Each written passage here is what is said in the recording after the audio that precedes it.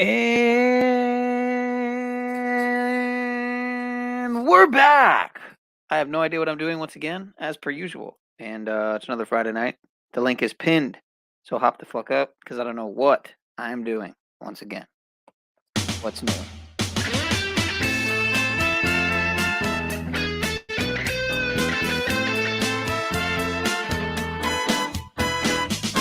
I won.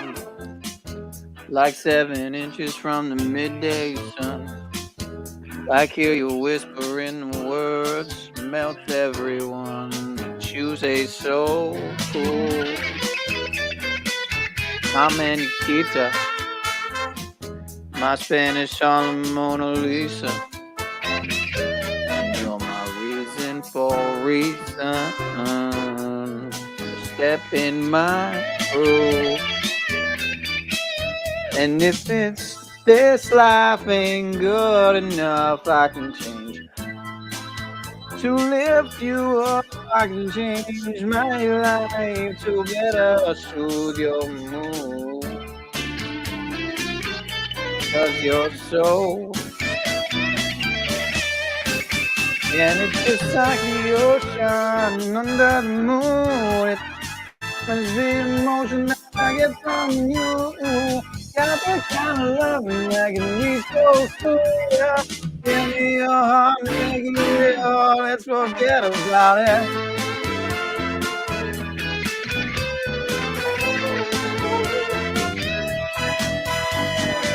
One thing, if you would leave, it'd be a crying shame.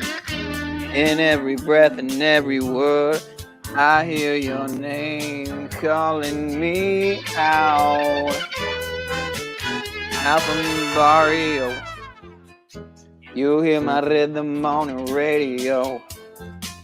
You feel the turning of the world, so soft and slow. You round and round, round, and if you this life ain't good enough, I can my world to lift you up. I can change my life to better soothe your mood. 'Cause you're so smooth. It's just like the ocean under the moon. It's the same as the emotion that I get from you. You got the kind of loving that could so smooth, yeah. Give me your heart, make it real. Oh, let's forget about it.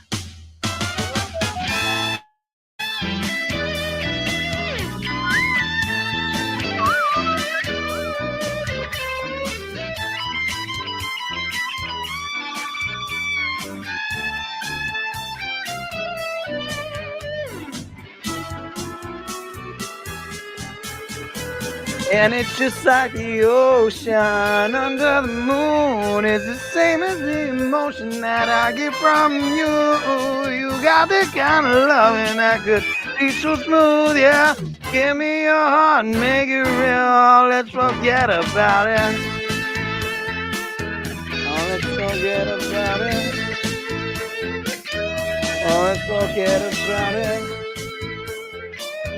Oh, let's forget about it.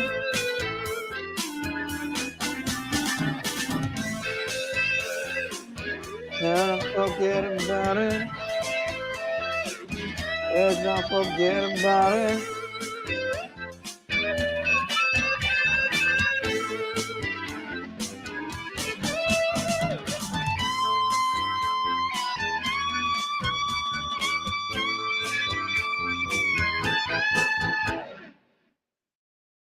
Yeah, no idea what I'm doing. The goal is to make a fool of myself, essentially. So,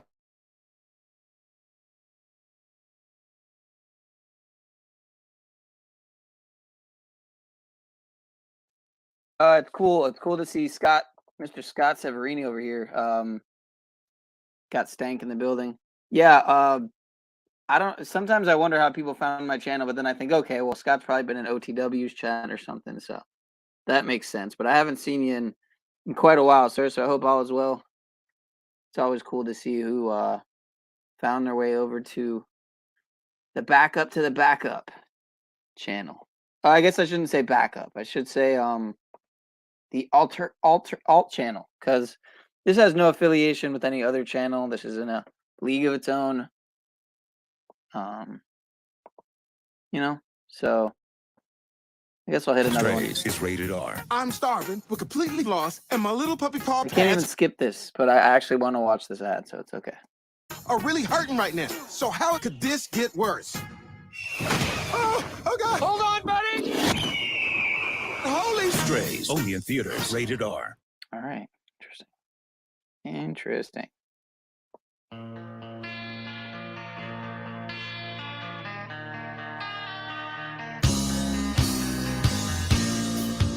12 o'clock and it's a wonderful day. I know you hate me, but I'll ask anyway. Won't you come with me to a place in a little town? The only way to get there is to go straight down. There's no bathroom and there's no sink. Water out of the tap is very hard to drink.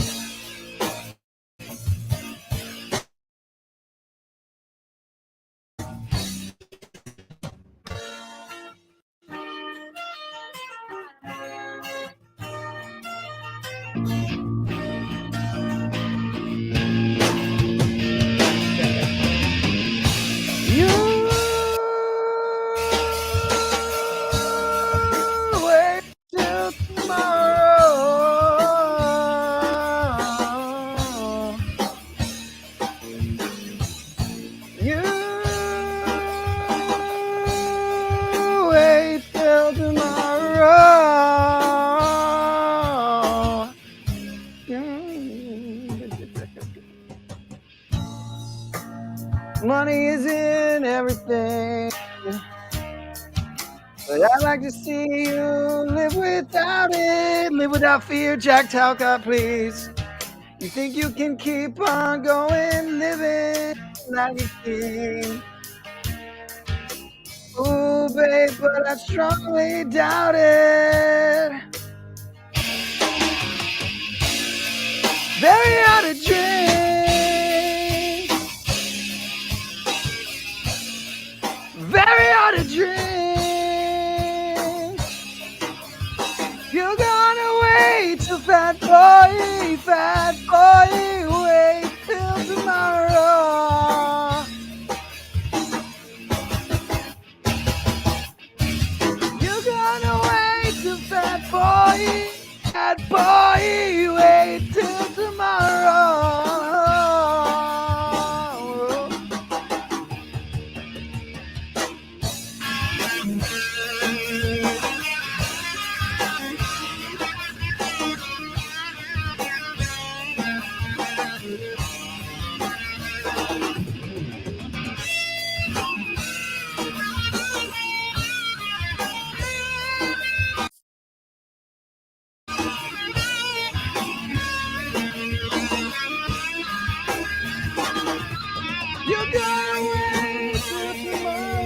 Okay, I'm off. I don't actually know this song that well, but you wait till tomorrow.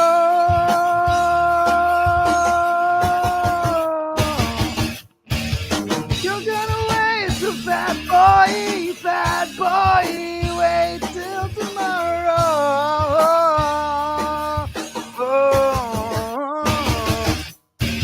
You're gonna wait till fat boy, wait till tomorrow.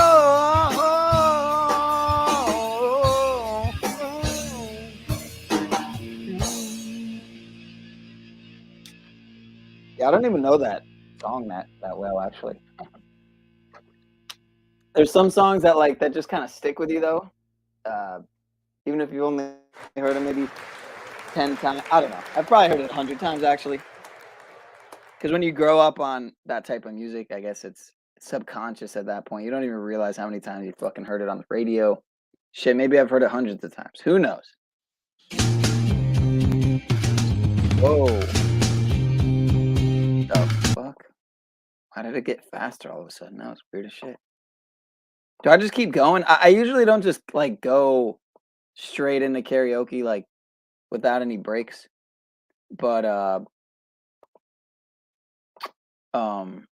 yeah, so I got all these other, what do I got open? Mark, This guy knew. Mark, are they still live? Holy shit. No, they're not still live. Mark of the Beast, Digital Enslavement. They were going pretty deep, digging into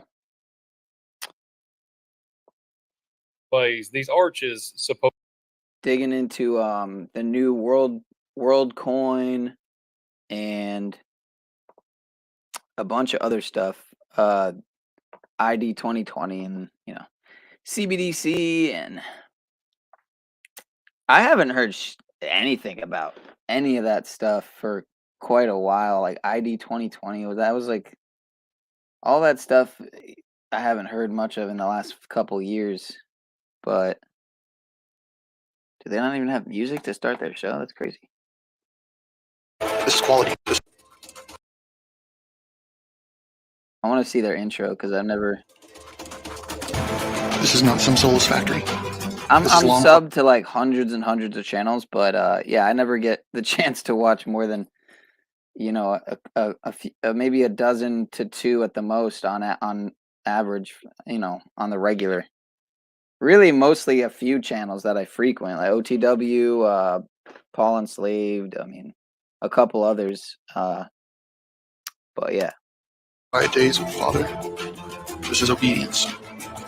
This is cold early mornings, tired rough hands, and hot summer days. This is quality before quantity. This is where you're not just a customer, you're a client. I don't just work for you, but with you. This is where your ideas come to life. I am Joshua Watts. I love what I do and that I'm able to use my skills to serve our Father and you. I look forward to working with you. This is Joshua Watts Leather.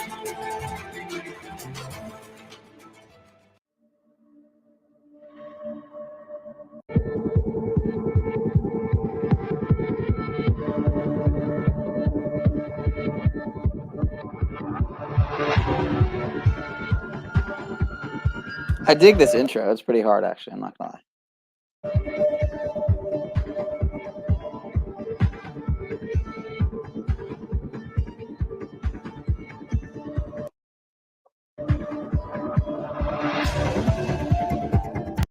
I'm not with all the dogmatic stuff, but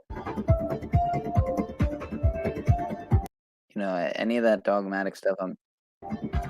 But I was raised kind of, I was raised on. I saw both sides. My dad was Catholic, quote unquote. I was Jewish. I was bar mitzvahed, so I got to see both sides. Celebrate the holidays, and then hindsight 2020, see the illusion of it also. But the control system aspect, of course.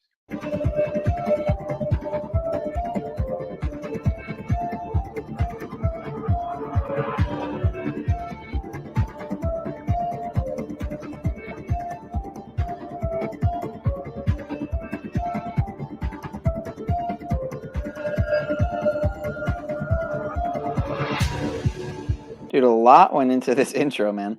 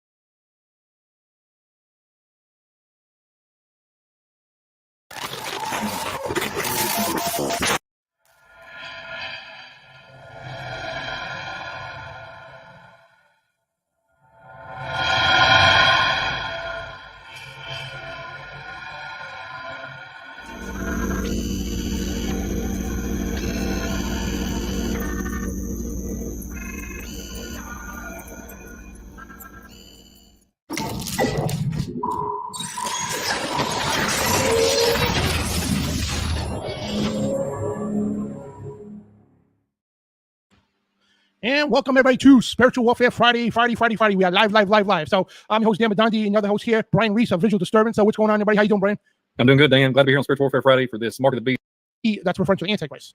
Causes both small and great, rich and poor, free and bond. That means everybody. The Antichrist causes everybody. It's wrong. It's wrong. Who has understand, with the world events, newspapers, and all that, you'll see.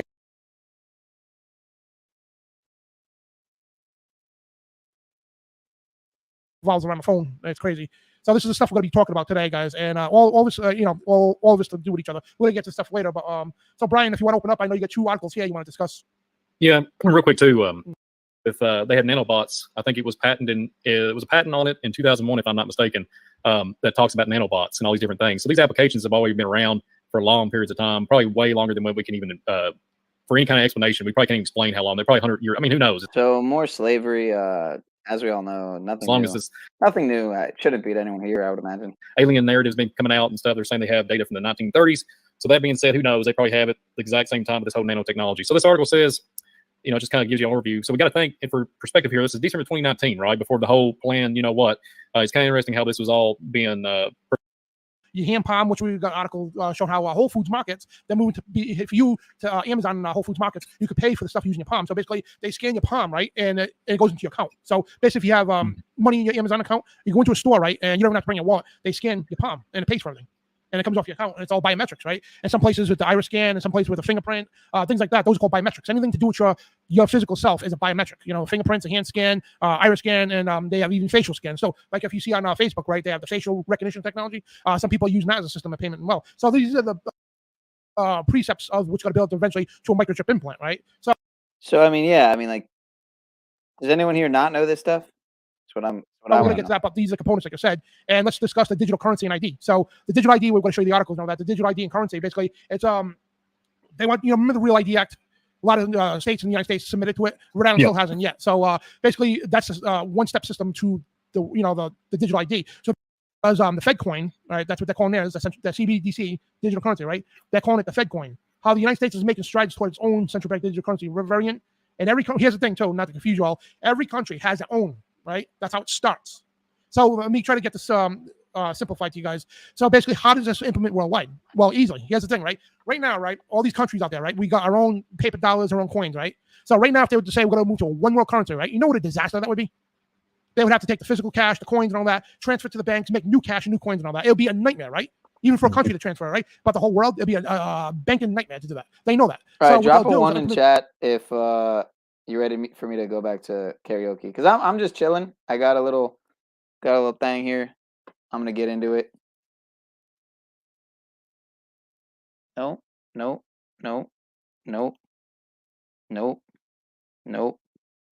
right, I got a salad anyway. You get the point. And I do want to get into it a little bit here. In the meantime, and watch a little bit of this. So peace to the chat. I'm chilling. Digital systems, every country, their own banks and all that. And if no one's going to click the link or drop a song request or drop a 1 for me to get back to karaoke, then I'll probably be at least 5 minutes. So they turn it digital, right? So no more paper cash. It's just cashless society, right? So now when it's time, they're going to say, well, we're going to implement a one world bank. That means there's no more yen, no more Federal Reserve, no more nothing. A one world currency under the IMF, the International Monetary Fund, and a one world currency, right? It's only going to take a matter of some key strokes for the Federal Reserve and the Bank of China and all them to switch their system over to the World Bank versus having all these new dollars printed out and all that stuff. Just like that, boom, we're in a one world currency. So now that once American dollar, you got in your hand, your RFID chip, now it's a world dollar, and you can't do nothing about it. You can't protest it at this point because they own it. And they're going to work off his social credit score. We're going to get to it too. And under a social credit score, right? And it's like a credit score. If you have a high enough credit score, you could buy a house or something, right? So under the social credit score, right? If you're a good doobie, right? You get privileges, in China, right? Basically, if you we're on Facebook right now to say, my government stinks. I don't like what they're doing. That'll go against your credit score because AI is going to be involved with this, right? They're going to be monitoring everything real lifetime. So basically, when you want to board a plane, want to go to Bangkok or something, wherever you're in China, right? You can't do that because your social credit scores. You got the money, you got the regular credit, you got it all, but your social credit score is low. We can't allow you to travel, and that's coming here, guys. It's going to go all over the world.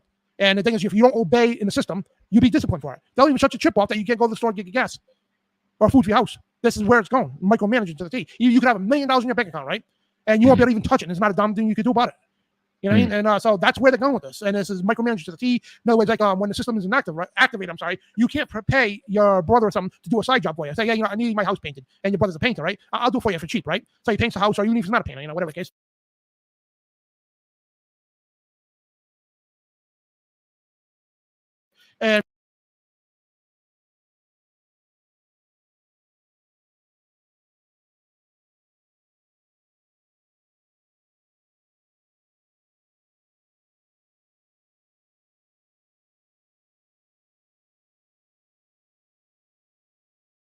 And you pay him, right? And they're gonna look, oh, the Fed coin, yeah. They're gonna say, oh, what's this? Why are you paying your brother $1,000 for? Well, why'd you do that? Oh, he painted. Oh, is he certified? Nope. We're gonna have to send inspectors to your house. We're gonna tax him for income credit, and you see where that goes, right? Yard sales and flea market's gonna be a thing of the past. Yeah, it's crazy. And so that's where it's going. And a digital identification, again, like I said, it's your identification, your driver's license, obviously your ID, state ID, and all that, your social security number, all your biometrics, all into that digital identification system. But anyway, the Fed coin, right? So the realm of finance is currently undergoing a transformation shift. The digital currencies are fundamentally altering the manner in which we engage all transactions, allocate investments, and safeguard our assets as nations globally delve into the development of their own respective central bank digital currency. So it's saying all these major countries are already on their way of doing this. So the United States is also making strides towards the issuance of its own variant called the Fed coin. I didn't realize I've been muted. Wow. Just wow. I don't know how long I've been muted. Just fuck, you know? And that's my apologies. Just let's talk about Fed coin, and there's a history. We talk about this all the time, so I'm going to spare you. Fucking A, man. Unreal. All the longevity of this here, history of the central bank digital currencies.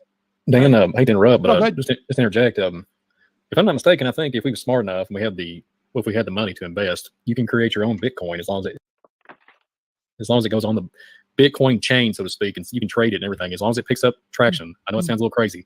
And if you remember the the mining, remember the Bitcoin mining, cryptocurrency mining machines, and they was turning up those GPUs, and there was people going to some big extremes when it comes to that. They was cutting holes in the garages, cooling and everything, because literally it's a very hot. They'd have $40,000, $50,000 systems in the garage mining cryptocurrency. Damn.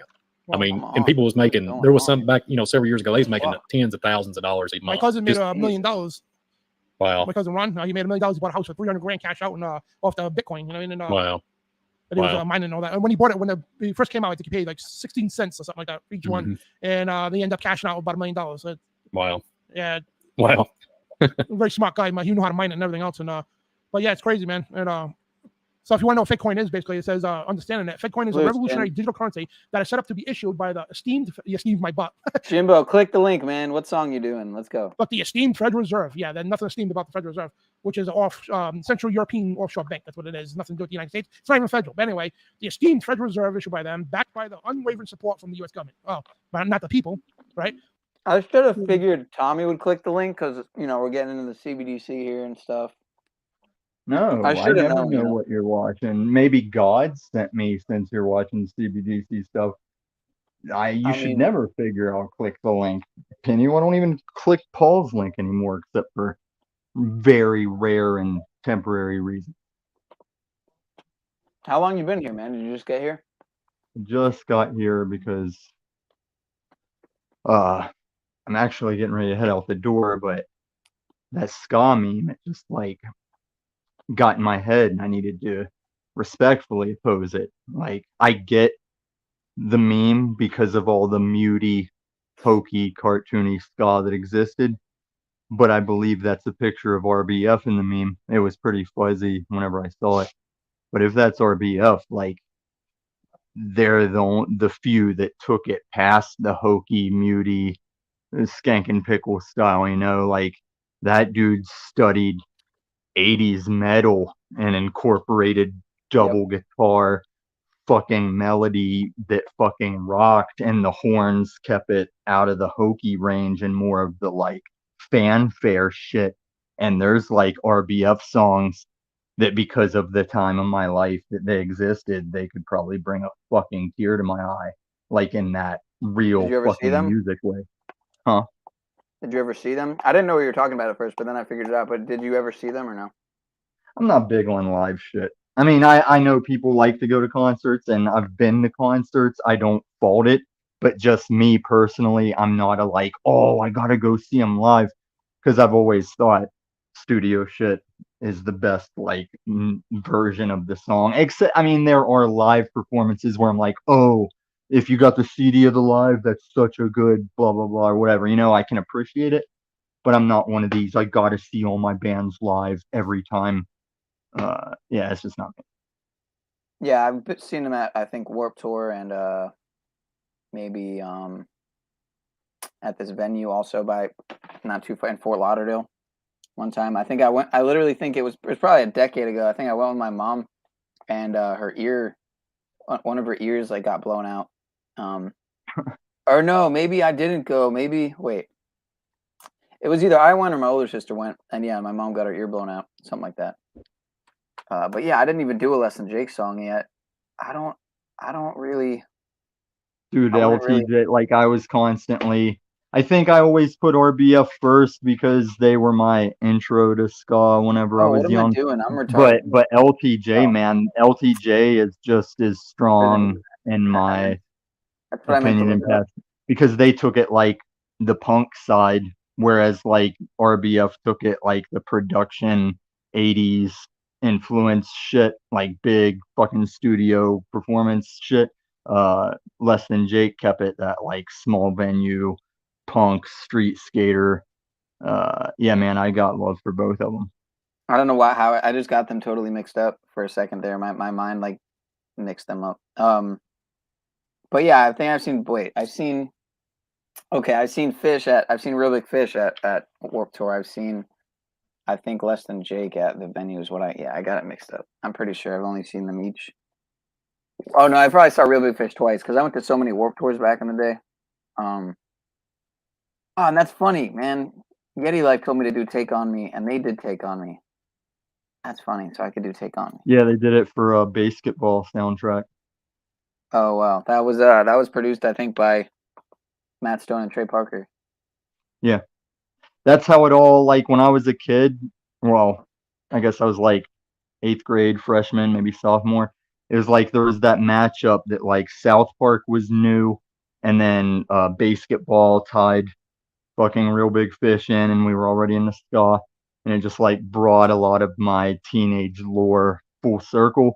And now I fucking live in Colorado, and there's so much inside Colorado reference and jokes to South Park that you don't know until you live here. And Trey Parker and Matt Stone are in a fight to keep damn it, I lost the name of it. It's that Mexican restaurant with the cliff divers.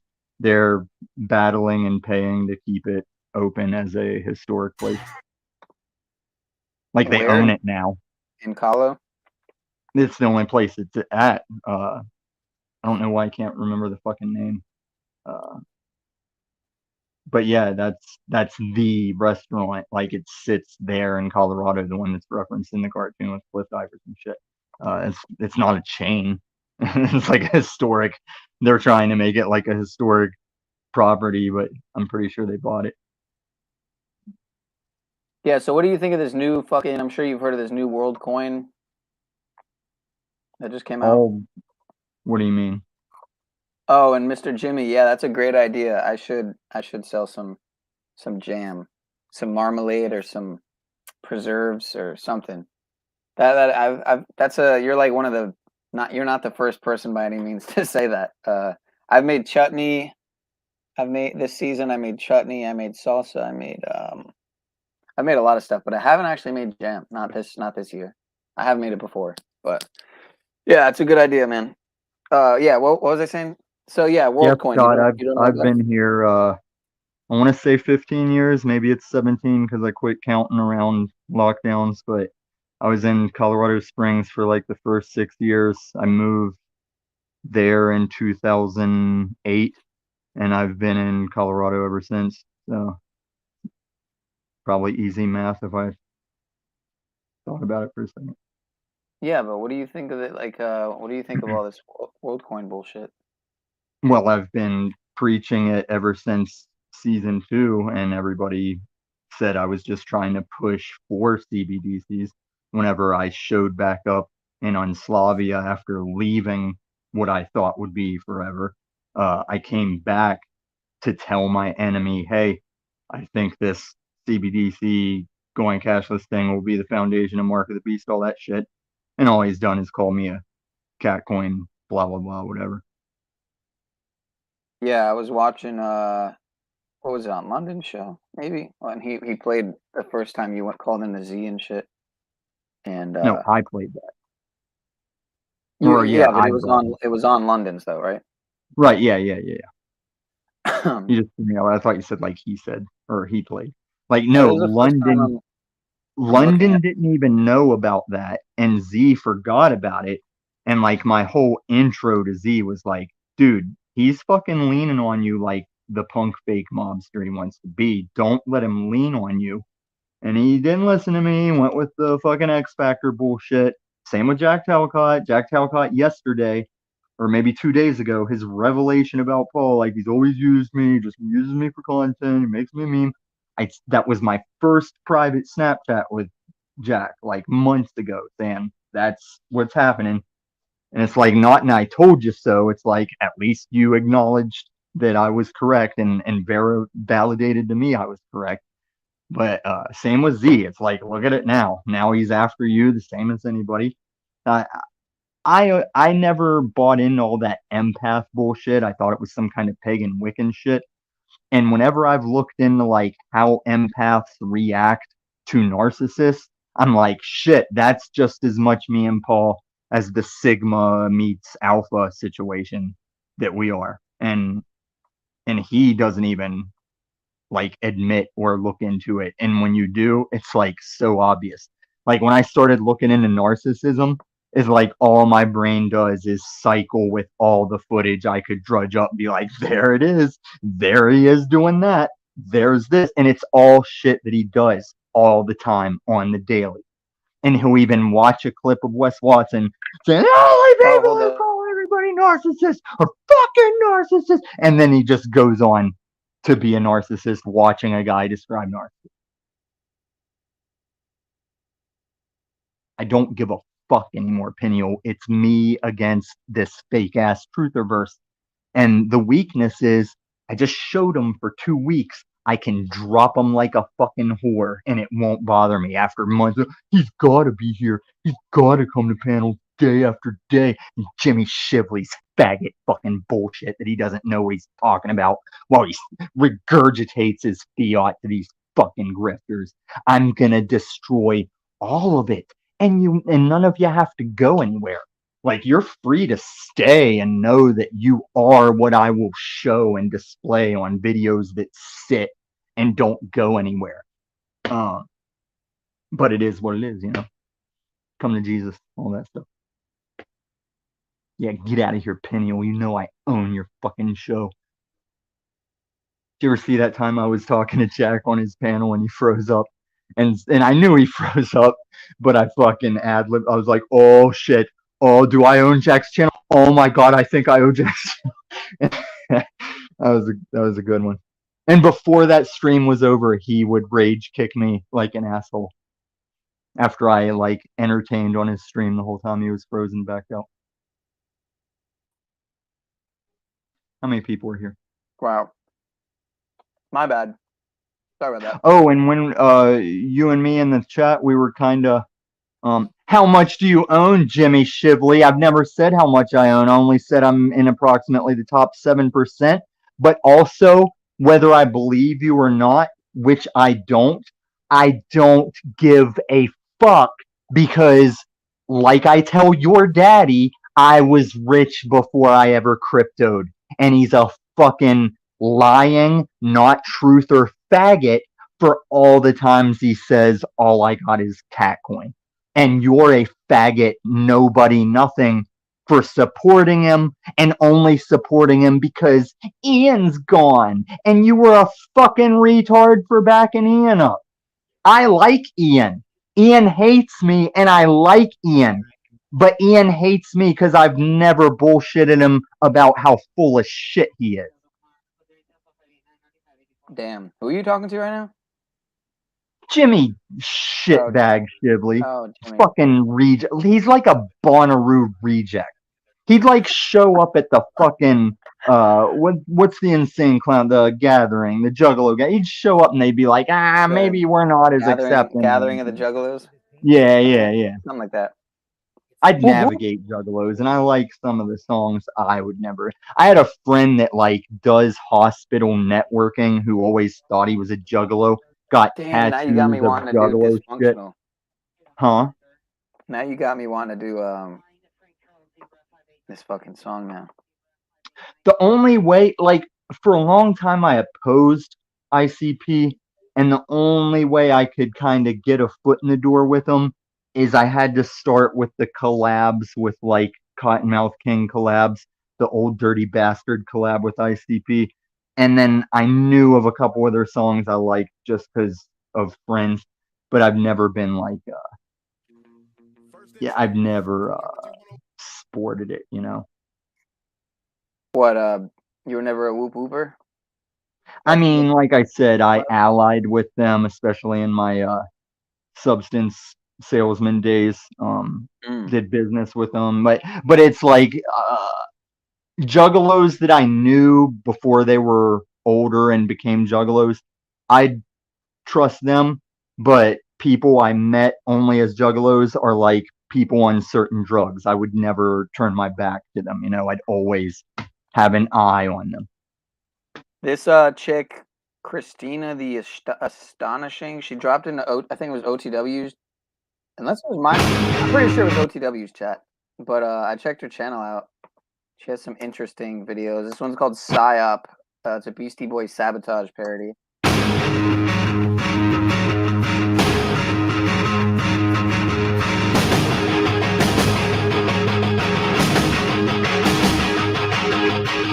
Okay, so Jimmy never answered my question. What makes you like? Are you a truth? Do you stand on truth, Jimmy Shively? Because if you're not gonna know how much XRP I have and say that you have more than me, that's like all the bullshit lies your daddy tells. Oh, Bad Barney. I'm about to roll out here in a couple minutes, but Bad Barney knows that I already came in here warmed up and hot off. I'm pretty sure I didn't hear him completely, but I might have made Flow State's retarded white trash ass a Globie. Wow, bro. I doubt it. No, I mean, I called him a cracker N-word, among other things. I said things that even Steve, head motherfucker in charge, was like, Tom, whenever you can get a Marine war veteran to tell you to gear down, you know you're a real one. Funny story about Ted Nugent, Scott. My mom actually told me a story when she was younger. She worked security or something for an event, or she was an usher or something for an event, and that Ted Nugent was playing, and he fucking flipped a platter, not on her, but Ted Nugent flipped a platter. My mom said on some like waitresses or something, when because the platter wasn't made right, something. So that guy's a dick, but. Yeah, anyway, I'm gonna play this. Shout out while Ted Nugent is like straight on individual freedom, I even didn't like him as a kid. He put out these hunting videos, and like he'd have footage where like he'd bow hunt and he'd like shot a boar, and it's like doing circles on the ground trying to like rub the arrow out of it, and he's just like being all like, if you ain't got a ponytail, you ain't gonna get shit. And he's just being a fucking cracker asshole. I never appreciated that. But Cat Scratch Fever was a good song for the speakers when you're on vomit-inducing county fair rides. Cat Scratch Fever was a good song for those. Oh my god, Tommy. I don't know that. I don't think. Unless I do and I just don't realize it.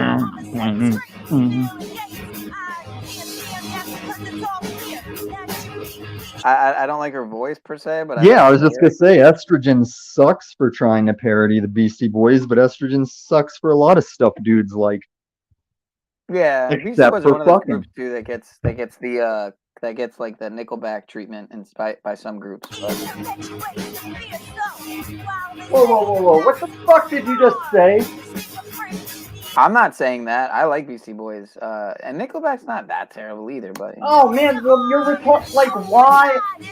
I don't care what you think of Beastie Boys. I'm saying clarify this logic of they get the Nickelback treatment because we might not have the same idea of what Nickelback treatment it is. you know, everyone makes fun of Nickelback for some reason. Yeah, I don't hear people making fun of Beastie Boys. I guess just that they were kind of like a wannabe rap group, but No, they were a rap group because they started as punk and then said, let's do the rap thing, and they blew it the fuck up.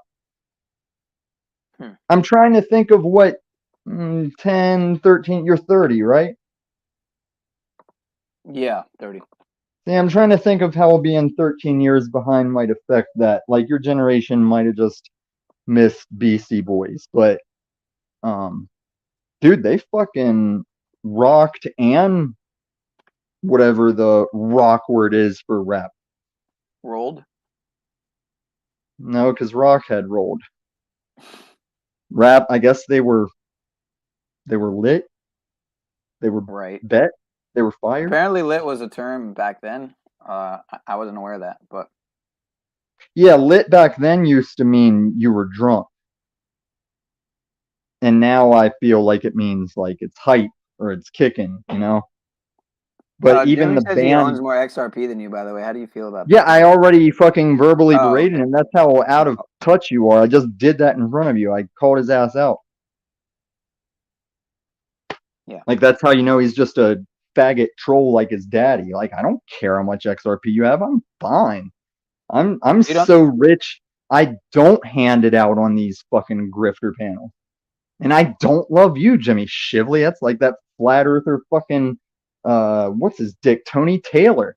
Tony Taylor will fucking say the type of shit that dudes get their nose broke for like the whole stream I was told to show up to. And then after I'm fucking giving him the business, oh, I still love you, Tom. I didn't say I fucking loved you. You're a fucking shit piece of excuse for a man. Don't act like it's on you to just love me and you can say what you want. You motherfuckers have lost touch. I just love bitching you out because I do it better than you, and none of you are going to come to Denver and get your fucking jaw broke. I don't think anybody wants that, sir. Nobody wants violence. Oh, I know they don't want it. That's why it's like stupid to sit on these panels and think they're not being fucking keyboard warriors. Like when I tell Snafu Snaps, if he ever comes to Denver and surprises me with his presence, he only makes the one-way trip. He never goes home. I fucking mean that. I'm not talking shit. Any of these motherfuckers that accuse me of pedo or say the shit they say online and think they can just pop in my number 5 for crime in all of Denver area, you think you're gonna pop in and surprise me to my face and walk away? No.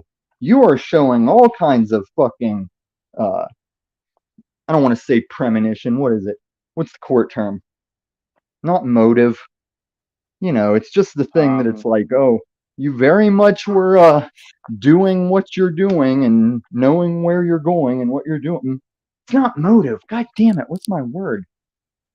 Motive is like why you want to do the thing to me, but it's something that implies kind of like premeditation. I just can't think of the fucking word. Is this Beastie Boys yeah, he's talking fucking about? Cookie Puss, bro. Yo, give me Cookie Puss's number. Here's my manager. He'll help you. Yo, I already got that number, baby. Dude, you should play. If of all this shit you're gonna sit here and play, fucking play Cookie Puss. At least long enough to get the gimmick of, here's my manager. He'll help you. Dude, if I ever see this girl, I'll kick her in her fucking cunt for playing the video and just pissing on her.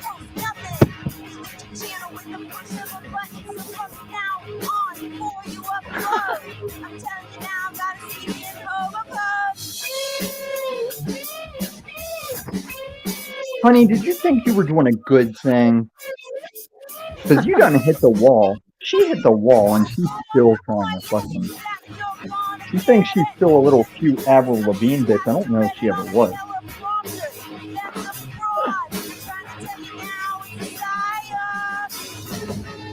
a psyop.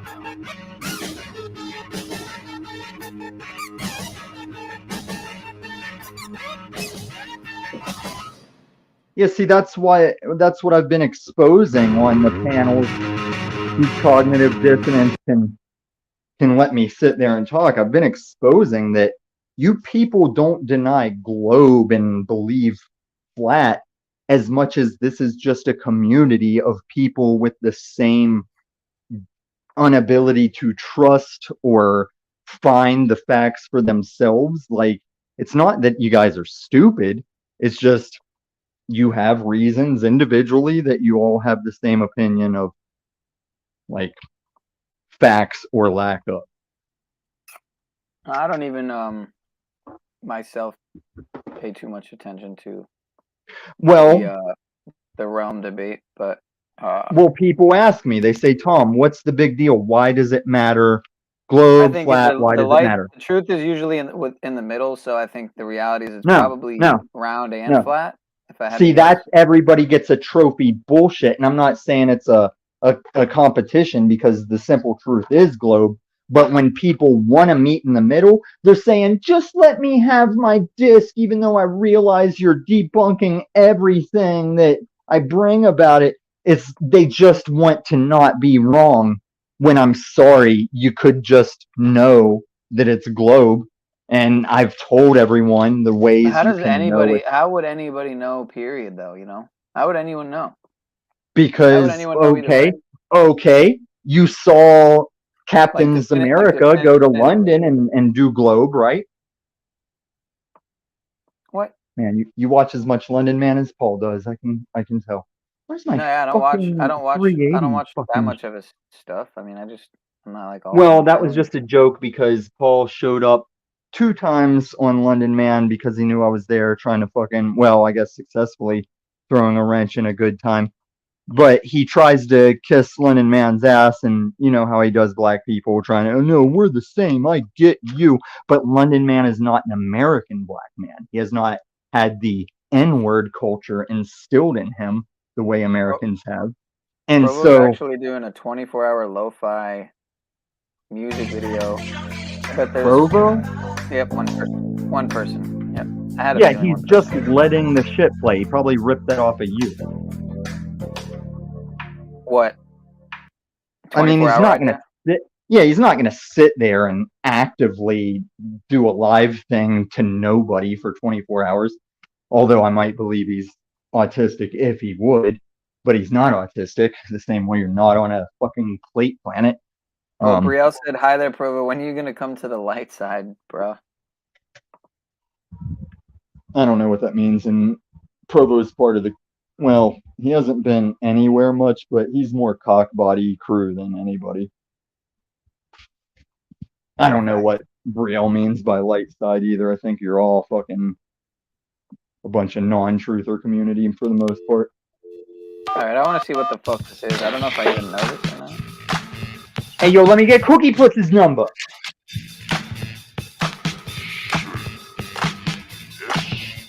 This isn't like the real video. Okay, I think I'm alright. No, they didn't. Like, MTV was new back then. You didn't have a video for everything. Yo, I said I'm calling you, baby. I'm calling you, baby. Answer the phone. Yo, baby. May I help you? Yes, what's your name? Hello? I don't know man, if I you got know. Cookie Puss's number? He's my supervisor. He'll help you. Oh, pause it. Pause it. Yo, man, what's this? What? I need you to pause it. I gotta make sure, because I forgot. Like, there's that 13, 14-year-old, and help me out, chat. I forget the name of the ice cream place, but their claim to fame was the Cookie Puss. It was like a big cookie pizza type thing, I think, but it was like, I think some kind of cartoon cat. And it was all made in ice cream and giant cookie. I forget the fucking name of the ice cream place. But there was commercials on national TV for it and shit. So when they're asking for Cookie Puss's number, they're talking about that fucking dessert pie. I mean, there's only like a few chains, so it would probably have to be one of the few. No, I like don't even know if they're around. I'm asking the chat of these old fucks like me if they remember what that place Dairy was. Queen, Baskin Robbins, fucking Carvel.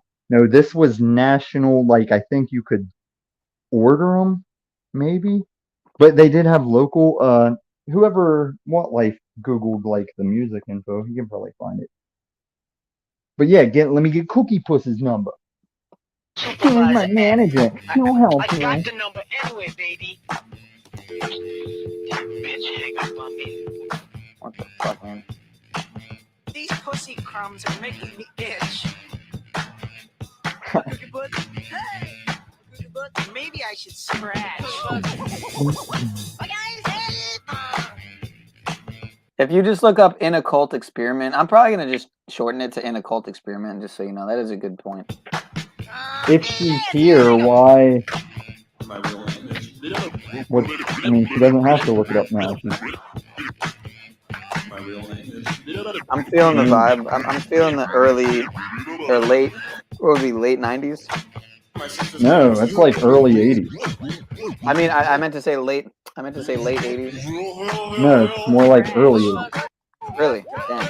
Like back when you used to have a flat-billed hat, but you flipped the fucking bill up and like did a design on the underside, which would be your front-facing forehead. You probably had some kind of neon clothing, and I'm not talking riffraff.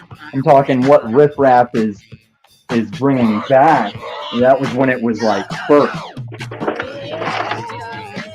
Where is my fucking holster, man? My dog's looking at me like, go, and I can't find my fucking holster.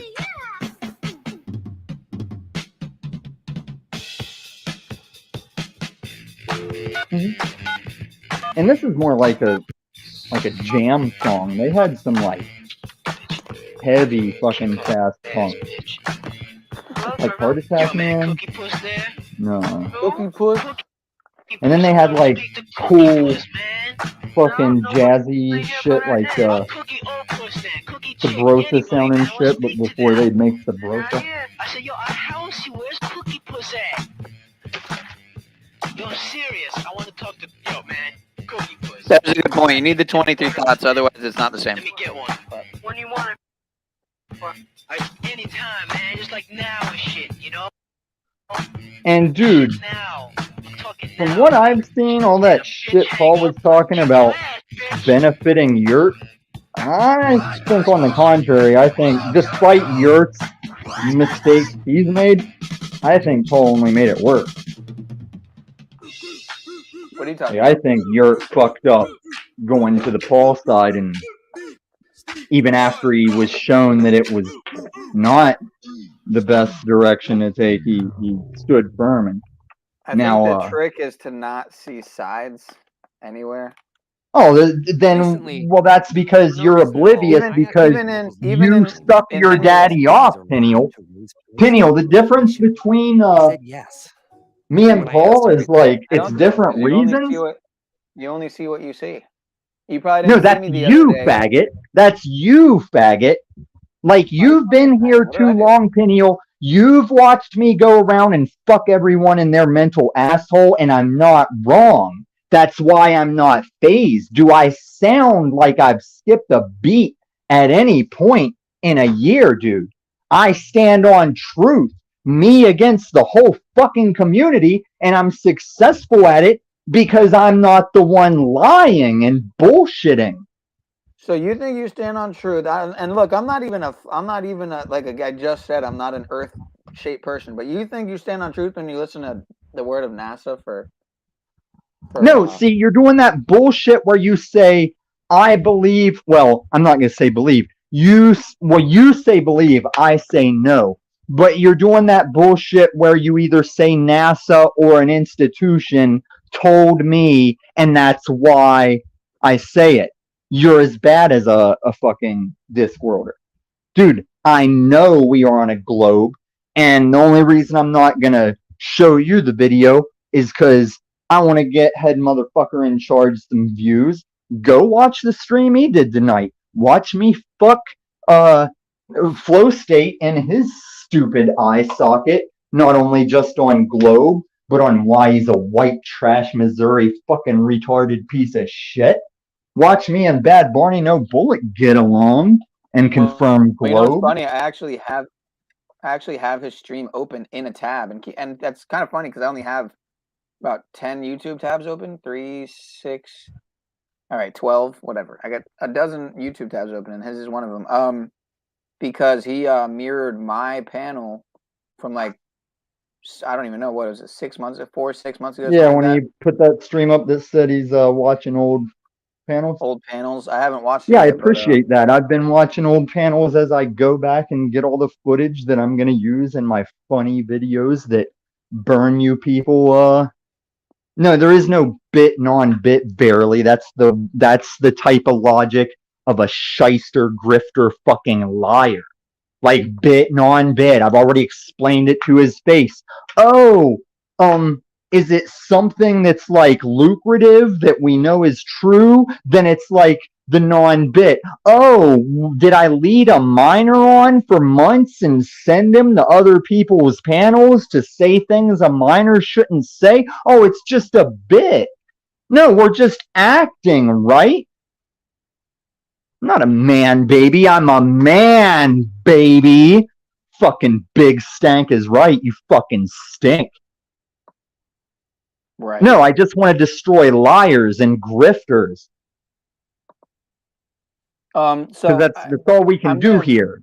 I'm gonna change the lyrics in this to you instead of I. So you're a little dysfunctional, Tommy. I think is. I'm very fucking functional. Dysfunctional. Yeah. Don't you bring me nothing stupid. You don't want me to lose. You don't want me to lose it. Step back if you don't want me to attack. I'm a beast, better give me the deuces. I have no tolerance for nonsense. Get away from me. Me, I want to get dollars, don't want to holler, but you making me. I'm a little dysfunctional. You're the problem. Please don't awaken me. And I'm that way because back in the day, most have forsaken me. I just realized if the lyrics, if the vocals are on it, you can't even hear me, can you? Big Stank isn't Big Drink Tea, is he? He might be. No, I don't think so. No, I don't think so. No. I haven't seen Big Drink Tea in a while, but I seem to remember either getting along or at least not having a problem with him. But Big Stank is a fucking bitch that's just talking his daddy's not truth liar fucking grifter bullshit. And if you missed your daddy's poor performance, Big Stank, he learned that any place he goes that will not bend the mod god will to him, he gets fucked in his liar fucking verbal asshole by me, as he has for a whole year.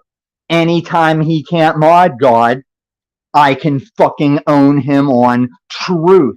No, I'm not coming on over Big Stank. That's more your shit daddy's logic that you can start shit. Oh, and I'll just fly right out. Come to fucking Denver and see if you ever leave, faggot. All of you. We mean right, bitch. Like he's a faggot, Peniel. You're a little punk bitch. Being all 30, acting like you're 19. Don't bring me nothing stupid. Tommy, you're insane. In the membrane of your fucking brain. I don't really think you're ever gonna change. Are you throwing Danger Doom at me as, like, a weapon? Is that Danger Doom? No, what? Or MF Doom? Sorry, I was picturing the Danger Mouse clip. No, you're the problem. Please don't awaken me. And I'm that way because back in the day, most have forsaken me. Yeah, we know you like to party barely. And I heard rumors that you like to kill babies too. That's why I don't give a fuck whether you come to me or not.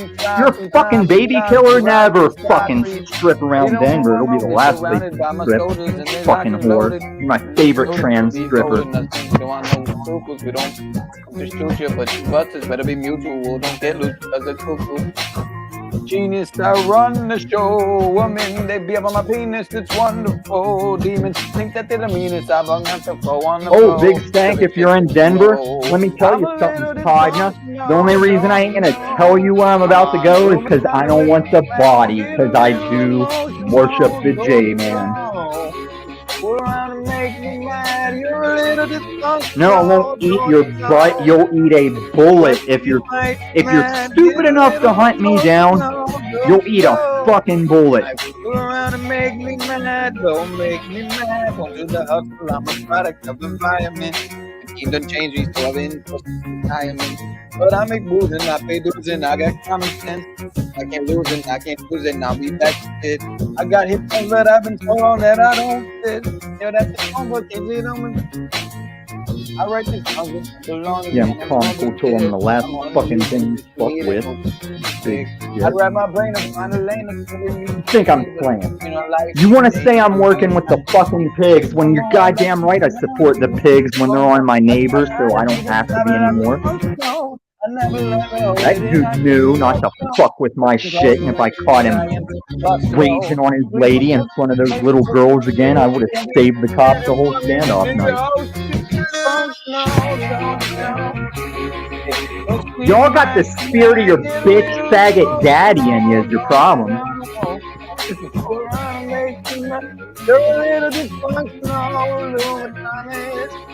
None of y'all are smart enough to, like, see the obviousness.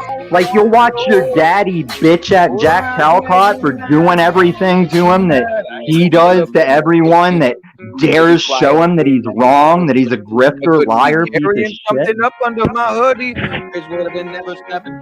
Yeah, I choose love, Arpool. I love the world and the people in it so much I would remove that fucking faggot to make it a better place.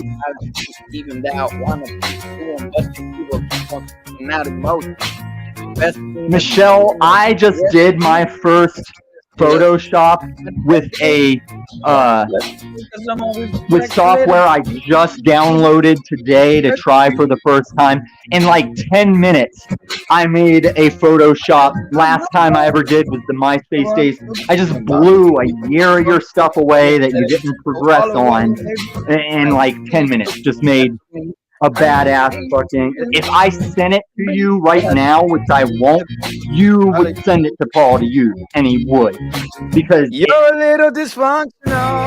Fuck you, Kenny. Nobody cares anymore.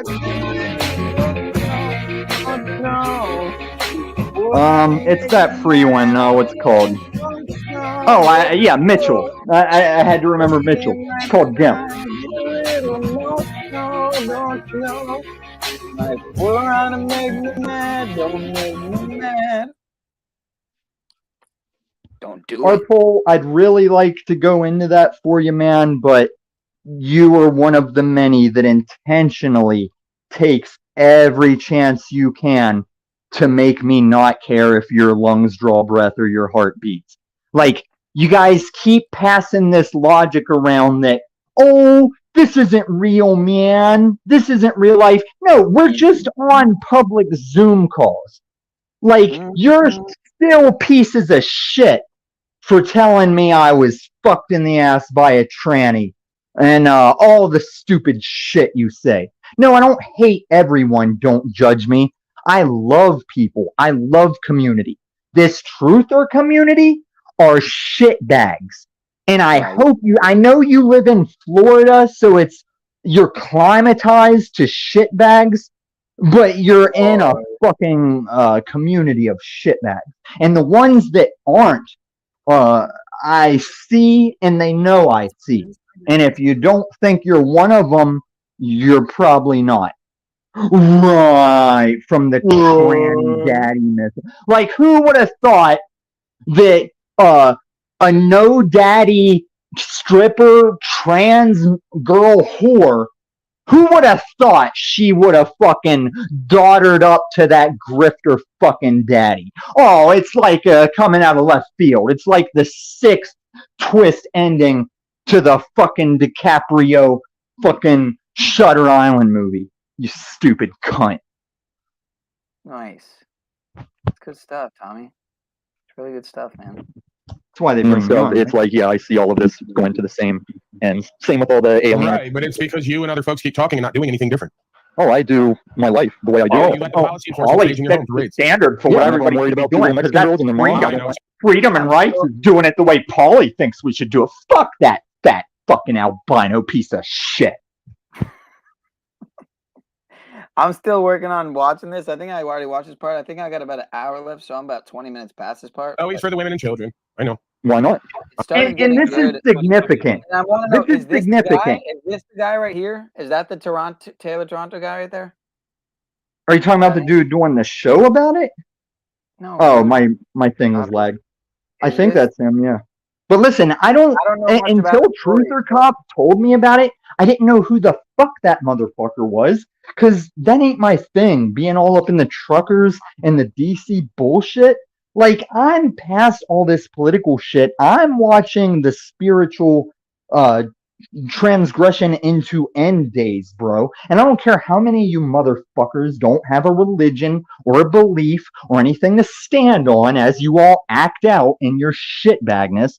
But I'm a fucking Jesus walker, and we're not perfect any more than your bitch asses. But we know it and acknowledge it and try to do better. Try to seek more truth than what truth we have. And that's why you all fail in front of me. If you oppose me on truth, you will fail. And I'm not talking shit like your bullshit grifter daddy. But the significance to this video, Peniel, it was the second place in a week that a show put my name in the title and made a thing that I was supposed to come to and do a thing, and your fucking bitch faggot daddy had to show up, and I put it on the host too for allowing him to throw a wrench in it. From London Man to Truther Cop, they're two of the small group of last hosts I like and might go to, but even they will allow his bullshit because they got the spirit of the fucking spirit of the yurt in them. Did you by any chance Fuck watch you, barely. I ain't acting, cunt. You might kill babies. I kill anybody that fucking crosses that line. Fucking flat-chested man whore. How much was that operation to get your dick cut off? Like, you gotta be. Are you Paul's ex? Possibly. I don't know. Well, I heard that there was No, barely. I don't have to act honorable to this fucking community. Did you forget? You forget who the fuck you are and the lines you've all crossed? Fuck you. I'll slow down. Fucking cunt. Equal informants. It's an interesting. Listen, you all heard your daddy fucking stall and swallow whenever I assured him. Like, here's the thing. He'll have weeks and weeks where I'm not trying to hear it, and I'll let him talk his shit. And then some of you have seen, occasionally I'll just pick a night to draw the line, like the most recent night that I said, no, Paul, at the weight I'm at now or at my most accused of steroid beefcakeness, either body, I will fucking wreck you in a fight. And I'm not fucking lying. I know why, and I will. That boy is fake. He is a boy. He is fake. And the fact that y'all can't see it just means you ain't lived as much as me. And it ain't Paul when I say it. I mean, I got the fucking resume. I've got the fucking scars. And you can tell my stories aren't fake as opposed to his recycled bullshit. I don't care what the fuck you all are fucking chatting either, because I ain't even looking at the screen. I'm getting ready to fucking go in my number 5 danger area in all of Denver at fucking time is it? Surprised it's before midnight, but it's getting there. Shit, I'll get cased by fucking Mexicans in white unmarked box trucks at 4 a.m. and once they get close enough, they decide it's probably better just to move on, and they fucking do. So who's the chatter that wants to come up? Show me what you got without your shit, Dad. Oh my god. Classic shit, man. Some real shit about what to do and No, not he's do. serious. Ken's serious. I get that. And my point is that why are they not figuring out a way to unify rights, freedom, principle, spiritual faith instead of fixating over their new folk hero? Because that's the responsibility of the individual. And it doesn't matter what the fuck you want to grift for a fucking fake-ass career. You're doing it wrong. You're supposed to do the Jack Talcott and kind of go, rights, freedom, principle, and spiritual. I ain't supposed to do shit but stay white and die, Peniel. This is why you're a child. Holy shit, you're actually white? The most Caucasian motherfucker you'll ever meet. I mean, I say nigger on YouTube, don't I? And I'm not racist. Just sick of, I'm fighting for rights and freedoms. I don't need to call a man a nigger, but I don't have no man tell me what I can't say. And all these faggot niggers trying to tell me what I can and can't say. It's not rights and freedoms. And your fucking grifter ass daddy, he cucks to every rule. I mean, even though he won't allow guns on his stream, he'll bring them the cock bodies, won't he? Because he's a fucking hypocrite. Well, and Tom can't say faggot, even though he's a faggot. I won't let him say faggot. Only faggots can say faggot, except Tom. Bro. He did that after the fact that Drew already had done that. So it's not like... No, I was there, you little Lions supporter piece of shit. So you weren't even watching. You weren't there. I was. How do you know I wasn't there? Because you're saying it wrong. You're obviously either lying. If you were there, you're a fucking liar. How about that? Was it not about two or 3 months ago? It was probably around 2 or 3 months ago, but I'm saying he showed up mad because he knew I was doing it over Stand Up Davey, and that was the only reason I was doing it. And after that, he would act like there was no reason he knew of because he's a liar and a grifter and does not stand on truth. But he showed up at Cock Bodies, and I said, oh, this is going to be fun. I'm going to fucking play them both against each other and fucking still own whichever ones want to come for me. And he said it was fucking airsoft, which it wasn't. And he fucking turned on his camera to straight up fucking barrel in the screen. And I believed him at the time. I said, oh, you're okay with we're cool with showing airsoft? I got one airsoft gun. I'll go grab it. And then whenever I saw what he was doing, it's not airsoft. That's his bullshit. Are you by any chance the person behind this sock account, Sophia? It's a Sophia sock account at... I have said a million times to all you motherfuckers, you will never see me on a sock account. I do not sock account any more than I do not thing non-thing. That's the shit of liars and grifters and cons and fucking what about this one? Jack Talcott counterfeit. What? I found this one too in Jack's chat today. Jack Talcott. Yeah, I saw them in Jack's chat. The one I thought might actually be Sophia whenever it said we should all be shot or imprisoned for having our feelings hurt. And I was like, Sophia, please. And I think it was Don't Judge Me said, oh, that's not Sophia. And I was like, well, that's a very Sophia thing that it just said. If that's not Sophia, they nailed it. And this is why I only remotely give a shit about people that occasionally, at least occasionally, panel, because we don't know who's sock accounting or who the sock accounts are. So don't give them any validity. If you can't show your face, like I don't cam every day. I look like shit. Some days I just don't feel like it. But I cam on a frequency. You know that Illuma Tommy is me. And the first time I was ever copied, I hit that shit straight to YouTube because the picture they ripped off was trademarked. And now that scared them, I was like, oh, I'll just trademark all my fucking original pictures. So I nipped my clones in the butt real quick. They didn't even last like an hour whenever I went to YouTube about it. And that's just like your daddy that he forgets he said if you show up and cause him enough trouble, he'll hold you at gunpoint and call the daddy police because he's not going to get in trouble for dealing with you. But then he'll call me a cop caller whenever I just helped cops get rid of a domestic abuser that I would have gotten rid of in a fucking off-grid. Like if you wanted to live in your little Thunderdome, the type of guy I would have got rid of myself. Just like your daddy. If you wanted to talk that shit, if you guys think you're going to go live on off-grid land with that psycho fucking narcissist and it's all just going to be cool to not be monogamy girls and he thinks you're just going to be a harem, that's a fucking joke. That motherfucker doesn't slay pussy. Take it from a guy that used to slay pussy and gave it up willingly. Fucking faggots. All of you. It's like you guys are as bad as cops. It's like even if you're not doing it, you ain't correcting him. You ain't stopping him. Most of you are faggots to me. Speaking of cops, you don't work for the cops, do you, Tommy? Oh please! I told you to watch that fucking Steve video. It covers all your bullshit and it gives you all a good look at Flow State getting his Missouri cracker white trash piece of shit owned in both talking those daddy lies and thinking he's not on a globe. I fucking wrecked that stream tonight. It was awesome. Well, It has barely any views, but Steve has a very small channel like mine. So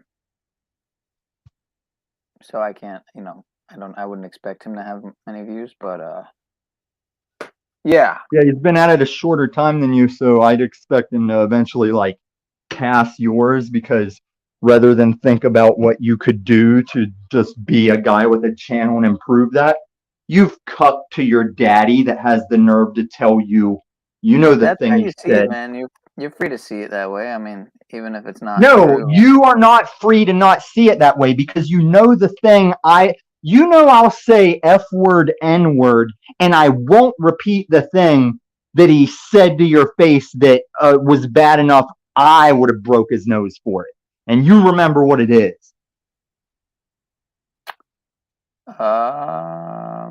Not specific. Come on, Penny. He said a lot of things that were. Yeah, and you still fucking ride or die for him. You're fucking 30 going on 17. Again, the what do you call it? The overwhelming fact is that it's okay. I'll tell you, don't judge me. I'll tell you because I've got it clipped, just like his stream that he thought he deleted, where he harassed his old lady and did all the fucking domestic shit that pisses me off that cracker West Virginians used to do whenever they harsh their old lady to where everyone's thinking, God damn, dude, that's your old lady. And then they just look at you and wink. I hate that fucking shit, that trailer park shit. I've got all that on tape. I'm going to make artwork level hit pieces off of that fucking piece of shit. And I wish he'd come back to the city that cops don't care for him in and fucking stand to me. What a fucking bitch. But he told Peniel straight to his face in the middle of ranting and bitching him out. He told Peniel that Peniel is the reason that Peniel's father self-deleted. And that's when I chatted, tell me God doesn't give me the exact time to drop into these streams. And you watched him as much as his little dick could. You watched him try and gear down and pull back. But no, it was too late because he is a narcissist piece of shit. I got no love for him. I'm an athlete. I'm gonna butt slap you, shitbag. I'm an athlete. I'm gonna butt slap you, shitbag. I'm an athlete. I'm gonna butt slap you, shitbag. I'm an athlete. I'm gonna show you shit. Don't judge me. Wait for the fucking production. I'm gonna butt slap you, shitbag. Like, I recognize I've seen cool civil stuff out of you, don't judge me. But the thing that hurts every member of the 130 average that shows up there day after day is I have to hold that against you. That you would value going to that shit stream for hours, day after day. And yeah, you know what I'm talking about. You saw it, and I got it. I clipped it. It's as good as done. It's just up to me to fucking do it, because it's a labor of truth I'll tell you what the perfect world would be if that motherfucker could do a 180 and actually impress me with like being a stand-up man that talks truth and does it all right, correctly. It would save me the trouble of having to do these fucking projects. But I know it won't happen because that boy is lost. He's lost in his own sauce at this point. He doesn't realize he contradicts himself in the same breath that he said the contradiction and the thing that contradicts. He'll say that in one breath and not see it because he can't self-reflect because he's a fucking narcissist. But the fact that 130 people can't see it either day after day, man, I used to. Funny about narcissism is that they find that it's a very common trait amongst people with narcissistic traits to call other people with narcissistic traits. No, that's the Wes Watson shit that he played. That you call a lot of people narcissists. Paul calls. No, I don't call. Shut your fucking kid mouth, Peniel. I don't call a lot of people narcissists. I call Paul a narcissist. Get your shit straight, little boy. All right, I'm gonna since the numbers have completely fallen off, I'm gonna redeem. Oh, you didn't have any numbers, Peniel. If anything, they went up because they heard I was here fucking you in the ear hole again. Look, man, 12 went to 4. That's a pretty big deal. No, you got to 12 because it was at 4 when I got here, faggot. Now let's see if it drops when I leave. I just need to cam up real quick for that faggot, big stank piece of shit. Recognize this red fucking vest. I wear that for the cops to recognize and not Johnny Hurley me. And step to me, you fat motherfucker. I dare you to. Damn it, Tommy. Piece of shit. No, it won't do anything, Peniel. I just showed London Man every fucking gun I have and nothing happened. You're just still on the spirit of your daddy's bullshit. I don't know, man. I've seen shit get taken down before. Yeah, I've seen shit drop just because they were playing a song, Peniel. But I met you with tweaking out because I said XRP, which there is nothing wrong with saying XRP, and you only believe that because of your shit grifter daddy. And the fact that I can bitch you out like this time after time, point out that he blamed you for your father's self-delete, and you still buy into this shit, I got no hope for you, Peniel. I think you're lost, bro. You're crazy, dude. He never blamed me for... What are you saying, Tommy? The fuck he didn't? He told you to your face that you are the reason your dad self-deleted. And if you missed that in real time, I don't know what you were getting all choked up about. Where is this coming from? Because this is completely nonsense. He never said that, dude. Never said Okay, then anything it's of this gonna sort. hurt. It's gonna hurt twice. It hurt you the time he said it and you started getting choked up trying to explain what was up with your dad, which I've always wanted to hear the story of your dad, Peniel, but you're like, you just can't have this one-on-one like you could have used. There's not much of a story there. I can have a one-on-one. There's not much to tell. I mean, he took his life. I mean, what is there to tell? I mean, oh, fuck you. Fuck you for dishonoring your father. Your dad was a whipped fucking gym rat.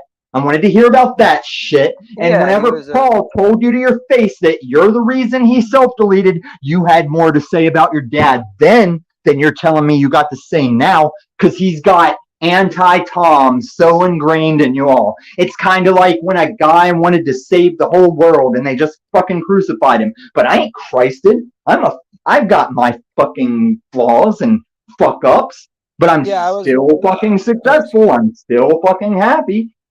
I was really close with my dad, and I know you were. I respect that, and I think that guy's a piece of shit for telling you you're the reason he self-deleted. And I understand if you don't remember, that's the type of thing that your brain would shut out. I remember a lot. I was 17. I'm 30. No, I'm saying the fact that you don't remember that your daddy, your fake daddy, your grifter daddy told you that you're the reason your real dad self-deleted. I would have kicked that dude in the fucking face for you. That he did it. It happened. That's basically what he said. He didn't say No, he described a way you were being, and he came home from work or some shit. He told a whole fucking asshole story about it. That's why I bothered to fucking record it, Peniel. I'm not fucking stupid. If you have it, I'd like to see it, because you're gonna see it. You're gonna see it in all the productions I eventually put out of what a piece of shit that dude is. And then as long as those come up, in every time that someone searches Paul Faggot Unslaved, well, you'll see those numbers stay the same 130 or less for a long time. And it's not about ruining a man's career. He doesn't have a career. You guys just believe him when he says. It's like, I hear all the reasons you guys try and say I'm not rich, and I'll tell you the truth if you'd ever fucking be civil enough to hear it. Because yes, I did tie up all my riches in like a double down, because I can't keep them anyway. It would be easier for a camel to pass through the eye of a needle than a rich man go to heaven. But Tom, you already believe in Jesus. You're already a Christian. Why would you go to hell for being rich? Oh, well, that's not because it's having all the money. It's not the non-love of the money. It's the fact that you have all that money because you don't believe your Father in heaven's got you covered. Now, if you can have all that money and still wholeheartedly believe that God's got your back and you have nothing to worry about, that's how you can be a rich man and a camel passing through the eye. If I was a rich man, yeah, way to fucking avoid your feelings and the truth, Peniel. I mean, Well, I gave you a I'm just lot of saying. shit for being the youngest fucking 30-year-old I've ever met, but you got fucking issues, pal. And I hope you get it worked out. I'm not saying that to fucking insult you. I'm saying it like maybe I'm the last person that'll ever fucking keep it real with you, and it's not just about to insult you on a shit stream. Right. Right. See, don't get into that habit that your daddy has, of saying right at the end of everything, because that's one of his little psychological bullshit. Is like, why say right? I don't fucking agree, and you're not fucking right. All right. So why are you saying right? That's a good point. It's a good point. I'm actually a lefty, so left. Yes, Left would be. God damn it, don't judge me. Are you fucking retarded or are you just a typical woman? I never said Sean is not a good kid, but he is not a kid. He's 30 fucking years old. That is Do you true. think this is what a 30-year-old man should be like? just own all the money. It's not hard to be rich. You just print it, right?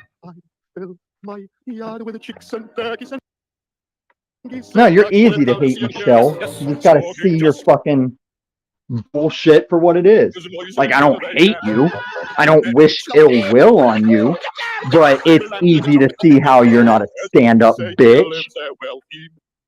And then verily, it's like too easy. Like, fucking please. How, like, Jesus Christ. Like, don't even get me started. That fucking Joe Cole's white woman extravaganza, that was like a fucking incrimination to everyone that was there that night.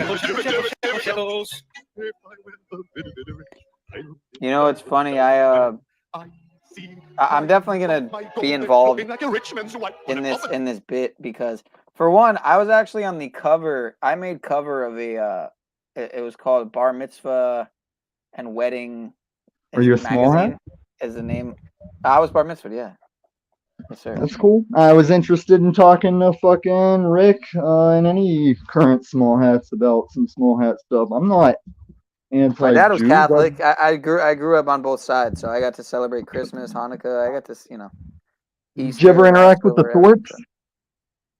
No, I know of them. I've never really watched much. I checked out some of Grace's stuff once, and I couldn't stomach to watch much. Grace is my least favorite Thorpe. It was just super basic, and I've seen Ben too. They just seem very basic, but like just. No, they're definitely clout chasing. I mean, I just mean like normies, but. The only reason I asked is because my best friends growing up were like a cat, like. The girl that was my first kiss and my long-running best friend as a kid, they were a Catholic family. And I mean a brother and sister. I don't mean the first girl I kissed was my best friend. I mean her brother was my best friend. She was the first girl I kissed. They were a Catholic family, and there's things to the Thorpes that like hit my nostalgia that I got into them for a while. But yeah, Grace is the type of shitty I only can tolerate for so long. I hope she comes around. I mean, she is a 20-year-old Catholic girl, so I gotta give her room, but I also gotta give her room. About 20, yeah. Ben is my shit, bro. Like, I like Ben, Hollywood Ben's style, and the only thing I ever had against Ben is, he's gotten into a lot of debates with a lot of YouTubers that I was like, dude, there's grand slams you just left on the table. Like, he was debating the should trans women verily be in women's sports, and he was so tolerant of so many things. I was like, no, dude, whether on a science level or a logic level, I had that shit wrecked, and he just wasn't knowledgeable enough, had so much left on the table. I was offended. But I can't just go out and get those interviews because I ain't put in the Hollywood Ben amount of time by any means. I didn't get into this to be a panel jockey. Right. What is a panel jockey exactly? By the way, I did the right thing before Paul, but I think he just brought it out even more in me, and I'd do it even more. But anyway, I don't know what the fuck you're talking about. What's a panel jockey? I'm just saying that as like people that do these live panels. Like, for some reason in this community, when they say YouTube channel, they think that means you have to do live panels when that is not what YouTube was for like over a decade. YouTube was just a place to post videos, which I started doing, and people still say like, "Where's your channel?" Like, what you mean? Channel? Do another panel? Like, there's not enough anals? Channel, rock channel. Jew himself does his rendition. Yeah, channels are good. If I like channels. From Fiddler on the Roof. Oh Can you do damn, that? Barney got all his messages deleted there. That's funny. Sorry about that, Barney. That wasn't my fault though. What are you That talking was about? Miss. That was Miss I don't Jen. know, don't judge me. He says, yeah, but not today. He's working. All right, we'll plan on I believe her that it was an accident, and while me and Barney are cool, I've seen enough feuding between me and him that I don't think either of us is gonna lose any sleep over his messages. But Barney, I am glad I caught you. If you're still here, whenever you do that thing tomorrow, if it's not gonna hurt your wallet, you should do it long enough. Like, I think if you just do a mag or two, that doesn't matter. You need to go out and do it long enough that if you were live streaming like a mass bang bang, you need to have that amount of time / lead through the barrel to do the experiment properly, you know? If it's not gonna hurt your money pocket. Let's do it again tomorrow. Same time, same place. 6 to 9 a.m. Eastern Standard Time. Here on, Bartender for 18 years. You dumb fuck. I've always supported me and others. when you keep it real, you keep it real ones. Huh. Oh, is Verily trying to explain something to me that I don't give a shit about? Here's all I care about. I heard a rumor about a thing that I said, and I don't care to lean on you to find out if it's true or not. I'm just saying if it is, as if there are words you could say I would ever give a shit about. Fucking responsibility dodging cunt. Do you have Murder. titties, Tommy, by any chance? Like you do the look like kind you have that, a little extra weight on you. dude, I look like. You know what, Tommy? What? Let me ask you what's really important here. What Did song are you doing? say I look like I have extra weight on me? I look Kinda, like man. the you packing, like, crucified 230? version of Jesus would press me above his head. You must not know it's. Oh, you're just reading Big Stank's bullshit. Fuck Big Stank. Big stank in the bank. Big stank in the stank. 2 fingers in the pank. 1 finger in the. Oh yeah, hey, stop saying so many intelligent things in a row, Peniel. Happy late birthday, Verily. You're still here, but you might not be. But you wouldn't wreck anyone in a fight. Yeah, what song you doing, Tommy? You've been here long enough. You haven't done one single song. What's going on? Yeah, I don't fucking karaoke online. And whenever I Dude, it's open mic karaokeed night, at man. bars, I was a karaoke fucking. Oh, it doesn't matter. It doesn't matter. It's all past life. I mean, yeah, I can vouch that you're real, but you could still be some type of, like organic robotoid. I can be whatever the fuck I want, which I have Sure, been. I'm talking to Jen. Talking to Don't Judge Me. Illuma Talcott. How do you feel about that? All right, what do we want? Do we want All Along the Watchtower or Take Me to Church? 1 or 2? I want everybody to do better, but for themselves, not because I said that. Catch you next time. Some interesting last words from Illuma Thomas, known by some as Illuma Thometh or Illuma Slavery or Thomas the Illuminated Coloradan. Yeah, interesting. Always interesting. You never know who you're gonna find or run into on these metaversal streets. But all aboard. 1 ticket. Here, I think I got the ticket here somewhere. 1 ticket. There you go. 1 ticket to the shit show. Admit 1. Yeah. What do we want? What do we want, people? I need to have the songs decided for me because I'm getting a little out of steam here. It's 2 o'clock. It's 2 a.m. here. All Along the Watchtower or Take Me to Church? Which one? Completely different. Or I guess for a third choice, I mean, just put the song down there, and maybe if it's something I'm willing to do. Because at this point, I got another maybe an hour left in me, maybe 2 or 3, 4 at the most, because it's already 2 a.m. So 4 at the most.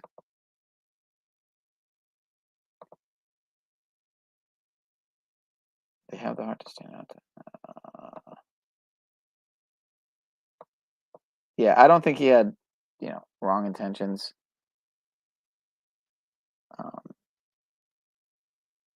What? Wow, that's funny.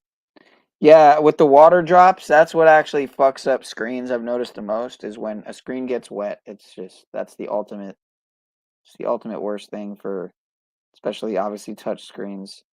I appreciate that, but I'm not a kid. I'm not a billy goat. I'm not I'm not a baby goat. So there's that. Yes, I'm always 15 minutes behind. I am right now 8 minutes behind though, so that's not too bad. Not too bad. You're not old, Jen. You're not old. I don't know if Tommy has a girlfriend. I'm guessing you don't need a wrench. Okay, everyone gets a wrench. Although I need to take the wrenches away on my other channel because I honestly think it's what led to some of the issues.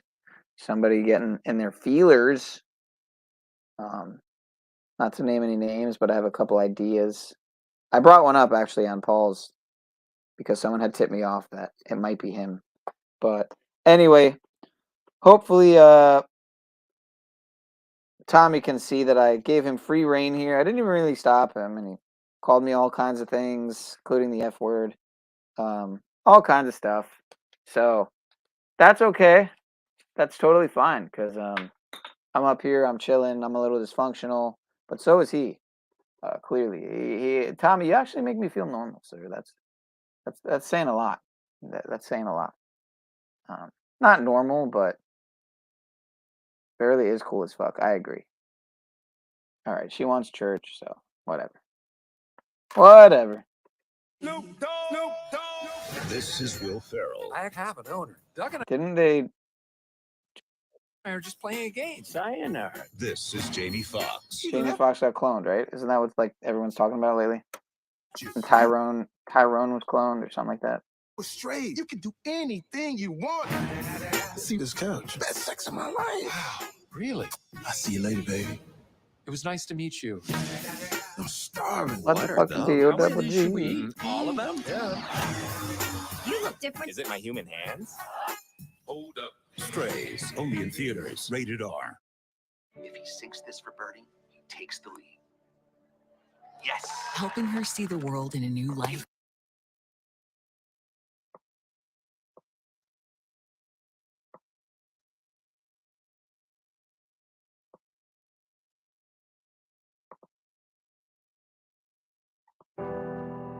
My love got a humor, she's a giggle at a funeral. Knows everybody's disapproval. I should've worshipped her sooner.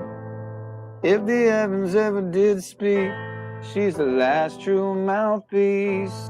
Every Sunday's getting more weak. Fresh poison each week.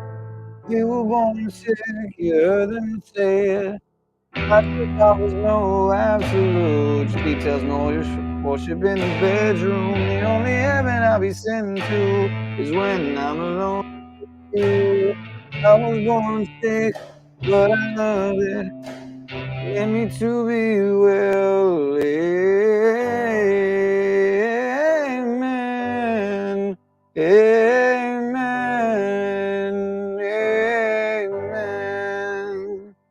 Take me to church.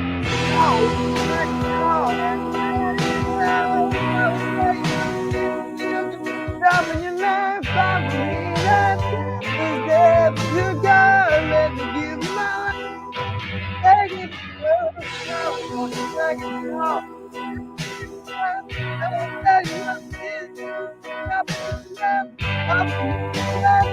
With death to God. Let me give my life. I'm taking off the good times. There was a sunlight. Keep the goddess on my side. Sacrifice. Jenny Horsey gives him the shiny. Comes to meet him for the main course. That's a fine looking high horse. What you got in the stable? We lots of and might pay for. That looks tasty, that looks plenty. Take me to church, I walk like a dog at the shrine of your eyes. I will tell you my sins so you can stop in your neck. Offer me that deathless death to God. Let me give you my life. Take me to church, I walk like a dog at the shrine of your eyes. I will tell you my sins so you can stop in your neck. Offer me that deathless death to God. Let me give you my life. No masters or kings when the ritual begins. There is no sweeter innocence than a gentle sin. In the madness and soil of that Saturday scene, only then I am human, only then I am clean. Oh, oh, oh, amen, amen, amen. Take me to church, I worship like a dog at the shrine of your eyes. I will tell you my sins, and you can shop in your mind. Offer me that deathless death, good God, let me give you my life. Take me to church, I worship like a dog at the shrine of your eyes. I will tell you my sins so you can sharpen your knife. Offer me that deathless death, good God, let me give you my life.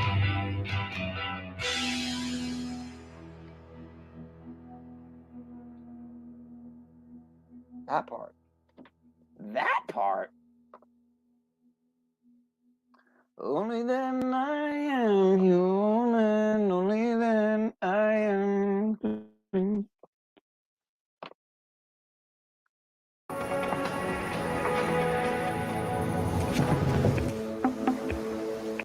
Last round, hashtag bingo in chat. We're going to draw that. What's going on over here? Oh, Village Idiot did not get that one. Dave Wow. B still holding on to second. Actually, our top 5 didn't move. Friday night trivia. So this is a thing too. There's always something. I mean, I guess if I'm trying to do Friday night karaoke, but you know what's funny though, right? I just always bring this up is how they have like, all right, they have 48 people watching, right? But they have 1.4 thousand subs, right? I have what, 8 people watching and have about 70 subs. So like, 7 people watching now, 70 subs, whatever. Figure 10% of my audience watching, all right? 10% of my audience watching, and they have, what would that be? About 1%? No, I'm wrong. Hold on. 100, 10, 5, whatever, like 2.5% of their audience watching, something like that. Whatever. Anyway, I've noticed that, you know, my percentages are pretty decent. You know, I went into EBT's chat the other day. I had to let him know that I had, I think my math might have been wrong, but I think it was like 30 times as much subscriber engagement going on. All right, what do I got here? Did that. I kind of want to watch more of this because, yeah, how about this? All right, drop a 1 if you want more of Truth or Cop stream with, well, it's actually towards the end of Illumitami. It was really when they started getting cooked, when Truth or Cop and Paul and Wiz started cooking is when Tommy dropped out, and then it seems to kind of pick up after that. But yeah, drop a 1 for that. Drop a 2 for more Mark of the Beast Digital Enslavement Spiritual Warfare Friday, which I already watched a good amount on the World Coin and Fed Coin and more of the digital Tiptoes Footsteps. Drop a 3 for some Old World Florida on theosophy, mind control, and Old World Florida. Atlantis. Old World Florida. Old World Florida. Dude, I'm telling you, dude. Dr. Narco Longo came on and dropped the hammer of the god. They're not good. They're He not. said good. he said they make you stupid. Yes. He said that they're agreed with. Tesla. Okay. So Tesla loved, we're going to be talking about food, I guess, a little bit. Nothing wrong with that. Tesla was all about potatoes. He said potatoes were the superior food. Interesting. And then Steiner said potatoes are an inferior food. They're not good. They're not. He said they make you stupid. Yes. He said that he said it's a confused food that brings about confused people. He said that the potato doesn't know whether it's a root or a stem. Right. That it's a confused, it doesn't fit into either of those categories directly. And So I guess we shouldn't eat potatoes, folks. Kind of knew that already. But yeah, so drop a 3 for that, or drop a 4 for the other Truth or Cop stream. That apparently I think Paul co-hosted it.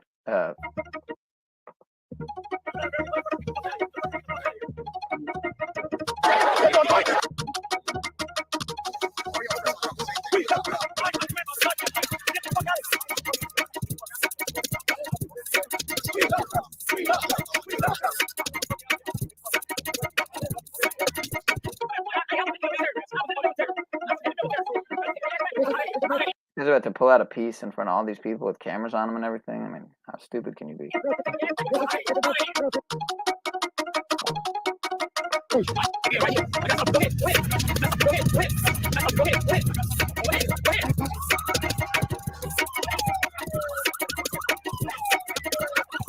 All right, so that's number 4.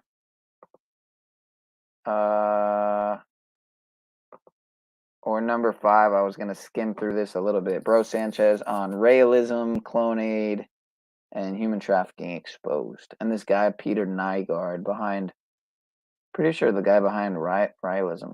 But I was watching a little bit of it earlier, and it was a pretty good stream. I don't watch a lot of Bro Sanchez at all, but it was an interesting stream. Or drop a 6 if you want to watch some of this on the X-Men stuff. The new X app, the Musk X app.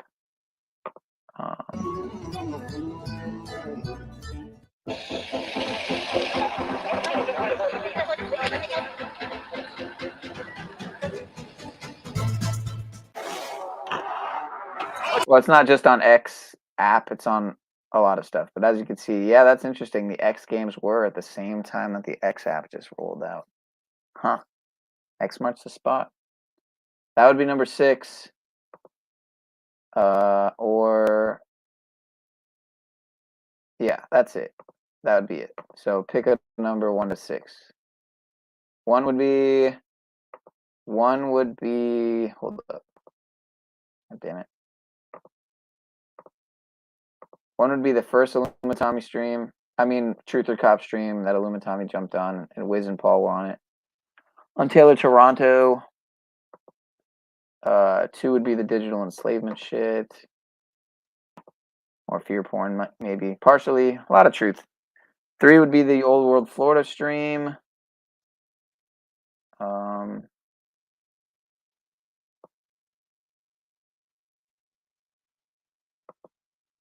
4 would be the other Truth or Cop stream from the other night that Paul co-hosted with him.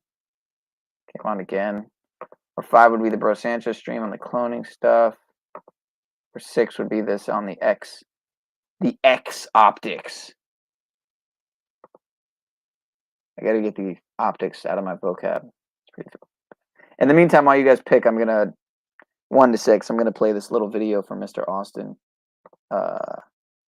Football field-sized UFO hovered over Vandenberg. He just posted this, so let's check it out. I don't know where Vandenberg is. Again, I don't believe any of this alien shit at all, but some of it might be true.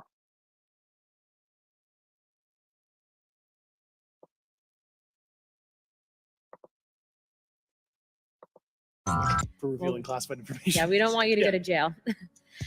My next question would actually be for Mr. Graves. Can you please explain to me in detail the event that occurred at Vandenberg Air Force Base?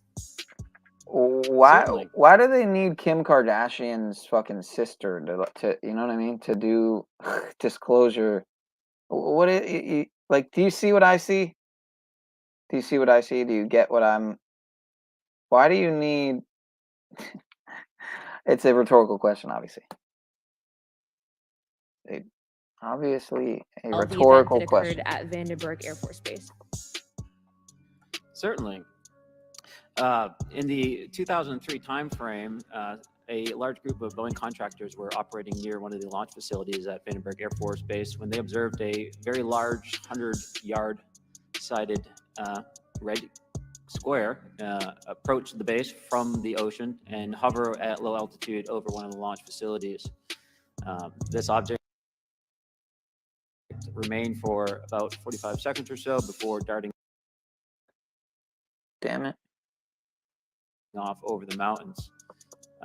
There was a similar event within 24 hours later in the evening.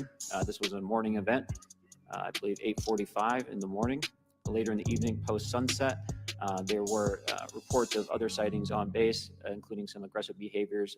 These objects were approaching some of the security guards at rapid speeds before darting off. And this is information that was received through one of the witnesses that have approached me at Americans for Safe Aerospace. Was this documented in any official form, whether it was a police blotter? Yes, they had official documentation and records from the event that the witness held over the years. And I'm not going to ask you to do it right now for time reasons, but should I get another dose of lip fillers, or do you think I should just like chill and let it ride? What was witnessed, correct? And have you seen that before on any other equipment and or during your flight time? I have not seen what they've described. This object was estimated to be almost the size of a football field, and I have not seen anything personally that large. It makes you wonder if Austin thinks any of this stuff's real. I wonder. Field. I've not seen what they've described. This object was estimated to be almost the size of a football field. List of other observant people who have recognized and filmed the same morphing, mimicking behavior worldwide are listed on. I have not seen anything personally that large. Alrighty then. Alrighty then. Okay, so you guys wanted some more. Yeah, I want to watch it too because I haven't finished it. I hope this is one of those times where my connection's good and there's not a lot of buffering. Not that there's much to watch. It's just them talking for the most part. But either way. To freedom, Taylor Taranto. What's the next fucking narrative of who's going to get set up next, right? It's coming for everybody. What world are you living in? You're in fucking Nazi-occupied Germany, essentially, where they're using policy and code, millions of them, to get you criminalized. It's coming for everybody. Hello? Yeah. And so, if he was really serious, he'd be open-minded enough to listen to people that are offering help instead of sit here and make fun out of them and trying to rile them up and trigger them. Just playing games. Yeah, well, that's when Tommy dropped off. This is right when it gets good. They cammed up. Paul and Wizard cammed up. And yeah, it's when it gets good. But this thing has like, just PSYOP within a PSYOP written all over it. One of those like double layered ones, where you gotta actually pick it apart and then pick it apart some more to begin to realize what the fuck it's about. I'm just getting into it, so yeah, these are like metaverse. I still don't exactly know what it's all about, but it definitely doesn't seem like it has a shred of legitimacy to it. But anyway, miscreants, they don't do shit on the ground, and then when someone like this gets hemmed up, when they figure out who I am, and if it happens to me, they'll be doing the same thing online. Oh, Paulie Boy's on this topic for the next 2 weeks. See, but the thing about Taylor Taranto is it was so public. He streamed himself. Everybody streamed him. His location was known for years by DC authorities. They decided to arrest him on a warrant once he followed information that Donald Trump shared on Truth Social. Right. Exactly. Right. Obama's address the next day. Toronto, after sharing that Truth Social post in the morning, ends up in Obama's backyard, arrested, not because he was in Obama's backyard, but because of his warrants from 2 years prior, when they knew where he was the whole time. An example after example is available on how people get played, and we can look at it through the lens of knowing he got played and all of the information available around it that shows us how he got played. Right. And none of it matters because, like you see, the majority of hating-ass citizen slaves, they're not going to make themselves who and what they need to be. As the man just said down there, where's the PayPal? We really know you're going to march us to freedom, right? So I have actual experience. They don't care. They want to talk how Taylor Taranto marched himself out of freedom, interestingly enough. I have experience marching myself. Who knows what he into really freedom did it and- for, though? Maybe he did it to prove a point of some sort that we don't know yet. So, Right, a point that we've known for a long time now. This is nothing. We're not hearing from him. We're speculating, and until he gets out of jail, which you've advocated, if you need to, you go, right? That's what you have to do to stand on your rights. Maybe that's what he saw to do, and until he comes out, we're not going to know that story Right. from his perspective. So why don't we have the live stream of his interactions with these policy enforcement? Because one would think if he's standing on rights and freedoms that he'd have many interactions with policy enforcement who apparently are trying to hem him up if he's recording everything. Well, there's hundreds of hours of one instance where he did that for years. So well, that's I'm asking. I'm not aware of it. It's a major, like, it made global headlines. This dude is he's the main terrorist suspect this year. Like, and he will be into the elections if we let them keep spreading lies and rumors. So can I ask you why this? Why do you believe this is so highly publicized? Like, why do we know about it right now? Because they're trying to get people riled up for the new election cycle and politics, and they're going to dump money in to influence these protests, and they're going to surround and center this J6 type stuff. That's why it's making global headlines now. That's their target. They're going to run operations through that. They're going to feed money into it for their own political benefits, and they're going to put people in jail for it. I'm not sure if you're talking about Paul or Tommy or someone else or Aaron. I forget what we were talking about. This is from 7 minutes ago. Your comment, Sam. So my fault. Yep. And I think that they're going to try to incite folks to a civil war using these folk heroes, quote unquote. Quote unquote. Well, that's a potential too. Yeah. And what happened to the story about President Trump being the one that incited it? You know, why did they? Oh yeah, and if you have a song like in mind, like just drop it. Let me know. I may consider it. Drop that. They're after him so hardcore. Why did they drop that one and pick up 3 other different indictments? If I know it, you know, it's a bait and switch all the way around. So why was he near Obama's house? Is that a confirmed now? You're right back. I'm listening. Yes. No, because let me pull up the receipt. It's kind of, I think Wizard was kind of referring to that actually in what he just said. It was on Trump's Twitter platform, his True Social. He shared Obama's address the day before. Taylor Toronto shared it that morning that he appeared in Obama's backyard looking for tunnels between Podesta and Obama's home. And you don't see any problem with any of that? Oh, of course, dude. You don't see it. So you're indirectly. I don't want to think that you're indirectly getting a bunch of people down there to sign on to ranting about a guy who was obviously mentally ill, and this is now going to make everybody who stands for rights, freedom, and principles look mentally ill. There's this a lot another of ways, operation, there's a lot of dude. ways. Yes, it's I know another that's operation. That's the whole point, Paul. Right. So don't go to Obama's house looking for tunnels to Podesta's fucking cave, and maybe this won't happen. I don't know. Like, there's other stuff we could be doing. Yes, absolutely. Obviously. There's motherfuckers I got on my fucking phone contact list who are in the fucking pen right now and don't have a court date because they stood on rights, freedom, and principles, and they weren't looking for Podesta's tunnels. Right, but you can make fun of this guy's already getting bashed left and right, especially by his own people. So it kind of suggests that the script didn't go according to plan, and this guy kind of turned on it, and now they're making him a scapegoat. So maybe you don't even know that he's a real person, bro. You don't even know that they didn't get to him, pay him to do whatever he did, sweep him up, and then take him off somewhere and let him sit. Yeah, we don't know any of it. We don't, because they're in federal prison, which we don't get video footage, we don't get pictures, we don't get anything. So we don't know. Right, and this is why I'm saying, folks down in the chat, whether you love me or hate me, I'm giving you good, not advice, but I'm telling you what I'm seeing in my experiences. Stop taking up for these causes that you don't know if they're real or not, because they're going to get you attached to it and hemmed up. Rights, freedom, principles, and spiritual faith is ongoing. It never stops and has nothing to do with Taylor Toronto looking for tunnels in Obama's backyard. It's craziness. And he wasn't in Obama's backyard per se, but he was looking for tunnels. Bro, if you go on social media and stream a public figures or public officials' home and show up near there the next day, you're asking for big problems. Oh no shit. Well, here's his last stream. I had it up earlier. It's gonna take me a moment to get it again. No, sorry, cool. This is his last stream, and just listen to him in the way he speaks. Though he's not, his voice is very like, it's difficult to get exactly what he's trying to say, because he's obviously speaking with like some sort of a language that he's trying to get out. He doesn't want to say exactly what he's doing. So now the guy down in chat says, I need to understand his military experience and training. He wasn't too military experience and trained, because anybody who's been part of that works on a buddy system. So where were all his buddies who are all, semper fidelis, always faithful, who are looking for the tunnels with him? I don't know. There's a lot about this that seems kind of odd, right? Like, where's usually military people pipe up for each other personally in each other's life. So this guy should have a list of people who say he's so honorable, he's not having any mental or emotional illness, he's standing for rights, freedom, and principles. So I'd be interested to hear that, right? Not just folks in the chat who are ex-military or friends or military who want to stick up for someone they perceive as military. They're baiting you. No, that would be interesting to see his fellow, people he served with speaking up on. That would be. Yeah, you'd think if you're going to go look for tunnels in Obama's backyard that you'd bring some buddies with you to film the inevitable that was going to happen to you. Yeah, but see, there's a lot more information you're lacking here. There's a lot of detail. And I've been looking at this way too much. I understand that. But here's his final stream, and just get his intentions. Like it's so staged looking, like everything else, but it's weird. Lights.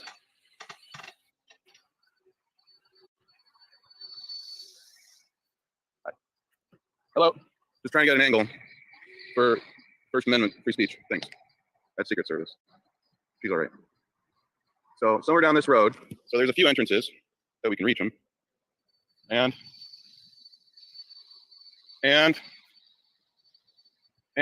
so down here, it's a nice entrance point. But that's it. That's as far as you can get with the First Amendment. Get it? To Tony Podesta's house and John Podesta. And we didn't get an interview, but that's a start, right? See how it works? First Amendment. You just say First Amendment.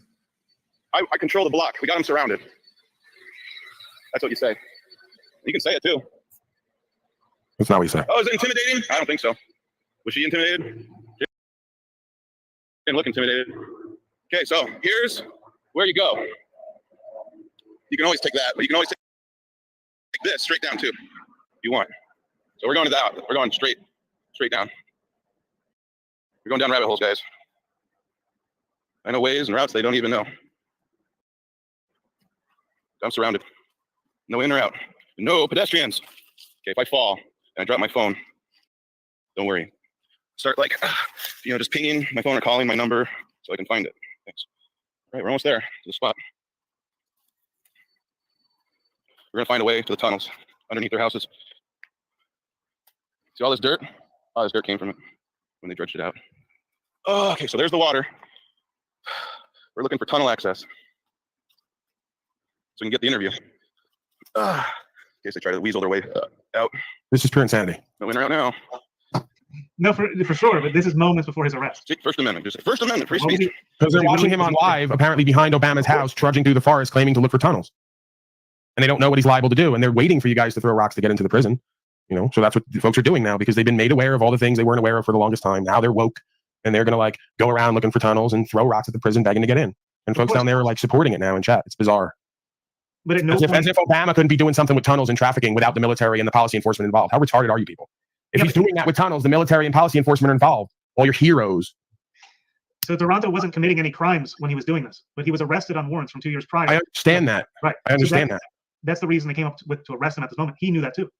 He's walking around the forest in slippers and socks, claiming to be looking for tunnels to get to Obama's house. They're not going to play with you, bro. Yeah, of course. You don't think he knew that? Exactly. He has some kind of suicidal ideation. He wants to die suicide by cop and then claim that it was something righteous he was doing. It's a bizarre conspiratorial narrative, and there's no proof of it. And all you wind up doing is looking like a stalker. We'll find out, won't we? Free. It's free. Whew. Okay, so this is more interesting. So if you go down there, there's obviously tunnels down there. Okay. I don't know how close they'll get to other accesses, but this one right here is better. So I'm going to go this way for now. Okay, we're almost there. Let's see what we can get as a shot. Because, if I was them, I'd be watching this, my every move. Where's he going? Okay, go the other way, go the other way. Which way is he going to go now? He's right between both spots. He can go either way. Either way. Yep. So yeah, more than likely, these guys also all hang for treason. See how I said that? You gotta be very safe and careful. Oh, there you go, shoot the cop. So yeah, the military has their number. So I'm saying they're treasonous. He's threatening individual public officials. He's threatening them and posting their houses. Well, is he threatening them for real? Yeah, I said that. I commented on his language earlier too. He does use this military language. Truth to cop, this is why I say, right? Yeah. Some folks might say, I don't think you can pull up thousands of hours of me broadcasting and being on the street with these people dealing with them where I ever advocate for any violence being done to them. At best, I might say some folks might say that all these treasonous scum should hang, and then I'll quote a founder or two. But you got to be very careful saying that you bet all these people are going to hang for treason while you're walking around in socks and flip-flops. Yeah, but he didn't say he was going to do it. Right. Who's going to do it then? What's the implication? If they better act right. The same military and policy enforcement who's guarding the supposed tunnels are going to hang them? Has their number, so. Right. See, but what is he really trying to say? I don't know. Renegade. Remember that? I don't know. Service, Renegade. Yeah. I'm T Renegade. Pleasure to meet you. Okay. We're getting pretty close. So this is where everyone goes to get the shot. Just me today, though. So this is an easy way around. See, and that's what drives me crazy about all the Q bullshit, it's just, the military tribunals, and, it harkens back to, it goes back to all the paperclip stuff. I personally, I wonder, I wonder what is true about paperclip. Did they really have tribunals and hang the Nazi? I mean, come on, man. Hitler took his life, and dude, really? Far more would believe the quote unquote conspiracy narrative that, you fucking flee to wherever, Argentina, Brazil, or whatever. And, you think of these movies, which I haven't even seen. I've only seen bits and pieces. What is it? Boys in Brazil or Brazil? I think Brazil I'm thinking of. One or the other. Boys in Brazil or Brazil. Or both, maybe. Yeah, anyway. Yeah, they can't stop me from walking through here. So just don't set foot on the street. It's like a real crime drama, except it's fucking Truth or Cop on the scene. Fucking time traveler. And Polly Boy and fucking Wizard. And Illumitami, who's gone now, but Okay, getting pretty close now. It's probably a good time to talk about my sponsors. my thing with Tommy too, man, and Tommy, you're probably not even here anymore, but dude, if like you talk about people not being able to have a conversation, but then when you have a conversation, you just want it to be all about you and your shit, you know what I mean?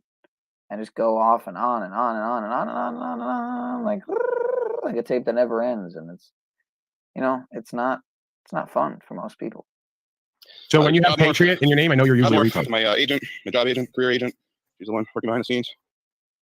Make sure I get the best job. Like, she hasn't talked to me ever really, other than to say, "Well, we use Zoom." I go, "Okay, well, I don't." So, But that being said, Tommy, I do appreciate you coming up, sir. So, despite calling me a F word and all that stuff, I would say it, but I just, you know, it's very difficult for me to get a job. it's not a nice word, Tommy. Like the N word. I say it sometimes. Say the F word, the N word sometimes, but not in the mood right now. When everyone's using Zoom, oh man, something's weird with the ground here. This is your truther hero. These are your truther heroes. Standing for rights. Oh wait, let me go back to this since you're gonna say that. Yeah, he was a QAnon person for sure. He was so into QAnon. He was an X-22 report, highly incredible and incredible source. Right. So like when the Patriotard down there says he wasn't charged with anything, yeah, probably because the Secret Service and others are going to pour over all the documentation and all the films, and they're going to make a case, dummy. Well, so far all they've gotten is they charged him with having 2 guns in his van. Right? Is it lawful? I don't know. What state is he on? Not that that matters because we have a God-given right. He's in the occupied space at DC, the District of Columbia. So he's in the heart of America. Heart of America. Right. So they're going to use policy and code to try to hem him up. As much as possible in this country.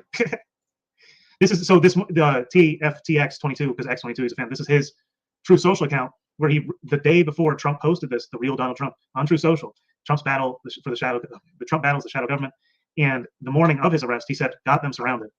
And in that post is the address he was found behind. Put by Donald Trump.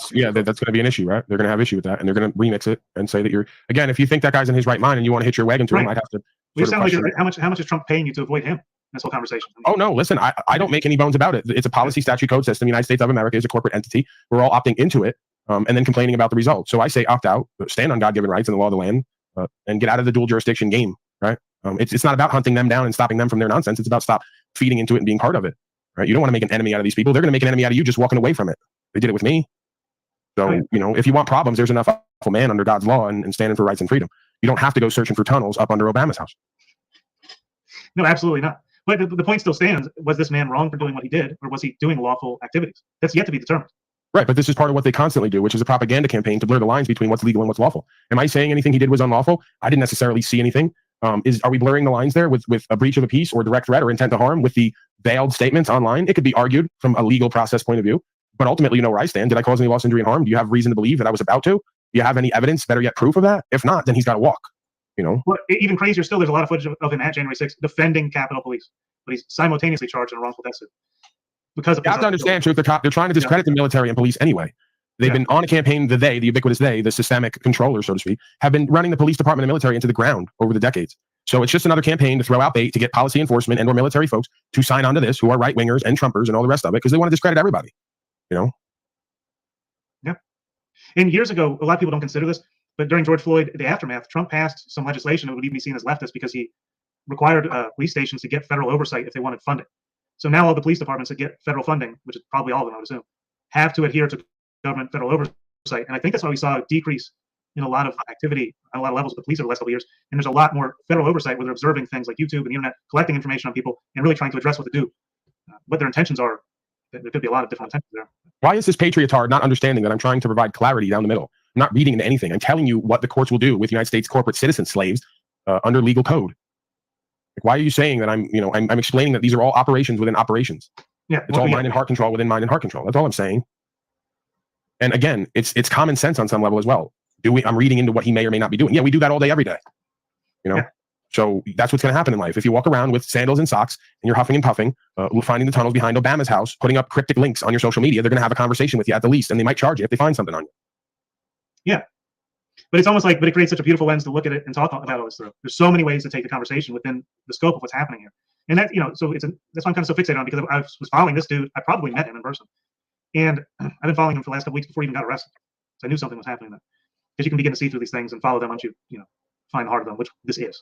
the harder they're But don't we always come back to the same conversation that we have to just do by conscience what's true and what's right? Yeah. We can't follow the insane statutes, policy, and code anymore. There's no point because they're demonizing and criminalizing good citizen slaves. And it doesn't matter how much you vote. It just gets worse and worse, and both sides are in on it.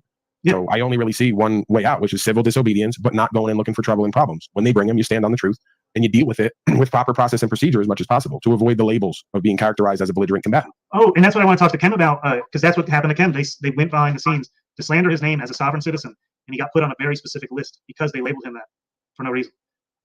And Yeah, pretty much anybody who talks about these certain things is going to get labeled as that on multiple quote unquote lists.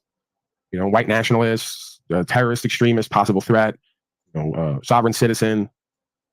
So yeah, they're going to use these buzzwords to, create or further narratives to remix legal policy to get folks charged. So they want to dissuade you away from. They want to make it also appear that they want you to like go away from the Republican Party. It seems to me to get you to go toward it more. The more they can make it seem like it's just the leftists doing all this, the more that you'll keep believing in the Republicans. I'm trying to pull up this meme because it's so perfect right now. I don't know why I can't get the file. It is so perfect. Unless save as. Where's it going? Oh, something does not. There we go. Save. It's the perfect meme. I found it earlier today. Let me see. Because it's absolutely about the political control. And they figured out how to do it very well, and they know how to orchestrate people in the streets.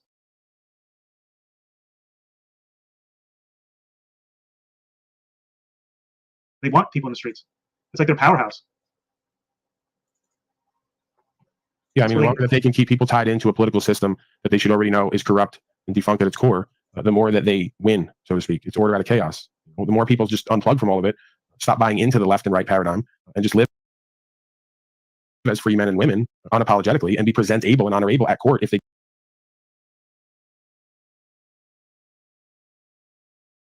drag you there, the more this either goes to whatever it's going to be inevitably or it goes away. They have a different convert. Like in Nevada now, on Nevada, excuse me, you can't be in it. I guess you could be under it if they kill you. But on Nevada, certain places, what I'm told and what the article suggests is they're not following policy and code anymore. The locals, officials, and everyone else have agreed we're going to uphold God-given rights, and pretty much everything else is peacekeeping. We're not doing thousands and hundreds of thousands and millions of statutes, policies, and codes. Yeah, it's just there's no point. It's not worth it.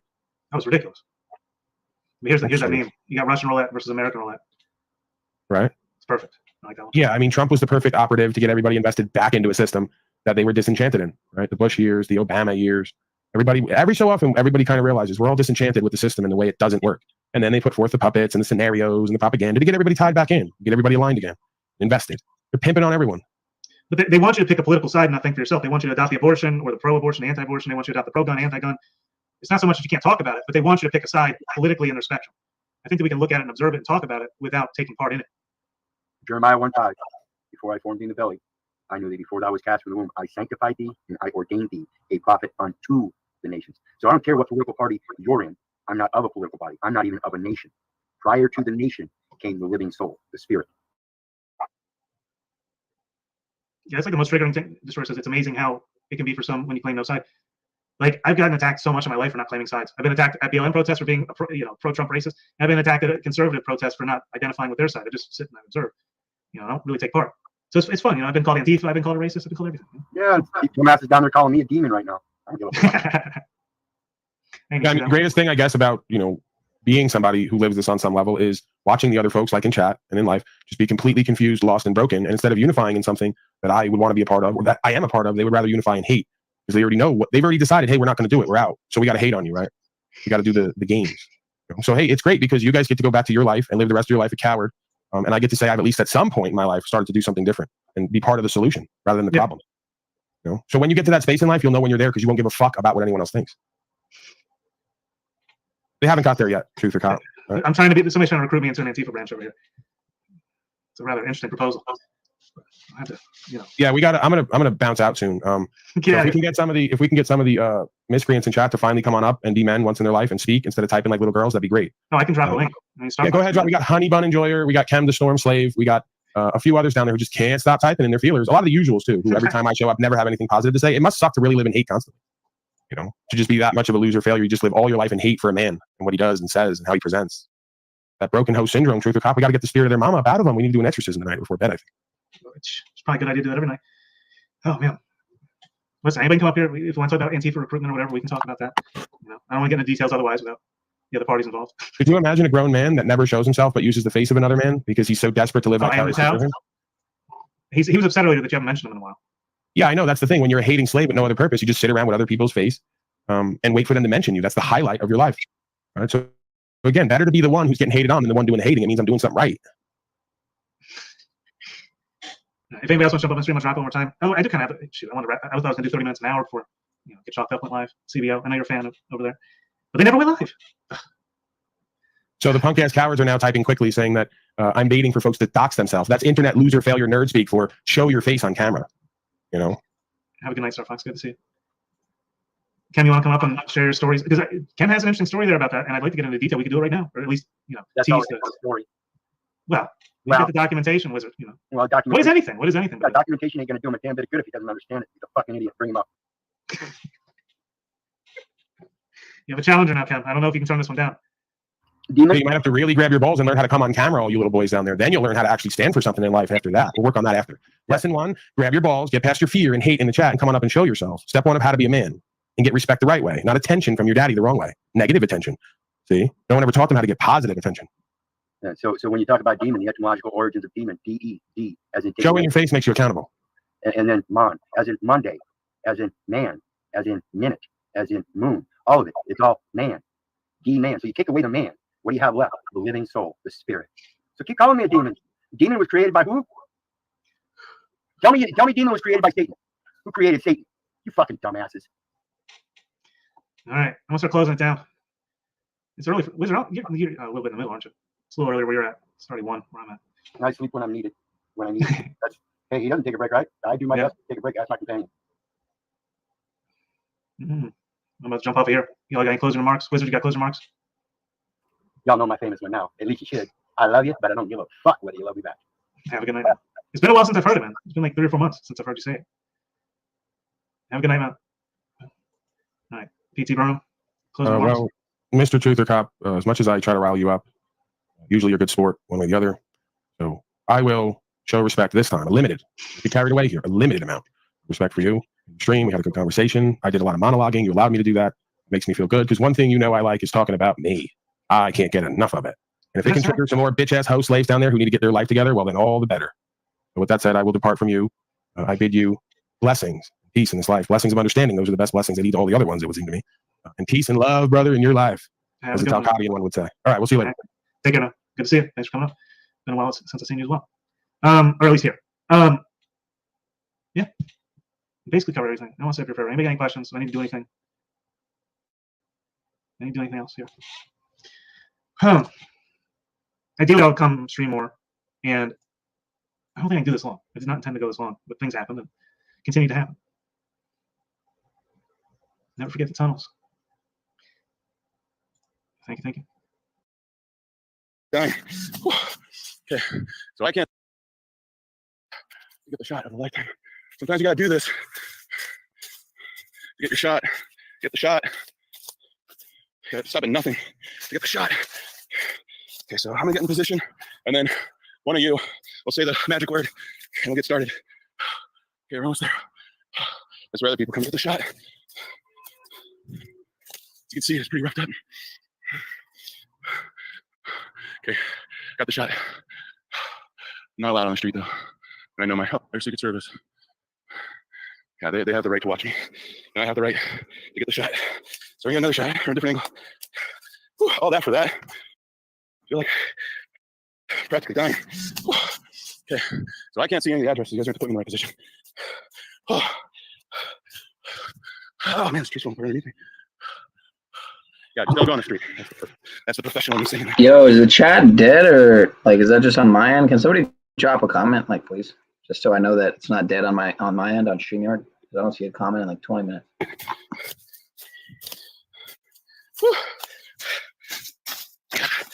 Okay, we're looking for any access. You guys see anything? Just tell me. What's this? What do we find out here? A body? Wow, look at this, guys. Look what I found. A whole trove. We got rope. Bet your Secret Service didn't find this shit. Laptop bag. Someone must have thrown this. Yeah, I can see that happening. Covered in mold. And the spurs are fucked. Someone just rip it open. Make sure there's no bomb. Look at that. All right. Wow, this is old, made in China. Strike zone. Let's get as much out of it as we can. We don't need this as much. Just need the drive, probably. It's old computers.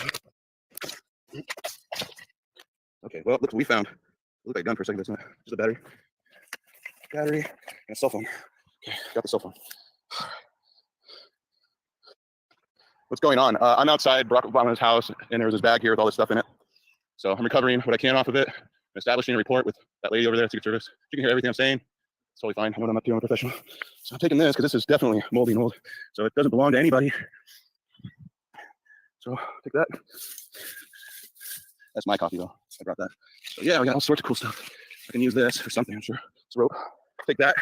Anything else weird in here? Oh yeah, super weird stuff. Oh, a whole backpack and wrapped up in a bag.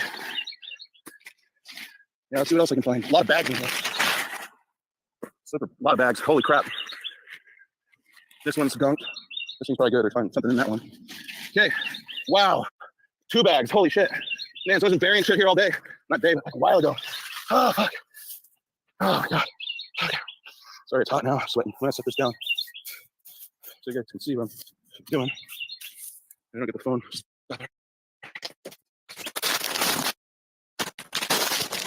Yeah. Don't worry, everybody. I'm professional.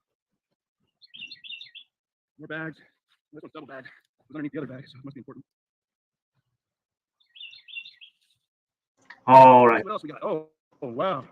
So you guys can find that footage. It's Taylor Toronto's last stand that we've seen publicly thus far. When I remember Danny Wayne and his last, or second last video they uploaded, I want to replay that last bit because it kind of, I know it was the last video we uploaded. Yeah, he changed the title of it, threw me off earlier. The very end of it, he talks about what he's seeing happen. They through the courts are going to come against the gun rights of people, which kind of points to what we were saying earlier about staying on the streets, right? And these issues can be handled in the courts.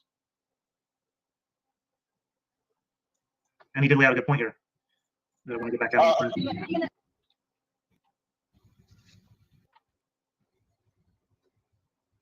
Right, yeah, what was in those bags? I mean, he busts out a laptop, he finds all kinds of interesting things. Nothing is about what's in those bags. I'm trying to find the spot here. Here it is, I think. I'll close out this. I think you understand what we're getting at here. That if they convict Taylor on possession of firearms in D.C., okay, if they convict him on that and they keep him locked up for a felony possession of firearms, that is going to go down in the law books, and it's going to become law. You understand me? Possession of firearms, it's a felony. You go to jail, and you don't fucking get out because you're a danger to society. That's what we're looking at. Second Amendment violations becomes law. They are creating law with these violations in D.C., District of Columbia. All right, that's why everybody in Congress is saying what they are about the District of Columbia, because it not only affects Washington, District of Columbia, it is our country that it affects. When these things go through the courts, they become law. Okay, simple, simple, simple shit. Wake up, America.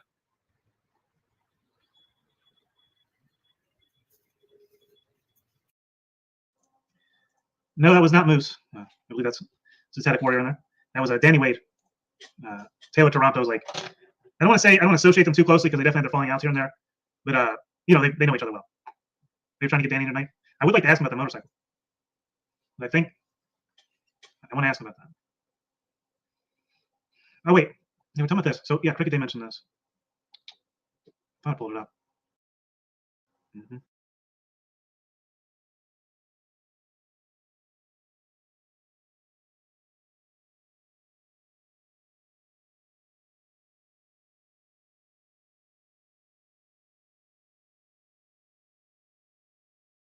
All right, cool. So the chat's working. Dope. I'm tying flies, listening in. Tying flies? Yeah. I guess I'm not the only one who tends to be behind. You know, the way I see it, right, is like I'll leave stream sometimes and then come back. Almost like just to because I can keep getting shit done. I can keep leaving and getting shit done, come back, just throw it into double speed, see what I missed. If I have to do something really quick for 10, 20, even an hour, you know, and that's sometimes why I'm always catching up to a stream right at the end when I'm about to jump on the panel and the stream ends. That type of shit happens all too often. But I guess for the thumbnail and for Tommy, I guess I'll do some fucking Real Big Fish. And just because Yeti Life earlier also mentioned this song, but this is the Real Big Fish version.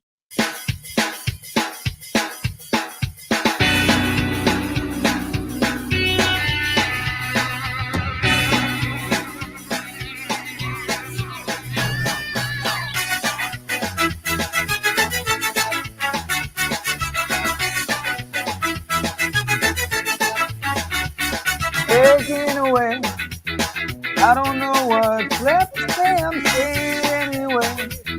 Today's not my day to find you shining away. I'll be coming for your location. Johnny, take me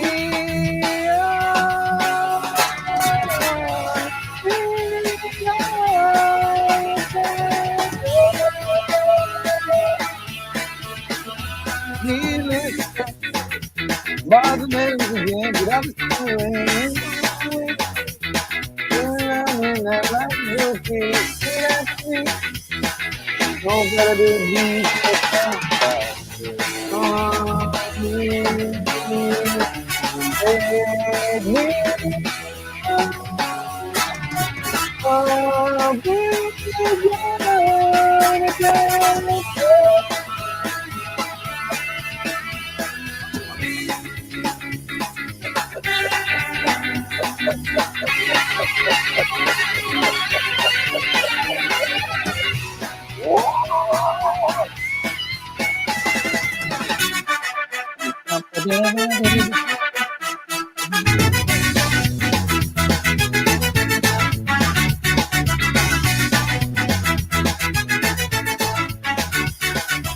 things that you say isn't like well, just in my words away.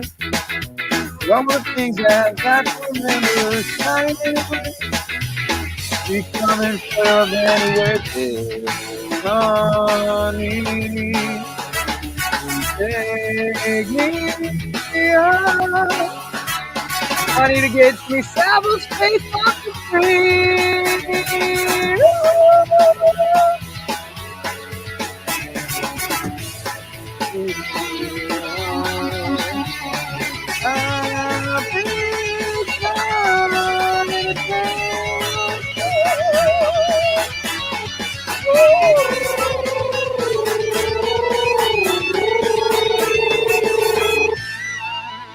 No idea what I'm doing. Don't know why you're here. Don't know why Savil's the background. Gotta change the background. Got to change the background. It's not okay. A little more appropriate. We are a new blend of bourbon makers. Collaborative. And some bourbon would probably warm my throat right now. I don't really drink either, but just a little like watered down shot of bourbon with a little like you know what's so good, man? Honey Jack Daniel. Again, I don't drink like really at all, but man, I had that Honey Jack one time. My God, that shit was fucking good. Just a shot of some Honey Jack would be good. But what am I doing here? What am I doing? The link should still be pinned. I'm just fucking here. Don't know what I'm doing. Providing free content. Sell out. That's another good one. Sell out with me tonight. Sell out. The gun store's gonna give me lots of money and everything's gonna be alright.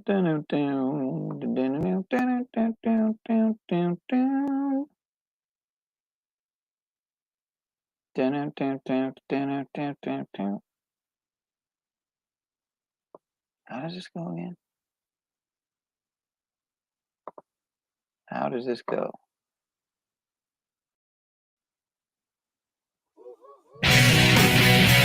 Oh yeah. Yeah, I'm not doing that. That's good. That's good stuff though. It's good stuff.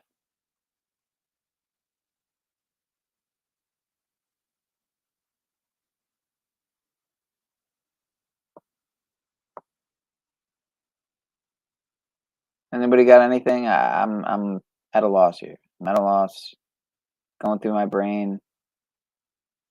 Like, cause just cause I know a song and I like it doesn't even mean I want to do it either.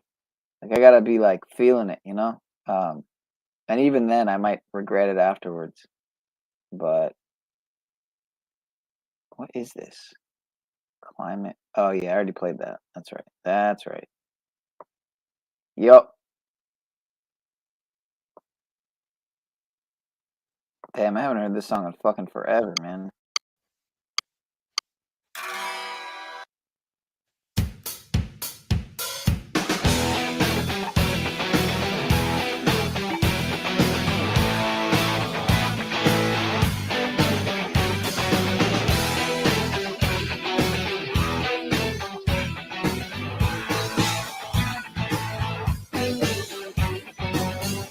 I hold on so nervously to me and my dreams. I wish it was fooling me.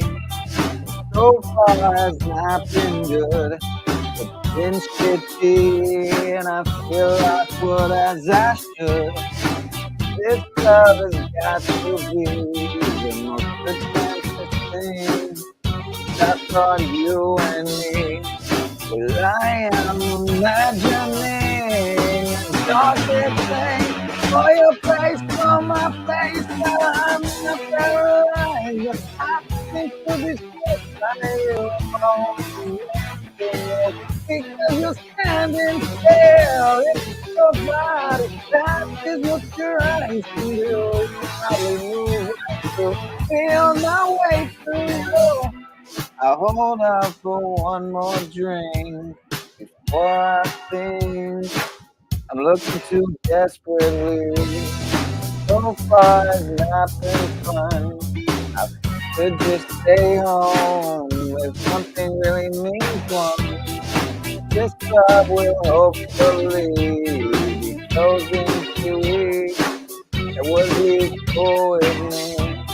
Well, I'm still imagining a darker face for your face on my face.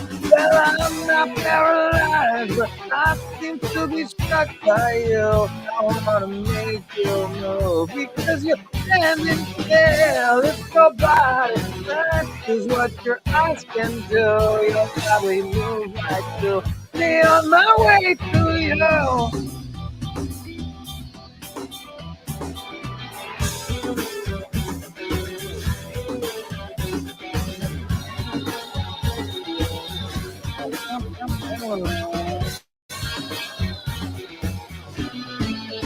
Well, I'm not paralyzed, but I seem to be struck by you. I wanna make you move because you're standing still. It's your body, that is what your eyes can do.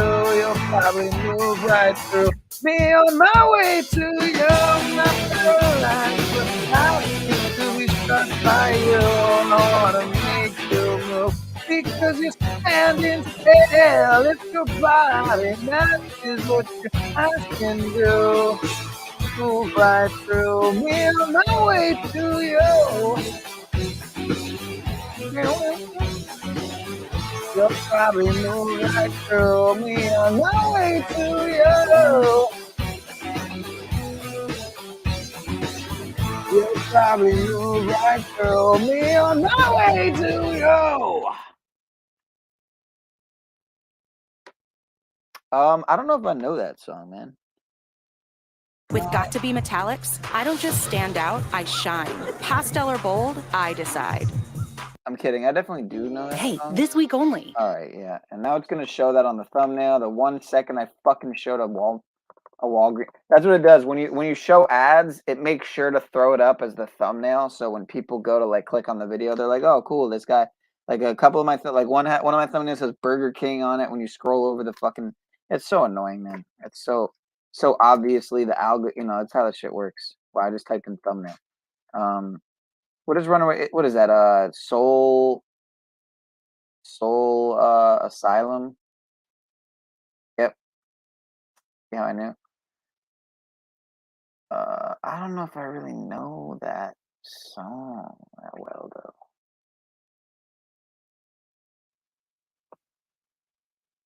I don't think I really know that song that well.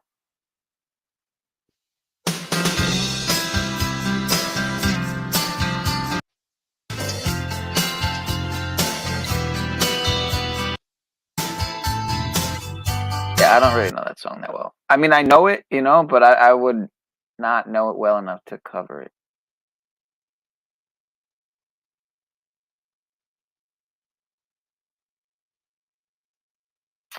And that's just the way it is. Things will never be the same. That's just the way it fucking is. I could do Mr. Elton, the supposed grapist. A grapist, you know, he specializes in grapes. Underage grapes, apparently. Allegedly. I guess anyone who's knighted by the queen probably has that going for them, right? It's likely.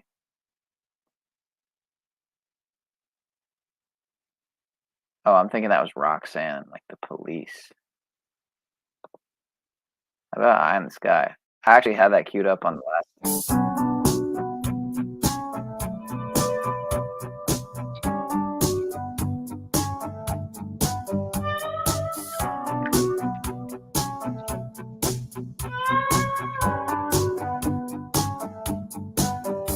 Don't think sorry, Jesus said.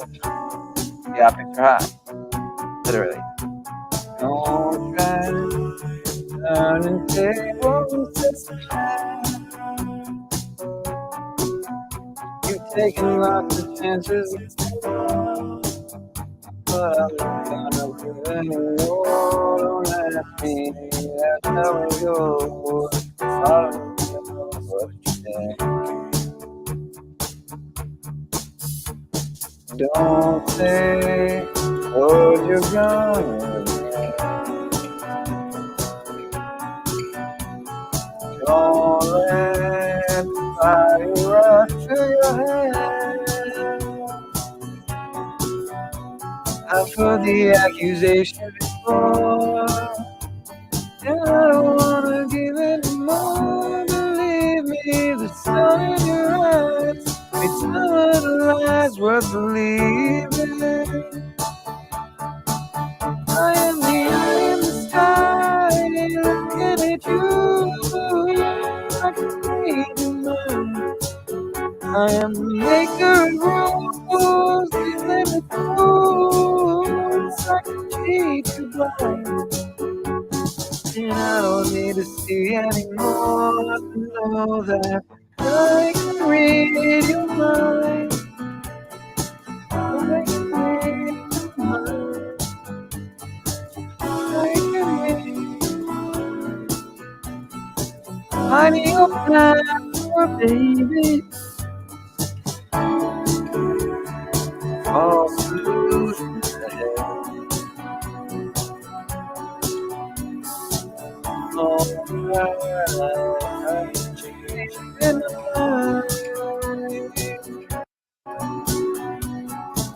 find another fool like before, 'cause I don't wanna give any more. Even some of the lies, while all of the signs are deceiving. I am the eye in the sky, looking at you. I can see.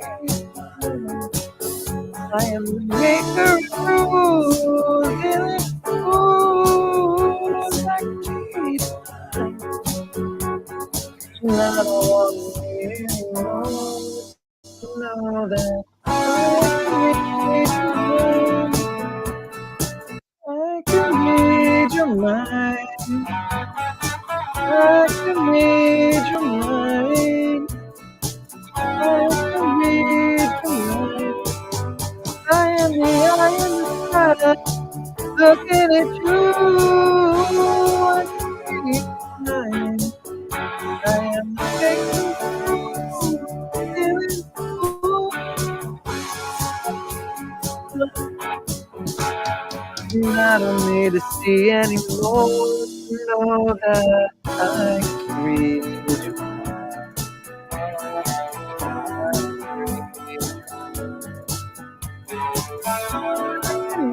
read your mind. I can read your mind.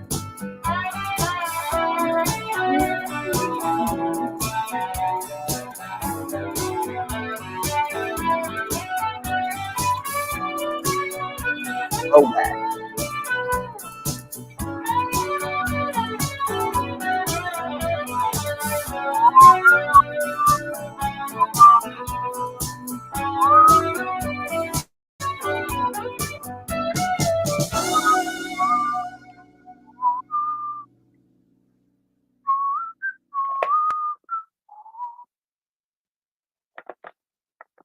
So that happened. What do you think that song's about? Eye in the sky? I wonder. I wonder. Speaking of the eye in the sky, all right. So we covered that stream. Watched a little of Spiritual Warfare Friday stuff.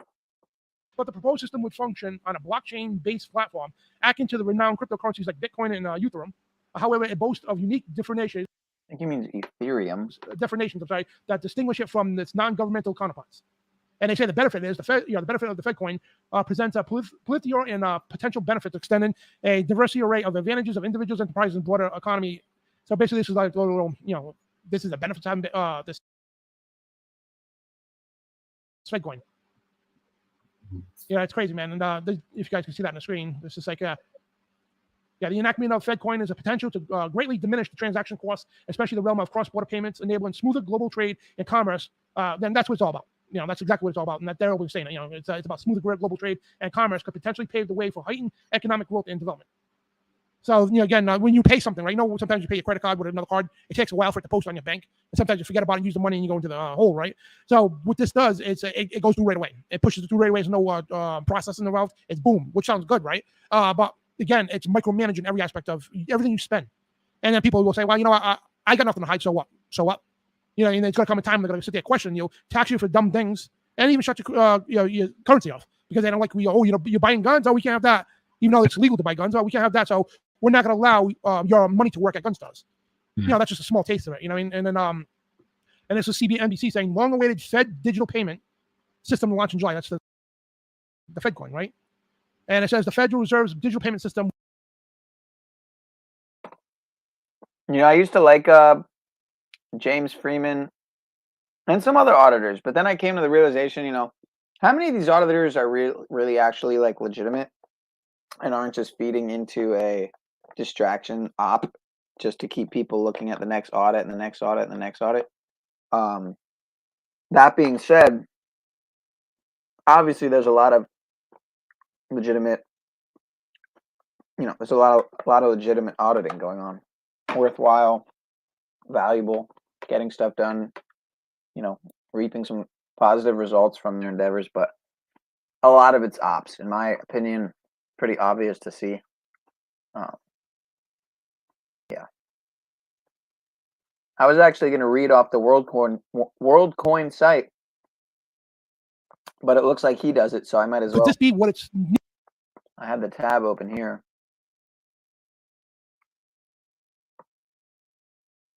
And as you can see, it looks like it just passed. I'm pretty sure when I started the stream, it wasn't even at 2 million World ID signups. If I'm not mistaken, I could rewind in the stream. I'm pretty sure it wasn't at 2 million though. Which, if that's true, that just shows how fucking fast it's going up. Because it's already at almost 2.12 million. Has it really gone up over 100,000 signups just in an hour or two? Or I guess 3, closer to 3 hours. 2.5.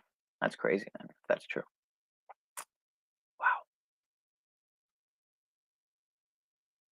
Wow.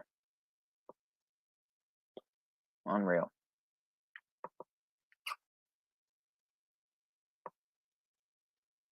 It's coming, man. It is coming. It's coming, baby. Been calling it out for long enough. Wait, what? Wrong tab. Hold up. I want to listen to a little bit more of this. Why does it keep going to the wrong fucking tab, dude? Damn. Needed to launch the digital currency in ID. You know what I mean? So they could stage something like, just say, a big banking shutdown. They've been tampering that lately, right? They shut the banks down and all that stuff, and cause economic disaster, right? Number one, they'll try to use that to keep moron in the White House, right? Biden. And number two, right? They can use this to fully implement the digital currency and identification system. So just keep that in mind. September 11th, we need to pray against this stuff, guys, because the elite, they do this on astrological dates and all that. And September 11th every 11 years is a solar maximum. That's why they do it on September 11th every 11 years. So which goes into the Fed coin and now to the world coin, right? This is where it's going to go. That's why they're launching this now, because it's got Fed coin, which is the United States' digital currency. China's got theirs, Japan, this and that, right? So when all the nations have their digital currency, right? And like I said, a couple keystrokes at the banks, bang, it goes from the Federal Reserve and China and all that over to the World Bank. And this is why they're launching this already. It's WorldCoin, right? And eye for an eye, literally, and how WorldCoin rewards you for scanning your iris just for the United States. It's not just for, just not for the US. So it's not for the United States yet. And WorldCoin Frenzy, every 8 seconds, one person gets ice scanned. I'm going to show you the website in a second here. And WorldCoin aims to give you people free digital coins by scanning their eyes with the silver orbs. We're going to talk about the orbs too, to distinguish humans from AI. So this is crazy stuff, man. And so, well, we talked about this at the beginning of the broadcast. Remember when I was telling you about our, one of our friends? If you want me to talk about that, I can chime in and talk about that. It's pretty good with the whole WorldCoin stuff, man. But if you want to elaborate and start, if you want to talk about the WorldCoin first, you talk about it, and I'll mention the whole story. Just throw it right in there when you're ready. Yeah. So this is the website, right? It's at worldcoin.org, right? So we've got the website, and it talks about the introduction of WorldCoin. More than 3 years ago, we founded WorldCoin with the ambition to create a new identity in financial network. Look, identity and financial network. Now, if you remember, HSHOS 6666, it's the same thing, right? To create identity and all that stuff, it's all digital, right? They're doing it everywhere, right? Anyway, to create a new identity in the financial network, owned by everyone. Why do you gotta be so sexual all the time, Tommy? I mean, come on, man. Eat shit. I mean, that's some weird satanic sexualistic stuff there, dude. Just chill out, brother. The rollout begins today. It's successful. We're not going to drink piss. We're not going to eat shit. You know, we're not Brian O'Shea. WorldCoin could drastically increase economic opportunity and scale, reliable solution for distinguished humans from AI online, while preserving privacy, enable global democratic processes, and eventually show a potential path to AI-funded UBI. So if you go on the website here, right, and these are the people signing up right now, right? For every human, this is the number of people already signed up for this. 2.1 million people have already signed up for this. I love it, Jimmy. I love it, man. Right, you see the countries there that sparking up the ADD, OCD, ADHD, fucking LMNOP. Why does it keep doing?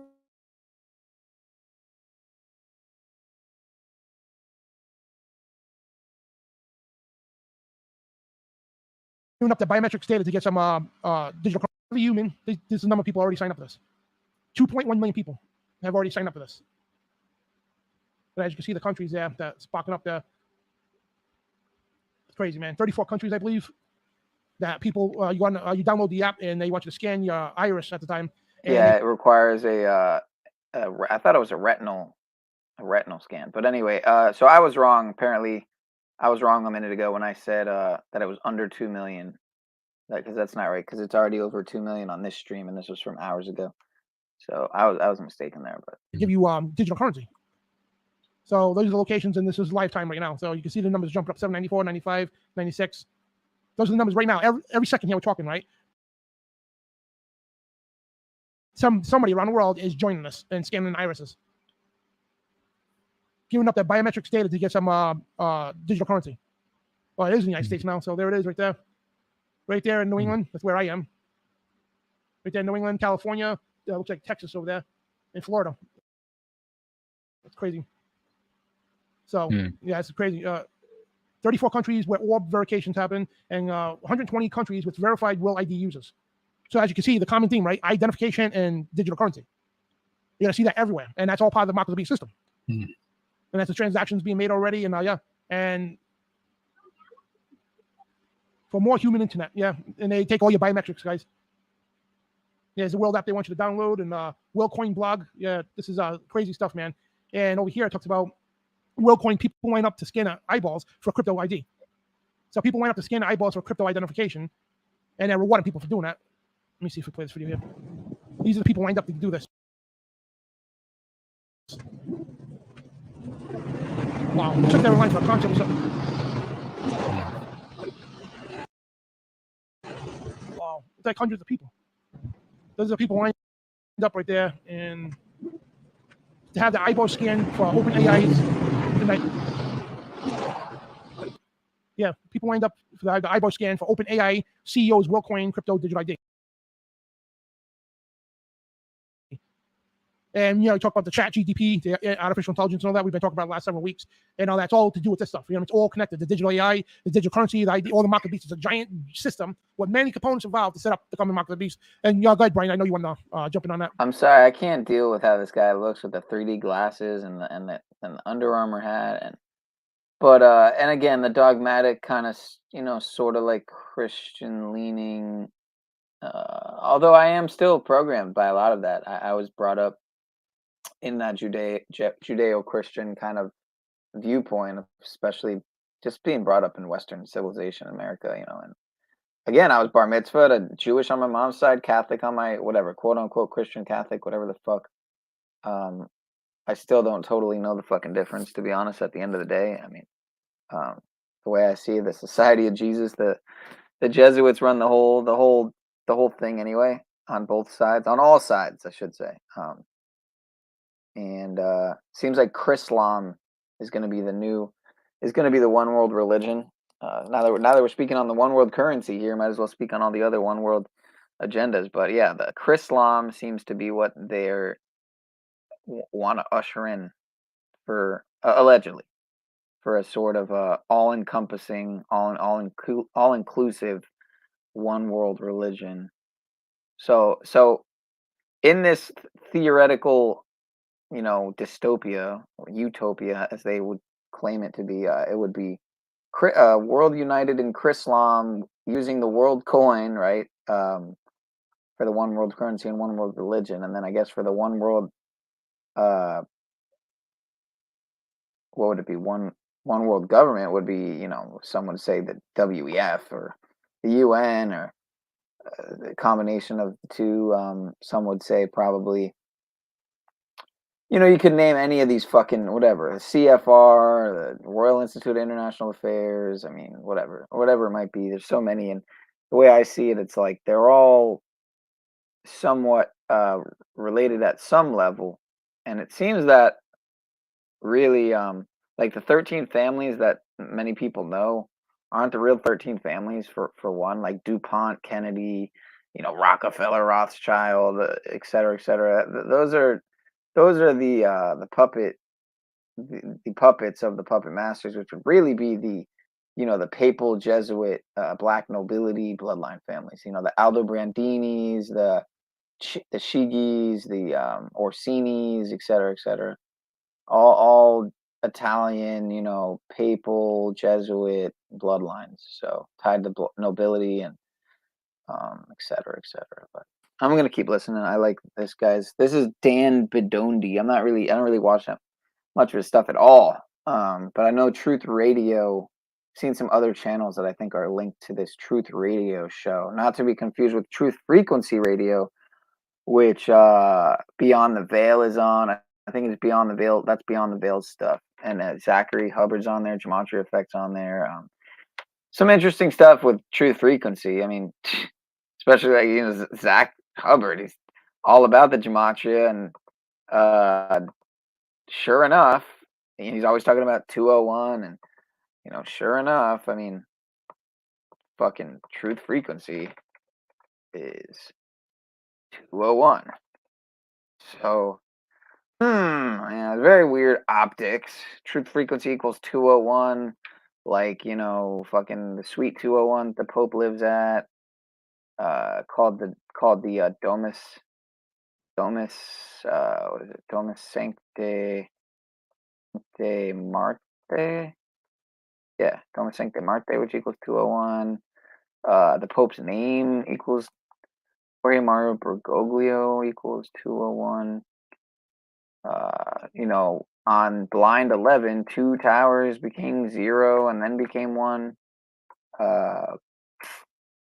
You could also say now that this is just coming to me as I'm thinking about it, but you could also say there were 2 towers, you know, the 2 main towers, and then Tower 7 that also came down for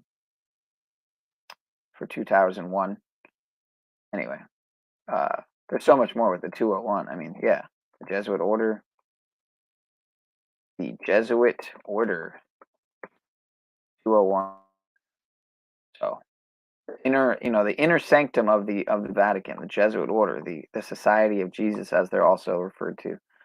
But anyway, I don't need to go down the gematria rabbit hole. It's easy for me to go off a tangent there. Oh, it's just kind of it's kind of interesting because I knew he was going to have this in the broadcast, that he was going to present this, but I had a good friend of mine call me today and literally tell me about this, and he's over there right now in that area. There's a place in California that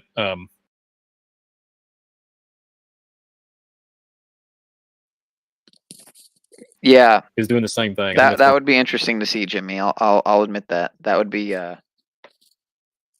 be pay-per-view. I might pay-per-view to see that more than Paul and Z, as Z has been bringing it up as an idea, which is an interesting idea too. Z wants his own towel stock. He was telling me about it, and you have to bow down to it and like literally look into it, scan your retina, you get your Bitcoin or whatever, your cryptocurrency. But what was so bad about it is literally, if I'm not mistaken, like you just mentioned a minute ago, the gentleman that made ChatGPT is the one that created that. The orb. They're like these silver orbs. That video clip that you just showed, they're like these chrome silver orbs that you bow down to get your iris to scan, and you have cryptocurrency that you get implemented to you. So it's pretty baffling. It's pretty baffling. But yeah, our brother Adam called me and was telling me he was over in that vicinity close by up in that area. Well, so it's pretty scary stuff. If you think about it, it's let's just do it here since it's on Spiritual Warfare Friday. First thing I think about is the golden calf in the biblical narrative, the whole Moses narrative. I think it's pretty diabolical when you have these altars, literally an altar, and then there's a whole thing, another spin to it with the whole orb, these chrome orbs that they have, and they're talking about the orbs in the UFO community with the whole congressional. I bring that up like third time in this program. They're talking about orbs, the same concept. Why are we going and waiting like mindless in a line to get our iris scan to say that we got our phone pinged with our irises and have this authentic identification that we got our cryptocurrency to this location in California or wherever it's at, that we get in the system? What is provoking that spirit to get in line? I know dang well why it is. I hate to use that term, Kentucky slang there, but it's pretty apparent the last few years, that same type of being under hallucinating and being under a spell to get in line. They got us accustomed the last few years to get in line, right? And so they're getting and pinging off these towers, getting this cryptocurrency, and lo and behold, it's all made by the same. The ChatGPT narratives included. It's baffling, man. Like you can't make it up. Like, why in the world would you do that? I mean, I've seen it. I've done it. Okay, listen, old brother Brian here, the old man, set in line for forever to get video game consoles, etc. I mean, just insane to go to get something, to wait for a midnight release or whatever. This was years ago, and I look back on it, and it was foolishness. It was complete foolishness. It was wasted time and wasted effort, wasted money. And I couldn't imagine getting back in line just to have my eyes scanned by a crystal ball. Let's just think about it. It's magic. It's the same thing with altars. You have these. But the altars are given a gift. There's some type of, there's an incentive, right? Oh, yeah, I get cryptocurrency. Whoa, dude, this is so cool. I can't believe this. Did you not get in line? It's conditioning, like you mentioned at the beginning of the program, predictive programming. It's conditioning to make us mindless, that we don't understand, and then the beast will come and you'll bow for it because you've been so conditioned to do these, it's not, I don't even know the term, like incoherent, like you're incompetent and you can't even explain that I just did something so cool, but I gave away some of my biometrics. I mean, come on, Dan, come on, it's crazy. Yeah, man, I got on screen. That's what it looks like. It's a chrome orb, literally, and you get them all over the world scanning people. That's kind of crazy, and they call it orb too. It's like in the paranormal world, an orb is, it's a spirit, right? An unclean spirit at that, whatever the case. But yeah, this is creepy. It looks like the crystal balls when we were a kid. Remember they had the number 8 on it? Those old crystal balls that you shake. It looks just like those. The lucky 8 balls, and you ask a question. Yeah, exactly. Infinity 8. Come on now, Dan. Come on, Infinity symbol. We've been conditioned by the spiritual application has been upon us for millennium, for ages, for generations, and it's been small and subtle, right? And now it's showing its ugly head. It's really showing its ugly head now, and people are just not grasping it. They think it's just fun and games. It's not. We're living in there's such a. I don't know. It's like it's just there's a term I want to use. Like everything just seems like it's just twisted and manipulated. There's just there's like all kinds of different paradigms, all kinds of different ways to go. And there's only one way to go, the righteous way, right? But then there's all these other paths that lead to this death and destruction route. And it's small fragments of everything that I was mentioning. Like our kids' toys, these old toys that we used to play around, and like the 8-ball and all this stuff. But it's conditioning. So hard to believe, but a lot of AI, we truly believe that could and is possessed by demonic spirits and interact with. Let me show this here.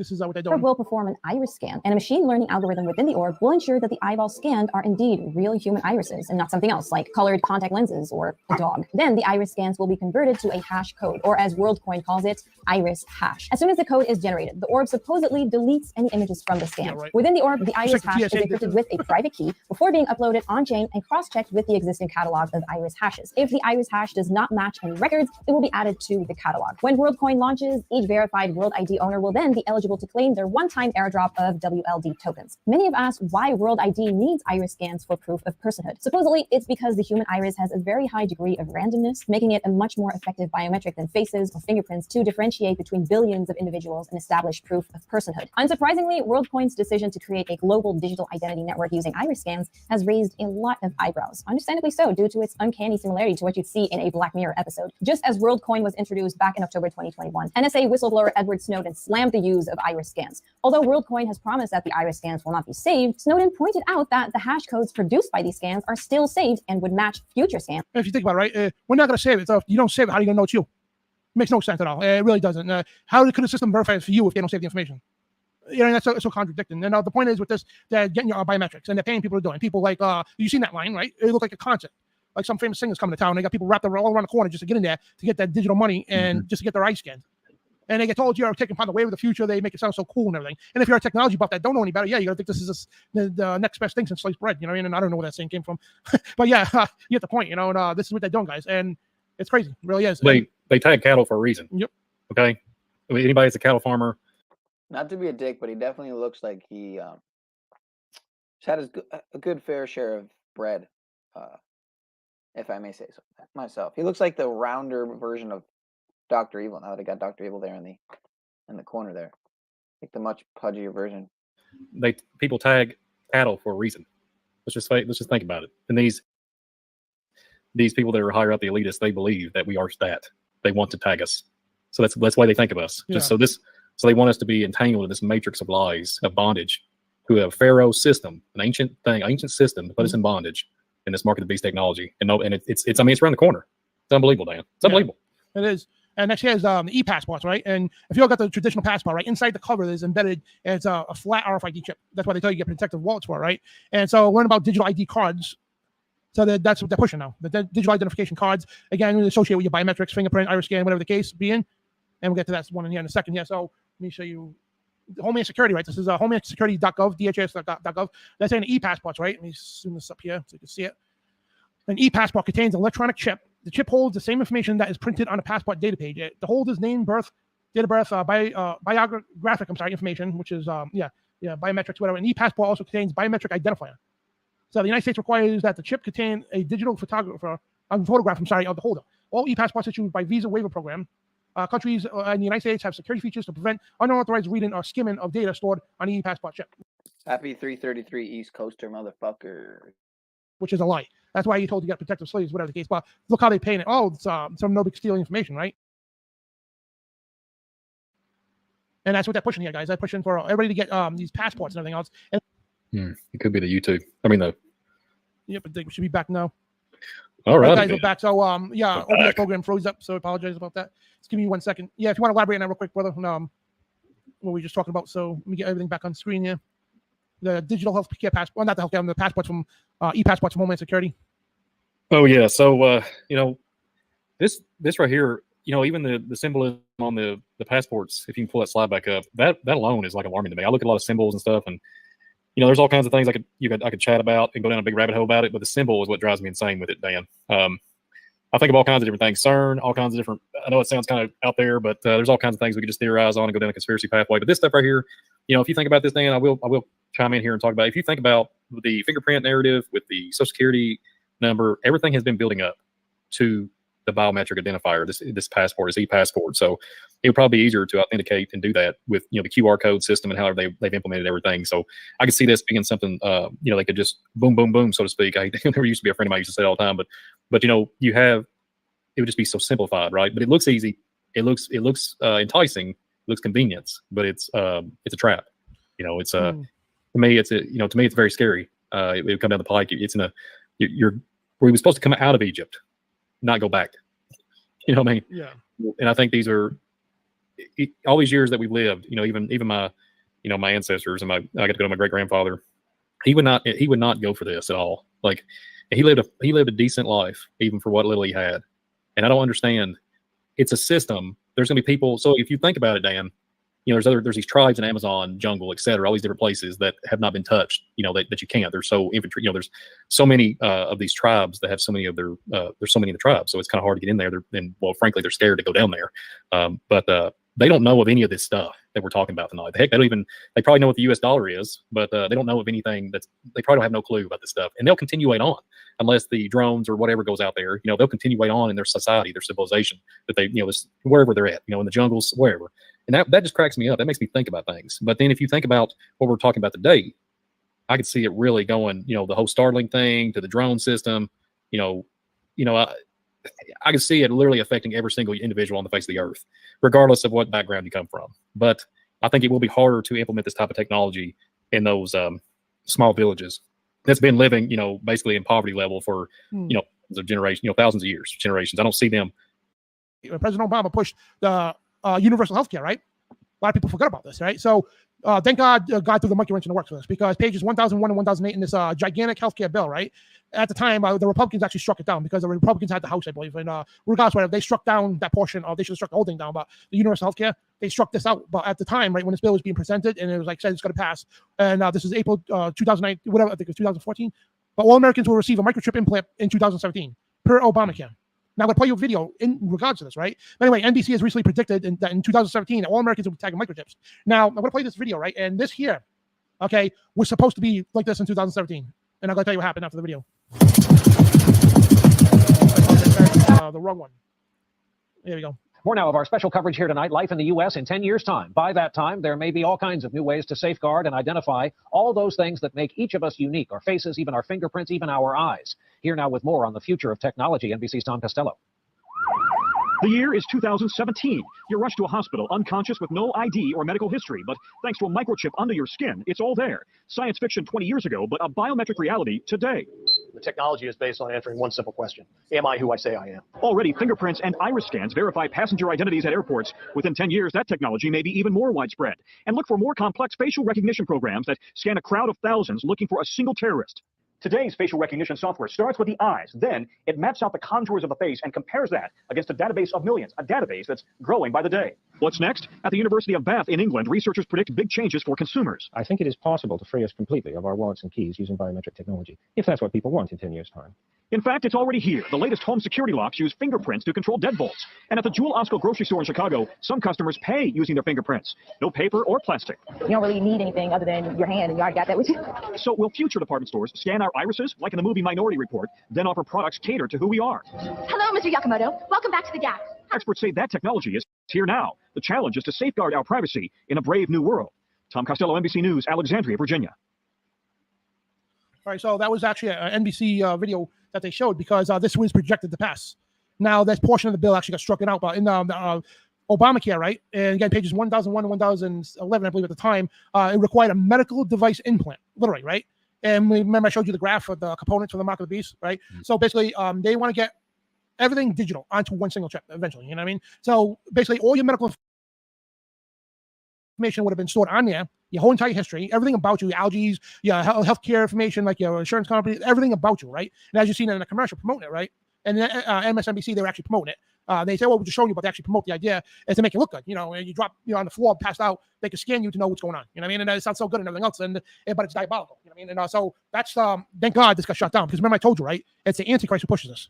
So the elite, they try every day to try to push something that's not part of the time yet, right? All the time. And then they know most likely it's going to fail. But what it does, again, it is to see how much they can push people, right? So when the real thing comes, they know exactly what to do. They know how to counter the resistance, the whole 9 yards, right? And it's on God's timing. And that's what the elite can't stand. If they had it that way, they would have had the New World Order 6,000 years ago, guys. They would have had the New World Order back then in Babylon.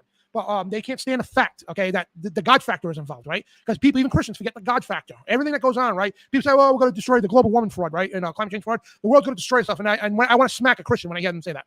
I really don't. It's like, do you not know the plan with the Bible? You know what I mean? You got to put the God factor involved, and God's not going to allow a comet to come to this world, or a meteor or whatever, an asteroid to destroy this planet. We know it's one supposed to hit us or whatever, but it's not going to destroy humanity. God's got that all planned out and everything else. Okay, anything that they say you try to do, if it doesn't match the scripture, it's not going to happen. Right? Yeah, you can get in a place without this passport. Most of the, a lot of the states, especially the liberal ones, you couldn't even go buy any food without having this. And long story short, we come to find out, no, that was not the mark of the beast. You know what I mean? We had great debate with people and other ministries too here on line here, and come to find out, no, it's not the mark of the beast. They skip out the God factor.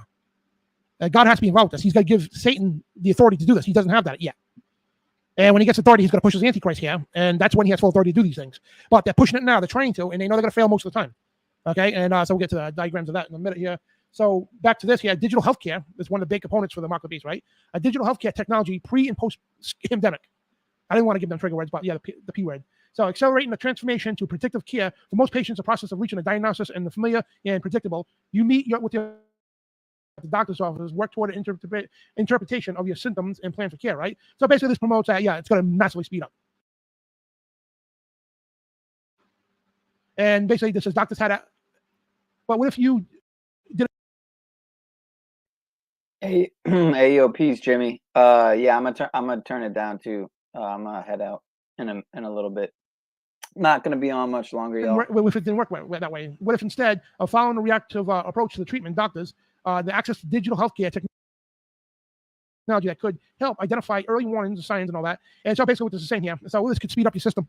Instead of going to doctors getting diagnosis and all that, this program here would tell the doctors what's going on. It's like your vehicle, right? You got an engine light on your car, right? You got AutoZone or something, you plug in the little computer, right?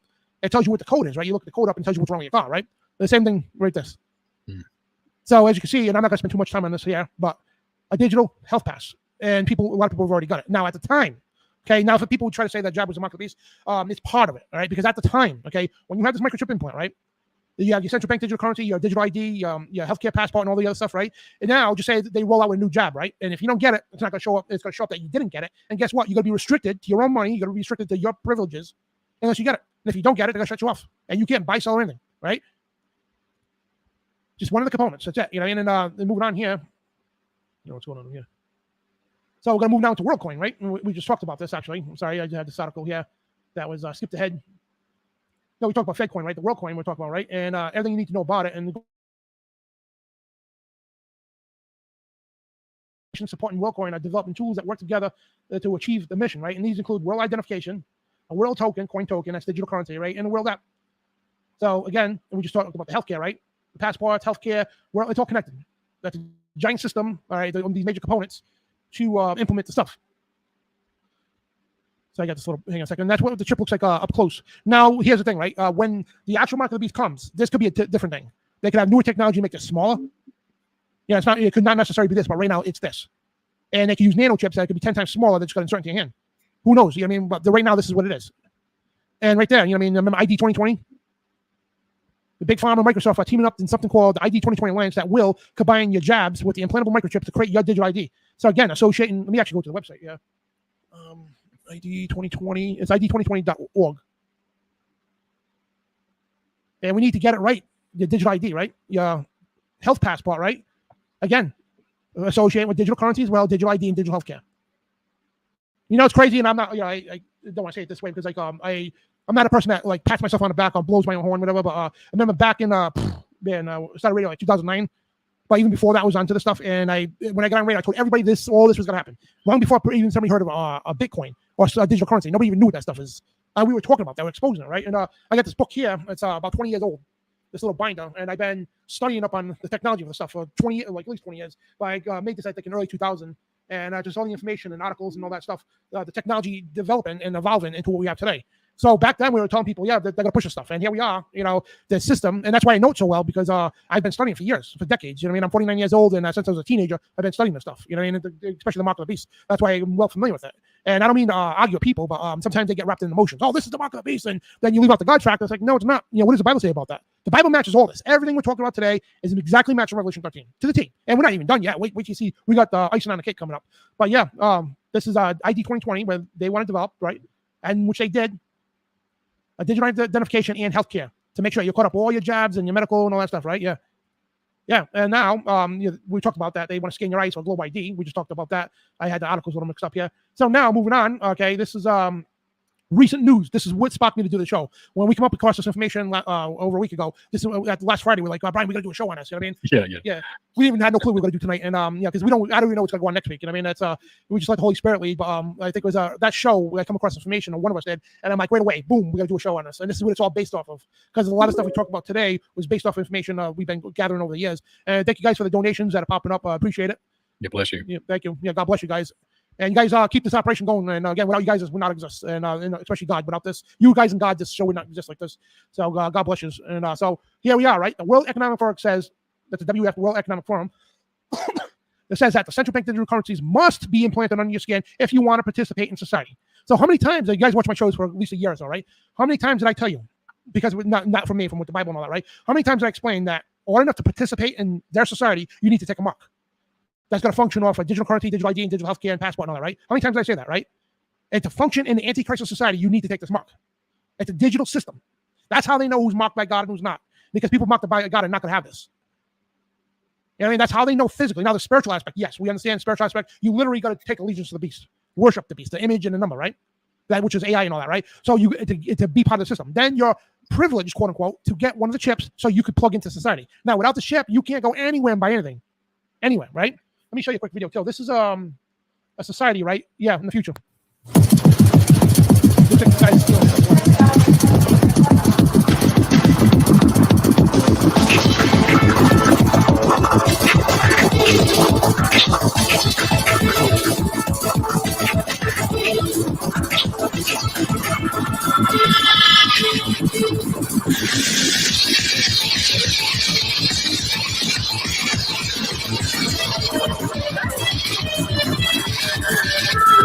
Excuse me, sir. Forgot your receipt. Checkout lines. Who needs them? Have a nice day. This is the future of e-business. So if you all got a gander of that, it's a Kentuckian language. So, and so that was a guy, you know, obviously he was. Seeing that just fucks me up right there. That one hits home. Like loading the code up, look like you're stealing, right? You walk right out the door, security guys, oh, you've got your receipt, sir. It's all RFID technology. And they got this in commissaries and, you know, military bases. Some of them, because your government ID, right, has an RFID tag in it. Just like your credit card, a lot of people's credit cards and all that. So basically what you do is you load the carriage up, whatever, you walk right out the door. And it scans everything and charges your card that easily, right? And it looks, you know, pretty cool, right? But that's where this future's going. You know what I mean? And I'm going to show you one more video here. Dan, it looked like the music playing and everything. It kind of made me think of like a modeling. Yeah. Like walking down the aisle. You know, and I think there's been some people in the chat. I think their TVs, their speakers exploded, but that's. Oh, yeah, sorry, guys. I seen that lining. Hopefully they have warranties, but we probably all come back as continuate listeners. But yeah, it sounded like runway music from like the 80s. Oh, yeah. And then like, you know, like something to do with clothing line, but the guy's stealing everything. Don't forget your receipt. You know, it's kind of. Yeah, anyways, I see the red line. I'm messing with you today. And there's like one person making me laugh. Two people's making me laugh on here in the chat. Yeah. It's all good. All right, so this here, right? Check this out, right? Hi, please. All right, I don't see it here. Penny, keep your mask on. Sorry, we don't take cash. Okay. 1 second. Let me. Sorry, we don't take card either. I'm sorry. What am I supposed to use? Can you step to the side so you can figure this out? Can I speak to your manager? No. Excuse me. Do you guys take checks? You don't need it. I have the money. You don't need it. Okay, what the hell is that? Excuse. When was that implemented? I don't have that. Sorry, but we're cashless now. I had to implement the new system just to stay in business. It's okay, Mom. You don't need it. Let's just go. I hope you understand. Oh, but hey, if you want to check out my corner store right up the street, you might have some luck. Thank you.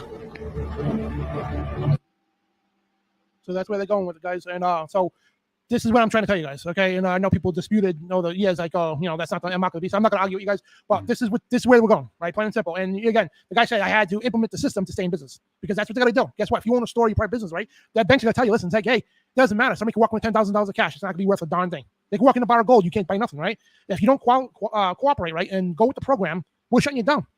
We're shutting you down. And then nothing's going to be able to buy stuff. Therefore, he can't buy supplies for his store. You know what I mean? That's where it goes. You know what I mean? This is where we're headed. So there should be any dispute at all that this is exactly what the Bible says to the T. Now you got the World Economic Forum, back to this here. They're saying that central bank digital currencies must be implanted on your skin if you want to participate in society. Now that's blatant, plain and simple. And if you think that central bank digital currency is a control system, a permit system, not a currency, proof won't explain it's a conditional currency based on actually getting that permit. Now let's go to the actual article here from so they're saying, right, again, you must be implanted on your skin with a microchip if you want to participate in society. That is exactly what Revelation 13 says. You can't buy, you can't sell, you can't save, you can't go to work, all right, anything like that without this thing going in your hand. You know, here's the thing, too. It's not a coincidence that they want this in your hand. Not a coincidence they say we can put it in your forehead, too. Not a coincidence. The world elite do exactly, because here's the thing you're going to understand about the world elite, right? They have to. They don't like it, but they have to follow the scriptures. If they decide we're going to design the mark of the beast to be on your left arm, right? It's not going to work and it won't pass. Because it has to be specifically like the Bible says. And they know that. So they can't go around fooling people. And they know even at the time, a lot of people are going to resist this. But what the Bible says, they're going to be beheaded for that. And the Bible says that if you get led to captivity, go into captivity and wait patiently for your death, let them kill you. Literally, you know what I mean? And if you're caught, it'd be better for you to be beheaded than, or you and your children, right? Then have to spend eternity in hell. Because I don't care what kind of Christian you think you are, right? How good you might be. I don't care if you led 1 million people to Christ, right? You take that mark of the beast, all that's going to be for nothing. You will be going to the lake of fire. No ifs, ands, buts, not maybe if you will, whatever the case, you will. Plain and simple. That's the Bible makes it very clear. There's 2 unforgivable things in the scripture, right? Blasphemy the Holy Spirit, right? Plain and simple, and taking the mark of the beast. Doesn't matter what your status in spirituality is, you will go to the lake of fire. Plain and simple. You blaspheme the Holy Spirit, and you take the mark of the beast. There's no going back. And people say, well, maybe I could get it to feed my family, then later on I'll rip it out. Like, no, it's not the point of getting it, okay? It's the spiritual aspect of it, right? It's too dogmatic for me. It's too dogmatic, man. Lake of fire, I can't do it. I just I don't believe in it. I don't man. You know, the whole salvation, I don't know. The salvation narrative. I don't know, man. I don't know. I'm gonna kind of switch up a little bit here. I want to check out some of this.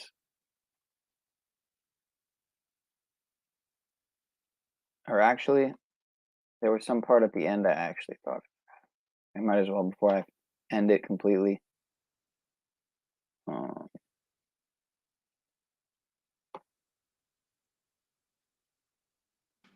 Amazon here. Anytime the Antichrist could come to recent Instagram post suggests it can, and more absurdly that the nonprofits requiring people to get microchips. There's a Stargate episode. Oh, hold on. Yeah. InfoWars. We can imagine that we will implant them in our brains or in our skin. Like, dude, you can't make this up. In the right hand, in the forehead.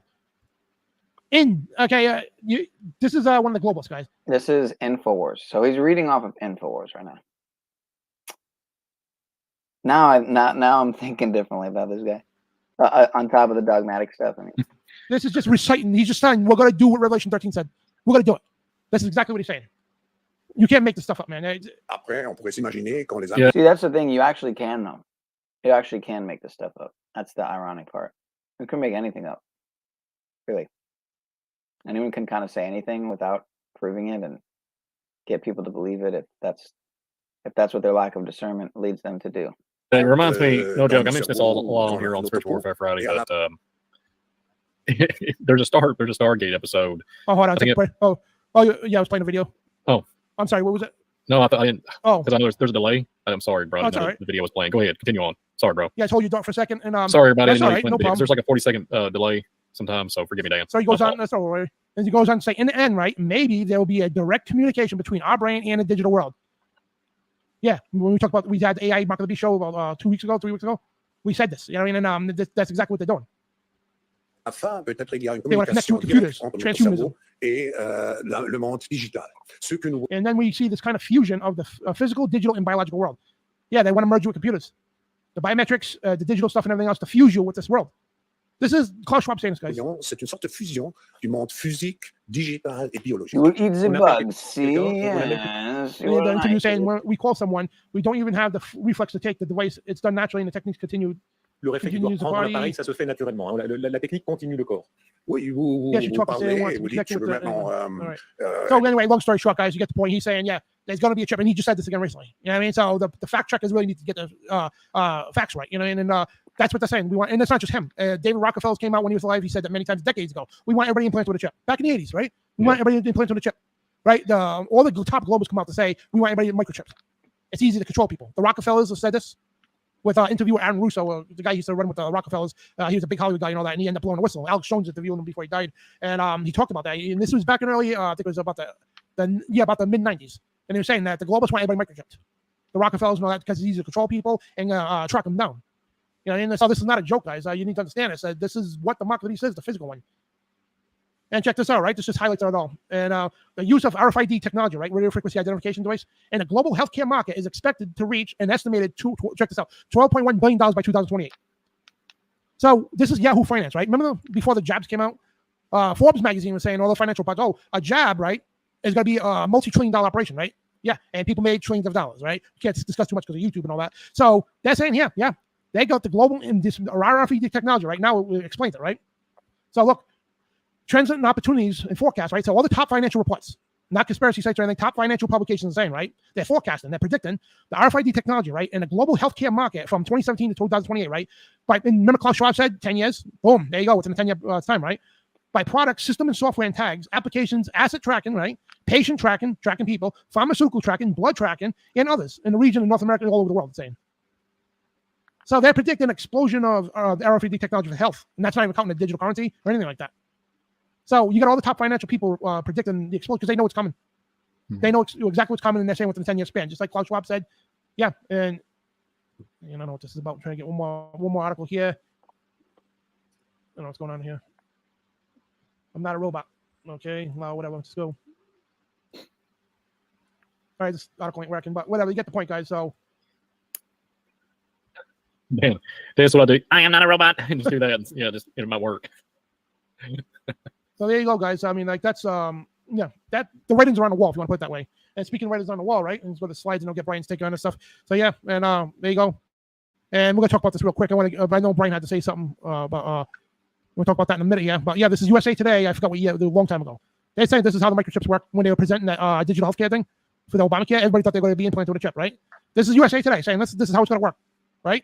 How it's going to work and all that stuff. And just like the one you put in the dogs and animals, yeah, bingo, it's right here.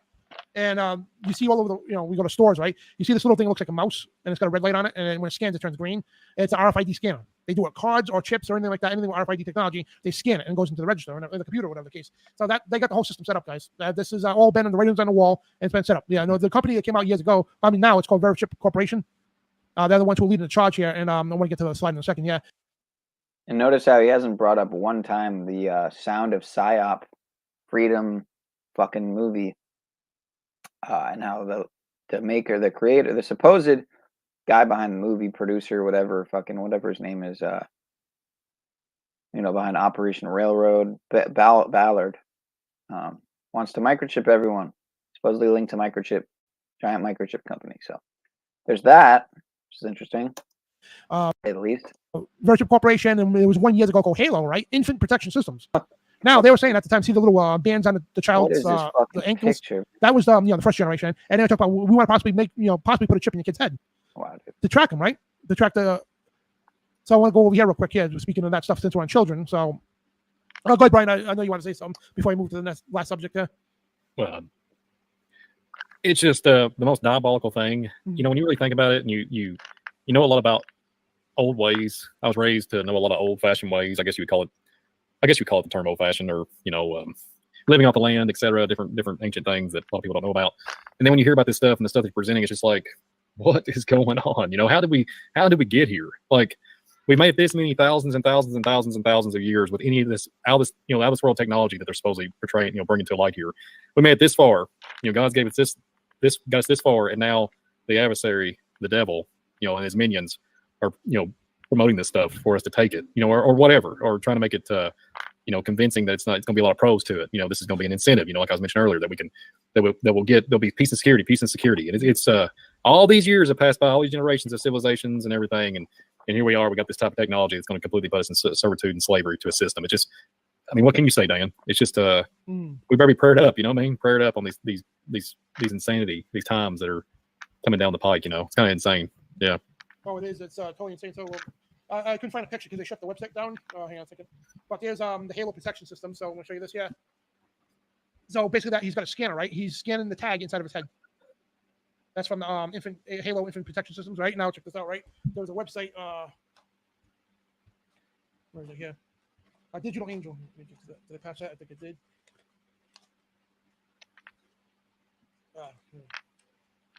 Yeah, it's crazy. Give me a second, guys.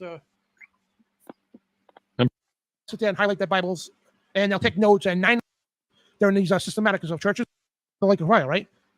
Both of God. This is a spiritual thing, right? These are spiritual beings, not humans. Yeah. So I mean, it just goes on here, and it says they killed 1/3 of mankind. And it describes the exact torture and everything else. If you guys want to go read the rest of it yourself. But long story short, these are the people who have the mark of the beast, who are not marked by God. And yeah, and it's going to be Nephilim-like creatures doing this stuff. And yeah, it's going to be insane. It really is.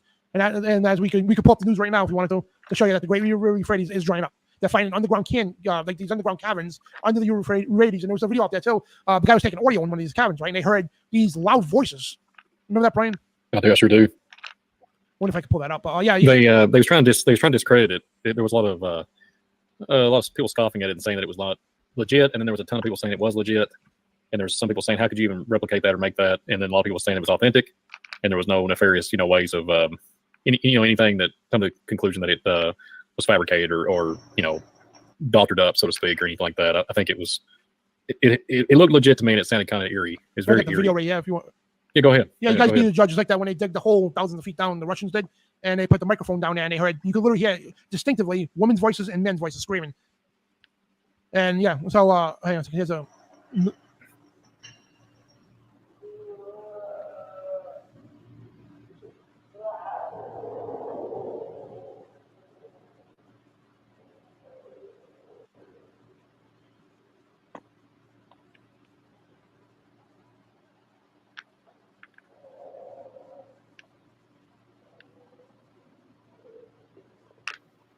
The fuck?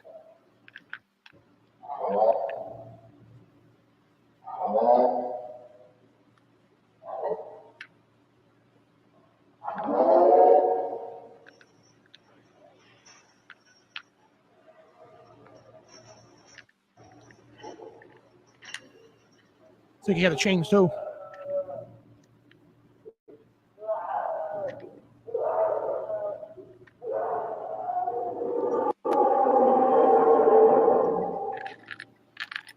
What in fuck? What in the fuck?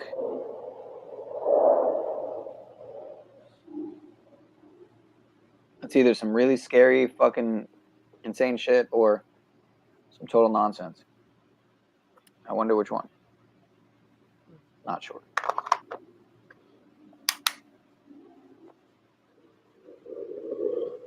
That's crazy.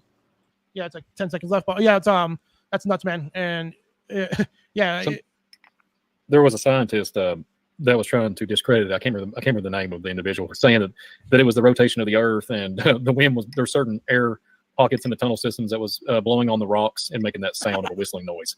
No joke. And these people are supposed to be credible and have the credentials and occupation. That's what they they supposedly have the education level, right? But they come up with these theories that make no sense. Yeah. So I just want to throw it out there. It's kind of yeah, it's tunnel gas, right? It's tunnel gas. just like they said that thing in Russia there, the hole. When they load the microphone, they said it was just the sound of the lava. Because yeah, any other place in the world we've seen lava come out of rock and all that, they didn't make that kind of noise. They, distinctly sound like men and women screaming. And this one you can hear the chains rattling, and you can hear the echo of their voice and all that. And that's crazy, man. The one in Russia had me too. That one, they dug 7 miles down, I think. Yeah, was it 7 miles down? Yep. And I think there was also hearing of screams too. And the further they dug, the more the screams intensified. So it must be just swamp gas, right? Yeah. It's just the air. It's the air blowing in it's the rotation of the Earth's axis blowing at 400 billion miles an hour. You imagine the media when the locusts, 200 million locusts come up on the Earth. Oh no, that's just it's a weather balloon. Yeah, we unleashed the $400,000 projectile rockets. And I'm being a little. I'm not even gonna go there. The sarcasm's kicking in right now, but that's the weather. That's the Hobby Lobby balloons, man. So I guess when the CGI kicks in, the holographic technology, and you see Tupac run down the street like when he was on that stage, and then you see the Nephilim come up behind it. It's just like a mashup of a new, there's some kind of new movie set going on, and it's a hologram. Nobody fear it. I'm very being sarcastic because if you see 20, let's just say for example, these locusts that Dan was talking about, and they're coming down the street, men's hearts will fail them looking after things come upon the earth. The Bible pointedly says it. And if the congressional hearing and all these things, these people are coming out of the woodwork, these whistleblowers are portraying that this is something that's going to advance mankind's consciousness. Where is it going to take us to, right? And then if they're disclosing these things and bringing it to light, they're going to come off. There's going to be a narrative where are they going to come off and say that they're friendly, or are they going to say that they're evil, right? So we'll see how this plays out. But Oh, yeah. it's a little shady, Dan. A little shady. They're gonna say, they're gonna present to everybody. It's like we all need to be microchipped and to keep you safe, and we're gonna to keep so nobody steals your money, and also we can keep you safe too from the enemy. They'll come up with some wild stuff. Just paint the chip. And one more verse here on the Mark of the Beast, Revelation 24. And this is for us if we're alive then, if we're not dead or whatever the case. Yeah. So if you're alive then, this is gonna happen. Expect this, okay? If you get that's if you get caught, right? And so basically, Revelation 24 says, and I saw the souls of them that were beheaded for the witness of Jesus and for the word. So the Bible's saying here, the people who witness of Jesus, right, and for the word of God, and which had not worshipped the beast, neither his image, neither had received his mark upon their foreheads or in their hands, right? And they lived and reigned with Christ for 1,000 years. So the millennium. So basically, this is saying that people who refuse the mark of the beast are going to be beheaded for their faith. And I had some other verses on that. I forgot to put them in here about being beheaded for your faith. And at the time, again, if you're a lot of people going to, people that know better, a lot of them going to flee into the wilderness, whatever. But if you're still in the city, and at the time, right, when the mark is implemented, right, at first it's going to be coerced. It's in other words, you don't have to take it, but you can't buy food, you can't do this, that, anything else, right? But yeah, we respect your wishes, right? Then it's going to come to a time like, no, all right, no, you have to take it, and that's it. And it will be implemented that whoever does not have the mark of the beast is going to be beheaded. And that goes right along with the camps they got all across the country. They got over 1,000 camps across this country called FEMA camps, German camps, whatever. These are called readiness centers, right? They got them in every country, and they're run by United Nations troops and all that stuff, though. And right here in the United States, and they got readiness centers in all over the regions, all over the United States, and they're sitting there empty, doing nothing, fully funded, fully operational, because they are getting ready. They got all the points in place because when this worldwide disaster, something happens, the problem, reaction, solution, right? They're going to implement everybody into these internment camps, right? And the thing is, regular people, you're going to be in and out of that. They're going to go in there. They're going to get jabbed up with all kinds of things. They're going to be given the digital, mark and everything. Everybody's going to take that, sworn off onto the beast and all that. Then you're out into the population. People like us, if we're caught, there's no camp. We're going to a red camp, and that's where they exterminate you. And the people who refuse to get the mark, they're going to be beheaded. That's where where we bought those 10,000 guillotines from China. It was no joke. They really had the purchase orders. The Department of Homeland Security. Why would they have guillotines?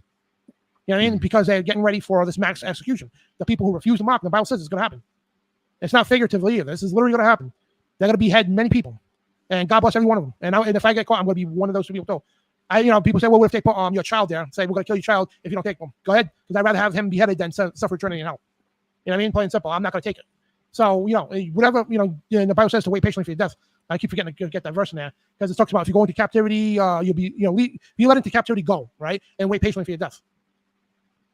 And because it's better to die by beheading than spend eternity in hell for taking the mark of the beast. And again, I can't tell if this is more like just dogmatic fear porn or just like grade A conspiracy, InfoWars type level content. I mean, the fact that they were even mentioning InfoWars and Alex Jones. Again, Alex Jones back in the day was a lot more credible seeming and less compromised seeming than he obviously is these days and has been for quite some time. Yeah, shout out to Jackie. I know this stuff's pretty whatever, dogmatic leaning, so to speak. These guys' background's obviously pretty extremist in their views in some ways, but a lot of this is definitely seemingly coming true day by day. These, call it, whatever you want to call it, revelations, biblical revelations coming to fruition, whatever. But yeah, I think it's called scripture for a reason, obviously, because it's a script that they wrote. I don't care how long you've been a Christian for.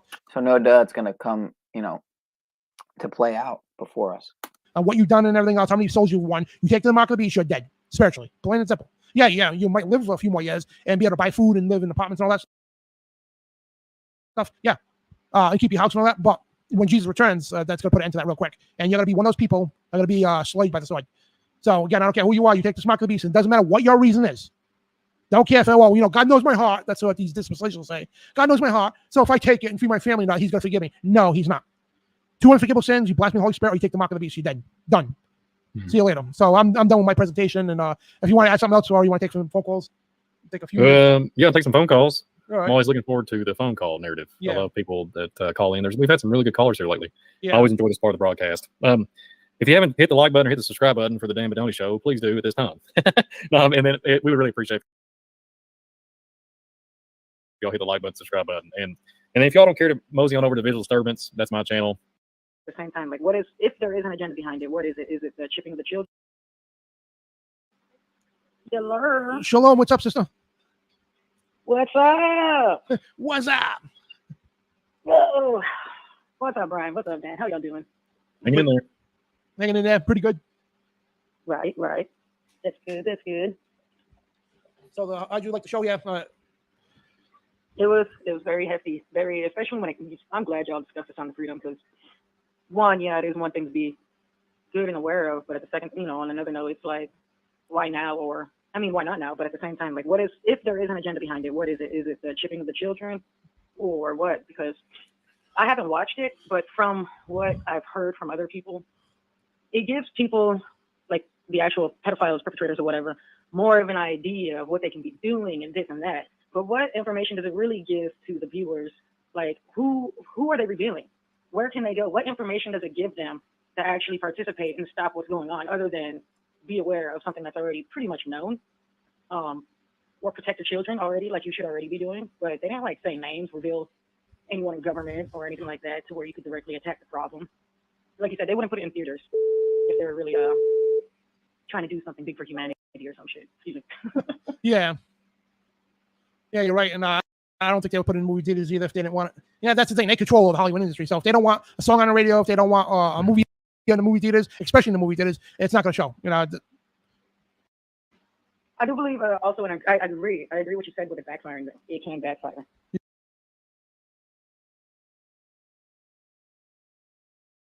Yeah. But yeah, I do.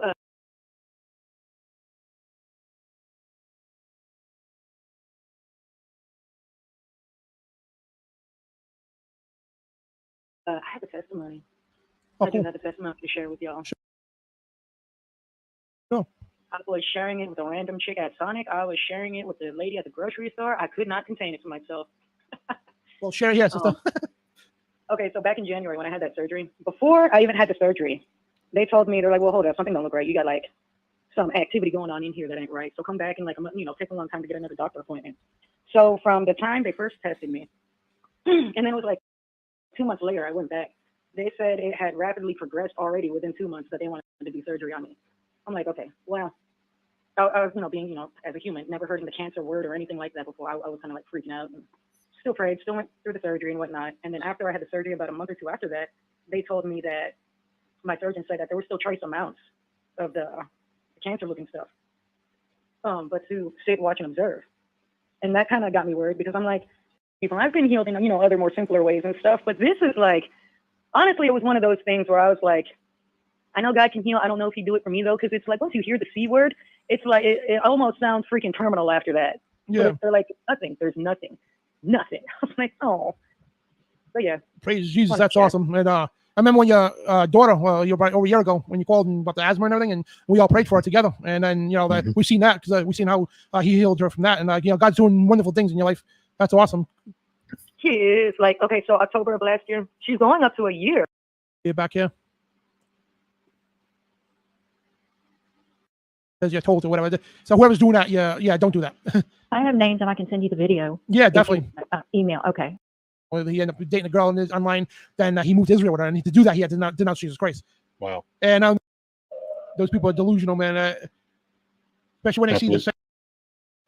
Because that one verse, Matthew 4:4, man. That's like the people in Revelation 19 that show up to fight against Jesus when he comes back on the white horse. It's like, are you people sick? Why don't you guys just stay home or something? Yeah. Why even bother? Those people are delusional, man. Especially when they see the sight of him coming. Imagine the sight of him coming with a sword and everything else. They'd be like scared crap. But I think they. But other than that, you go just stay away from them. Anything like that. And well, yeah, Brian, if you want to close out with a round and promote your show Sunday with David Karaoke. Oh yeah. So FOJC Radio on FOJC Rumble, Sunday Night Live at 9 p.m. Eastern Time. We're going to do a re-premiere. It's the Satanic Panic. The Evil is Real. We did that on Spiritual Warfare Friday, but we're going to make it a special broadcast on FOJC Sunday Night Live Rumble, 9 p.m. Eastern Time. We had John Pounders, David Karaoke, Dan, and myself on that panel that night. So everybody get an opportunity to go to FOJC Rumble, subscribe. And then we got a lot of things going on. We got this August is going to be super cool. We got a couple different Sundays. It's going to have just a couple of awesome broadcasts. We're going to be continuing Atlantis in America, and we'll be doing a part 2, kind of a continuation part to that. And then if you haven't checked out the Clear as Mud, Mud Fossils and Mud Flood broadcast we just did last week, go check it out. It's worth the time and worth time of replaying it over. It's got a ton of data on it, ton of content. take notes with. And we will be also on the Atlantis in America on the 13th of August. And on the 20th of August, we will be doing a Star Fort broadcast, and that is I just love Star Forts. I could talk about them forever. It's gonna be a really good broadcast. Check that out. It's gonna be me and David Carrico also on that one. So, but yeah, Dan, John Pounders, or David Carrico, and myself, we're gonna be on a re-premiere of Spiritual Warfare Friday on the FLJC Rumble. So it's an honor, and I'm thankful that we're gonna all be on there. So if everybody wants to join us in the chat, I'll be in the chat. So come check us out. Yeah, and by the way, if you go into the description on Rumble and YouTube, the links to all these shows and the channels are all in the description, and also the links to our PayPal, Venmo, Cash App, and all that. And thank you guys, blessing. Thank you so much for the donations out there, and an even bigger thank you for the prayers out there. So guys, thank you so much from the bottom of my heart. Now, you want to say prayer before you leave? Yeah, we'll say a prayer. Dear Heavenly Father, thank you for all these wonderful people calling in. Be with Brother Mike, Max, Craig, and Miss Anne Marie. I don't think I missed anybody. Be with all these people. Be with everybody in the chat. Bless this the Spiritual Warfare family that we have with us every Friday night. I pray, Lord, that we have a good weekend, good Sabbath. Just bless us, Lord, in these insane times. Protect us, Lord. Just give us supernatural protection that only you can provide us. I pray, Lord, that we just don't be subjected to the evil of the devil, and we turn away from our wickedness and repent, and allow the Holy Spirit to guide us in the truth. And I pray, Lord, that we read our Bibles more and write the word on our heart. And I just pray, Lord, for a good weekend, a good week coming up. And thank you for Brother Dan for allowing us to do this broadcast and be with him as a co-host. It's always a blessing to be with Brother Jason in the background there. And just be with everybody, Lord. And be with everybody in these horrible temperatures, all these heat and everything, to everybody's property, and all these terrible storms. Just protect our homes. You know the need. Just bless us. And thank you for everything. In Jesus' name I pray. Amen. Amen. All right, guys. So thank you all for tuning in the chat room. Harold, thank you for moderating the chat. And I don't see him the other. And Jason as well. Thank you for moderating the chat. And yeah, thank you guys so much. And thank you everybody who participated in the chat up on Rumble and YouTube. So thank you guys so much. And if you go to truthradioshow.com, it's got the links to all our platforms we got going on. We try to go on everything because we years ago used to put all my. I would encourage you to stop. I'll just tell you that you're being watched. The point of the phone call is stop what you're doing. Not going to do that. Fuck you, Charlie. All right, there is a lot going on, and I've been really busy. So let's jump right into this and try to get some stuff out of the way because there's so much insanity going on. Yahoo News just released this news article. AI takes on grief and loss. With new chatbots that let you talk to dead loved ones. They already released this news like 2 or 3 years ago, and then they're bringing it out like it's new again. You can talk to dead people. They've been able to do this for decades. But now the consumer can get to it. And then they'll still hide the weaponized version, and people will believe that they're two separate things and that the weaponized version doesn't exist because people are idiots. Over the last 3 years, it is over the top ridiculous. Let's check out some UFO stuff. A friend of mine sent me this today. U.S. recovered non-human biologics from UFO crash sites. Do you believe this? These are the same people that said no for years, and now all of a sudden they want to sell you something. Doesn't that sound familiar? They did this to Bill Cooper, and Bill Cooper finally figured it out. And then they did this to Paul Benowitz. I have to always keep going back to Paul Benowitz. Paul Benowitz was a guy who, much like myself, ran into some signals and started analyzing these signals, so they went after him. And since he was a patriotic dude, he bought everything they told him, everything. Now, the basic story is Paul Benowitz, he found some signals, and they came to him and basically said, hey, Paul, those are UFOs. So now they're doing the same thing to the entire population, and they are buying it hook, line, and sinker. Now, I can't play you the actual video, but let's listen to some of the audio about Paul Benowitz. The professional disinformer trained to lie. There's probably about 80% of false information being presented, about 20% of factual information. Unfortunately, the UFO community doesn't know which is which. And that's still true for 2023. And half of these guys that are out of the loop from the government, if they ran into some crap out in the fucking desert, they would actually believe it was a UFO because they don't have the security clearances. You know, these guys that might think they're high up are just cogs in the machine. Let's keep going. Paul Benowitz, a self-made man, a very successful businessman, was systematically driven insane, wound up in an insane asylum. It was unfortunate what happened to Mr. Benowitz, but they were supposed to protect something and they did their job. They were supposed to protect something and they did their job, which is exactly what they're doing to the population now. They are getting you people ready for the biggest scam in history. It's going to make 9/11 look like some carnies came through your neighborhood. A lot of people said he was a genius of electronics, and he decided that he was going to listen in on what was going on at the base. Maybe he could pick up some radio signals about what this thing was. And he knew about where to start looking. He started picking up these bursts of information. Now, Paul started to pick up these bursts of information. He was recording this stuff and then figuring out what was going on later. This is almost identical to how I accidentally ran into these signals that I began recording. It is amazing what they did to him. Paul didn't know initially what he got. He didn't analyze it. When he had gotten the first series of transmissions, he recorded them and then he contacted the security officer for Kirtland. I began a dialogue with Paul, trying to find out everything he had. And as I did, then I learned that a lot of the information he had wasn't anything to do with a Soviet threat or some kind of hostile threat against Kirtland. It was information that he had gathered because of the fact he was a scientist and because he had sensitive and sophisticated equipment. He was collecting emissions coming from the base. And we had to decide on what we were going to do then. So they systematically went after this guy. One guy, which was practiced. This was decades ago. Go analyze the audio from the Vegas schmooting. Then analyze that UFO crap that went over. When you mix Blue Beam with audio sound weapons that are the same as the soldiers that dealt with OP Rock, and then you mix that with actual weapons that can hurt and blow stuff up, you have an arsenal of deception. Let's keep going. Were we going to allow this to happen, or we were trying to convince him otherwise? Paul was being occupied with the other guy. Rick was taking pictures of all Benowitz equipment in his house. We kind of planted the seed in Paul that what he was seeing and what he was hearing and what he was collecting was, in fact, probably maybe UFOs. So that is what they do. They cover what they do, and they tell people, hey, man, that's probably a UFO that you're picking up there. That's what they've been doing to these UFO people for decades. And listen, I used to be the biggest want-to-believe guy in the world, but the reality is it's not. It just isn't. It's their technology. They are covering it. And it was very easy to convince Paul. Paul was a World War II veteran. He's very patriotic. He always flew his flag. Those type of people you can convince that, listen, just telling Paul, you can't tell anybody else about this because it's, they could get in the wrong hands. So immediately Paul became a cooperating source, and he held everything that he had gotten in secrecy. So what they're saying right there is, and I'm going to make it as harsh as possible, is those who are full-on true believers are suckers and can be suckered very easily. And they can be suckered every which way around until they don't know which way is up and they don't know which way is down. Flat out. At one point, another agency was conducting an investigation, and they set up a surveillance across the street from him. And Paul's son contacted me and said, leave my father alone. You guys are across the street. He's getting to the point that he's being paranoid. Well, I knew it wasn't us. Okay, it wasn't them. It was the NSA. So the NSA got wind of it, and they said, hey, let's drive this guy crazy. So the NSA moved in across, began hitting his house with their own signals, Paul and his radio equipment. And Paul lost his goddamn mind. He said he saw people coming in and out of the house and looking out from the curtains and things like that. And as it turns out, the NSA had some people in this house. They were watching him and actually beaming messages straight across the street into his antenna setup. If you talk to somebody about this kind of stuff, hey, they're beaming messages over into that guy's house. They can't do that. These retards. And they were beaming Paul. I don't care what anybody says. They were beaming Paul, not just his equipment, but Paul. He started picking up these signals, and the NSA was scared that anybody could figure that out. Yeah, anybody can figure it out. Then they start trying to mess with you. And what they will do is they will shoot heavy interference into your home so that nothing works. But now they don't have to move in across the street. They can be thousands and thousands of miles away. You got a smart meter, and it all has an IP address, and it can go right to your house, and boom, you got a ton of interference. Smart meters were designed to have a dirty electricity field anyway, so they just up that to the point where pretty much everything you pick up is going to be useless. And not just interference, but also whatever signals they want.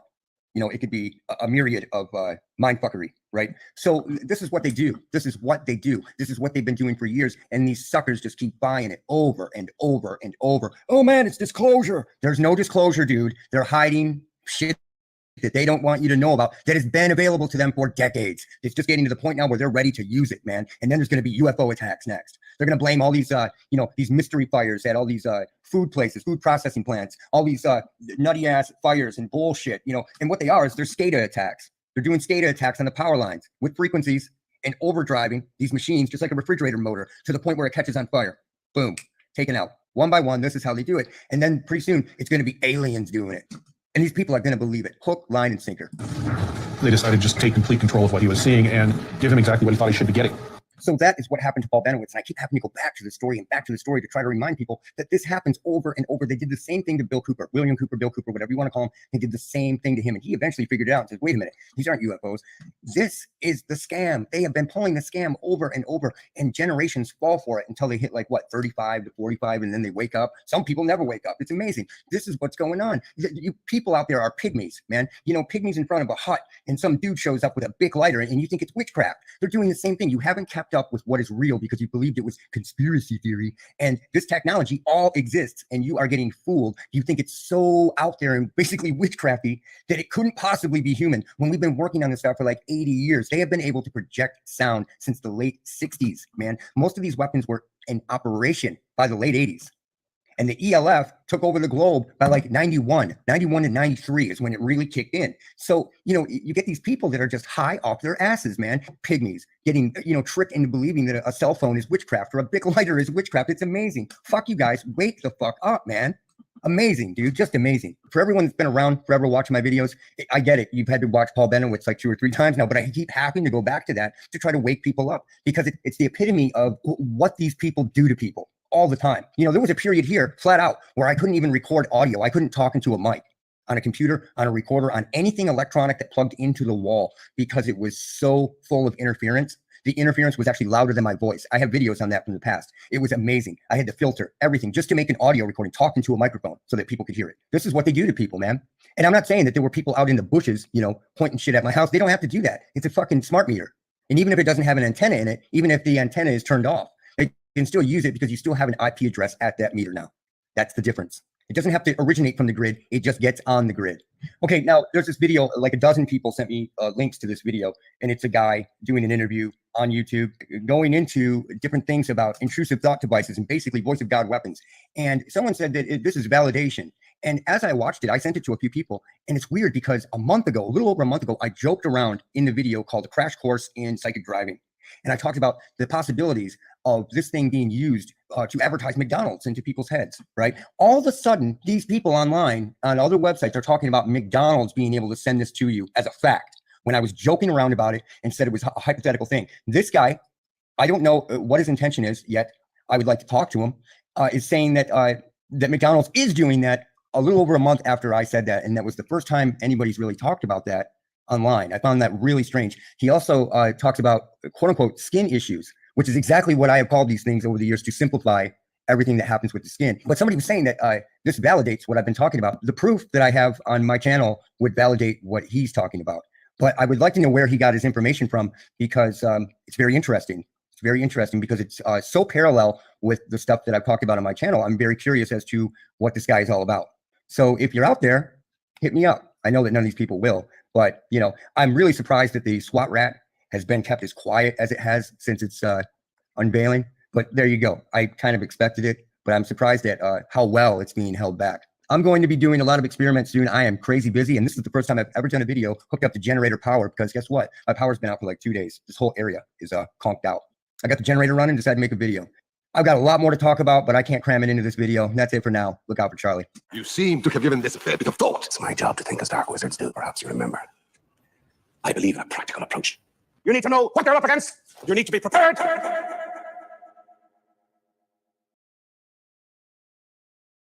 Hey everyone, it's Jackie, and I'm going to take you with me on my way to the mailbox today because I was having a thought as I walked outside, and it's kind of rainy out, and I was like, oh, I'm not going to go get the mail. Just rolled out of bed, and I looked outside with the dogs on. I'm like, oh, it's rainy out. I'm not going to get the mail right now because I have to walk to the mailbox, which is like down the alley. And it made me think, what excuses are you giving yourself to not do today? And I was just about ready to not do a simple thing like getting my mail at the mailbox. A simple thing like, don't make this video right now because I just rolled out of bed. Literally just, rolled out of bed. You can't make a video right now. So there's excuses were going through my mind. Can'ts, won'ts. So what today is causing you to be blocked in doing something that you could be doing, something that you could be making a difference in. The sky today, and just be aware of it, and don't let it stop you today. So if you have that thought, that hesitation, and it really seems like a really stupid excuse, just realize it and move past it. I didn't even put shoes on to come do this, and just do. So today my message is stop with the excuses. Nothing is really that bad, and just do what needs done. Do it now, and you'll see how much quicker things move in your life. So this is Jackie Fox 333. You have a great, blessed rest of your day. I'm at the mailbox, and I'll see you next time. And here we go. Continue with doing your day. When you die, you go to another life. Yo, your property looks incredible, Jackie. I don't know if you're still in chat, but holy crap, dude. That looks amazing. Like, God, what's that movie it reminds me of when you're just out in the, I don't know if that's your, I know you kind of move around, but if that's your main domicile, that's beautiful. Life. Either way, maybe it's heaven, beautiful. maybe purgatory, maybe hell. These are the. I've been meaning to watch this since it dropped a day or two ago, but I'm going to play this, and then Pretty much ended, I guess. We're becoming more aware every day that we are in a simulation. See, I don't like this term simulation, but you know how it's being grouped, how it's being lumped into this whole scientism kind of cult deal. But I do feel there is an organic, divine, you know, sort of program running, right? So I feel there's some truth to it. Like all things, the truth somewhere in the middle. The terms are what, you know, I think once we start naming things, putting names and labels on things is the second that we start mischaracterizing them, because like God, right, or whatever, it's a perfect example. You can't put a name on the unnameable, the ineffable. But it says the simulation works with specific laws and principles. The mind is working with programs. We are unconscious robots, and we are controlled by its programs. Yeah, I guess the psychocybernetics is pretty true to a large extent. How can we break out of the programs that control our thoughts and behavior in this sim? All right, it's about 30 minutes, but I got in 1.5, so it'll be like 20, I think. Something like that. Much love. I'm gonna end Welcome it. I'm gonna to the probably Reality Revolution. I'm your host, Brian. yeah, I'm gonna probably end it after this though. So Welcome to the Reality Revolution. I'm your host, Brian Scott. Today's episode is dedicated to breaking us out of the programs in the simulation. I've established over several episodes the incredible likelihood that we exist within a simulation. Neville Goddard calls it a drama. In the Law of One, they call it an illusion. But there are fundamental laws and programs that are behind the simulation that guide our behavior. In many cases, unknowingly, we are being programmed like robots in the simulation. I have undergone a lengthy attempt to find tools for you to break out of the simulation. And we've gone into the fundamentals by looking at universal laws and really meditating on them and understanding them, because this simulation is designed so that we have to follow certain universal laws: cause and effect, hot and cold. There is a natural world within the simulation that works upon principles. The mind is working within this program, and we are running programs all the time. Oftentimes, I've done meditations that are designed to deprogram you or change your program, because the world around us is constantly programming us. There are cycles, there are routines, there are actions that you take that are unconscious, and we act like robots and zombies in this world because we are controlled by its programs. People run on programs. Programs are action patterns. The way you get out of bed in the morning is an action pattern. Observe how you do it for a few days in a row, and you'll see that pattern. The way you throw off the covers, swing your feet to the floor, the way your body feels, the things you think about, your mood, people you think about, emotions that strike you, your attitude as you stand up, etc., etc. There's so many little action patterns built into just something as simple as getting out of bed. All of this is an action pattern. Everything is not exactly identical from day to day, but everything is in a relatively narrow range of variation. This is because there are now sets of interlacing programs in your biocomputer upstairs. They bring you through this action pattern daily without your having to consciously think about each move. These automatic programs run 99% of your life. Of course, we all override the automatic pilot at times, such as when some potential danger snaps up to full alertness, and we don't make a move without thinking about it first. First, as when we are able to rise above the automatic pilot anger, such as at moments of peak realization or expanded consciousness or satori. But most of the rest of the time, although we repress knowledge of the fact religiously, we have no free will in what we do, because the body and mind's movement are along conditioned, programmed paths from which deviation is highly improbable. We always react to the same types of situations in the same ways. The programs are going through their steps while we sleepily look on along for the ride. We consciously participated in creating these programs. Some of the automatic pilot program punch cards in our head were key punched by our conscious mind pilot, such as when you discovered how well you looked smiling that way and decided offhand to keep doing it that way, at least at those times. then your conscious mind pilot forgot about it. Your automatic pilot does it faithfully to this day whenever those times come up. So in this, we would say, good for our automatic pilot. But on the other hand, the great preponderance of our automatic pilot programming appears to be of the Pavlovian variety, whereby we were addicted as we grew up to certain types of shallow rewards without this being anyone's conscious intention. So we have to edit our programs that we have running through our heads. You have been programmed. Every experience you have ever had, every communication you have ever received, has implanted in you the predisposition to act in certain ways and to think in certain ways. There are currently large numbers of programs operating in your head, most of which you are no longer aware of or were never aware of. These programs interact to determine precisely how you will behave in a specific set of circumstances. To the extent that you allow this to continue, your behavior will be predictable based on knowledge of your programming. Thus, you will be a mechanical slave. Your life, the mathematical result of all your programming inputs. It is, however, possible to gradually become aware of all your programming, to select which programming to keep, which to modify, and which to remove, and to act with conscious awareness of one's relevant programming so as to be able to either ratify or override it. In any given set of circumstances, when these things are done, one is no longer a mechanical slave to one's programming and can choose when to use each of his or her specific programs. So how do we do this? How do we change our own programs? The first step is to become aware of one's own programming.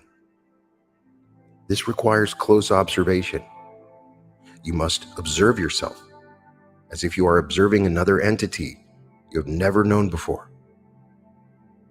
Observe every word, every tone of voice, every minute gesture, every action. Every thought must be scrutinized from the standpoint of why was that done? What are the roots of such behavior? What is the motivation? When might it have been implanted and by whom or what? You will find that the great bulk of your actions serve petty ends of which you cannot consciously approve. For example, you will find that most of your words, gestures, and postures can only be explained as role-playing mimicry designed to allow you to feel approved of. You will find that even when you can do with outside approval, you are still seeking inside approval from other entities whose viewpoints, who you have stored inside your head. When you have stripped away all such programming, you will no longer be addicted to the support of others. You'll be taking what you consider to be the best action. You know how to take any given moment, assessing the results of such action and revising future plans accordingly. You will see status in society as a form of script. Slaves are permitted to give themselves in return for obedience. Strive to observe yourself more and more closely. For each manifestation, ask yourself why you did it and trace the cause back as far as you can. Decide whether or not you want to give rise to such a manifestation again in light of your goals. If you do not want to, resolve not to. However, make a prediction in light of your past experience with controlling yourself as to how successful you are likely to be in suppressing such manifestations. Thus, set a realistic goal for reducing unwanted manifestations gradually, rather than resolving to do the impossible all at once, which would merely result in discouragement and weakened self-belief. If you always resolve to do something you think you can do, although it is a little better than you have done in the past, you will gradually build self-belief, permitting you to confidently raise your sights a little more each time. The effect of this process is to telescope the delay between action and thought, so that at first you will find yourself realizing soon after an inappropriate action that the action was inappropriate and why it was inappropriate, then you will realize these things instantly after action. Then you will catch yourself in mid-action, and then you will catch yourself before action. Actually, these 4 types of experiences will always continue to occur, but the latter types will become more frequent, and the former types will become less frequent. Some of the programs you will decide to remove are programs which you once consciously established and which were useful to you at that time, but which have long since become counterproductive based on changing circumstances and your own increased capabilities. It is inherent characteristic of any developing system that heroes emerge and are heroes only in the context which stimulated their creation. As these heroes overcome and change such contexts, the heroes themselves become context to be changed. Thus, both coping systems and governments begin as useful and gradually become counterproductive. This is the nature of the evolutionary process itself. However, any system tends to be self-perpetuating. Programs may be visualized as power centers in your head, trying to survive despite their vestigiality. Thus, they will get some senators to speak in their favor, and in honoring them for their past service, you will hesitate to remove them. When I say senators, that's sort of like a mini personality that has been implanted in you by the internalized influence of others. To compensate for these tendencies, constantly review your own favorite programs for possible, the word is vestigiality, meaning that it's inherent. But in light of their past service, do not blame any program for being counterproductive as you remove it. House cleaning should be guiltless. You will remove a program as it no longer fits your developing gestalt. Up until that point, the program fit, and you and the program were not to be blamed for your union. Avoid the temptation to be harsh with the programs you remove. Look upon them not as enemies, but as mischief programs. They were necessary stepping stones to get to where you are now. Love them for this, while diffusing their power over you for upcoming phases. As you remove your extraneous programming, you'll be simplifying the number of variables impinging upon any set of circumstances. Thus, you will solve the circumstances for best action more quickly and accurately. In attempting to identify your own unconscious programming, be prepared for the pervasive to be invisible. That which you do most continuously will be hardest for you to detect and analyze. The consistency program in your head is concerned with maintaining the apparent internal consistency of all of your thoughts and action. In this endeavor, it will naturally come into conflict with your changing behavior patterns or whatever it is that you're learning. It will seek to keep you making the same mistakes in the same ways so as not to reveal the past mistakes for what they now seem to be. However, your past actions were justified by what you believed at that time. No one ever takes a wrong action on purpose. Your inconsistency over time in no way reduces the net value of the universe. Seek to convince your consistency program of this fact. If you find yourself out on a limb doing something you are no longer fully comfortable with, it may be that this is the result of your consistency program. Stop what you're doing and reconsider all your alternatives. Do not do anything merely for the sake of just being consistent. I find this problem all the time. People have created a certain belief system and actions, and then they vow to be consistent with those actions, and then something comes up and they're incapable of changing their mind. The tendency to be consistent is born out of the implicit assumption that if you have no preference which way to act in a given circumstance, the most logical thing to do is to act in a way you have acted before. While this assumption may appear logical, its effect to give power to precedent. This is undesirable since it limits experimentation and exploration. Much precedent has been established casually. As we proceed largely by trial and error, much precedent represents error, and as such should certainly not be institutionalized.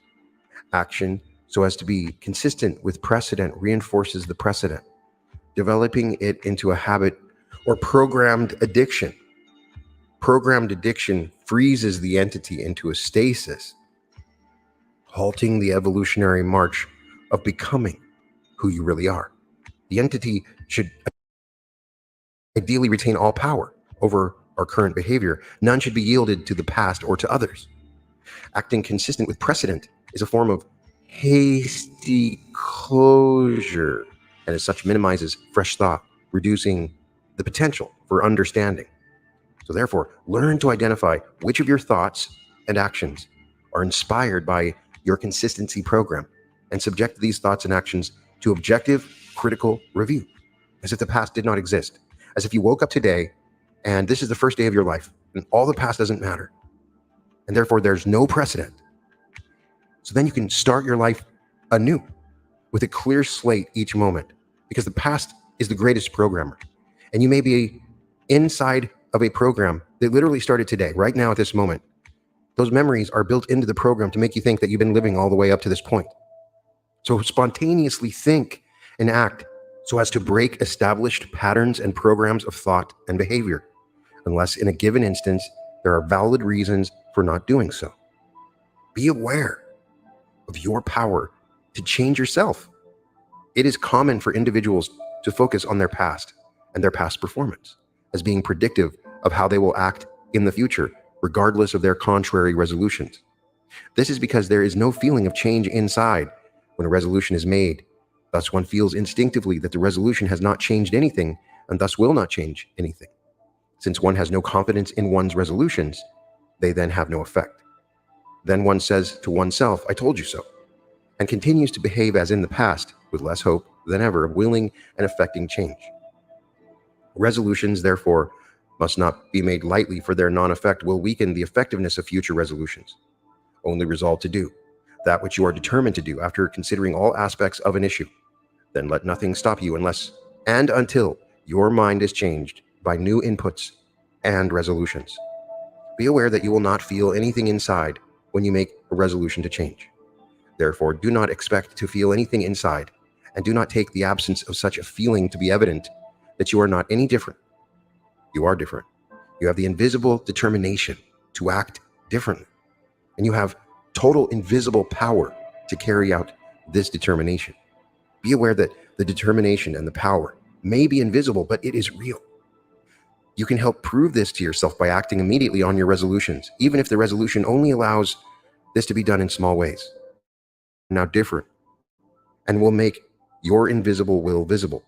Just take a moment and visualize the whole universe as one thing. Every individual of every species, every idea, every event, every moment of time, every precept, every lump of matter and energy, all are parts of one thing.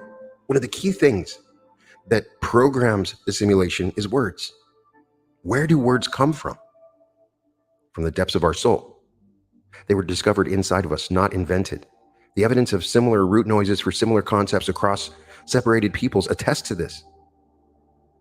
We all discovered something like the noise mama for mother. Even apes apparently make similar sounds for the concepts as we. It's as if we are all discovering the same master language, distorted into various directions by the effects of different conditions. Words are not arbitrary sounds you can choose to ignore. They are tailored by physical, pre-human interference and nature to fit our sensory cognitive biochemistry. Like a key in a lock, words were discovered from inside of us. They're a part of the program. They can be used to internally reprogram the simulation that we're in already. Understanding the power of words and their structure will help you to understand this. Language is programming you. Check out my episode on the power of language. When using words, avoid describing yourself in unqualified terms. Telling yourself or someone else that you are a particular way tends to make you more that way, thus limiting your freedom to create who you are at any given moment. If you believe that you are a certain way as a result of your past experiences, you are giving your past experiences power to dictate who you are. If you see how you have been influenced in the past by your experiences, this recognition in itself is sufficient to free you of the effects of experience. So start anew each moment. Treat each second as the first second of your life, and potentially as the last. When you hear yourself describing yourself, say, that's how I was. How do I wish to be from now on? Evaluate the traditional culture-conditioned responses that come from words. Do not always get angry in situations in which anger is expected of you because words or thoughts or the situation. Do not always contradict in situations in which contradiction is expected of you. Do not always agree in situations in which agreement is expected of you. Avoid predictability, except where it's necessary for the good of the universe. When you have an impulse to take some minor, familiar action, take some other action, just to break the continuity of the program and see what happens. This is a way of testing the continuing utility of existing programs. It's obviously inappropriate in a situation where it would introduce risk of loss of value to the universe. Avoid mimicry. You don't have to be like your friend in order to be their friend. Do not submit to the prevailing worldview. You may often be in the company of a group of individuals with a common worldview. This creates a powerful impetus for you to fall prey to their worldview, to their pendulum, without even realizing it. They may value material success or wittiness in a specific vernacular or specific types of appearance and customs and so on.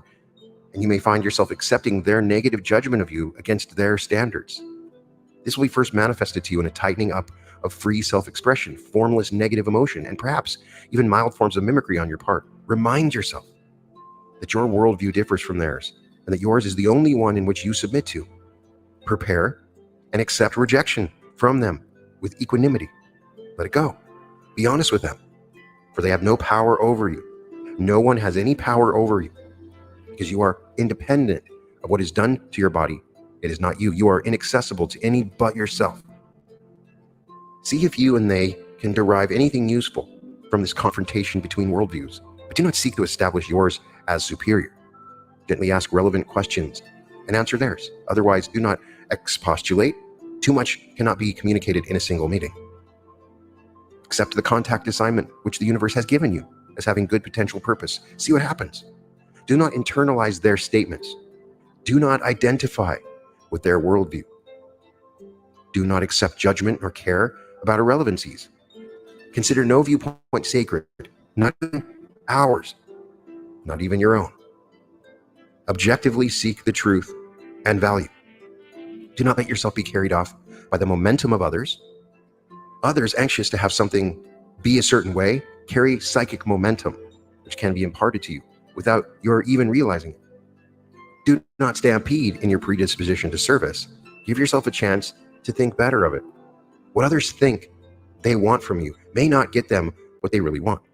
Do not be influenced by the expectation that they will misread your hesitation as not caring. Such influences make you a slave. Once you let yourself be moved by their momentum, you may not later realize that this is happening, for momentum interferes with observation. Thus be transparent to momentum from the outset. When you look at something, see only what is there. If it is an object which someone has created, do not say to yourself, it is not well done. This merely means it is not done in the way usually said to be well done. Our expectations create a perceptual screen. Remove the screen by having no expectations of what you are looking at. Allow yourself to truly see what the creator of the object saw, rather than comparing the object to any other. As we grow older, we are told that object after object is not beautiful. We see fewer and fewer objects as beautiful. Fewer and fewer things entrance us. We are looking at things through the eyes of others, accepting what they have told us about what is and is not beautiful. We are comparing each created object with other past created objects, which we were told were or were not well done. In fact, every object is art. Every object can be appreciated, but only if looked at without expectations. Accept art criticism as art in itself and ignore it as art criticism per se. Ignore usual concepts of what is beautiful or ugly. See what is really out there. It was all put there by the same artist. What are the implications of this? Do not look at a situation and say that it is dull. Ask yourself instead, what do you know? Who would consider the situation dull? These are the people who have programmed you to look at this situation as dull. Then ask yourself, what is to be learned from the situation? When you find the answer, dullness will turn to luster. Do not look away from an object, saying that you have seen such things before. Close your eyes and attempt to recreate the object in complete detail. Could you draw a detailed sketch of the object? If not, you obviously retain only a hazy image of it not such a precise one as you suppose. There's information there, which you have not yet gleaned because of your programming. Look at objects so as to be able to reproduce them, not merely recognize them. Ask yourself, shaped precisely the way they are. There are reasons. This is information your senses can bring to you if you let them. Do not look at a situation and say, that is bad. Ask yourself instead, how might good be brought out of such a situation? Find that angle and grasp it. Actualize the good that is latent there as much as possible. The programming wants you to look for what is bad. In retrospect, you may laugh at the memory of thinking the situation is bad. Bad things have such potential good wakes. It is difficult to maintain the position that there are really any bad things. Let yourself enjoy simple things rather than always demanding more complex ones. Concentration on an apparently simple thing will reveal it to have more complexity than was at first apparent. This is what I have experienced. Concentration is the variable which reveals the simple complex variable is an illusion. Everything is complex. Therefore, do not say that a substance is tasteless. Strive to experience its subtler taste. Apply this rule to all of your senses, no matter how numerous or how few. Visualize your feelings as chords played on a multiplex organ. This musical instrument has more chords to be enjoyed than merely one, happiness. Therefore, learn to enjoy all of its chords, even those which the unenlightened might deem dissonant and agonizing. Continue asking the questions you've never succeeded in getting any kind of satisfactory answers to. You and the universe are in a process of change which will gradually make some of these questions answerable. You may find that if you ask yourself a question which you long ago gave up asking, you may now have some data in the files which will cast some light on possible answers. Ideally, the greatest way for you to break this programming is simply meditation. You will find it essential to give yourself at least a portion of every day during which no distraction can get to you. With experience, you will know that the clarity with which you can perceive the world from this vantage point is not possible under any other conditions. The best setting for your alone space is amidst nature, sitting in it, hearing it, smelling it, seeing it, with no other humans in view or likely to happen by. Sound of the ocean or stream is especially conducive to the higher states. In these states, we're able to easily reprogram the programming. In many cases, however, you will have to settle for the indoors, and then you'll need a room with a door. Maybe just say, please don't disturb. These are times for you to be with yourself. Do whatever you, all parts of you together, want to do most at that moment. The point, however, is not for you to distract yourself with television, radio, or reading. Do these at other times. These are analogous to bringing back other human beings in some form. Do not answer telephone calls at this time if possible. Be with yourself. Just try it. Begin to become aware of the patterns that repeatedly come up in your life. Where have you been programmed? You can actively change these programs with your words by affirming that these programs have changed and using your words, recreating new programs that work for you. Affirm this with me. I am the programmer. I control the program. My words can change the program at will. Say that. Become aware that you are the programmer, that you are being programmed by the outside world and your past, but all the time you've been doing it, and you have the power to change it. Now is the time to break out of the programs in the simulation and discover your true self and your true power. You can find all episodes of The Reality Revolution at therealityrevolution.com, and welcome to The Reality Revolution.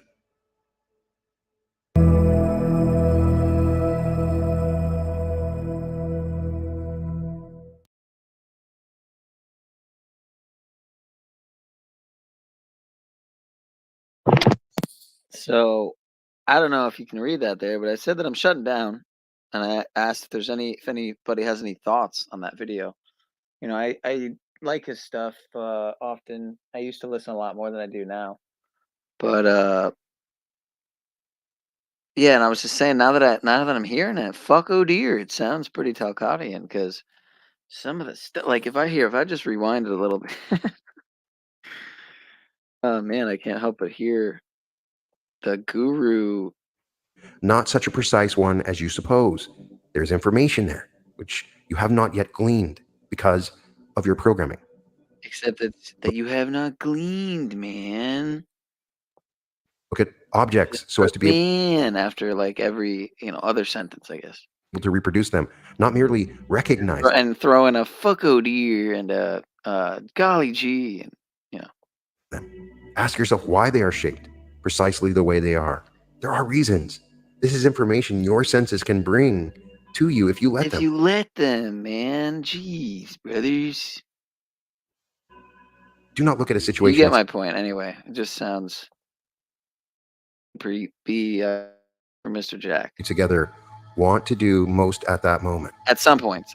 The point, however, is not for you to distract yourself with help, but all the time doing it. Take out. Anyway, so yeah, I used to listen to a lot more of this fella's stuff, and he did a good video on. He's one of the only people I've seen touch on the Wingmakers, and that's another stream I've been pushing off for a long time. If I have done a stream on it at some point, I forgot about it. But problem with the Wingmakers material though is I do feel it's legit, but I feel that it was compromised. Oh, that's crazy. He's the first thing that one of the first things, the third thing that shows up when you look at his video he did on it. That's crazy. But I heard about it before him. That's what's interesting. And he posted 3 years ago. I probably found out about the Wingmakers maybe like 5 years ago. At least 3 or 4.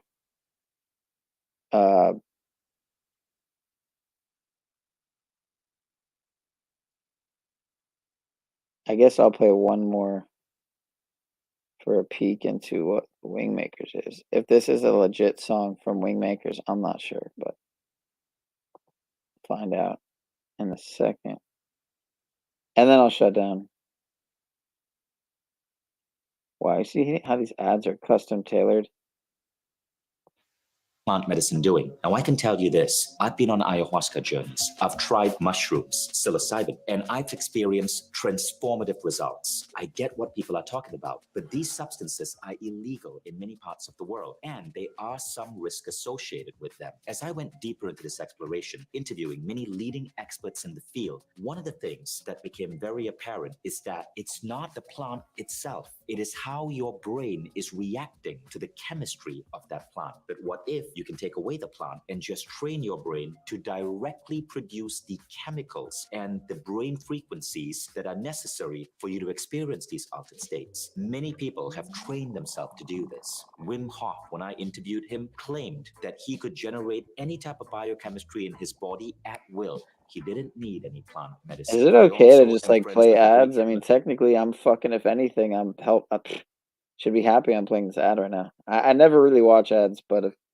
once in a while, maybe every 10th ad I'll watch for whatever reason. But it's crazy how they custom tailor these ads, in my opinion. Not that I'm looking to do ayahuasca, but I guess it's more of what's popular. Actually, it is actually really popular, this kind of stuff. So, who says that through a concept called vivification, he can induce in anyone. I mean, I do actually want to have the Aya experience, but I'm not there yet. I kept thinking I'm going to be 33 at least. It's going to be another few years if I ever do it at all.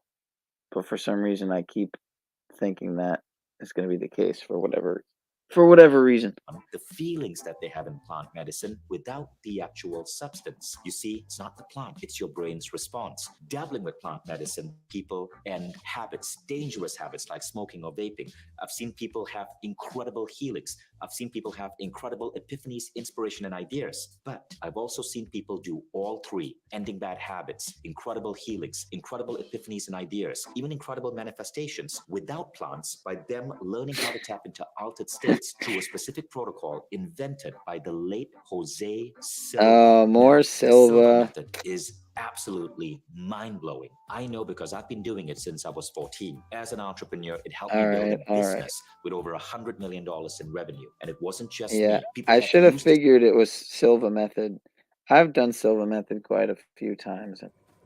It is interesting. I will say that much.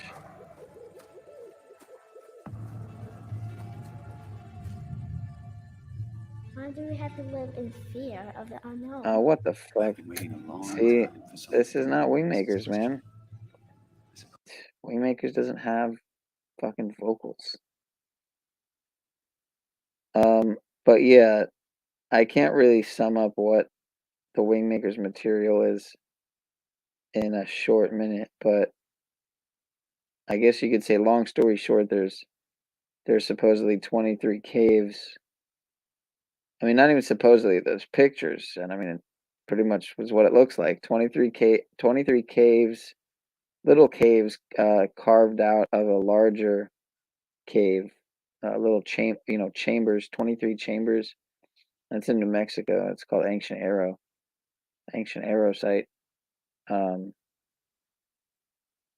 I've told some people I know who stay out that way about it, and they've looked into it and found it. Well, one or two that I know actually looked into it, found it interesting.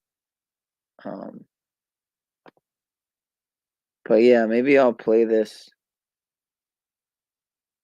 I mean, I could play it now, but I'd rather just do a whole stream on Wingmakers, and then throw that one in there. It's an hour, over an hour. But I'm just trying to find some of the music.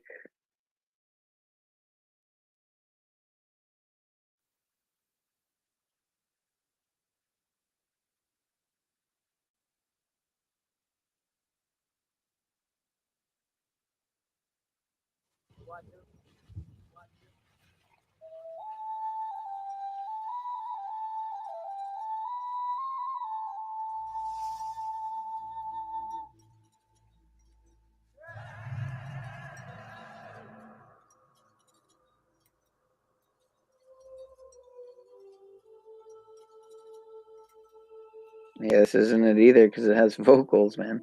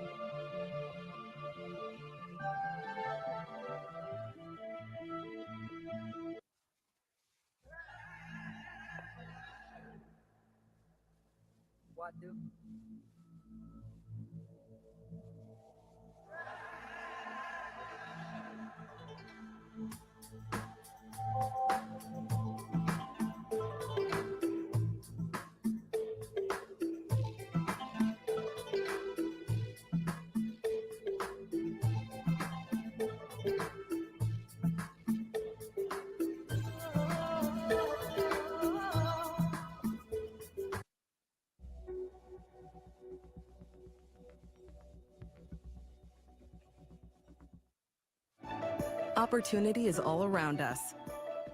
But to act on it, you need to get out.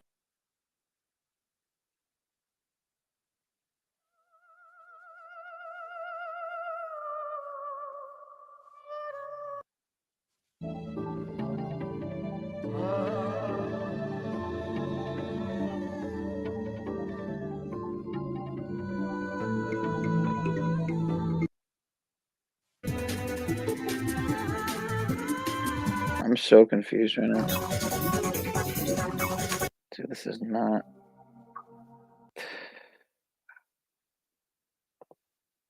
I'm like annoyed as fuck. Because it's almost like all the ones from should be like 10. Oh, there you go, 10 years ago. Let's see this one. If these have vocals, I'm just gonna be done. I'm not gonna try anymore. My memory deceived me. It's a Mandela effect if that's the case.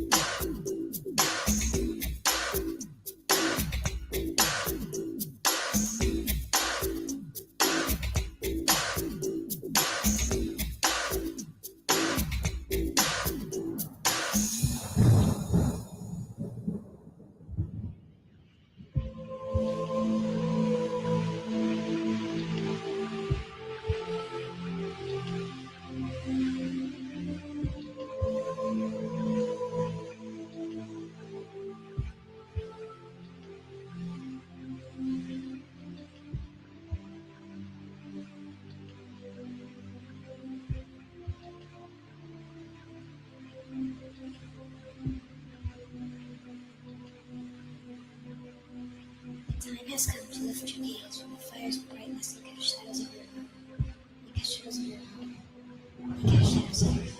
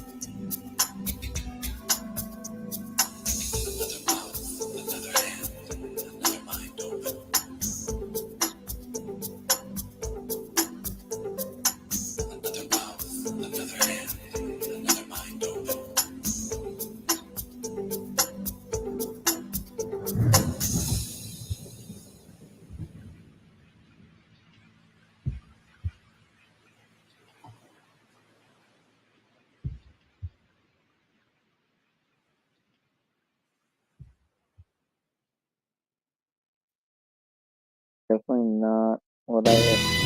Whoa. Whoa. Sorry about that. Definitely not what I remembered. But there's a lot of the music. I just remember all this. When I first heard it, it was profound, and then as time went on, I remember there was more music dropping under the title using other wingmakers, and then there was also all this stuff coming out. Like the whole thing with the wingmakers is the interviews. What's it, Dr.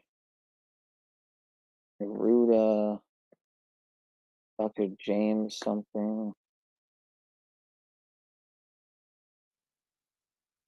Neruda, I mean, not Neruda.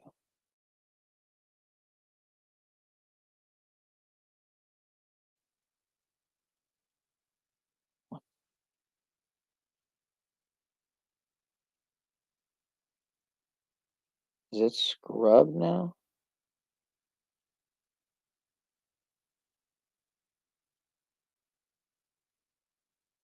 Yeah, look, this is almost 12 hours. This would take a whole stream up. The Neruda interviews 1 through 5.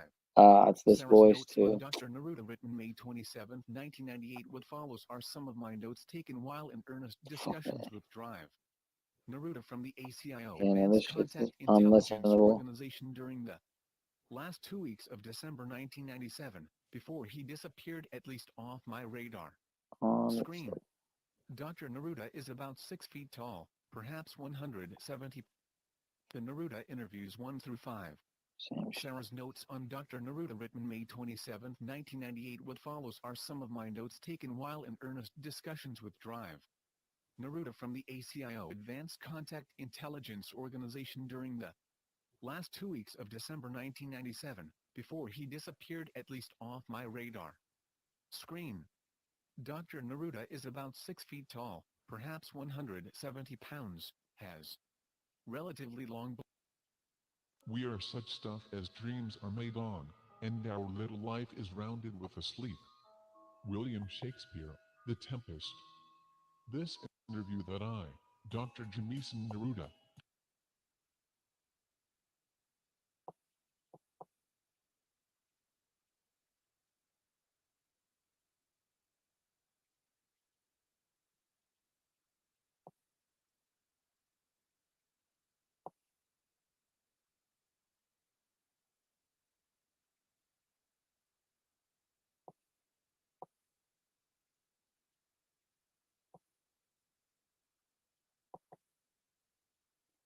All right, I'm gonna entertain it one more time, but the voice is just terrible.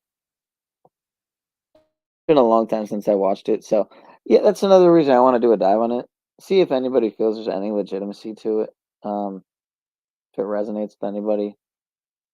And yeah, it doesn't help that it's in this robotic voice. So. we are such stuff as dreams are made on, and our little life is That's rounded terrible. with a sleep.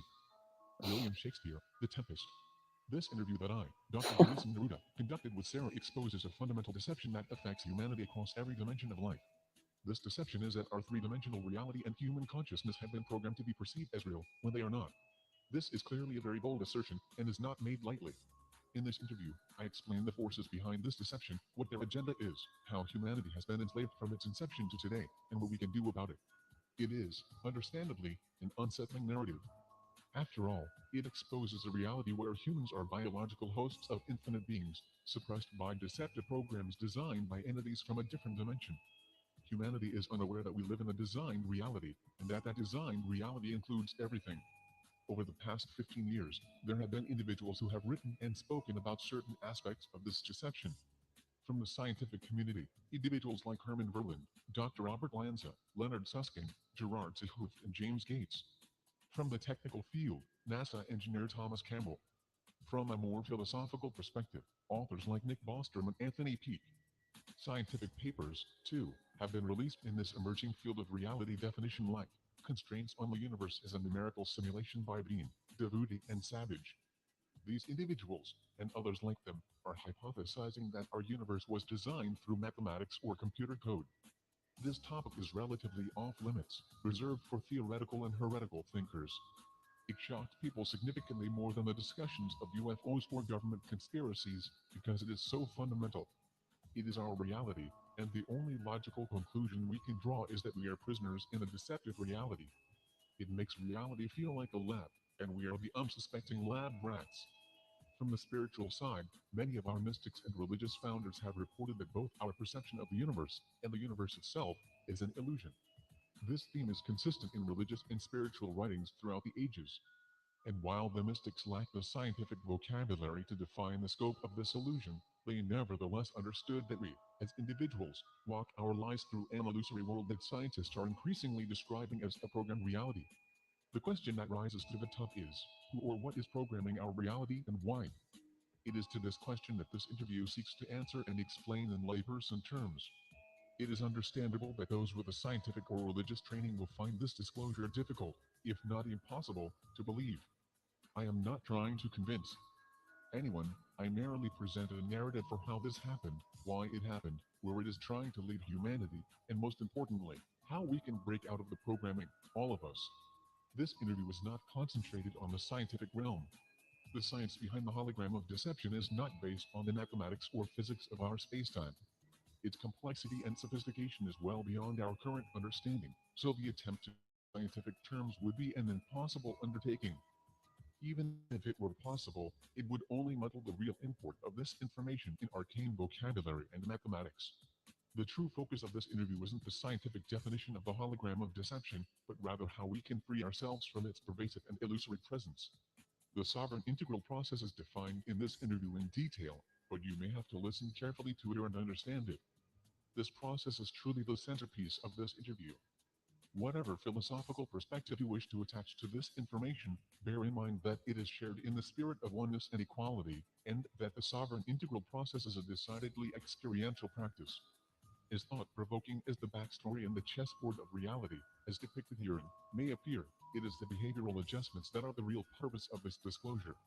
The Wingmaker's materials are not focused on knowledge or spiritual experiences.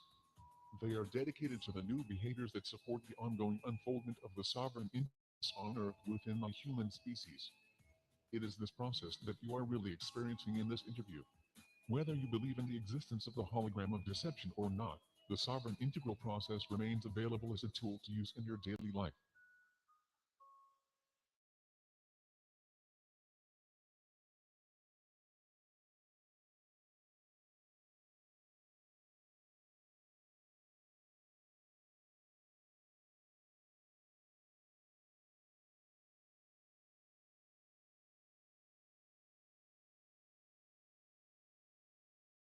What we discussed Wednesday night has been swirling around me ever since.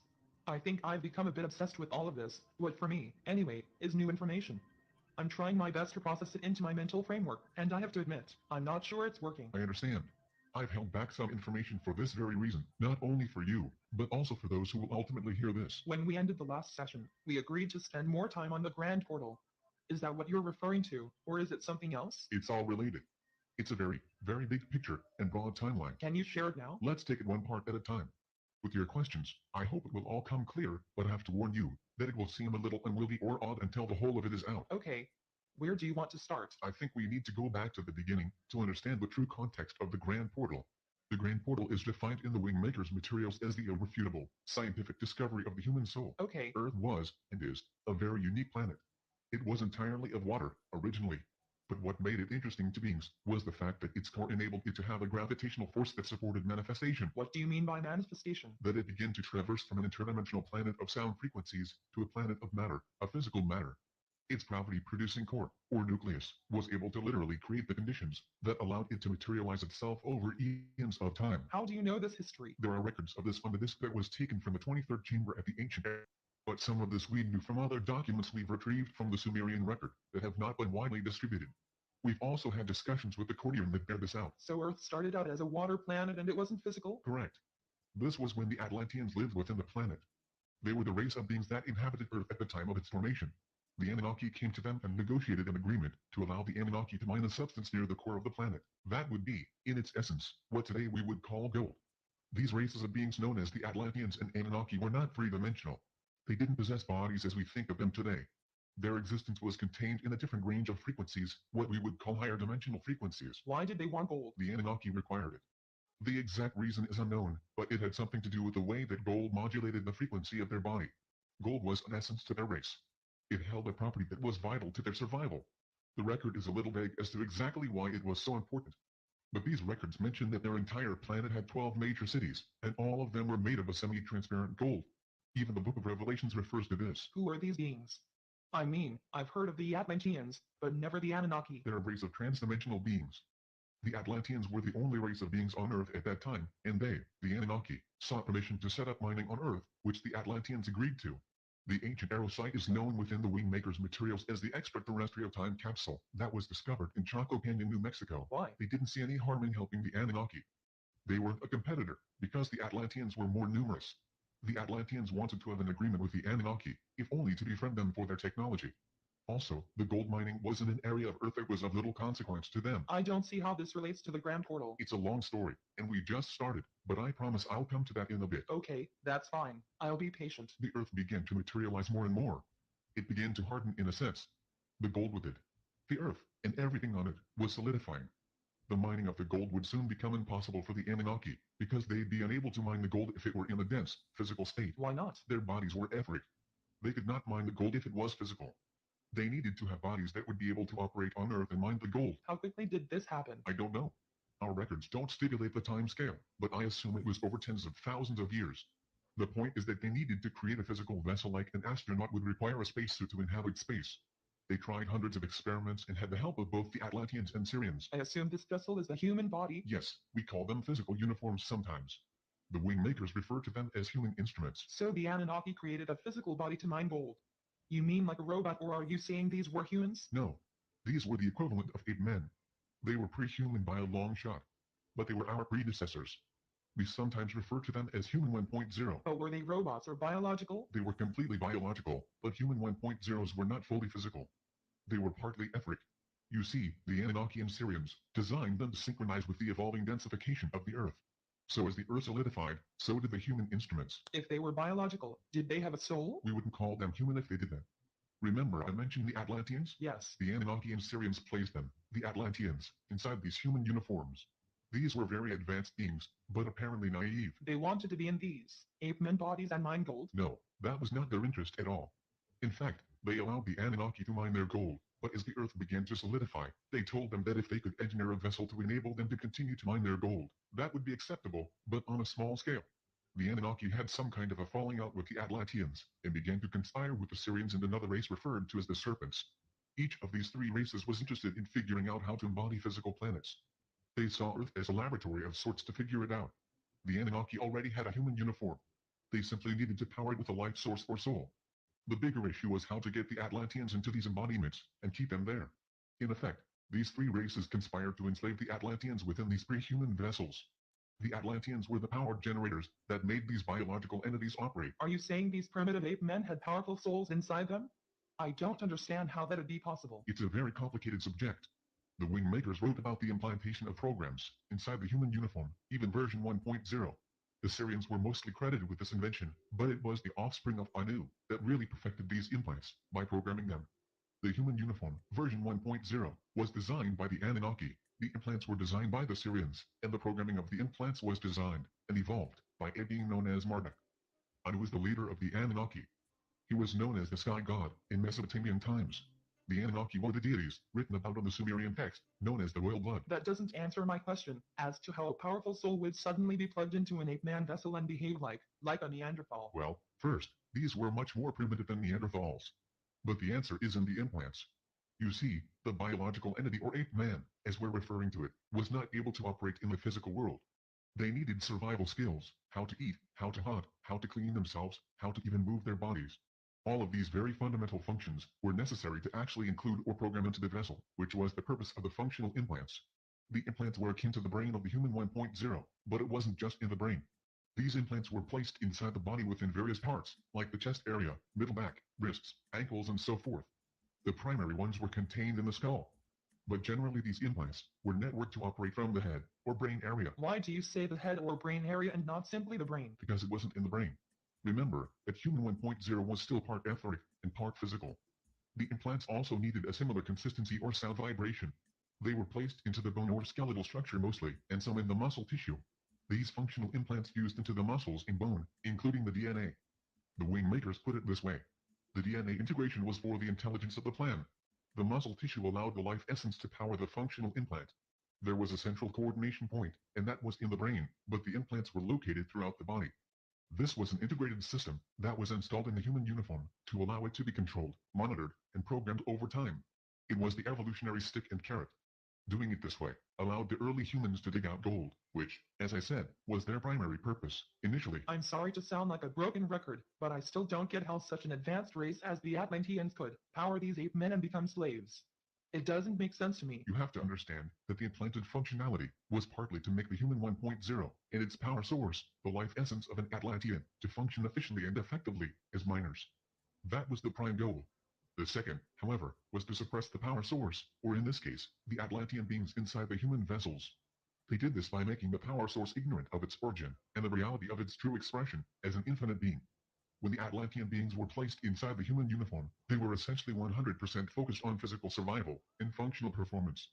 There were no relationships, no marriage, no reproduction. These were essentially clone beings. They were all the same in terms of their appearance and abilities. Human drones, piloted by implanted functionality that the Atlantean beings inside became associated with as them. The infinite inside the body believed it was the body and the implanted functionality, and nothing more. What happened when they died? Let me be clear. These beings, the Atlanteans, were infinite, meaning they did not have space-time regulation. They lived after the body died. However, the Anunnaki created a set of planes, or dimensions of experience, that was the equivalent of a holding plane. That's what the wing makers called it, where they could be recycled. Recycled? As in reincarnation? Yes, later on this became the basis of reincarnation. It allowed the Anunnaki to recycle the Atlanteans. Some aspects of the implanted functionality were interdimensional, which is to say, it could assist in the delivery of the beings to the proper location within the holding planes of consciousness, and assist in their reincarnation back into a new vessel. But you said that the ape men didn't have reproduction? Not in version 1.0.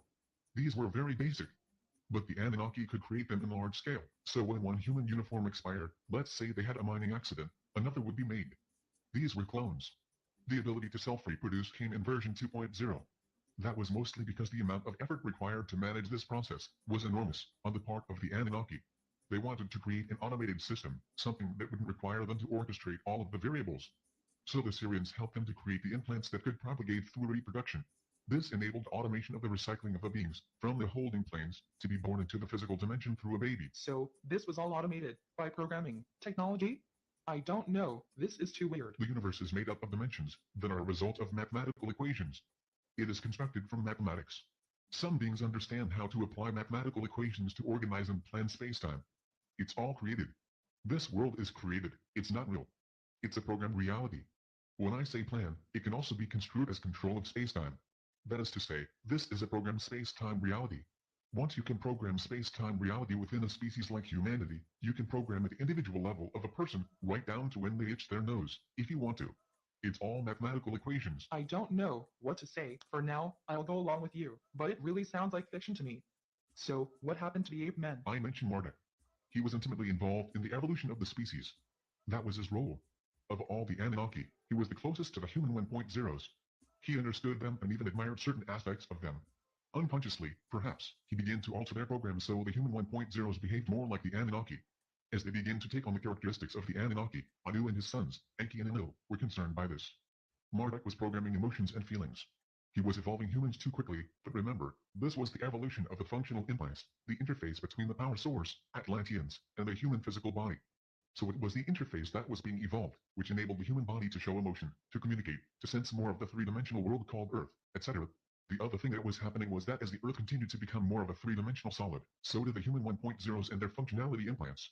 This growing densification also made it easier to control and suppress the Atlantean power source inside the human uniforms. It was like a compression was taking place in the known as Earth plane, and it was deepening the gravity of focus on Earth plane survival. I wrote down the word serpents. Are you talking about literal serpents? No, serpents as a race of beings. They simply were another race of beings based on reptilian DNA, but distinct from the Anunnaki. You could say they were related. They were known as life carriers. They seeded planets. They built food chains. You could say they were the grocers of the planet. But they didn't get involved in the creation of the human 1.0? Not in the technical sense. Their job was more to provide food and sustenance for it.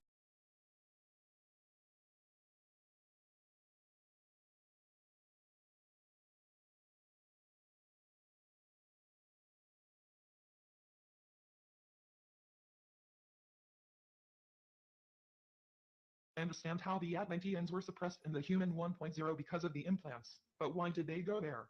If they didn't volunteer as you suggest, how did they get forced into slavery when they were previously these powerful, sovereign beings? We don't know exactly how it happened. The record we read was not specific on this topic, but the tone, or word that was used, was that the Atlanteans were naive. They had no reason to think it would be possible to become enslaved. It would be like a concept that was never used in their culture. No one ever did it, nor could they. You can enslave an infinite being, unless, of course, you lock them into a human uniform. And that was the cunning of the Anunnaki and their Syrian partners. They launched this attack from such a bizarre angle that the Atlanteans couldn't see it coming. I think it was an ambush or surprise attack. You said earlier that the human 2.0 could reproduce. How long of a time existed between 1.0 and 2.0, and what were their primary differences? Human 1.0 rose to a pretty high level in terms of being able to speak or communicate. That was the major add-on that Marduk brought to Human 1.0. However, the psychological state of being a clone was too hard for Human 1.0. They all looked alike and had the same thoughts, so communication was helpful to a point, for example, coordinating a task, but actually having individual ideas no. And this led to depression and psychological states where, according to the wing makers, they literally went mad. This flaw was a huge problem. Anu decided to wipe them out, and this is the story of the Great Flood. Marduk managed to save some of the Human 1.0s from the flood along with other flora and fauna, but it was the end of Human 1.0. Human 2.0 was then created. This was the stage where the humans could self-reproduce. And when this happened, some of the Anunnaki impregnated female humans and brought in their bloodlines to the human species. This began the variations. This began the idea that humans were no longer clones. The concern, however, was that Human 2.0s might become too powerful and self-aware. What if the Atlantean power source became aware that it was an infinite being? This was when Anu decided that he should be God. Humans needed to have a lord or ruler over them, so it was clear that they were inferior to an external ruler. This was a key part of their program of indoctrination.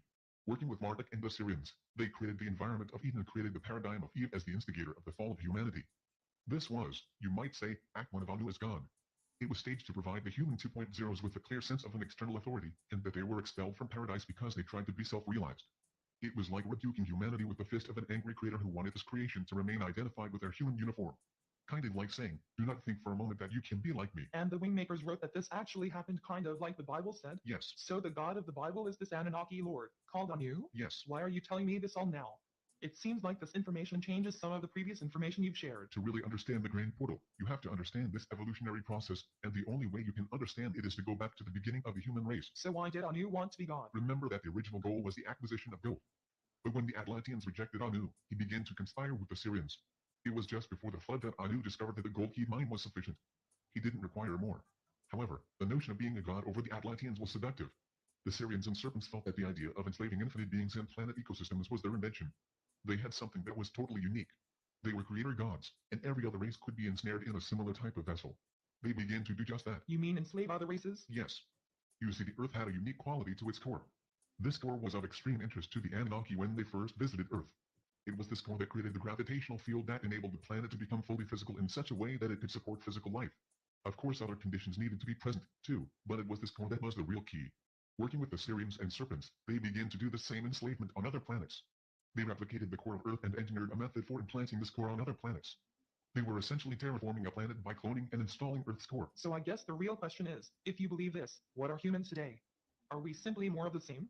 Are we human 2.0? When I said the human uniform evolves, it does, but this evolution is on a track, a pre-programmed track.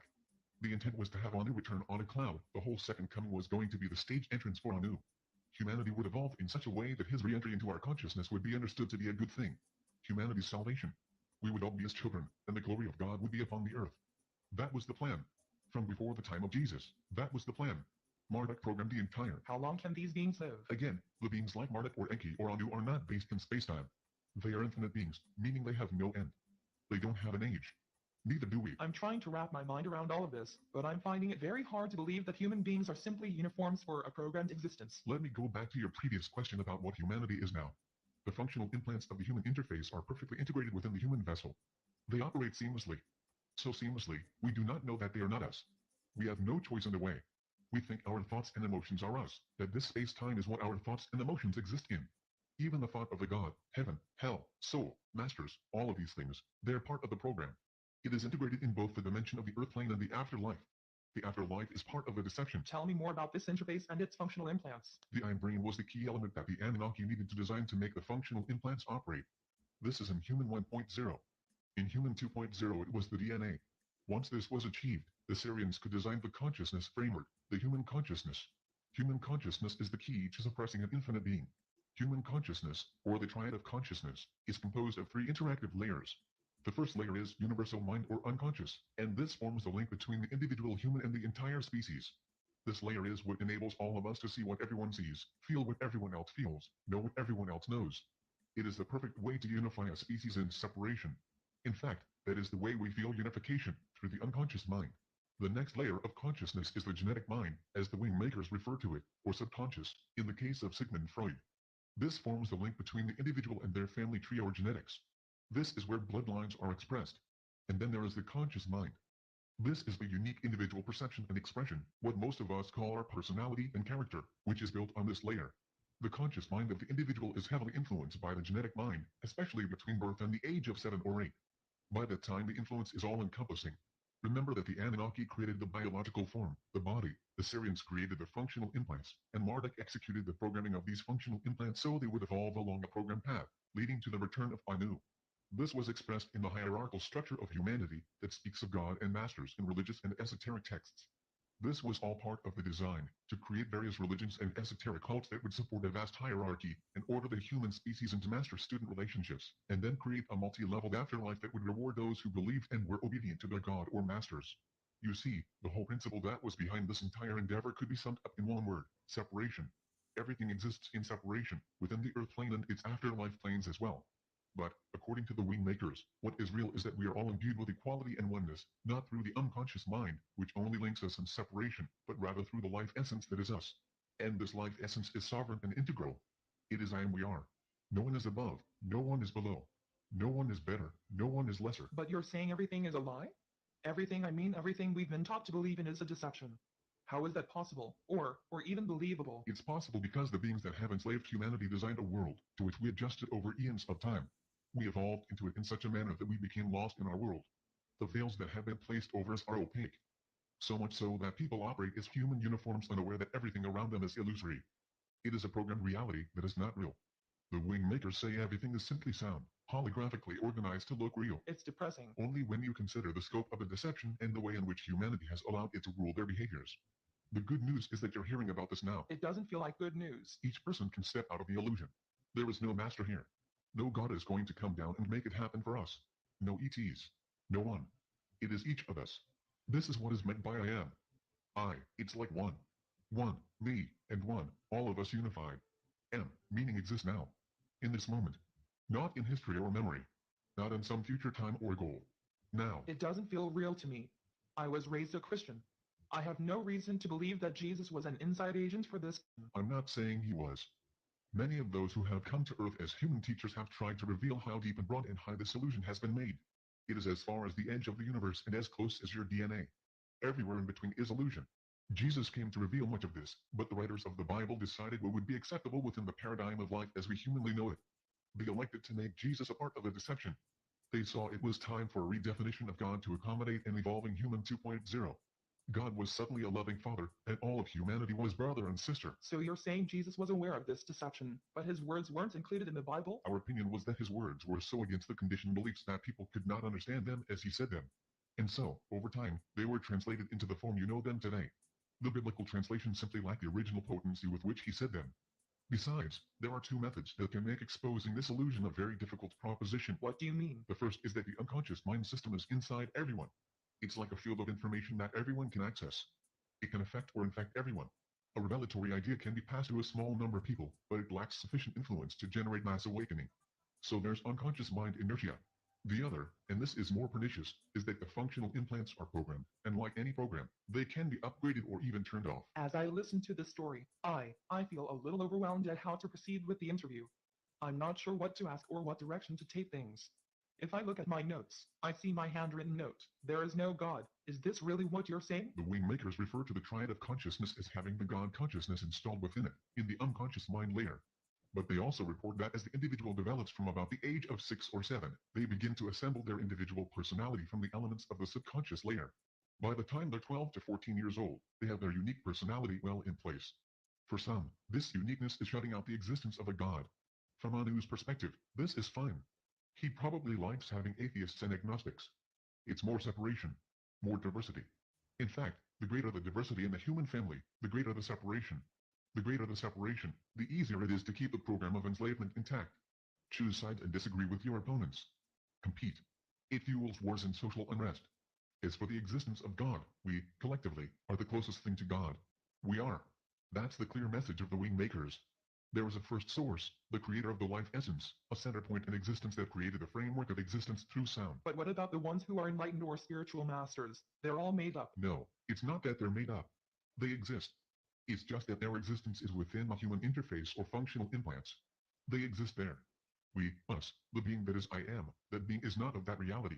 It doesn't really exist inside the holographic stage that was created by interdimensional beings millions of years ago. Rather, it is being used as a power source that animates the human interface or uniform. Over time, we've spiraled deeper and deeper inside of this created world, complete with its afterlife and different planes of existence. You could look at it this way. Anu installed a program inside the human 2.0, and in this program, humans would evolve from knowing absolutely nothing about their world to knowing God. Humans were designed to have God consciousness, meaning to have the same understanding and awareness as Anu. But then Anu took this evolutionary line and positioned God consciousness so far out into the future that humans would essentially be chasing this God consciousness forever. They'd be chasing shadows, because until they awaken from the deception, the only God that exists in that world is Anu. Once awakened as I am, we are, or the sovereign integral, a human being lives as an expression of this consciousness. According to the wing makers, no one has achieved this at this time. It is, however, our future to live in this consciousness in a human instrument. No one has done this. You mean anywhere? On this plane, Earth, no one has done this. But remember, the wing makers are human in a future time. They have returned to our time to crack the shell open a bit. They have traveled to our time to remind us of what they discovered. They left this enslavement, so we will do it. But you already said that space-time is an illusion. That's true. It is, but it's hard to imagine that the universe in which we exist is really a hologram projection. It was programmed inside our unconscious mind, and we're really inside this hologram, wearing a human uniform that was outfitted to perceive only this hologram. The wing makers say that the real world is sound. Everything is sound and resonance of sound.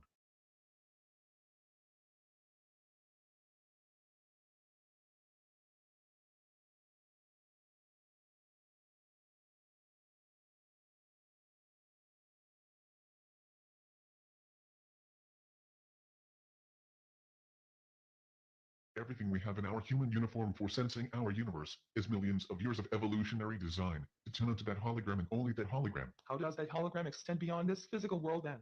You said even the afterlife is part of it. There are many aspects to the afterlife. There is God, first and foremost. There is the light of illumination. There is the universal spirit and individual soul. There is a hierarchy of angels and masters. There is the concept of karma and reincarnation, or sin and salvation. The concept of heaven and hell. The concept of the chosen.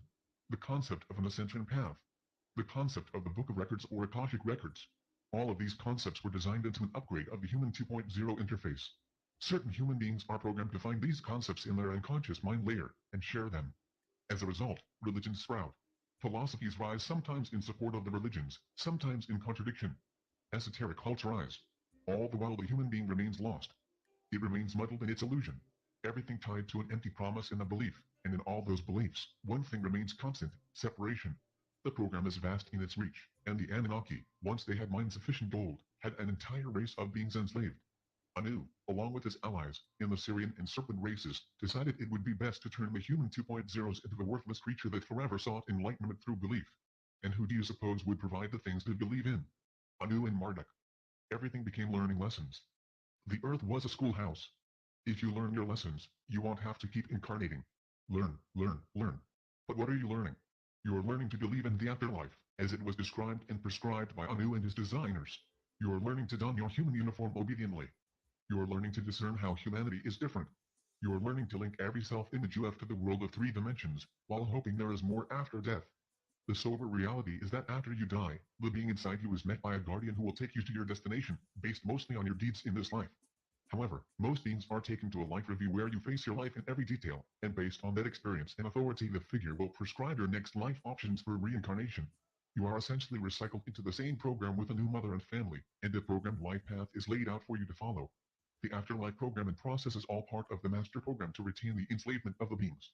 Remember, we're interdimensional beings, meaning we exist in 3D in the higher planes. It's just that these higher planes are designed by the Anunnaki.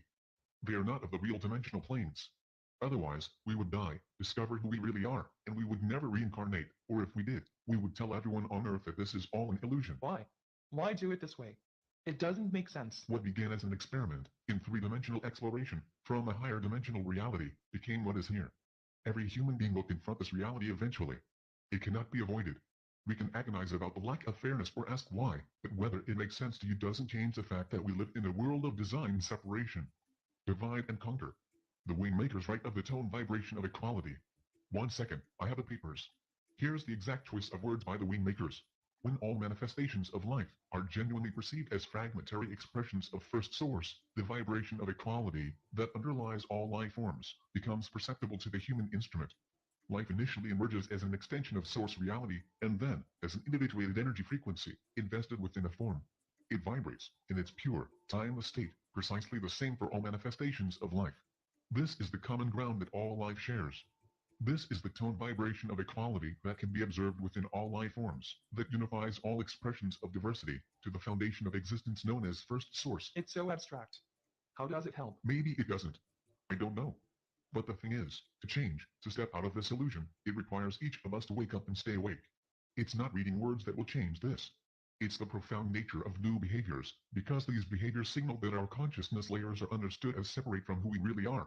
We have to operate as I am. We are. Where does the incunabula or Illuminati belong in this narrative? In the triad of power, the incunabula is the capstone, also known as the capstone of the elite.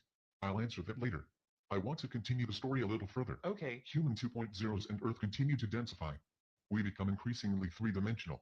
We are actually denser now than we have ever been, in terms of physicality.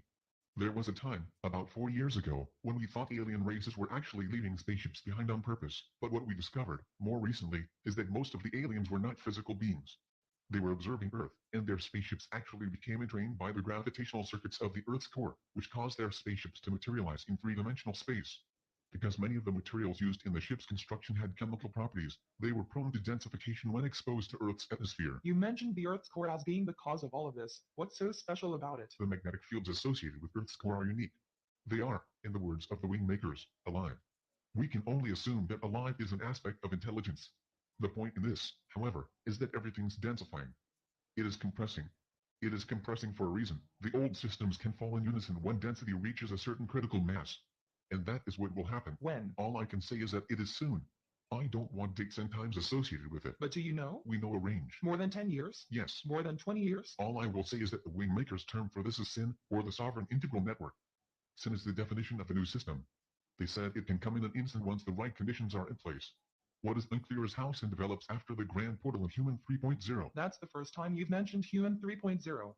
What is it? If human beings are trapped in a prison of illusion as Human 2.0s, and their interface to the holographic universe is the reason for their being trapped, then a new model needs to step forward. Human 3.0 is this new model.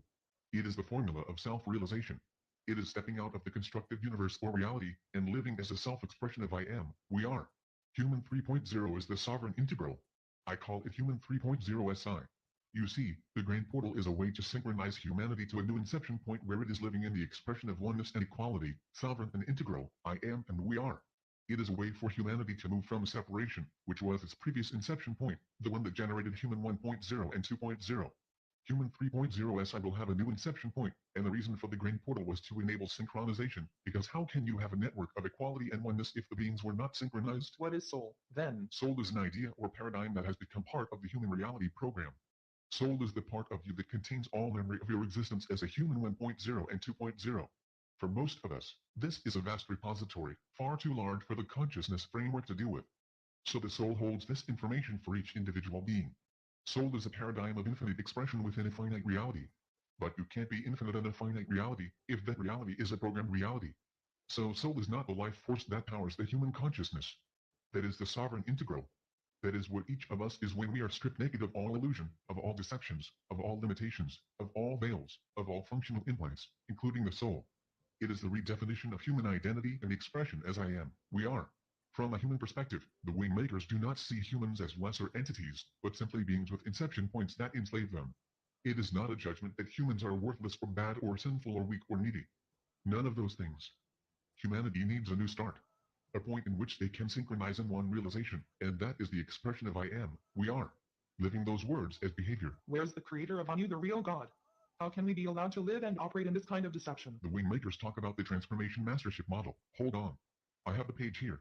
This is how they put it. The time has come to integrate the dominant model of the hierarchy evolution saviorship with the dominant model of source intelligence, transformation mastership. This integration can only be achieved at the level of the entity. It cannot occur within the context of a human instrument or an aspect of the hierarchy.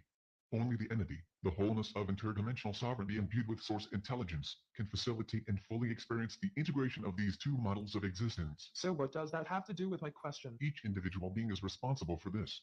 God or source intelligence isn't going to come down from the heavens and correct human faults or obstacles. Humans need to take responsibility for this. But seriously, how? We're wrapped in so many layers of deception. It's not easy. The wing makers write about the hard virtues as the behavioral construct for this time, and how these words can be applied and lived, not simply held in the head as a worthy concept. I don't think you've mentioned these before.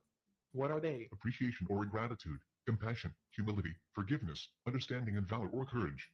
It is the combination of nowness, being in the now, and applying these words in our behaviors. It's being impeccable in this practice. What happens if you do? The unconscious mind is the doorway into all beings. These behaviors go out to all beings.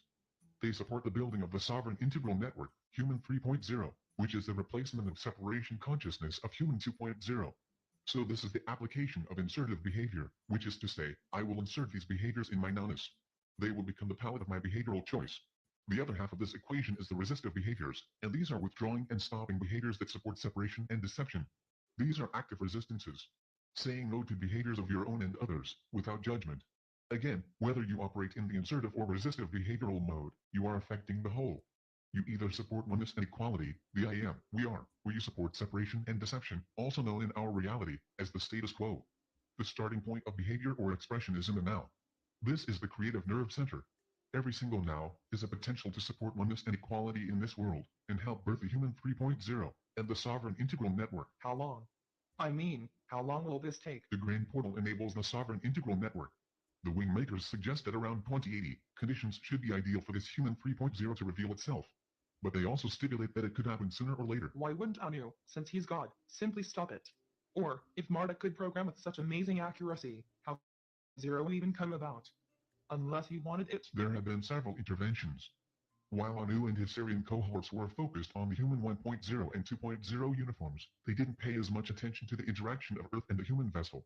Earth is an anomaly in itself. Remember that the Earth's gravitational fields interact with all life. Even non-physical beings, if they get close enough and stay long enough, can be materialized in this plane of existence. Anu did not want to be materialized in this dimension, and he could only appear on this plane of existence for short times, maybe a day or two. In this time, our time, right now, the Anunnaki cannot enter this plane. They're locked out. The Earth plane is too dense. So that is one reason. Anu's ability to interact directly with his creation has been curtailed. The second intervention point is that non-physical beings have woken up to this issue of enslavement. They see how it affects everyone. It was permitted in part because the Anunnaki and their alliance partners were strong and threatening to many other races and beings. However, this notion of enslaving infinite beings as a concept or inception point was infecting all of existence. It was a fear-based, separation-based idea that beings eventually began to see as a degenerative force to existence. The native state of existence, which includes space-time and non-space-time expressions, is oneness and equality. Obviously, enslavement is only possible in a separation-based paradigm. The third intervention point is the wing makers. They were the part of humanity also known as the Atlanteans, but even before the Atlantean race, they existed in a pure state genetic template, and eventually these genetics were used by Anu to create, in part, the Human 1.0 and Human 2.0. Although with the 2.0 version, it was less pure, because Anunnaki and Syrian genetics were introduced, among others. But the point I'm trying to make here is that the wing makers, as a future expression of Human 3.0, have entered our space-time and have begun to crack open this prison reality. The fourth intervention point is each of us practicing the sovereign integral process. I presume the Incunabula and Illuminati have something to say about this whole Human 3.0 plan. Am I right on that? Yes.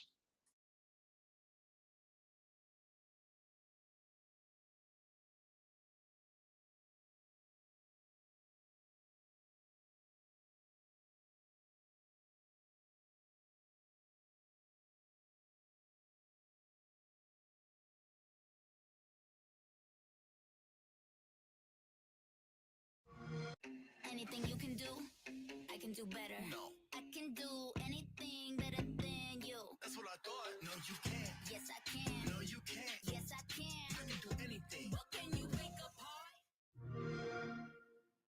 Yes. The triad of power, however you want to define it in terms of titles, is programmed to create their own Human 3.0. This version will be predicated on the convergence of technology in support of biological enhancements that make the human vessel even more of a welcoming environment for the functional implants. The goal is to make an infinite human on the earth plane, infinite by virtue of immortality. The fusion of human and technology, or what some call transhumanism, is the goal. So, Human 3.0 for the triad of power is very different from Human 3.0 SI, as envisioned by the wing makers. You see, transhumanism is separation. It says we are frail, weak, finite, brutish, diseased, incomplete. All of these ideas for technological implants and cognitive enhancement were parts of the Advanced Contact Intelligence Organization, ACIO agenda. The ACIO was building Human 3.0? Yes, certain key aspects of the transhumanist model. Not the SI version. You see, the whole idea of transcending is linked to the inception point of separation. It is the I Am Supreme model. It says the human vessel can be, and should be, enhanced in such a way that the functional implants can live forever. There are several things missing, according to the wing makers. 1. The unconscious mind cannot contain the data streams of a continuous species, and 2. The search for who we are, as the true source of life, will only be further obscured by technological enhancement. The realization of I am, we are, is not a technological realization, nor is its manifestation accelerated by or through technology at an individual level. It is a self-learning and behavioral process. Nothing more, nothing less. So transhumanists want to transcend human suffering, ignorance, and mortality through technology, and the ACIO was providing some of the technology to do this, but who would have access to the technology? The elite, of course. It would only accelerate and accentuate the separation. It is simultaneous empowerment and disempowerment. The economic models for the transhumanist diffusion, as it was called in the Labyrinth group, were not widely considered.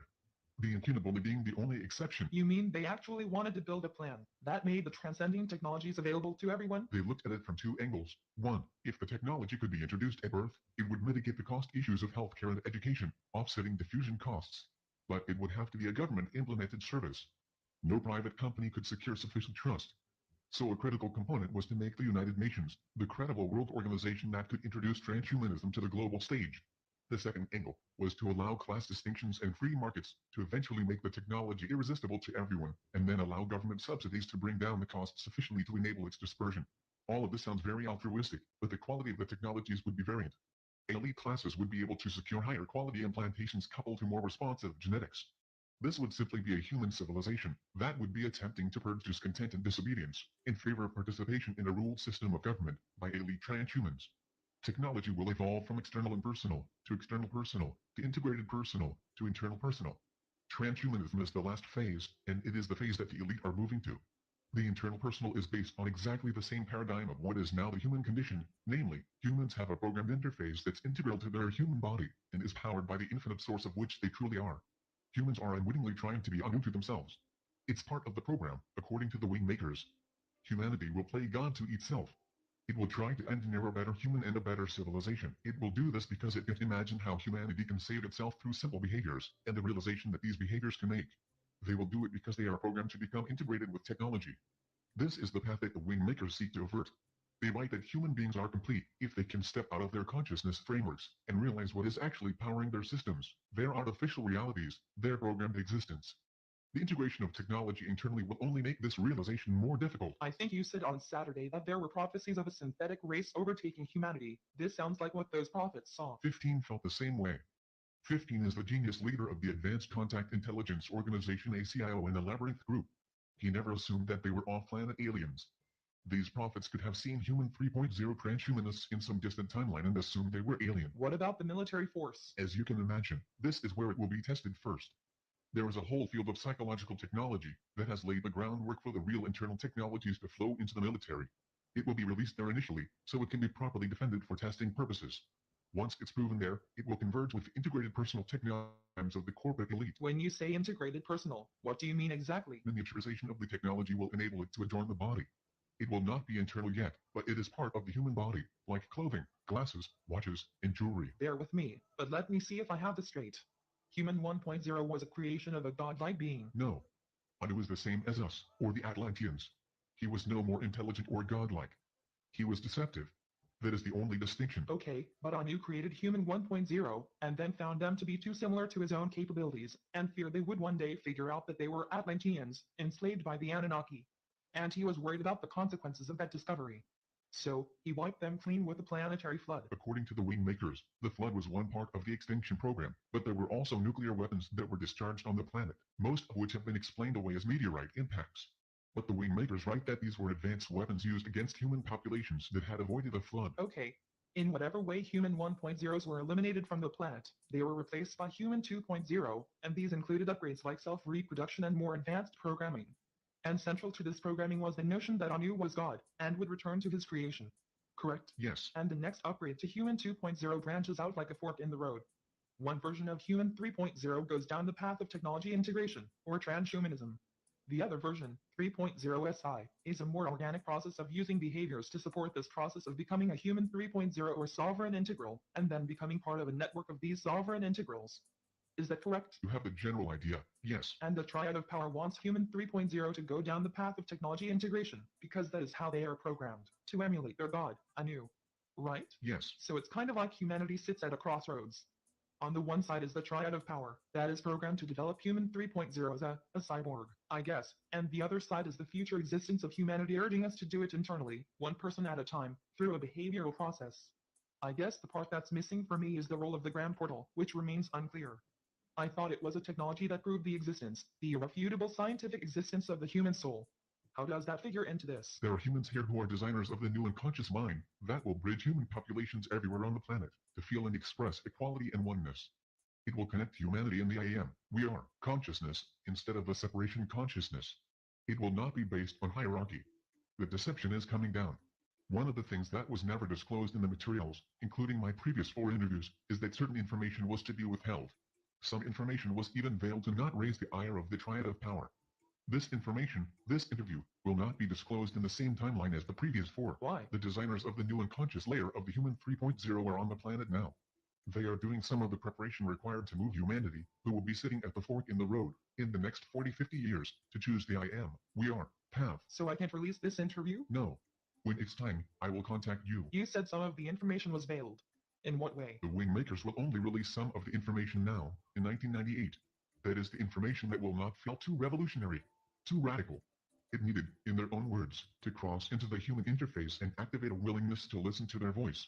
For example, they used the term wing makers to describe themselves, knowing it would have a connection to the angel construct. But you said the wing makers were a future representation of human beings, presumably, from this disclosure, version 3.0. Right? Yes, but there is programming within the human interface, where the functional implants are networked as a system that will tune out certain information. A person will hear it, but they will not act on it. They will hear it, but they will object to it. They will hear it, but they will not share it. All of these programs were created, not originally, but they can be upgraded. The program can be updated with new instructions. It makes cracking into this reality, exposing it for what it truly is, a very difficult proposition. This is why it requires a degree of stealth. The deception is so thick and opaque in this reality that the ones who are trying to come into the prison and create a crack in the wall, they also have to use a form of deception. Why? The programming, Sarah. If the pure state information was given out, and it contradicted everything that people have been told to believe, if it was the literal reverse of what was logical and acceptable in this world, who would listen? The wing makers needed to awaken certain people to bring them inside their information field, to warm them up to the truth. It has to be done in degrees for the vast majority of people. What about me? You are not among the vast majority, but then you're only getting a taste of it. Does everyone within the Labyrinth group know this, too? Yes, to varying degrees. But they were going down the transhumanism path. Did this information change their mind? No.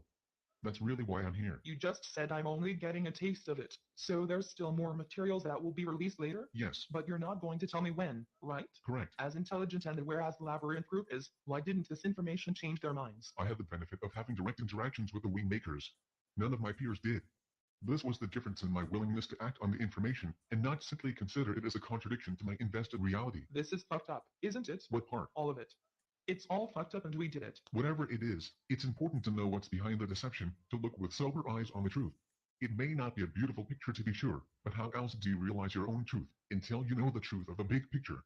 So, however screwed up it seems, it is an inception point for the individual to redefine themselves. Would you rather stay in the illusion of a soul, in a human body, that will be saved by God, ascend into heaven and hang out with angels who strum harps? That whole idea is repulsive once you know this. That picture is based on separation, selfishness, lack of empathy and understanding. Or, you can simply say it's all a big illusion, including the notion that we are infinite beings, and that when you die, you're done. I chose Wix for my business because of its massive scope for functionality and freedom of creation. Being able to integrate and change and develop at my own pace. I offer a range of products and services. To manage it all from one place is essential. It gave me time back in my day to get going on actual projects. It really just made everything feel more achievable. The part of this new picture that is promising is that we exist infinitely, despite the fact that we have been suppressed and enslaved. We also can play a role in supporting this redefinition of the human being through our thoughts and behaviors. And maybe most importantly, we have the wing makers, our future selves, providing us with evidence that we are, prevailed. When I first read these materials, these were the things that provided some sense of hope, and I share them with you, for what it's worth. Thanks. All of the things that you told me in the first 4 interviews, with this new information, does it change it? Yes. Everything is affected by this. Give me an example. Sunday night I mentioned LERM, or the Light Encoded Reality Matrix. LERM is what the Labyrinth group thought was God, in terms of proof. But what was really discovered was the essence of Anu, and how he operates in this reality as an all-encompassing observation field that is inside our consciousness interface to this reality existence called Earth. LERM is Anu projected. What about ETs? Don't they know about this and can they intervene and save us from this situation? Remember, everyone inside our universe is part of this deception, whether they know it or not. There are 4 classes of beings. 1. Those who know the deception and are actively supporting it. 2. Those who know about the deception but are unwilling to do anything about it. 3. Those who don't know the deception and are unknowingly supporting it. And 4. Those who know about the deception and are actively trying to step out of the deception and engineer a process for everyone else to do the same. That's it. It doesn't matter if the being is physical or non-physical. Everyone falls into one of these 4 categories everywhere in our universe of existence. The beings in group 3 are waking up. Some of them understand that the deception in one part of the universe infects all. It requires corrective action. It requires collective understanding to ensure that it will never happen again. How can everyone in this universe be a part of this deception? I don't understand. Our entire universe is created. I'm not saying it is the universe. I'm saying that what we call the universe, as far as we can observe, is part of the hologram implanted within our consciousness framework and human interface. Our mind consciousness established the spatial temporal relationships of everything we see, and as I said, this is part of our program. And this includes the universe. Why do you think that our best minds on the planet cannot define consciousness, let alone the subconscious and unconscious mind? It is programmed this way. Anu did not want us to figure it out. We'll look at neural information and decide it can be sliced 1,000 different ways, but it still doesn't explain how it's experienced. As Aristotle said some 2,300 years ago, to be conscious that we are perceiving is to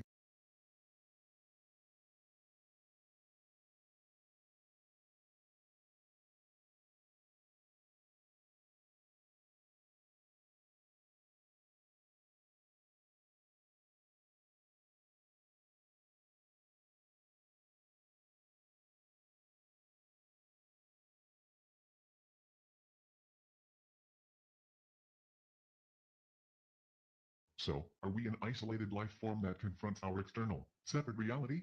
No, we are connected to all. That is why I am, we are, is the critical inception point for our identity. Any being that does not confirm their belief in this is not aware of reality. It doesn't matter where they exist or what vessel they wear. It doesn't matter if they want to save humanity. They must first act from this inception. The universe, as immense as it appears, is a hologram inside a programmed existence which every human being agrees is reality. That agreement informs the unconscious mind, again, a part of the human interface that Anu created, and collectively we all see our world the same way, more or less. We have been told there are trillions of planets with life, that the universe is abundant with life forms in various dimensions, but what we notice here, on Earth, the tangible, visible Earth, are there other beings? Of course. I've seen them. Will they save humanity? They can't. They can only support. It isn't about anyone or anything saving us. It is about a redefinition process that can only occur within each individual entity. It isn't about being beamed up or ascending to some higher, protected dimension. This will be done in the physical body as human beings, by human beings, for human beings. Why you? Why do you suppose you can interact with the Wingmakers and were asked to release this information? Why didn't they interact with 15, too? First of all, it isn't just me. However, within the Labyrinth group, they selected me for reasons that I had a certain resonance to their information that others within the Labyrinth group lacked. In terms of releasing the information, perhaps I was the only one who would go to the extreme of defecting from the ACIO to make this information available. I don't look at myself as unique, in the sense that I am the only one involved in getting this information out. There are others, many others, both physical and non-physical, who are assisting in this transformative process. The Wingmakers refer to it in their philosophy papers as the two portals. I've only heard you speak of the Grand Portal. I assume it's one of the two portals. Yes. The Grand Portal will be released in the Wingmakers literature as the irrefutable scientific discovery of the human soul, and in a way, that's true, but it's not the whole story. The two portals are defined as the crack and the wall demolition. I hope you plan to explain that. Yes, well, the crack is the first portal. It is the portal between worlds. It is a human, and that's about all I know at this time. A human who does what? That can step between worlds. I realize that thousands of people, even famous people, have claimed to have visited heaven, but according to the writings of the Wingmakers, it is not true. They have wandered into the astral world, which has many dimensions, but this astral world is part of the creation of Anu, in terms of our programming. Our true dimensional existence is not of Anu's creation or formulas. The human portal will be a communication portal between our origins, as a race of infinite beings, and this world, the hologram of deception. What about the wall demolition, as you called it? The Grand Portal is the wall demolition. That's when the wall comes down, through the efforts of all beings that are undergoing the sovereign integral process. And this makes it possible for all human beings to step forward into their infinite self or life essence. So the sequence is first the human portal and then the Grand Portal? And from a timing perspective, what can you say about it? The human portal anchors the inception point on Earth for the Grand Portal. It will come in about 10 years. The Grand Portal, about 70 years after that.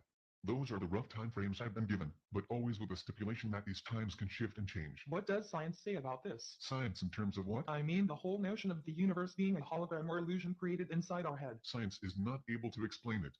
The counter-logical nature of the universe, in terms of quantum behavior, is impossible to explain. Some scientists have relented to explaining it all away as hidden variables. But frankly, what the Wingmakers have explained is that we're creating the universe through the human interface Anu provided us, by reinterpreting sound vibrations through our 5 senses. But it doesn't make sense. How can I see the moon, and the 2-year-old can see it exactly the same way? How can it be the same? No, this is what the unconscious mind provides the human 2.0 interface. It gathers the interpretation of the sound vibration of a moon, based on billions and billions of sightings throughout time. These evolve and change based on environmental conditions, but generally the notion that the moon is silver, and generally the size that it is stored and shared in the DNA and unconscious mind system, and reinforced by culture, family, and education. This is the universal collective field. It's a field effect that transfers information through vibratory fields that interconnect humans. Maybe it'll just take me a while to get that one. I hear your explanation. It just doesn't make sense to me. Let me change the topic slightly. If everyone's life is pre-programmed, why are you and I talking about this? I mean, why are we able to discuss this? Why would Marduk's program allow us to even glimpse this information? It's a good question. Maybe the best way to understand this is to consider a thought experiment. Imagine that our universe is a bubble. It was created by a group of entities that used deception against their equals, who had never experienced such an evil vision of separation, and therefore couldn't conceive of a defense against it. This bubble universe seemed complete and always expanding. In many ways, it was an ideal platform for life, and yet only one sentient life form seemed to exist on one tiny planet inside this vast, near infinite universe. Inside this same bubble, there were vibratory dimensions that became known in religious circles as heaven and hell, and in spiritual and psychic circles as the etheric and astral planes. These planes exist inside the bubble, but are not visible with the human interface or 5 senses. We'll call this Bubble 1. External to Bubble 1, imagine there is another universe or dimension of existence. It is vast and encompasses Bubble 1 wholly. Within the second, larger bubble is the dimension from which our life essence originated prior to its insertion into Bubble 1. Now, beings in Bubble 2 can enter Bubble 1 and experience it fully. However, if they get too close to the populated planet called Earth and stay too long, they will manifest and not be able to return to Bubble 2. Earth is the focal point in Bubble 1. The entities, who fancy themselves as gods, create more bubbles. They entrap other races in the same paradigm of deception and cast beings from Bubble 2 to new bubbles that are similar to Bubble 1. These entities essentially plan to take over Bubble 2 for themselves, while making their equals, who formerly shared Bubble 2, enslaved worshippers who look to the rulers of Bubble 2 as their gods. Meanwhile, there is a larger bubble that surrounds Bubble 2. We'll call it Bubble 3. Are you with me? I think so. Good. So Bubble 3 encompasses Bubble 2 and all of the smaller bubbles related to Bubble 1. There are beings in Bubble 3 that are aware of the deception perpetrated on the bubbles and the beings within them, and curious. They wanted to see what this separation construct would create. In dimensions that had only known oneness and equality, the concept of division in material form was interesting. But all the human misery, just to run an experiment? Remember, the human machine is not real. It's the equivalent of a spacesuit with artificial intelligence and a sense and response sensory system. The astronaut, us, is infinite. It cannot be killed, or hurt, or destroyed. While the experimentation looks miserable from a human perspective, it is vibrant with learning on many other levels, one of which is to build the awareness in all beings of never allowing this deception to occur again. The unconscious mind system of the human being exists in a similar, but significantly more advanced modus operandi, in the interdimensional beings that can interoperate between the three bubbles. It is what allows the equality and oneness to be maintained in vast worlds of space-time and quantum space-time. Now, within this thought experiment, you can see that the dimensions of space-time are more dimensional than one universe. That entities exist in these various bubbles, experimenting with their creation. Sometimes in this experimentation, they decide to enslave through the constructs of separation and deception. This occurs with issues that human beings can relate to, like scarcity, preservation of a race, unintended consequences of decisions, service to self instead of service to truth. All of these elements were in the behavioral equations of Anu and his Syrian accomplices. At some point, the lessons are learned. The entire experiment solidifies and hardens to such a degree that it cannot really compress anymore. Its value rapidly diminishes from that point.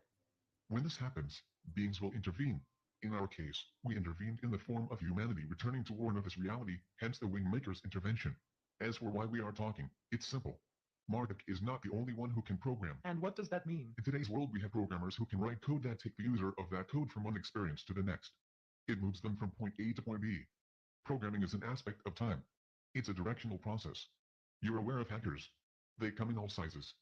Earlier this year, a 15-year-old kid hacked into the US Air Force. Even Microsoft is finding it possible to protect its NT operating system. The hacker mindset is again a manifestation of separation. It is a polarity, a mind game of sorts, complete with ego and sometimes greed. Mostly, it's a reminder that whatever's a fortress remains vulnerable. The program that Marduk created is similar in concept to our software programming, but infinitely more complex and advanced. However, as any hacker will tell you, anything can be hacked with the right technology and skill. Our programs have been hacked. We've been altered. We're not connected in the same way to the grid lines that rule this hologram that I called Bubble 1 a little earlier. Who?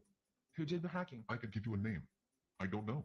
I've been told that there are many resources that are being used to create a crack in the wall, and then, from the inside, that's us, humanity, we'll push the wall down collectively and walk out of this prison. We are part of the crack. I don't remember volunteering. For what it's worth, neither do I. Okay. I'm going to shift the conversation a bit. In my notes on Saturday, you said the following, that the Wingmakers claim that the three-dimensional five-sensory domain that humans have adjusted to is the reason we are only using a fractional portion of our intelligence.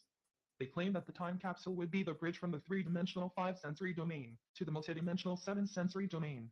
How does that relate to tonight's conversation? And what exactly is the time capsule? The time capsule is the content of the Wingmakers project. It's called the time capsule because it's a designed intervention to shift time. It's called the capsule because it is a delivery system of information that is designed to assist people to unlock from their grid lines their pre-programmed life path, where they were essentially a human robot marching through their life path as they were programmed to do. Until the Wingmakers disclose this aspect of their intervention, they can't disclose the real meaning behind their words. Again, they cloak their words in the accepted standards of this world's rules relative to the New Age, New World Order, spirituality, religion, philosophy, etc. This gave them an accepted anonymity. After all, it was all presented as a myth.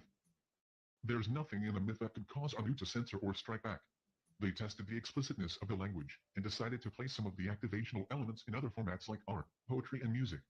In other words, when they couldn't state something explicitly because of retaliatory concerns, they would encode it into the art. But you've asked me to hold it back, this interview.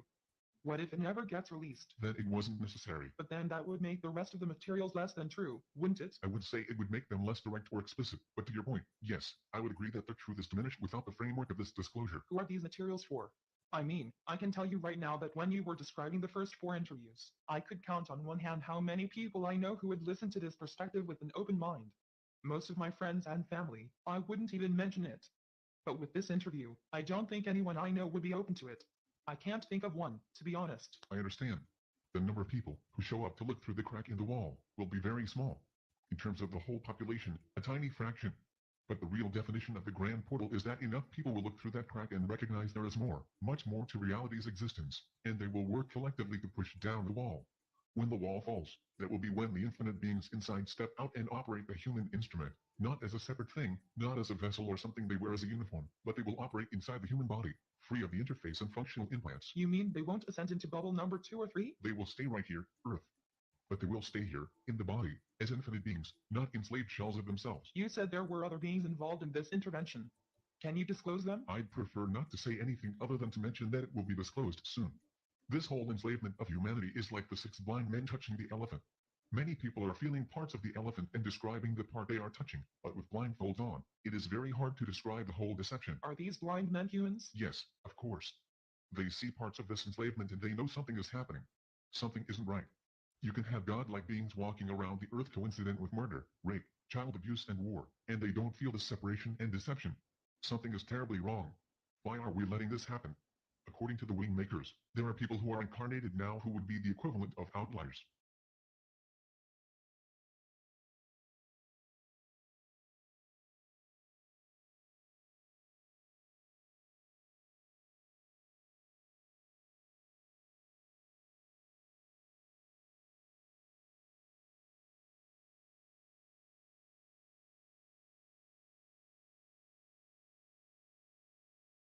According to the wing makers, there are people who are incarnated now who would be the equivalent of outliers. Are you familiar with this term? No. The term is typically used in statistics. Think of it like an anomaly. A person has what is called the transient malfunction to their interface, but in this malfunction, they are able to see through the crack. It might only last a second or two, but they glimpse what is behind the walls. And again, I'm not talking about the astral plane, that's just a more rarefied plane of the hologram of deception. People with these transient malfunctions often end up being diagnosed autistic, or in extreme cases, are considered schizophrenic, but because the malfunction is transient, they slowly merge back into the human hologram and lack the contextual meaning of what they saw anyway. They learn to forget. The program draws them back in. But before they forget, before they return to normal beliefs, before they are drugged or quarantined, they share their experience to the unconscious mind. And this begins to express itself through culture. It'll come out in movies, books, theater, art, poetry, and many of these expressions will help to feed the unconscious mind and open it up to the possibility that the scale of our prison encompasses even the light, even science, even angels, even God. Do we wear a target on ourselves when this gets released? I mean, will Anu decide to take us down if this goes out? Believe me, I've probed on that issue. There's risk involved. How much? I don't know. The wing makers explain that the creators of this plan have resigned themselves to the intervention, but that their equivalents here on Earth are not as excited by those prospects. It'll work its way out, but it'll take some time. What happens between now and the grand portal when the wall gets pushed down? All I can tell you is that the triad of power will continue to consolidate. The money system will continue to spiral away from the many into the hands of the few. This was part of the original programming. Relating to the return of Anu? Yes. Anu would step in and solve the world's problems and be anointed. Anu would use the centralization of the money system to integrate technology into biologic systems, so they would be able to have infinite existence in Bubble 1, Earth. That way, Anu reasoned he could be God in this world forever. But as I said, this plan was not perfect in the sense of its infinitude. Anu underestimated the beings in Bubble 3 and beyond. Has it ever been tried before? What? This crack in the wall, and then pushing the wall down? No. Not in our world.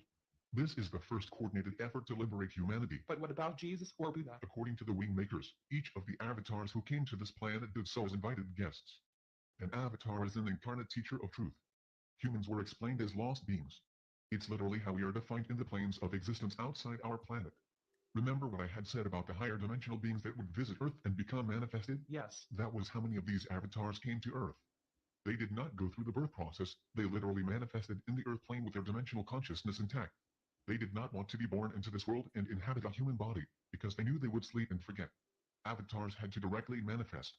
The problem was that people were afraid of them and stayed away, or people acted as guardians of the old system and wanted to destroy the avatar, or some people looked to the avatar to save them. This was what's on the evolution saviorship model of the universe.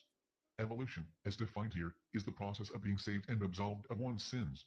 The sinner evolved into the disciple, and the disciple evolved into the teacher, and the teacher evolved into the hierarchy of teachers and leaders. Saviorship simply meant that an outside force or avatar would save the individual from their sins or reprehensible behavior, and connect them to the light or spirit of God. The savior was an intermediary of the hierarchy that plugged the individual into the light of illumination and enlightenment. So, didn't these avatars open a crack? Of sorts, but mostly it was to demonstrate what was really inside the human vessel. It was not to show miracles for the sake of convincing people to follow them or to create a religion. The resurrection, for example, was not a piece of theater to underline Jesus' unique stature as the Son of God. He was not that. That was written in later. As his popularity grew, it was understood that Anu and Marduk could utilize Jesus to strengthen Anu's hold on human culture and reposition himself as a loving God, the father of great entities like Jesus. Avatars were generally considered enemies by Anu. Usually they were killed or locked up to wither and die. Stories would be created to either cement them to Anu's glorification, or they would be vilified and deemed to be of Satan. There was no middle ground with avatars. Jesus was really the first avatar that Anu decided to embrace and create a world religion around. Each of the other world religions were modeled after Christianity, even those whose founder was not technically an avatar. Avatars were very rare. They wanted to come in and push down the walls, but they needed a large enough following to bring the whole wall down. A crack wouldn't be enough. And if they came simply to show the nature of the infinite being inside each human uniform, they risked a religion being built around them that would become, over time, welded to Anu in the holographic, multi-layered deception that hung over humanity like a dome.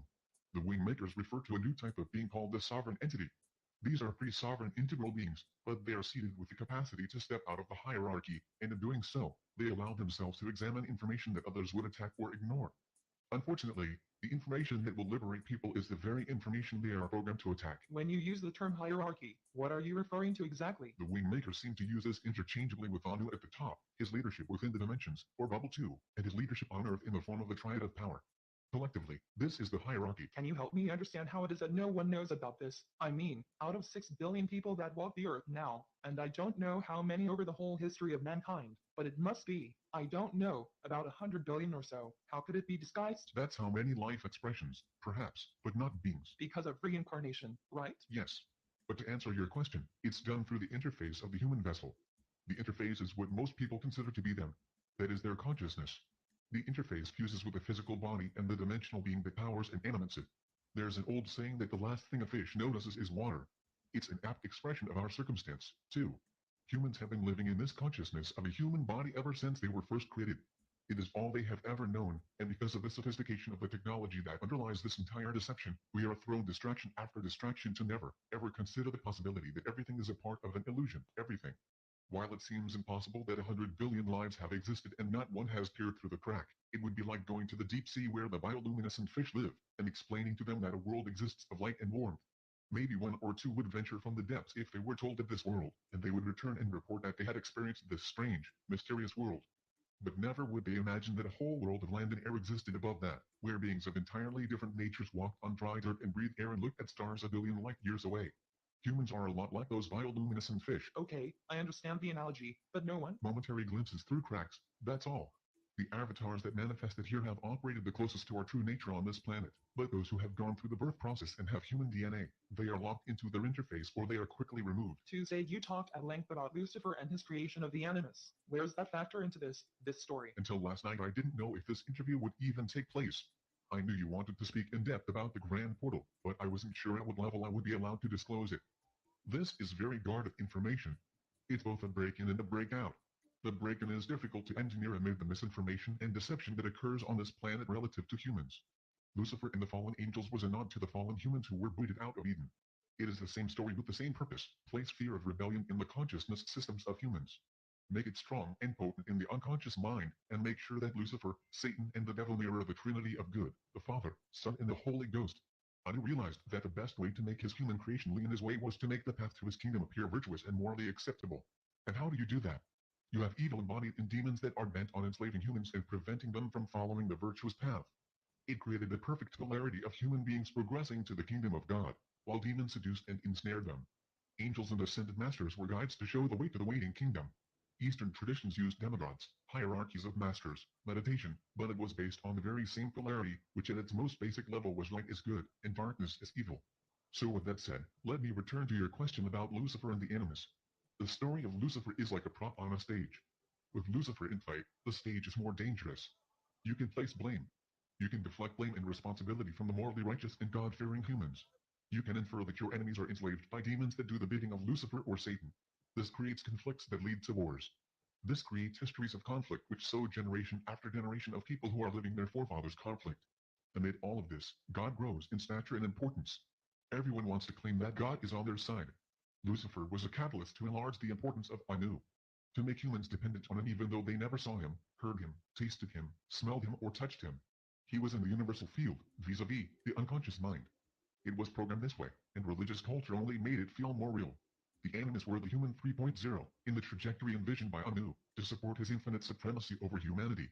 His goal was to synthesize humanity with technology. The animus were us in a potential future. There are government organizations, corporate entities, and research institutions that share this same goal even as we speak. How did the decision get made not to release everything? I've said that the wing makers' materials are extensive. There are 24 philosophical papers, but only 4 will be released. The 4 interviews we previously done, as I told you, these 4 will be released, possibly not all at once, but those have been sanctioned.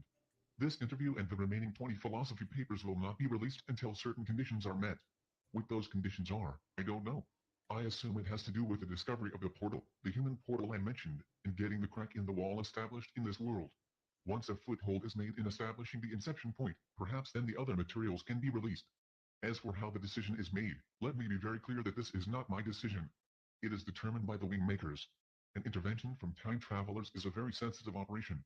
Many variables need to be weighed and considered. Forgive my blunt question here, but how do you know that the wing makers aren't part of this whole deception? At some point you have to trust your feelings and intuition, otherwise everything is just a purposeless mental exercise. I did say that I'm 100% confident. As a scientist, I'm disbelieving by nature, but everything I've read and studied is consistent to their stated goal, which is to establish a new inception point for human beings in this specific time. Their first disclosure is a cloaked message of hope. An energetic rewiring of the spiritual philosophies of this planet, away from masters, organizations, hierarchies, and belief. It is more focused on becoming a spiritual activist or practitioner of behavioral intelligence. It is about activating pre-sovereign integrals who are able to understand the evolutionary scope of the human being and help it to veer in the direction of the sovereign integral. The next or second disclosure will be the activation of the human portal. I don't know yet how this will unfold, only that it will happen relatively soon. The third disclosure will be this interview and possibly other material. When this interview is released, it signals that the inception point has already been made. According to the wing makers, this means that the grand portal will occur on this planet. Once the new inception point is anchored, it will unfold to plan. I have made the decision that if the second disclosure occurs, I will commit to this plan 100%. Until then, I have told the wing makers that I am with them, and will conduct my actions according to their insights and guidance, but I will always have doubt in my mind, until I see that the second disclosure occurs. What if no one believes this, Dr. Neruda? What if you release this interview sometime in the future, and no one can relate to it or, as you suggested, they attack it? What then? Is the human portal sufficient to make this whole thing happen? Yes. That's what I've been told. Once the inception point is anchored, it will all unfold to plan. So no one needs to believe this, it'll just happen? That doesn't sound right. This information will remain in the underground, but science, according to the wing makers, will be the force to actually prove out this information. How? Science will find the walls. They won't expose the crack or necessarily assist in the demolition, but they will expose the walls. But you said that LERM was discovered by the ACIO, and they thought of it as God or universal intelligence or whatever it was. Yes. I'm not saying that science will define the hologram of deception as an insidious ruse perpetrated on humanity to enslave infinite beings to operate as finite, fear-based diminishments of themselves. That's not my point.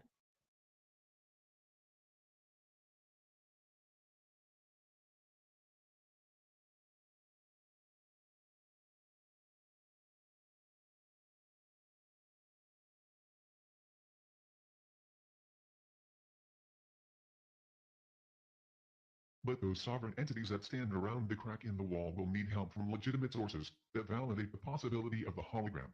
I don't expect science to label the hologram good or bad, or imbue it with philosophical issues like deception, polarity, separation, etc. The wing makers have explained that around the time that the human portal is activated, a scientist of great stature will emerge with a theory that will support the inception point.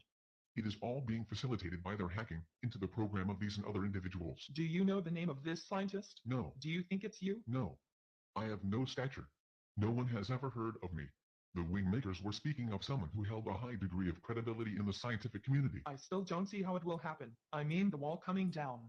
If things are as screwed up as you say, people will follow their programming. They'll have too much fear to release everything they've learned, to be real and true. I just don't think people can make such a radical shift. I agree. They can't, not in the face of the status quo.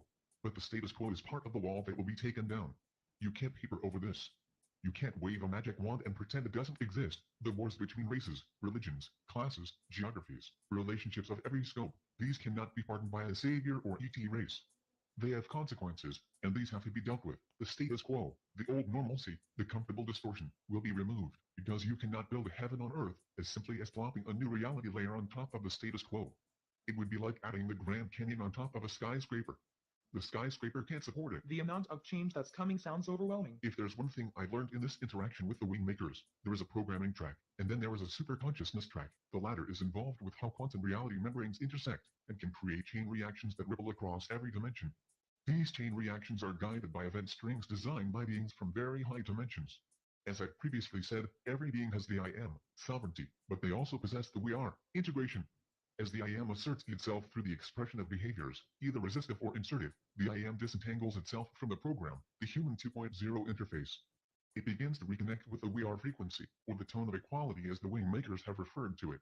It broadcasts this through the unconscious mind or universal field, making it easier for another being to touch into this same perspective and adopt these behaviors. My point is that either the designers of the higher dimensional planes, or humanity as a collective, could potentially accelerate or decelerate the grand portal. What if there was a tug of war, like the higher beings wanted it sooner, and humanity wanted it later? I don't know. I suspect the higher dimensional beings would listen to the resistance. I really don't have an opinion on that one. One day, hopefully in the not too distant future, a person will hear this interview. What advice would you give them? Everyone has thoughts and emotions. Everyone shares a reality called Earth and the human body. We're all on the same stage, playing different roles, but the stage unifies us to some degree. None of us can look across the stage and see a beautiful world of peace and harmony, or goodwill to all men. It isn't the reality that encompasses us. The question is, how do we move closer to a reality that supports our most innate truth, that I am, we are? How do we create a stage and write a play that supports our transformation into the sovereign integral that is in fact what we each are? Has religion shown the way? Has spirituality? How about science?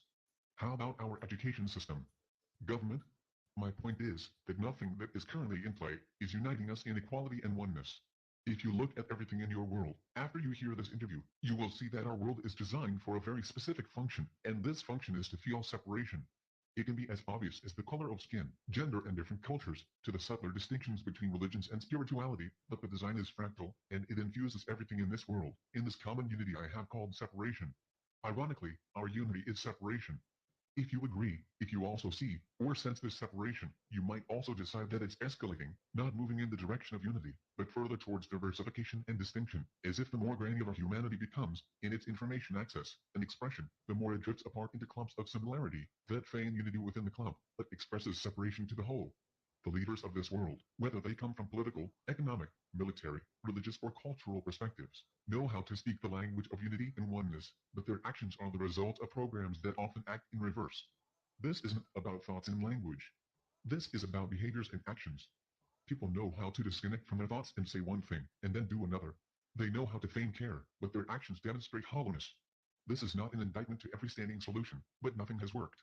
Religion's failure has birthed the nihilistic and disillusioned organizations of darkness and occult experimentation. They feed off one another. It's symbiotic survival. But what is lost in this is the reality that confusion and disaffection reaches into the world's populations and dulls our collective minds and hearts. There is hope. Hope resides in the vacuum of unity and oneness that is unaligned to anything on this planet. No one owns it, or controls it, or administers it. There is no mediation or a go-between. It is completely unique. For all intents and purposes, it has never been seen or heard. It is on the other side of the wall. This is our hope, as foreign and strange as it may seem. What is in this world is not working, and it is because of separation. I don't care if you read the most esoteric, spiritual information on this planet. It is of separation. I've read esoteric, spiritual documents over the past 20 years that would make most people swoon and say to themselves, this is the highest information, or this information is true because it is so detailed. No one could possibly know this much detail unless it was true. The most esoteric information on this planet was not written by human beings, but through human beings, vis-a-vis channeling. The channeling speaks of wonderful spiritual realities, of how humans and aliens are one, of how the deep psychology of human beings is constructed, of the complex cosmological environment in which humanity is nested. All wonderful information except no one mentions how we are enslaved, or why, or by whom. Not one. If these wonderful sources of information knew about how humanity is enslaved, wouldn't they share it? Isn't this the most basic point of information? What the wing makers call the inception point. Why hasn't any of this esoteric literature shown this? I'll tell you, because the beings are either inside the hologram and don't realize it themselves, or are part of a deception and are guarding its discovery from humans. They're no different from us, as infinite beings. They're lost in this hologram of deception as much as we are. For those of you who hear this interview and are unsettled by it, I can only say, good, you should be. It's a reality check on a cosmic, universal and individual level. You can bathe in the splendor of spirituality and quench your thirst with the presented masters, or you can deepen your understanding of the reality that confronts us and stand up committed to apply your self-expression in service to truth. To walk your life in the expression of resistive and insertive behaviors. To be sovereign and integral. It isn't about spouting high spiritual concepts in thoughts and words. That is the reflex of the consciousness system. It's parroting and robotic. Live the I am, we are, in your behaviors, and leave the mind. Shutter it. The mind is programmed to compare and analyze, which feeds the me separation. Sorry about that, I got a little carried away with my answer. No, it was good to hear your passion for this. I guess the thing that's interesting to me is that the Wingmaker's materials are esoteric, at least to me, and they seem to be explaining cosmological systems and psychological structures. How is it different than what you were just saying about the channeled information? Sometime this year the Wingmaker's site will be released on the internet, at least a part of it. Its only goal, according to its authors, is to introduce one concept, the sovereign integral. That is the fractal seed for the inception point. The second phase will introduce practical behaviors to support the sovereign being in their reprogramming of what it means to be a spiritual person. The third phase is to anchor the inception point and create the crack in the wall. You've talked about the crack in the wall as the inception point. Can you elaborate on that a bit more? I will, but first let me state something that I want to mention before I forget. The youth of this world are impressionable. They're transitioning from the subconscious implants of their parents and forefathers to the creation of their own personality. They want to be different, they want to express themselves uniquely, and this opens them to influence. Where does this influence arise? Increasingly it comes through technology and the culture creators of music, entertainment, games and books. They bring the tools for youth to knit their unique layer of personality that can fuse atop their genetic layer of consciousness, the subconscious. The glamour models, as the Wingmakers refer to them, convey a powerful elixir, which is to be selfish and self-obsessed. Narcissism is okay. Nihilism is the philosophy. This is prevalent and it will continue to spread, because this is Anu's program. When technology is unleashed, in the form of global platforms, the impressionable youth will inform their consciousness and personality layers by means of this underlying philosophical belief in nihilism. The way this seeps into the culture, through technology that helps codify personality in our youth, is one of the clearest examples of how NiGHT programming spreads.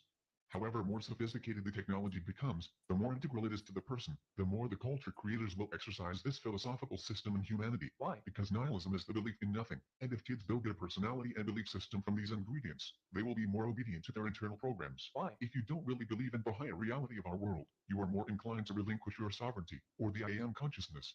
The phrase, selling my soul to the devil, is simply code for, I surrender to the will of Anu, and desire to let him take my life for his purpose. The unstated objective of that renouncing of the I am, is that Anu will give me something in return for my sacrifice. But the only thing that is returned, is slavery to the system.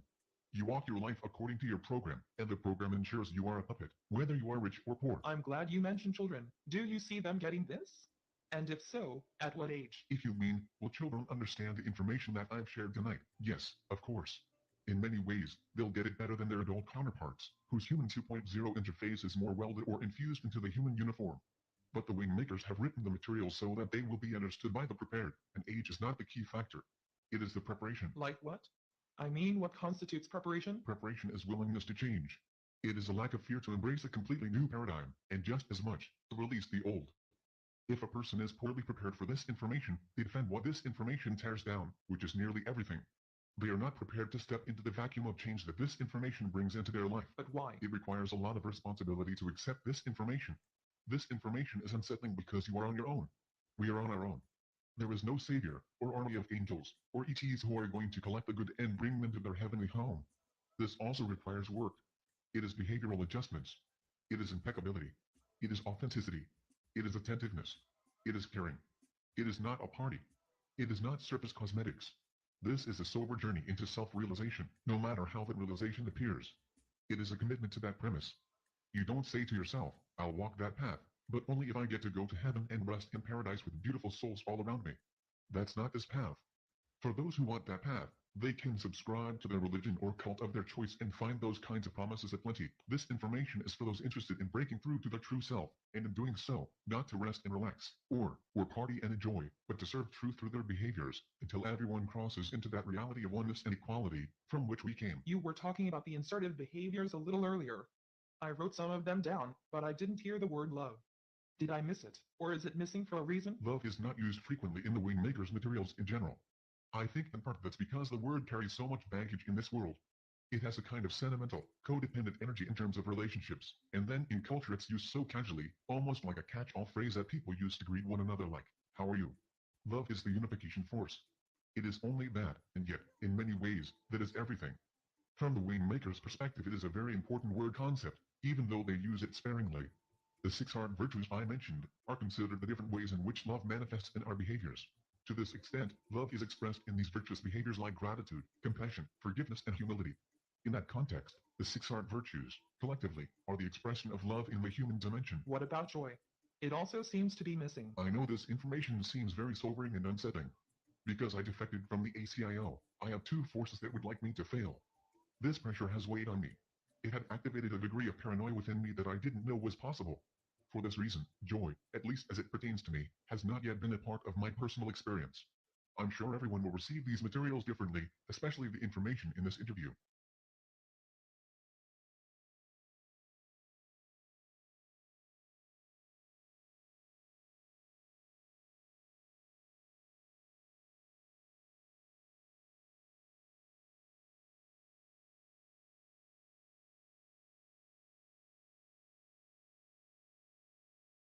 I'm sure everyone will receive these materials differently, especially the information in this interview.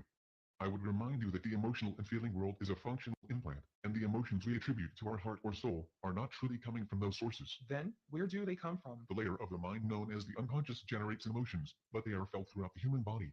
The unconscious layer of the mind is interdimensional, so it extends from bubble 1 to bubble 2, which allows you to feel in the astral world or afterlife. When I express any of the heart virtues, I place them through the lens of oneness and equality. That's where they achieve their potency and expression. Then I take that experience and quite literally send it to my head region, imagining that experience is placed in the pineal gland, in the center of the brain. This is my way of mailing it to everyone through the unconscious mind. Why do you call them heart virtues if emotions are generated by the unconscious? The heart is a metaphor for the portal within each individual.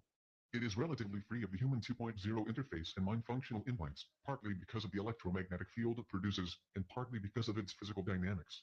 The Wingmakers suggest that the heart virtue should be experienced and expressed first in this region of the body, instead of the mind or head region, as a way to isolate the tendency of the mind to simulate these emotions from the unconscious mind layer, where they, by definition, lack the same potency of expression because they exist in separation. It sounds kind of complicated. I prefer to look at the flip side. If I do nothing, if I go sit quietly, in my chair and meditate, or study religious scripture, or pray, how am I supporting the progress of this reality? If this world remains ensnared in deception, that's complicated, not just for me, but every being in bubbles 1 and 2. One of the things you've mentioned frequently is this notion of oneness and equality. I understand the meaning and import of the words, but these are certainly not new concepts. Doesn't every spiritual teacher say this? Not all, but some do. You can go back 2,500 years to Heraclitus, who announced that all things are one.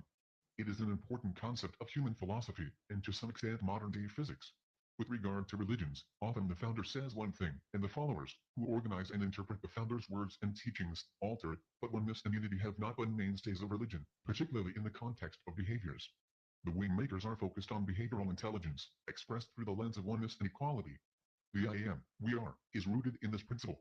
It may not seem like to adopt the simple philosophical perspective, and frankly, it isn't, because they're simply words and it's only a concept. But if it's genuinely adopted and anchored in the core of your belief system, then you can possess the necessary commitment to express this in your behaviors. And this is where most people will probably have a problem. The human 2.0 interface is full of programming from Marduk and the human unconscious. It is way down in this quagmire like a person caught in quicksand, struggling to find a rope or anything solid to pull themselves out. The rope in this case is the simple framework of I am, we are, and applying it through our behaviors, but it has to line up. If you adopt the framework, but your behaviors do not reflect this, the rope disappears. The unification of all beings in all dimensions exists. It's only when you step out of quantum space-time that you realize the illusion of separation, and retaining this basic truth of oneness and equality in a human 2.0 spacesuit is no simple task. That's why it must be more than words, and the words must be practiced in the now. Why are the Wingmakers doing it this way? It seems so innocent. I mean, asking people to become self-aware and practice assertive and resistive behaviors. After hearing all of what's happening in the triad of power, it seems like we're using slaves against their self-followers.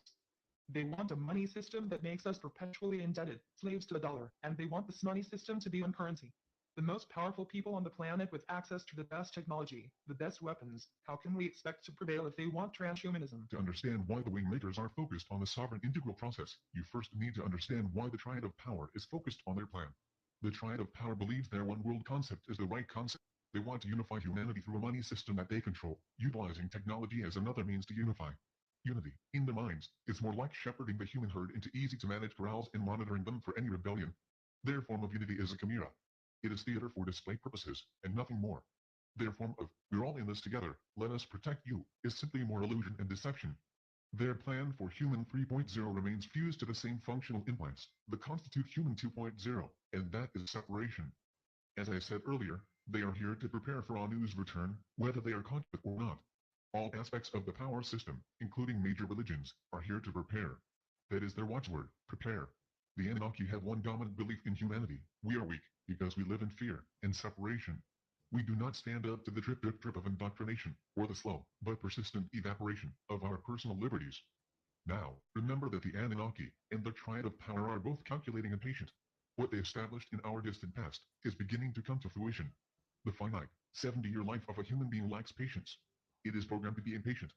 This is against infinite beings that see timelines in hundreds of thousands of years and can program individual human beings within those timelines to achieve precisely what they want, if human beings agree to it. If they don't stand up, the Anunnaki do not embrace the sovereign integral process.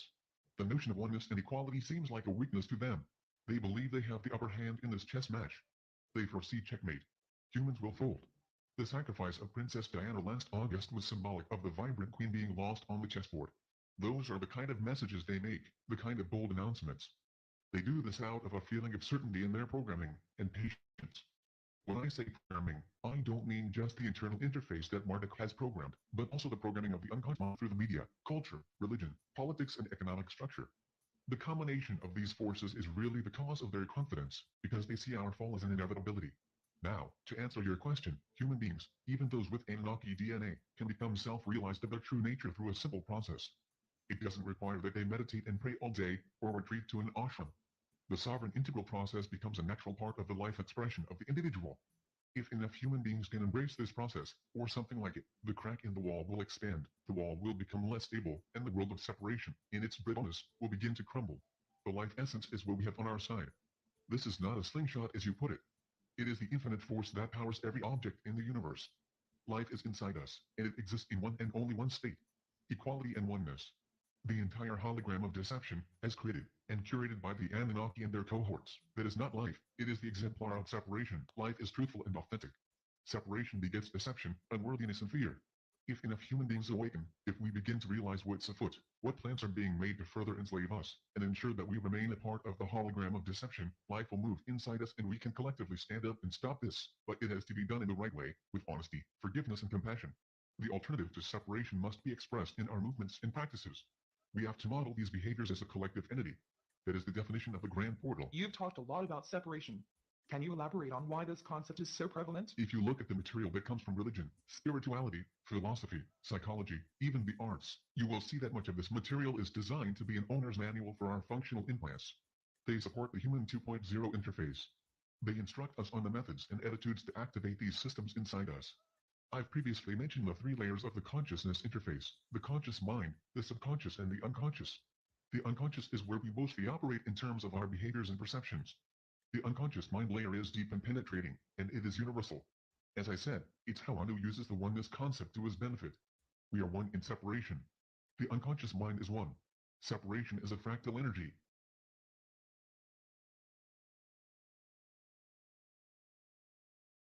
It is everything the person or organization might be to convey true information. What often lurks behind the information is this fractal energy of separation and its use of comparison and judgment and all the other tools of separation that distill down to fear and unworthiness.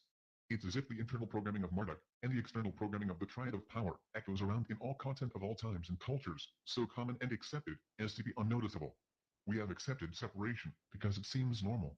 Thus our behaviors and perceptions, driven largely by the unconscious mind, embody separation, and the vast majority of us do not even know it. Okay, but then how do we become aware of it? A person must understand that they are being programmed. That's a starting point. If you don't accept this basic premise, then why would you choose to change? If you do, then observe the programming inside you, within others in your environment, the larger world, and begin to see how subtle this programming is. In many ways, to observe this programming requires us to be neutral, so we can simply observe our internal states and the messages therein. Television, the internet, email, newspapers, magazines, direct mail, and so on. It isn't critical that you know how every program is expressed into your life or what its esoteric meaning is. What's important is that you understand you are being programmed and you seek an internal source of direction, inspiration, and movement. The sovereign integral process is focused on you, the individual, directing your own self, life essence, to express itself in oneness and equality. That's it. If you do this, then you are releasing the hold of the programming. For some, this can be done quickly, and for others, it might require more diligent practice. Can I do this and still be a Christian or whatever I was raised in? I suggest that anyone who resonates with this information, try it out. See how it moves them through their life path. If they want to remain in their current structures, see if elements of the sovereign integral process could be applied. But if you don't see separation in your current practices, then stay there, because you won't have the motivation to be a practitioner. But you just said that most of us don't see separation. I said that if you don't see it in your current practice, then you won't be motivated to change. This process is all about change. Make no mistake about it. It is not selfish in any way. There is no burrowing into the bedrock of a belief system here that will make you feel superior, or privileged, or wise. There really is no belief system here other than the sovereign integral process. There is no structure, no organization, no master, no hierarchy, no one is above another or below another. Do you see? This is not an organization of this world. It cannot be of this world. Otherwise it is subject to separation. The only way the human 3.0 SI manifests is inside enough human beings who exemplify this process, who anchor this new consciousness of conflict on this planet, and share it through their behaviors and unconscious mind. That's the only way, and not everyone is prepared to do that. What happens if we see separation, but still don't have the motivation to make the changes in our behaviors? The functional implants of the human 2.0 interface are seldom easy to release. They will hold on to your life essence as long as they can. They want to drive the human vessel, not hop in the back seat and watch as mere passengers. That's against their program. So talk about this resistance from the functional implants. How does it manifest? I'm sure it's an individual thing. I don't pretend to know how it is for anyone else. I can tell you from personal experience that I initially dived headfirst into this process and rearranged my life. I thought I was doing a good job, and then a week or two later, I found myself back to square one, exactly where I'd started. It felt like amnesia. It was as if I had forgotten I was even doing a new practice. Admittedly, in my case, I had a lot of distractions in my life, but everyone can probably say the same thing. So I think this tendency to return to the habits of the consciousness system inside our 2.0 interface is the main way that resistance is expressed. Change of the scope is not an easy proposition. The human 2.0 mind doesn't like the backseat. So what did you do to return to the sovereign integral process? Well, for me, I needed to direct the techniques inward. Explain what you mean. I was directing the hard virtues outward to others, but I wasn't turning them inward to myself. It dawned on me that the inward was probably the most important place to start. How did you do that? It takes great alertness to live and express in the now. Human beings have the tendency to live in our past memories or future concerns. This was what I was doing, and it took me from the now. And the now is where our life essence expresses. It isn't in the past or future, only the consciousness framework pivots between past and future. So if you find yourself in there, you know you are not in your essence. When I realized this, I read from the Wingmaker's philosophy that breath was the magnet of nowness. It was the element that brought the human being into nowness by being aware of their breathing. I also learned that there were different kinds of breathing that enabled this sense of nowness to penetrate more vividly into the hologram of deception.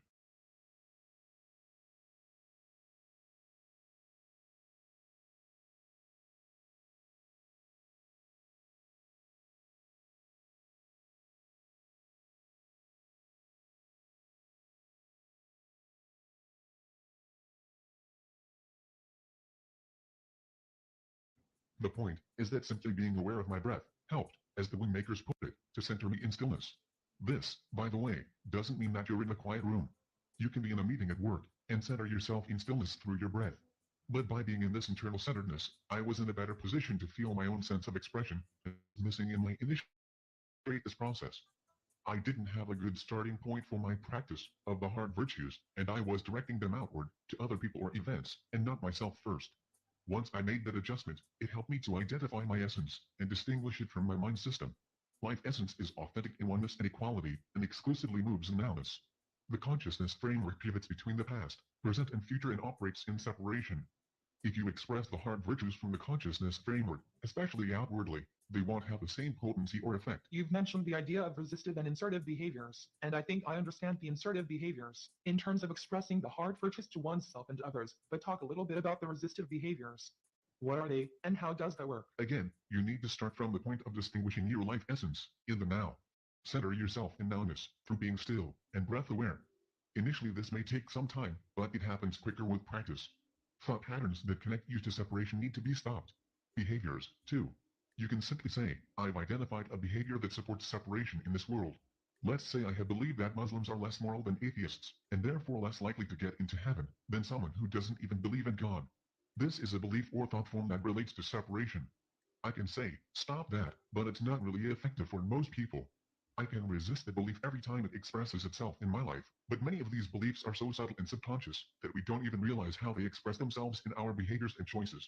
If you apply the hard virtues to yourself, like forgive yourself for having these perceptions, have some compassion for yourself that everyone is infected with these separation beliefs, from their subconscious and unconscious mind layers, be humble that making this resistive alteration is not just about you, but in a way, it's about everyone, because we are one. Appreciate the fact that you're working on this for the good of all. Have valor that you can stand up and resist these separation complexes that lurk in your programmed consciousness framework. You can see how I used the hard virtues to effectively deal with a belief or perception that separated me, not just from Muslims, though they were the target in this particular example, but when you draw separation lines around anyone, you're operating from the consciousness system implant, and it only supports the hologram of deception. Okay, but you're not suggesting that I look at rapists and murderers as one with me, are you? Well, that's just it. They are. You can't have oneness and equality and then say, well, that's true, except for this population of society, or these felons of the human race. There is no leper colony where humans are excluded outside of the circle. The circle is all-inclusive, or it is an illusion. This is an absolute. Remember my statement about the hologram of deception is a prison? Yes. There is no other prison inside the prison. We're all in the prison. All of us are prisoners, even those who are in the incunabula. There is no one who stands inside the prison walls and truly knows oneness and equality. But then how does it change, if no one knows this? It's a process, both for the individual and the human race. We work on it, together. We resist behaviors of separation and insert behaviors of oneness and equality. We disengage from the thoughts, ideas, beliefs, principles, people, organizations, currencies, food, clothing, fashion, toys, and everything else within the hierarchy whose roots are nourished by separation. When you put it that way, it sounds daunting, even impossible. It has to be done, and it has to be done by us. The question is, if it has to be done, when does humanity want to do it? Now? 100 years? 1,000 years? 10,000 years?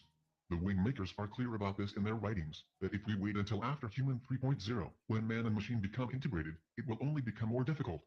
Enslavement of life must end, at all levels. I want to shift to something that's been bothering me about this whole conversation, and that is the issue of a god. From your description, God, as we've come to think of him, or her, or it, is an illusion. It's really a being who presents himself as God. So the question is there a real God? Thanks for asking that question. I meant to bring it up on my own, and I think I sidetracked myself. Let's go back to the thought experiment about the bubbles. There is a presentation of a God, which as I've said, is Anu. This is the God that Muslim, Jew and Christian alike revere and worship. This is the God who desires to return and provide a clear supremacy over humankind, to direct humanity to a human 3.0, one-world transhumanist existence that would stretch into forever. As I've said, there's a life essence inside all beings, including the Anunnaki, and this life essence is infinite. If you understand infinite, then you understand it is outside of space-time. If a being is outside of space-time, it is not defined by polarities, like birth and death, creation and destruction, good and evil, and so forth. It is beholden to none of our vocabulary and concepts. Thus, when the Wingmakers decided it was time for this information to become available on Earth, it was offered, in terms of its text, as a bridge. In other words, it was decelerated to our language constructs. And other forms of media, too, like the music and art. Yes, but in a different application. All of this information needed to be encoded in a way that would be acceptable to two sources of scrutiny. One was Anu and his hierarchy, the other, the individual. Which is why the material in this interview will only be released when certain conditions are met, and the Wingmakers are reasonably satisfied that the information will not be taken down by the hierarchy or dismissed as a fairy tale by the individuals they are trying to reach. Now, when this deceleration occurred, they elected to release the information in phases. Phase 1 would be encoded in a way that would allow people to understand the world outside of the hologram of deception, but in a framework that's somewhat familiar, that's resonant with the evolving beliefs on the planet. Hence, the idea of first source, source intelligence, sovereign integral, human instrument. All of these concepts will be provided without contextual details, because if they were included, the information that I'm telling you tonight would be purged by the hierarchy. The entire event string would be taken down. The inception point of the portal and grand portal would have been mired in doubt. So, it will be dispensed in the manner it must. This is not in my control. Source intelligence is the energy intelligence of first source that serves to accelerate the expansion of consciousness and supports those who desire to unlimit themselves. What does this have to do with the existence of a God or not? I just wanted to clarify that the word God means multiple things and it needs to be clear what meaning is being used. That's why, in part, the wing makers don't use the word God but instead use the word first source. However, in their later philosophical writings, after Chamber 6, they don't use this word for the reasons I mentioned. But these are very subtle intonations in their writings, as they try to weave their messages into our modern-day culture without being targeted by hierarchical censors. There are literally people who censor this information? There are people who censor and control information everywhere, in the media, the government, the military, the sciences, education, religion, everywhere. The hierarchy has a complete army of censors. The vast majority don't know who they really work for. They're just enforcing what they've been hired to enforce. It's just a job. But technology platforms exist primarily for censorship. Intelligence gathering enables NSA censorship and information control. It's their job to filter, control, and manipulate information. The system of mass surveillance isn't deployed to protect the masses. It's to control them, to keep them inside the prison, from a news perspective, and controllable, from the elite perspective. You're not saying that the NSA cares about things like this, are you? Not in the sense of how God is defined, but it's through their surveillance platforms that those in the hierarchy are alerted to information that details critical aspects of their hologram of deception. That kind of information is fed upstream to those who do care. If that's the case, then whenever this gets released, it'll get censored. So what's the point? This is all about timing. If this gets released, it will be because the wing makers have confidence that it will pass censorship. Something will have happened to enable it. I'm aware you haven't really answered my question yet on God, so I do want to come back to that. But with the internet these days, couldn't you just drop this whole information on the public at one time? It'd go out to a few thousand people and then they could put it out on other sites and it would just grow in geometrical progression. How could they hold it back or censor it? It would be modified. It's a complete set of information. Once it got out in that format, some would claim their version is the original and others would claim that their version was the original, and they might be as different as black and white in some areas. It only creates confusion, and once there's confusion, it's impossible to bring clarity. In intelligence circles, this is called reputation destruction. Think of it like this. You have a set of information that is targeted to specific beings that live everywhere on the planet. You wait until there is a communication system that can get to each of these beings. You have to make sure that the information is as pure as it can be, but still get past the censors, so you encode it and release it in phases. The first phase is released as a real event, to test the waters of reaction. The second phase is released with new content and modifications, emphasizing that it's a mythology. This is to reassure the censors. The third phase will get more involved in practices and behaviors, but without full context. The fourth phase will probably be the human portal. The fifth phase will probably be this interview. And the phases that follow will depend on how this interview is received. So every release is being observed by both the hierarchy and the wing makers. Okay, let's go back to the God discussion. Yes, so, to answer your question, is there a God? There are many gods. Some beings present themselves as gods, and some beings manipulate others to such a degree that they become regarded as gods. And then there are collective intelligences that move between the quantum membranes and simulate godlike qualities of omniscience and omnipotence, but they are not gods in the sense of being the creator. There are even some beings that present themselves as God through a human channel. The view of the wing makers is that the oldest civilizations in the universe believe there was a creator, but that this creator, known in the wing makers' philosophy as first source, is so fundamental that it is the fractal essence of all life in all variations. It is the quantum zygote of life at the most foundational level. It is not truly knowable as we think of knowledge. It is experiential through sound that evokes this tone of equality spoken of in the wing makers' philosophy. It's not apprehended through the mind, which makes it hard to describe or convey. This is the problem with anything so elemental that it all but disappears. How do you convey it in such a way that it can hold a human being's attention? So there's a God, but it's unapproachable. Is that basically it? Yes, but I want to mention that the relationship is to a creator, not a God. The creator is in all life. God is more of a parent, and in religious circles, a father figure who is humanized to such a degree that we can pray to God to give us things, help us remove obstacles, crush our enemies, and so on. Creator is aligned to oneness and equality, while God is aligned to separation and fear. First source is the creator of life, the manifest reality of all existence. The creator lives within life as the infinite spark that connects all life as equals in oneness. It is not here to be humanized. It cannot be humanized, or for that matter, reduced to any other life form or thing. The creator is the conjoining of all existence in the equality of oneness, and when that occurs, then God exists. When it does not, there is no God in existence, only a creator. It is really that simple. As it is said in various religious texts that God created man in his image or likeness. And provided you understand Anu as God, then this is a reasonably true statement. However, the creator created the infinite spark that animates the human form, and so the sovereign integral is the creation, and Anu had nothing to do with this. He merely figured out a way to enslave it. The last thing I'll say about the concept of God is that it's used by religions to separate ourselves from responsibility. It allows us to say, I'm not responsible for poverty, or war, or child abuse. There is a God who is much higher than us. God created the world, he is in charge. If he allows war and poverty, who am I to bear responsibility? The wrongdoers will pay in hell, and the tormented will reign in heaven. So God, or the concept of God, releases us from responsibility. The Creator, on the other hand, is not this way, because we're all bound in oneness, and what happens to one happens to all, and therefore, we're all responsible for allowing separation to rule our behaviors. It's important to recognize the difference between the constructs of Creator and God, especially within the hologram of deception. After hearing all of this explanation, not just about God, Creator, but the whole interview tonight, why couldn't it have just been released as it is defined in this interview?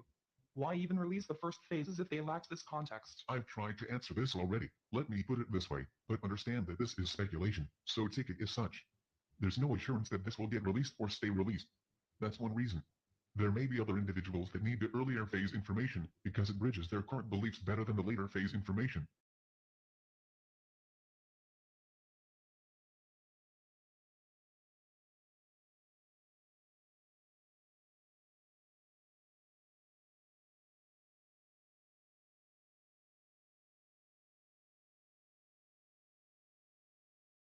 That's another reason. Remember, this is as much about redefining the unconscious mind as it is anything else. The unconscious mind is the back door that the Anunnaki left open in their designs.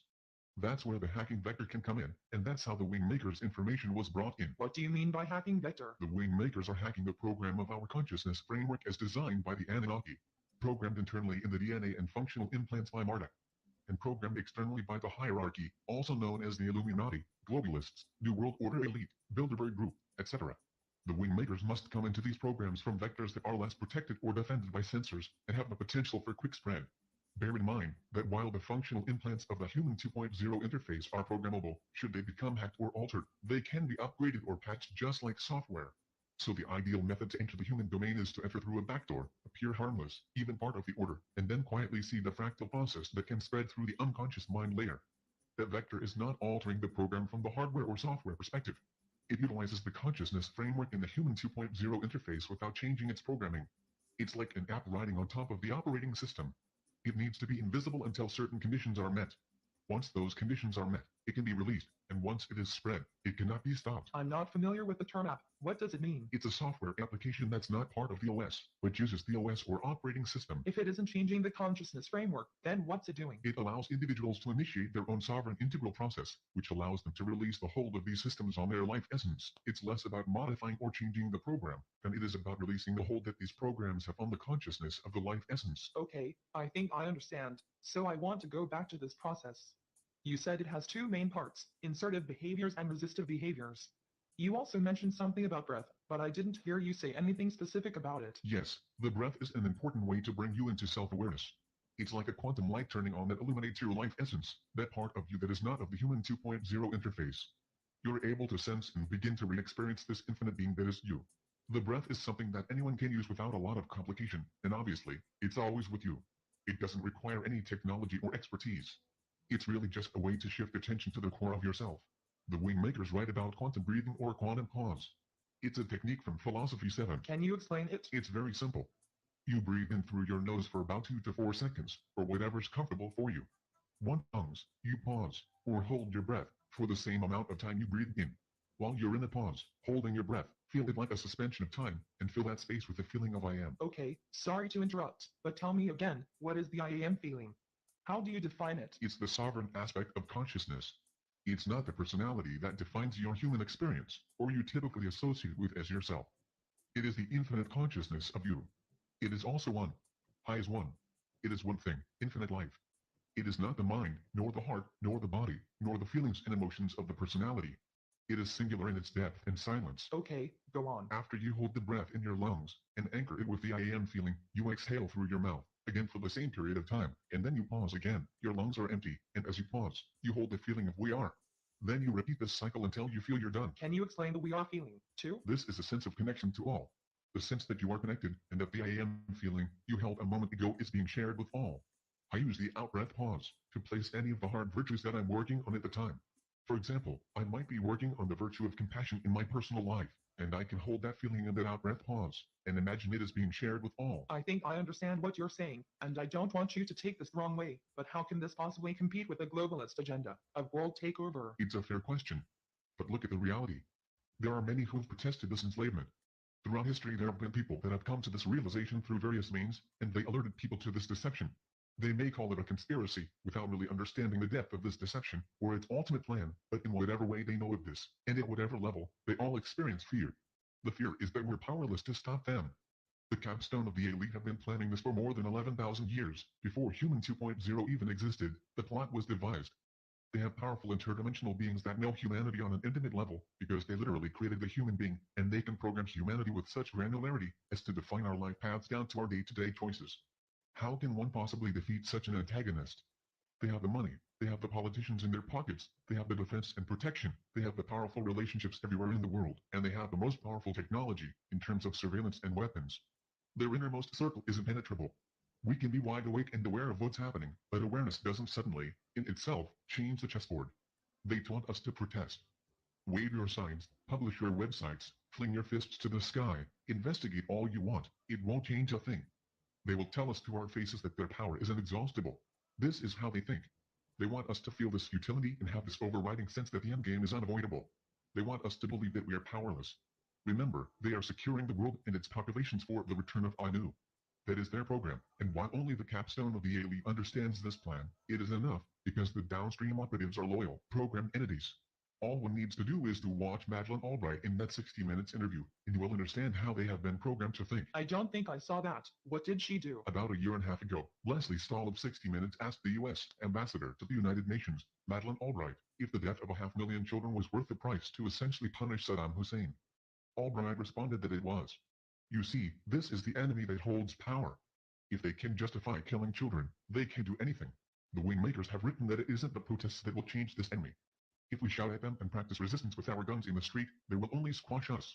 To bring their objective to a halt, we need to push down the wall, and we can do this by being practitioners of the sovereign integral process or anything similar.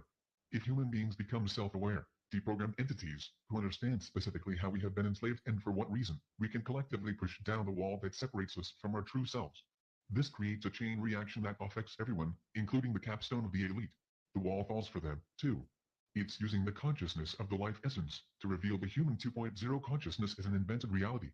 It's weaning from the hologram of deception to the reality that all life exists infinitely, as equals in oneness. Okay, but how do we know that we'll be successful against them? We don't, other than what I said before, that the wingmakers are humans who have time traveled to share this sovereign integral framework. I realize this sounds like science fiction meets David and Goliath. I can appreciate that, but I'm explaining what I know as directly and honestly as I can describe it. If anyone hears this interview, assuming it's released sometime in the future, then you can decide for yourself if what I say stands up to your scrutiny. I would just caution some to consider the possibility that should you dismiss it, your reaction could be a programmed response. It is your consciousness framework that is sensing and responding. Consider this before you dismiss this information as fiction. But how would a person know this? I find myself doubting this disclosure. I don't find it very plausible. As a journalist, I'm trained to be suspicious of sources, and as much information as you've shared with me, I find myself wondering how this is possible, and I haven't heard about it. The hierarchy practices deception by controlling the buttons on the machine of absolute power. This machine is. But you yourself said the internet was not something that they wanted to get out. True, but whatever technology is released, they will find a way to use it to their advantage. It doesn't matter what the technology is, they will find a way to subvert it, modify it, and use it for their agenda. These are extremely bright beings that are obsessed with the centralization of power and control, so that Anu can insert himself without resistance. What if enough people woke up and rebelled? Couldn't we start a revolution and overthrow these crazy criminals? They are not crazy. They are deceptive intelligences who have lost all sense of connection to their true selves. In many ways, they are the ones who are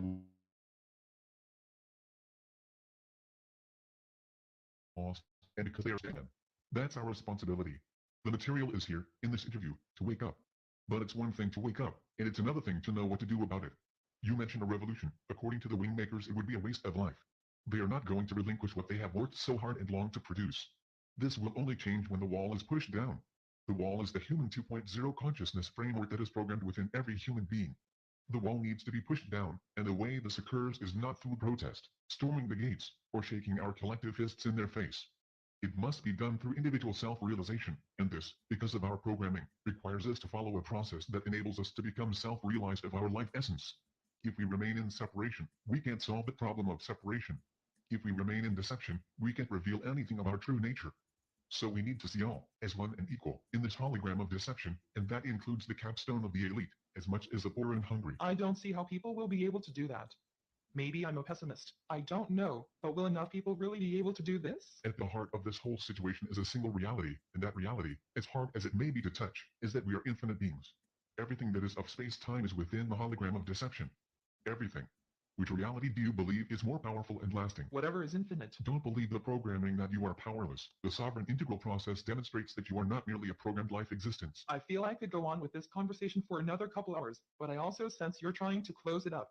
How are you doing on time? I can go a little longer if you have more questions. I have lots of questions. How about if we take a short break and I'll take that time to review my notes, and then I'll try and keep my next set of questions to another 15 minutes or so.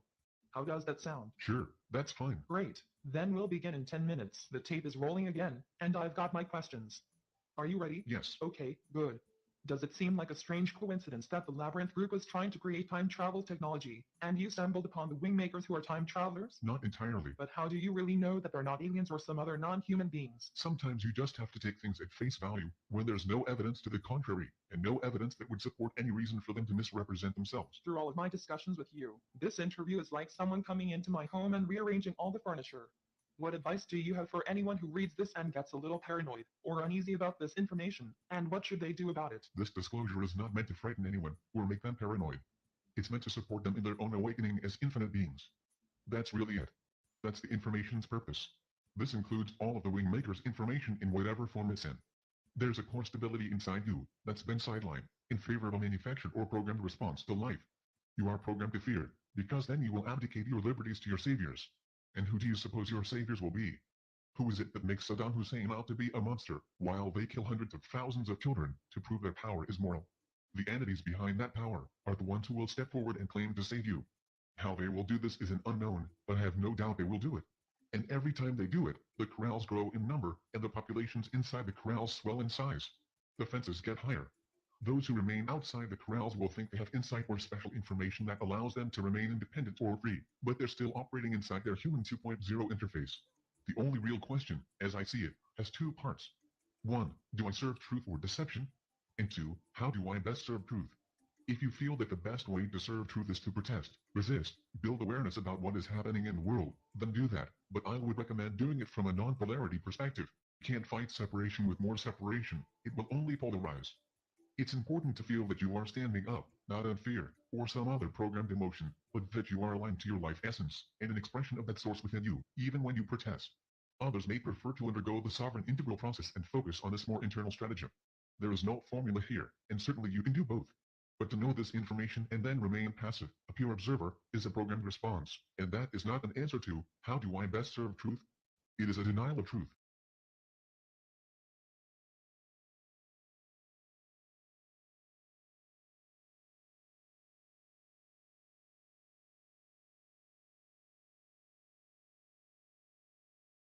Mentioned earlier that the Anunnaki lent their DNA to the human 2.0.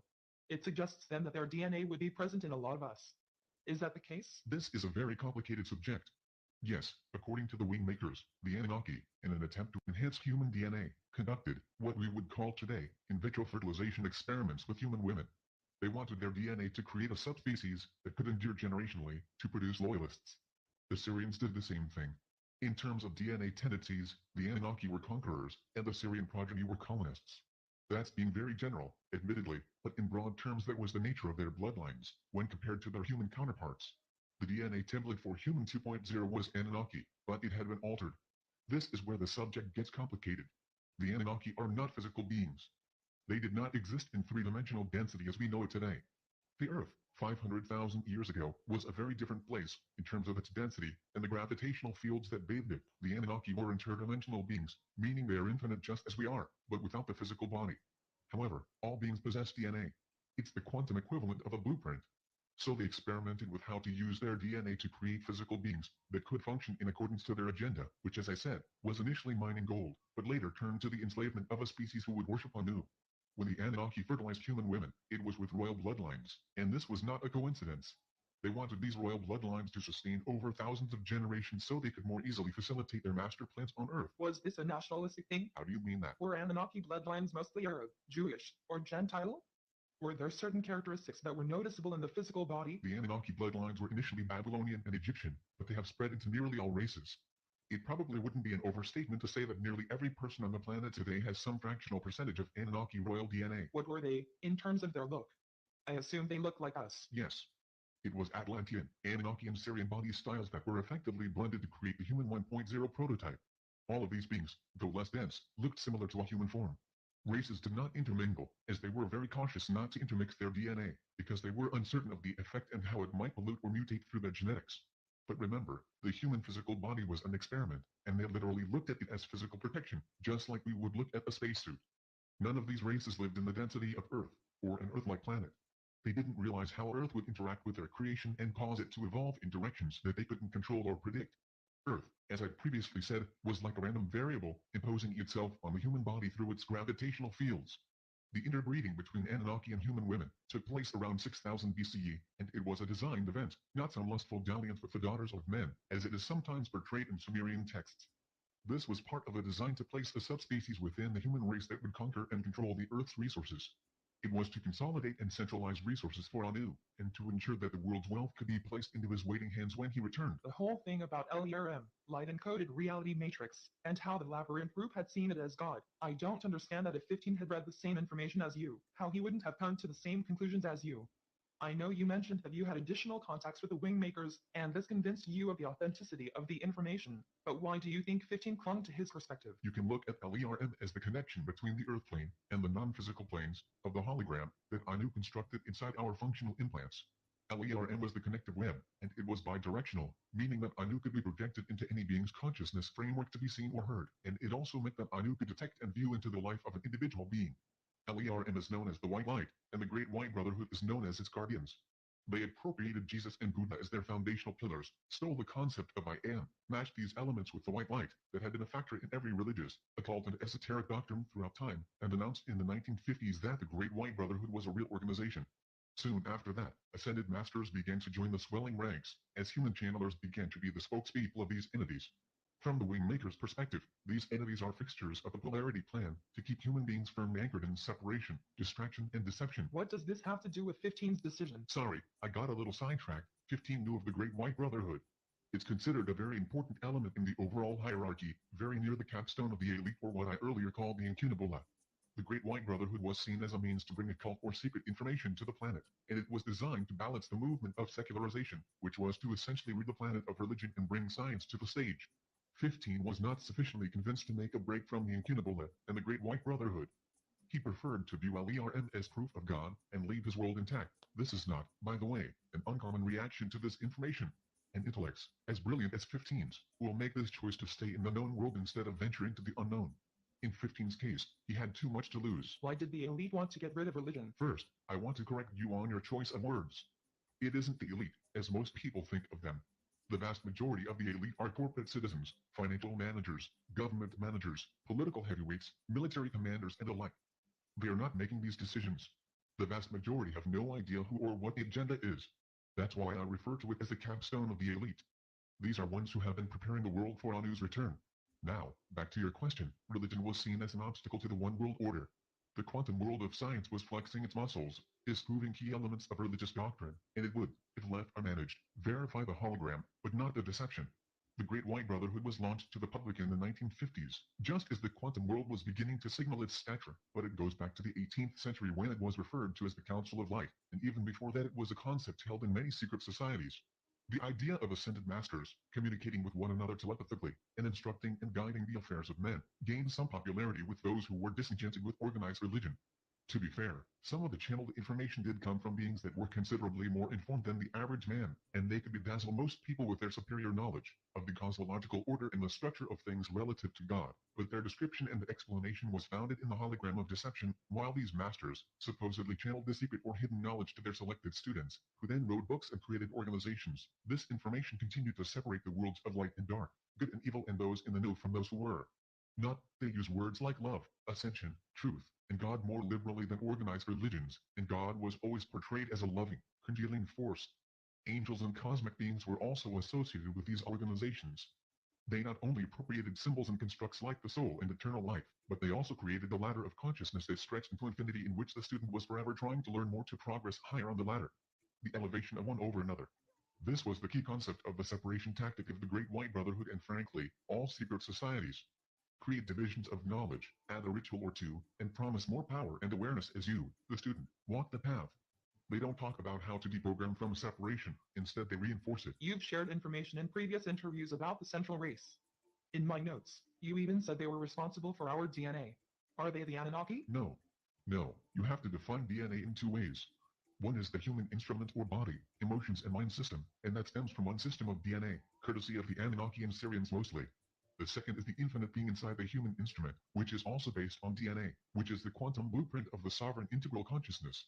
The latter is the DNA developed by the central race. In the second interview, you made some pretty big claims about the 7 sights of the Wingmakers being a defensive weapon, and that this somehow related to the individual's experience of the Wingmakers materials. In light of this disclosure tonight, can you explain how this works? The entire import of the Wingmakers disclosure is about the sovereign integral, and how humanity benefits when the state of consciousness is seated within the human expression. The requirement to keep this disclosure in the realm of science fiction and mythology was why I mentioned this defensive weapon. So you're saying this was just a story? That part was. You see, the Wingmakers materials are, by design, composed of many strands of information. Some strands are storytelling, some are artistic, some are spiritual, some are conspiratorial, and some are designed to be factual, coherent disclosures of what is really happening in our world. The strands of the storytelling encase the other strands. In a way, they shield these inner strands. I've already explained why it happened this way, and while some might feel it would be easier to just give the facts, if these facts were disclosed now, you would not have seen, heard, or read this information. The Wingmakers materials would have been censored or taken down and discredited. I'm sure there'll be a good dose of that anyway, when and if this interview was released, but the story strand was necessary to provide an acceptable container to release the sovereign integral process. But this concerns me that the information you've provided in the previous 4 interviews is created, at least in part, as a story. How do I present it to any reliable news source as true? You can't. So then what do I do with it? Either you will release it as a story, or I will. If you prefer not to, I understand. Couldn't you just tell me what parts are story, and what parts are true? I could, but this isn't how I've been asked to release the information. But I've invested a lot of time in this already, and if I invest my reputation as well, then I need to focus on the true parts. Otherwise, I can't substantiate anything when I'm asked if, in my opinion, it's a true story. Everyone wants to know the absolute truth. They want someone to point to this phrase, or that precept, or that doctrine and explain to them that that is truth. Believe it. That's been the game on this planet ever since humans began to contemplate their universe in a philosophical manner. All the shared truth has gotten us where? Where we kill children to punish leaders. Where leaders lock people up in death camps. Where religious leaders abuse children. So I would ask you, what is the value of the information that has collectively brought humanity here? You want the signposts of truth. No one can do that, and your proof is that no one has. Why? Because we are sovereign and we must experience ourselves in this way, and not let others decide what it is we should or shouldn't believe, or what is truth or falsehood. I wish we didn't live in a hologram of deception, but that is our human reality, and whining about it will not change it one iota. Studying the supposed masters of truth will not change it either. I can show you a library of books that expound on esoteric information. Some of these books were written as non-fiction, and by all appearances they seem to be credible and insightful, and yet if you listen carefully to the words, you see how they are separating you from one another. How they define a hierarchy. How they define a soul that is always learning, a human that is always sinning and weak. How they describe a universe that is infinitely layered. How the light illuminates those who follow certain practices. It can be very subtle. They can be talking about oneness, but there are judgments present in the words, or recriminations if you don't execute the practice properly, or suggestions that you don't mix this practice with any that is diminished, or join and promote this path over that one. Part of the sovereign integral process is to practice your discernment of what enables you to believe in you, not the universe or some master or teaching, but you, stripped bare of all of your add-ons, beliefs, thought patterns, fears, guilt, stories, judgments, blames, pretenses, everything that hangs on you from the past. If you could drop them all, everything you have been taught and told and programmed to believe, what would be left to hear? Silence. Deep, clear silence. That is you. When you find that, you will then know that everyone has that, too. Anu does, Lucifer does, Jesus does, your neighbor does, your spouse does. Everyone. So what proof do you need to find that? What proof can I show you or tell you to give you that? I can't. I can convey a process that if you follow it, you might find this experience inside you, but that's all. The process is free, it only requires time. The process is not owned by anyone. The process is not part of anything but you. Once you stand at the trailhead of that process, it's yours to follow or reject. Everyone must achieve this realization of oneness and equality in life on Earth. That is our call to action as a species. And in my opinion, anyone or anything that tells you otherwise is lost. One more thing, the story strand may be exactly what activates someone to the sovereign integral process, and I think that was the point that the wing makers took with their information. Everything about their work is signaling the individual to the sovereign integral process and the realization of the grand portal. If Anu is what we have been taught as God, then who is Lucifer? It is precisely for this reason that you have to be sovereign. Because in the world where Anu is God, it is easy to presume that Lucifer is the real bearer of light. But remember what I've said over and over. Everyone is lost in this hologram of deception. If all are lost, how can anyone lead you to truth? They can't. The truth is self-expression of your infinite self in the human form upon Earth. That is the closest definition of truth that I know.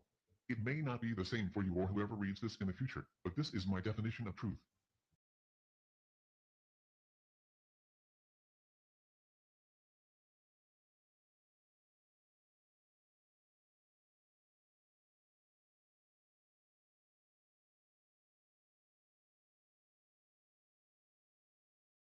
Does Lucifer advocate this? I'm not aware that he does. If anyone is not supporting my truth objective, then why would I let them move me in any other direction, even an inch? You ask who Lucifer is. There are 1,000 ways to answer that question, several of them I already have. To add another definition, he is not a polarity of Anu or his puppet. At a fundamental level he lives in equality and oneness, the same as we. Is he awakened? I don't know. I haven't met him. I haven't talked with him. If I do, my first question of him will be, does he support the freedom of human beings, the kind I have just defined? And if he says yes, then I will accept his word until I see evidence to the contrary. If he says no, I will remove myself from his presence. If he says maybe, I would have a conversation with him and invite him to support this movement. Everyone is waking up. I realize it seems like the activation is in super slow motion, but in 70 to 80 years, a huge shift can occur in humanity's realization of what is really happening in this world. There is no way to hide this. It's already in the unconscious mind layer, and it will continue to spill out until we push the wall down. This is more a comment or observation than a question, but the sovereign integral process seems existential instead of transcendental. It also seems like a solo journey instead of an organized group who are supporting one another. Is my perception accurate? Partly, yes. I think the sovereign aspect is what you're picking up on. It's an internal process for the individual to develop within themselves, but the integral aspect is a collective, and I don't mean that as an organizational structure. This process needs to be outside of any organization's or individual's hands. It's not possible to own this or control it within an organizational structure. I think people can use the internet and email to support one another. Some will want this kind of support. Others may prefer to be left on their own. Relative to it being existential, yes, it is that. This isn't about ascending into the high places of heaven and hanging out in perfected realms of space, while your fellow human beings are lost, enslaved and corralled into ever-tightening spaces. This is about sharing the hard virtues and the truth of existence in your behaviors, here, on Earth. It is about making Earth a place where human beings can express their life essence, without the interference of Anu's hardware and market software, and to tear down the external programming that creates the parents of fear and separation, and all of their children attributes, like narcissism and hatred. If I decide to release this information, do I have to practice it? No. Can I have some time to think about this? How long do you need? Maybe a week. Of course, you can take more if you need it. Are you resigned to the idea that you'll be caught? I'm a realist. I don't think the ACIO will do anything rash.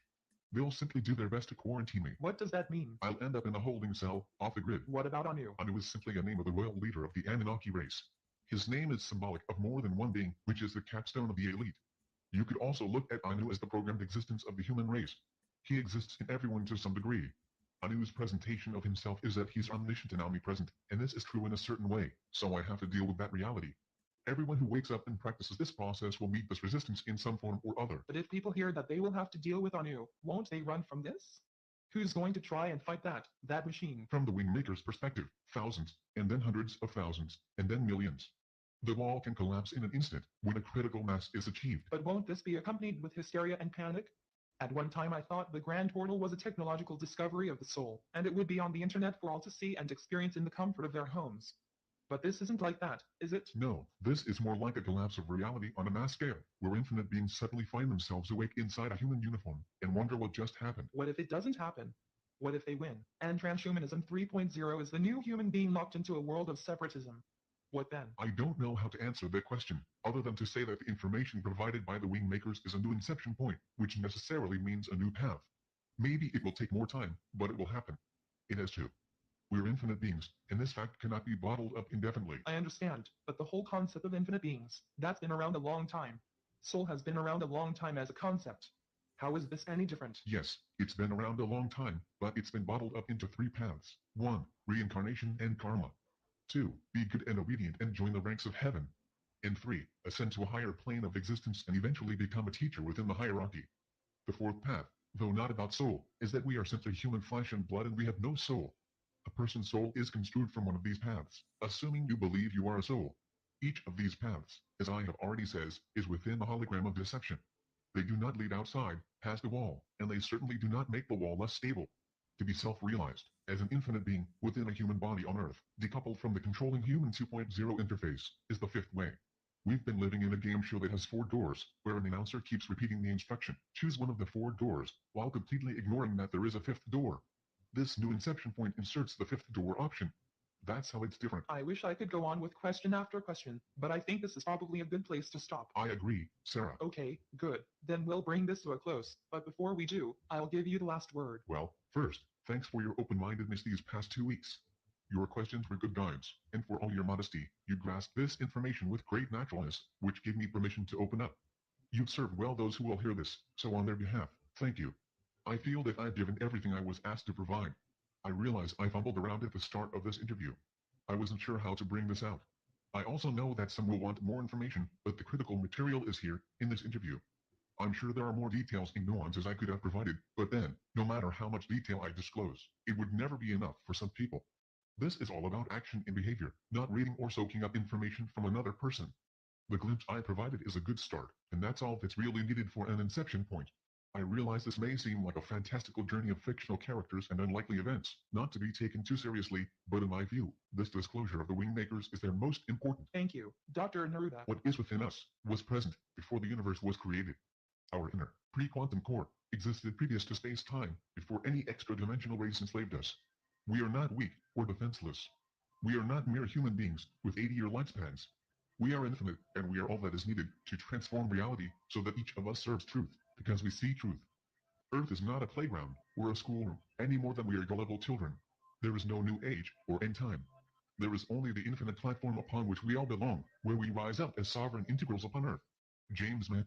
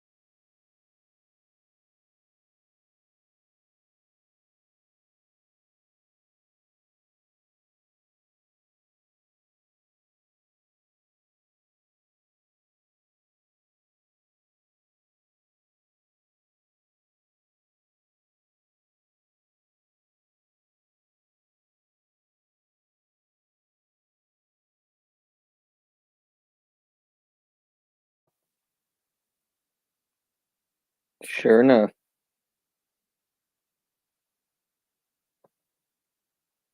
This happens again. How does this happen all the time? Can somebody tell me. Let me see if I'm out of recording space.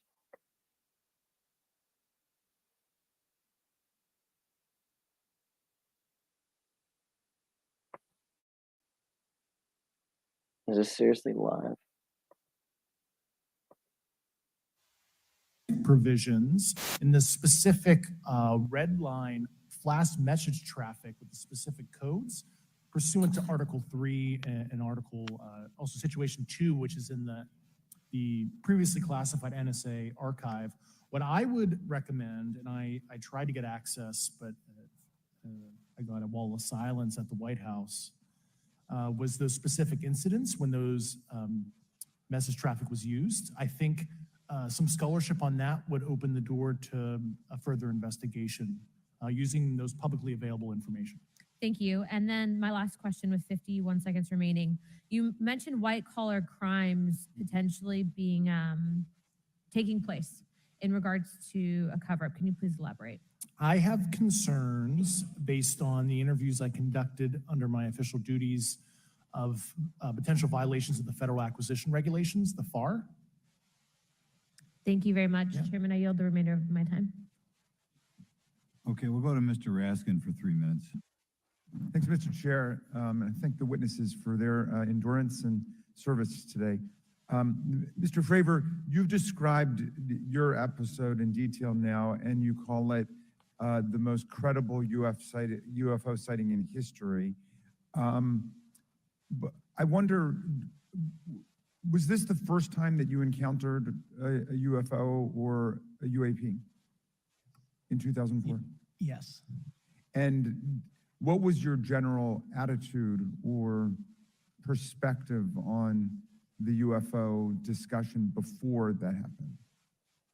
I never felt that we were alone with all the planets out there, but I wasn't a UFO person. I wasn't watching History Channel and MUFON and all that. And have you had experiences or encounters since that happened? No. And so have you formed any general conclusions about what you think you experienced then? Yes, I think what we experienced was, like I said, well beyond the material science and the capabilities that we had at the time, that we have currently, or that we're going to have in the next 10 to 20 years. Very good. Mr. Grush, you've been able to answer in great detail on certain questions, and then other things you say you're not able to respond to. Can you just explain where you're drawing the line? What's the basis for that? Yeah, based on my DOPSR security review and what they've determined that is unclassified. I see. So you're answering any questions that just call upon your knowledge of unclassified questions, but anything that relates to classified matters you're not commenting on in this context. In an open session, but happy to participate in a closed session at the right level. Yeah. Okay. And that there are dozens of fellow pilots, military pilots. Are there also commercial pilots who've encountered the same kind of sightings that you described before? They are similar. Commercial pilots have less range and less sensors to be able to reach out and look for objects over wide swaths of airspace. And so pilots are seeing them, commercial pilots are seeing them, and they're typically closer, and the range of what they're seeing is pretty large. What is the most vivid, concrete sighting with the naked eye of the objects that you described before, the cube-like objects?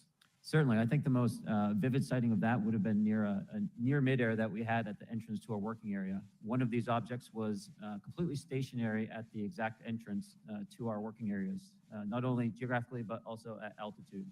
So it was right where all the jets are going, essentially on the eastern seaboard. The two aircraft flew within about 50 feet of the object, and that was a very close visual sighting. And you were in one of the aircraft? I was not. I was there when the pilot landed. He canceled the mission after, and I was there. He was in the ready room with all his gear on, with his mouth open. And I asked him what the problem was, and he said he almost hit one of those darn things. He said he was 50 feet away from it? Yes, sir. And his description of the object was consistent with the description you gave us before? A dark gray or a black cube inside of a clear sphere. Inside of a clear sphere? Yes. And with no self-evident propulsion system? No wings, no IR energy coming off of the vehicle, nothing tethering it to the ground. And that was primarily what we were experiencing out there. I'm over time. Thank you very much for your service, and I yield back to Mr. Chairman. Very good. Mr. Burchett. Thank you, Mr. Chairman. This is for all three of y'all, starting with Mr. Graves. Why did you come forward on this issue? I came forward because I felt that my colleagues did not have a way to mitigate the safety threat, and I wanted to help them. I was trained as an aviation safety officer by the Navy, and this seemed, it just felt right. I felt like I had to help the folks that were still flying and dealing with this. Mr. Grush. Purely a sense of duty. My first sworn oath when I was a cadet 18 years ago, and I still uphold that even out of uniform. Commander. I was pestered by a friend, and I asked why, and he said, "You're the one person that they can't discredit, and you'll add credibility to the New York Times article." And so after about 6 times, I said, "Okay." Yeah. This town isn't made, unfortunately, by people like y'all. We thank y'all. And I do want to also thank the people in the audience and the people that are watching this that can't be people all over the world Horseshit. that have kept this issue alive. You've endured criticism and derogatory remarks, and we're trying to get to the bottom of it. And so God bless y'all. Thank y'all so much. We really appreciate you guys and gals.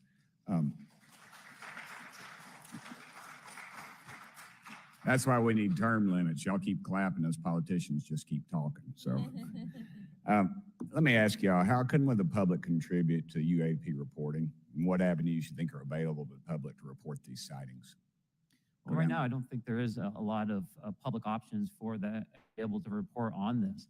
I think even for professionals that have sensor data that are seeing these on a regular basis, they're still hesitant to come forward. And so for the general public, I think encouraging the conversations that we're having today, looking for technology solutions that can be distributed so that objective data can be gathered is the first place to go. Mr. Grush?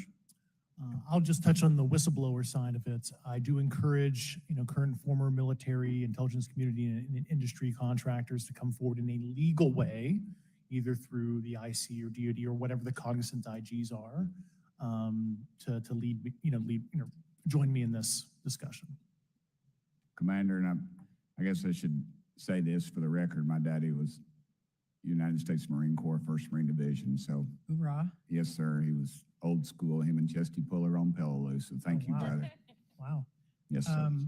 I'm not anything like my daddy. He was incredible. I'm very mediocre to say the least, but go ahead. You seem to be doing fine. Yeah. For me, I was an accident investigator, so the biggest thing that you learn, and I think that witnesses need to do is, one, don't try and make the fish bigger than it was.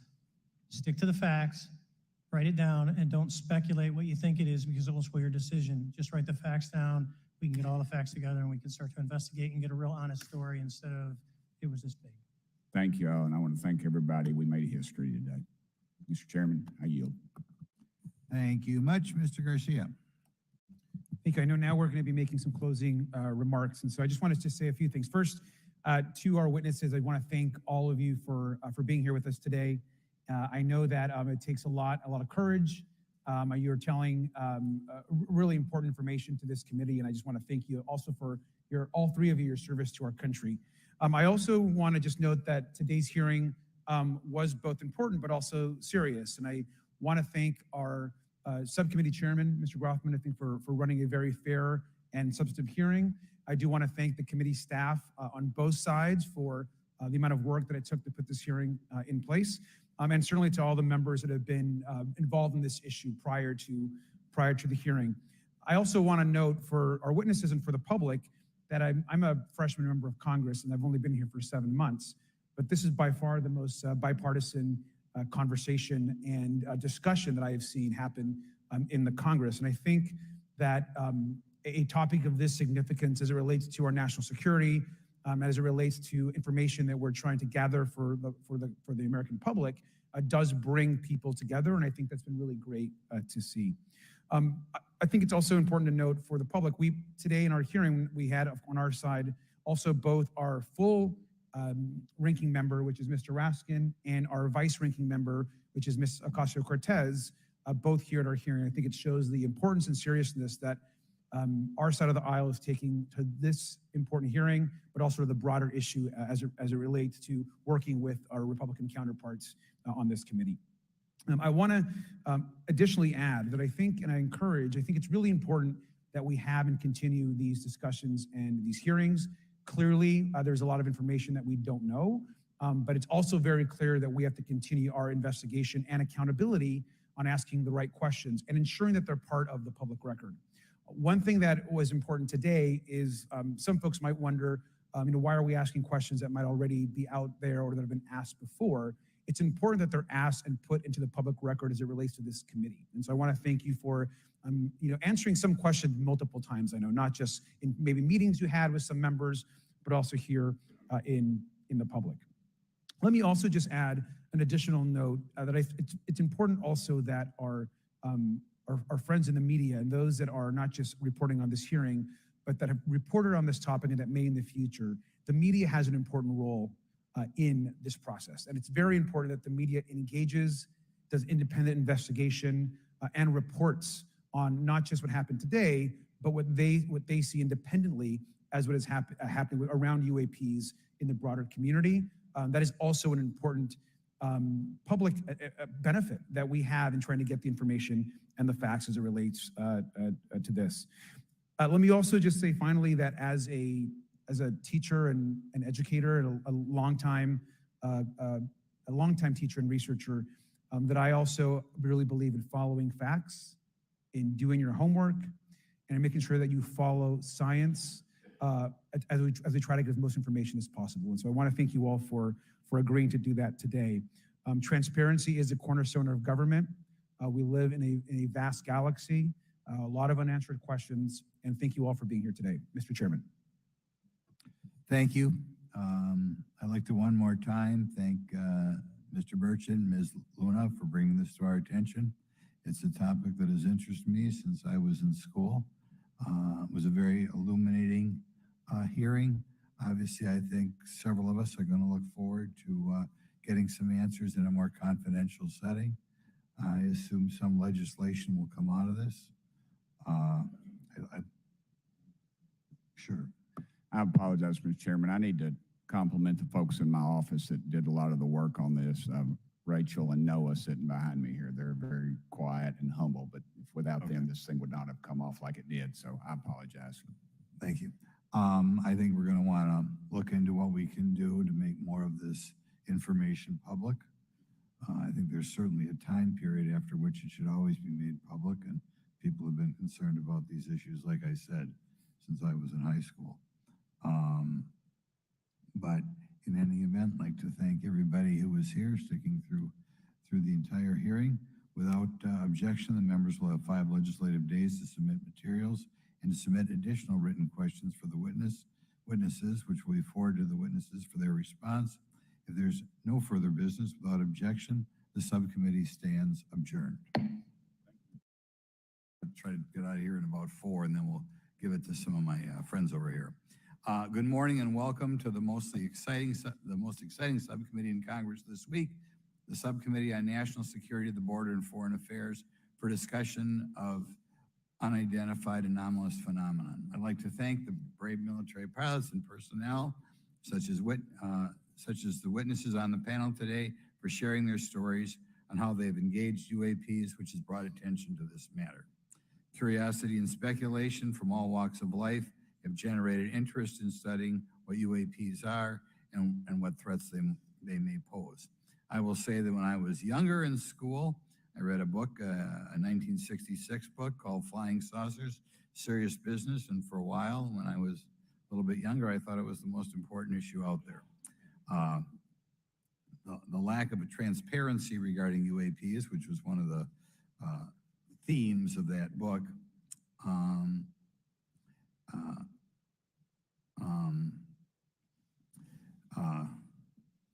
in any event, it's led to interest in studying what UAPs are and what threats they pose. The lack of transparency regarding UAPs has fueled wild speculation and debate for decades, eroding public trust in the very institutions that are meant to serve and protect them, as is evidenced by the large number of people we have here. I also want to point out in 1966, President Gerald Ford claimed to have seen a UFO. So this has led Congress to establish entities to examine UAPs.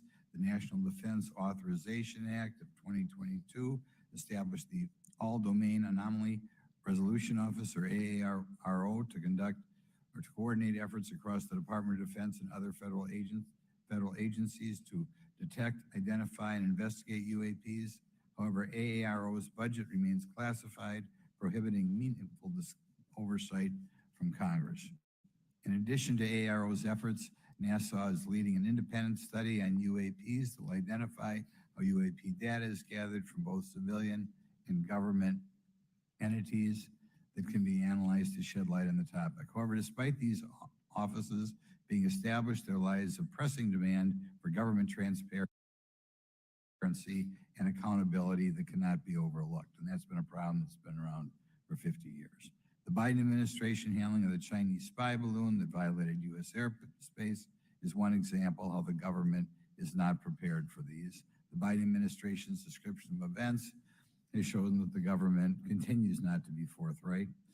Between the Chinese balloon being shot down and 2 UAPs subsequently shot down following the event earlier this year, the U.S. government spent $1.5 million in taxpayer dollars on missiles, yet we have seen little clarity from the Biden administration.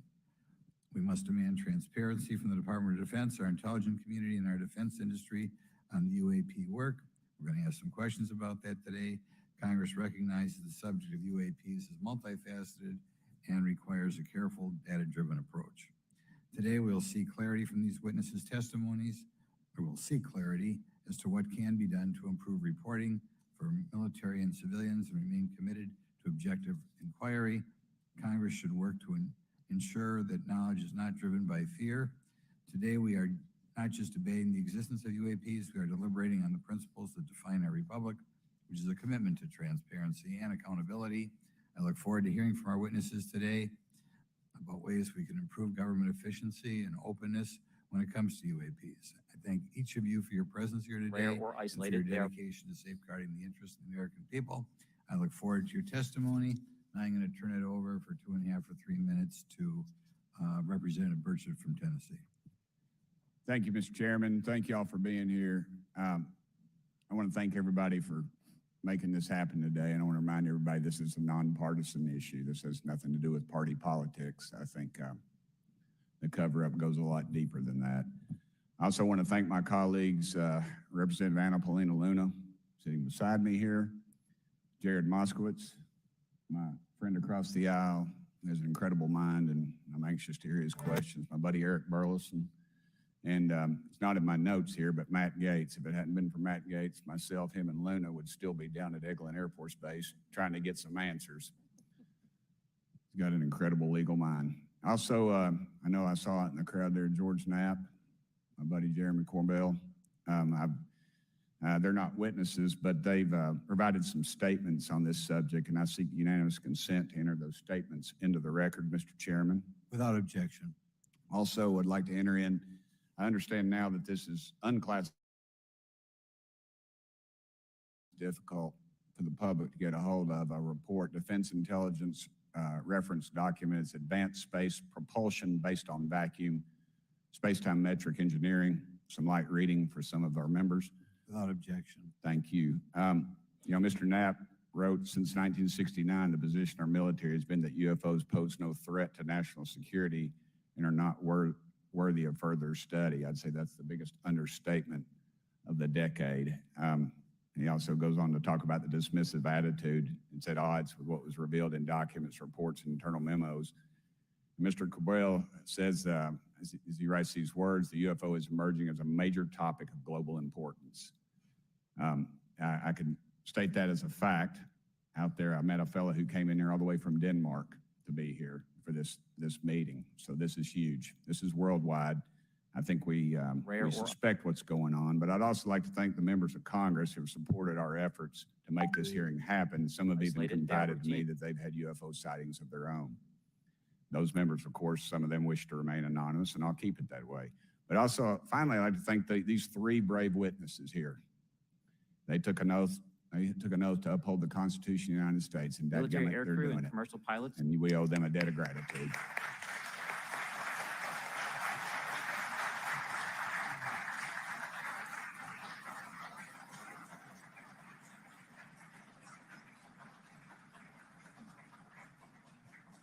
Y'all quit clapping. You're cutting in on my time. Just kidding. These folks, they've got nothing to gain from this, and I think you're going to find out that they've endured quite a few slings and arrows. We need to remember them in our prayers and their families. And I'm thankful to them for their honest testimonies. They have done interviews and appeared in documentaries like Accidental Truth to get their stories out there, and now they are all here to testify under oath for Congress. It's been so difficult to get here today. I've said, in the Baptist church, we'd say that the devil's in our way.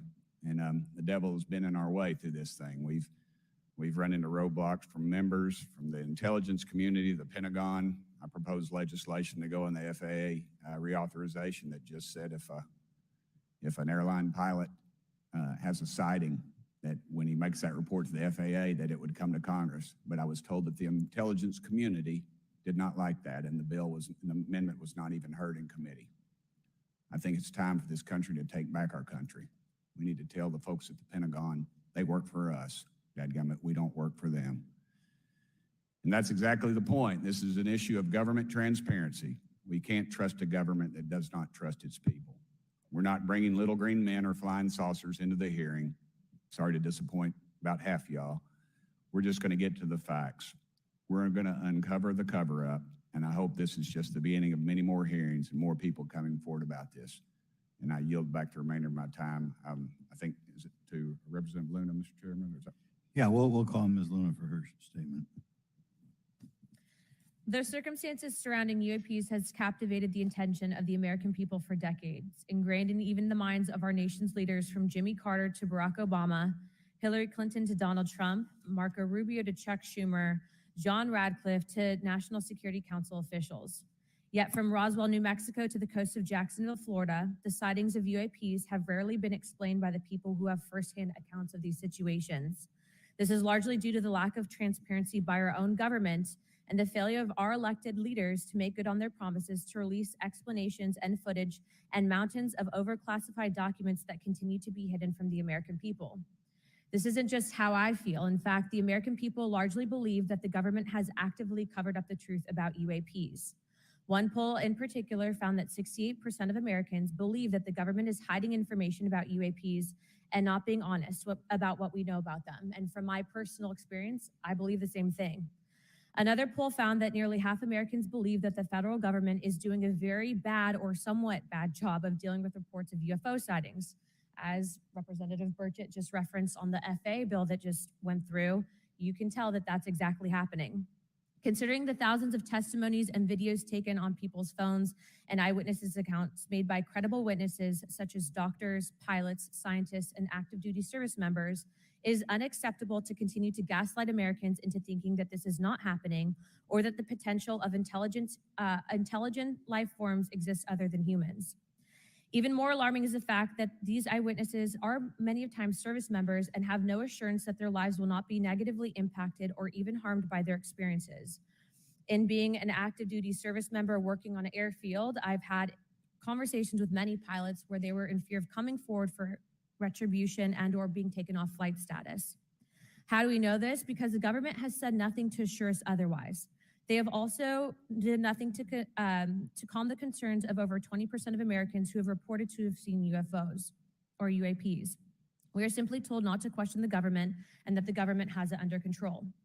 Today is the first hearing of its kind where we will attempt to get down to the bottom of what is actually happening with UAPs. But we will hear from people who have had personal sightings rather than Pentagon bureaucrats who have always been sent to stonewall our investigations.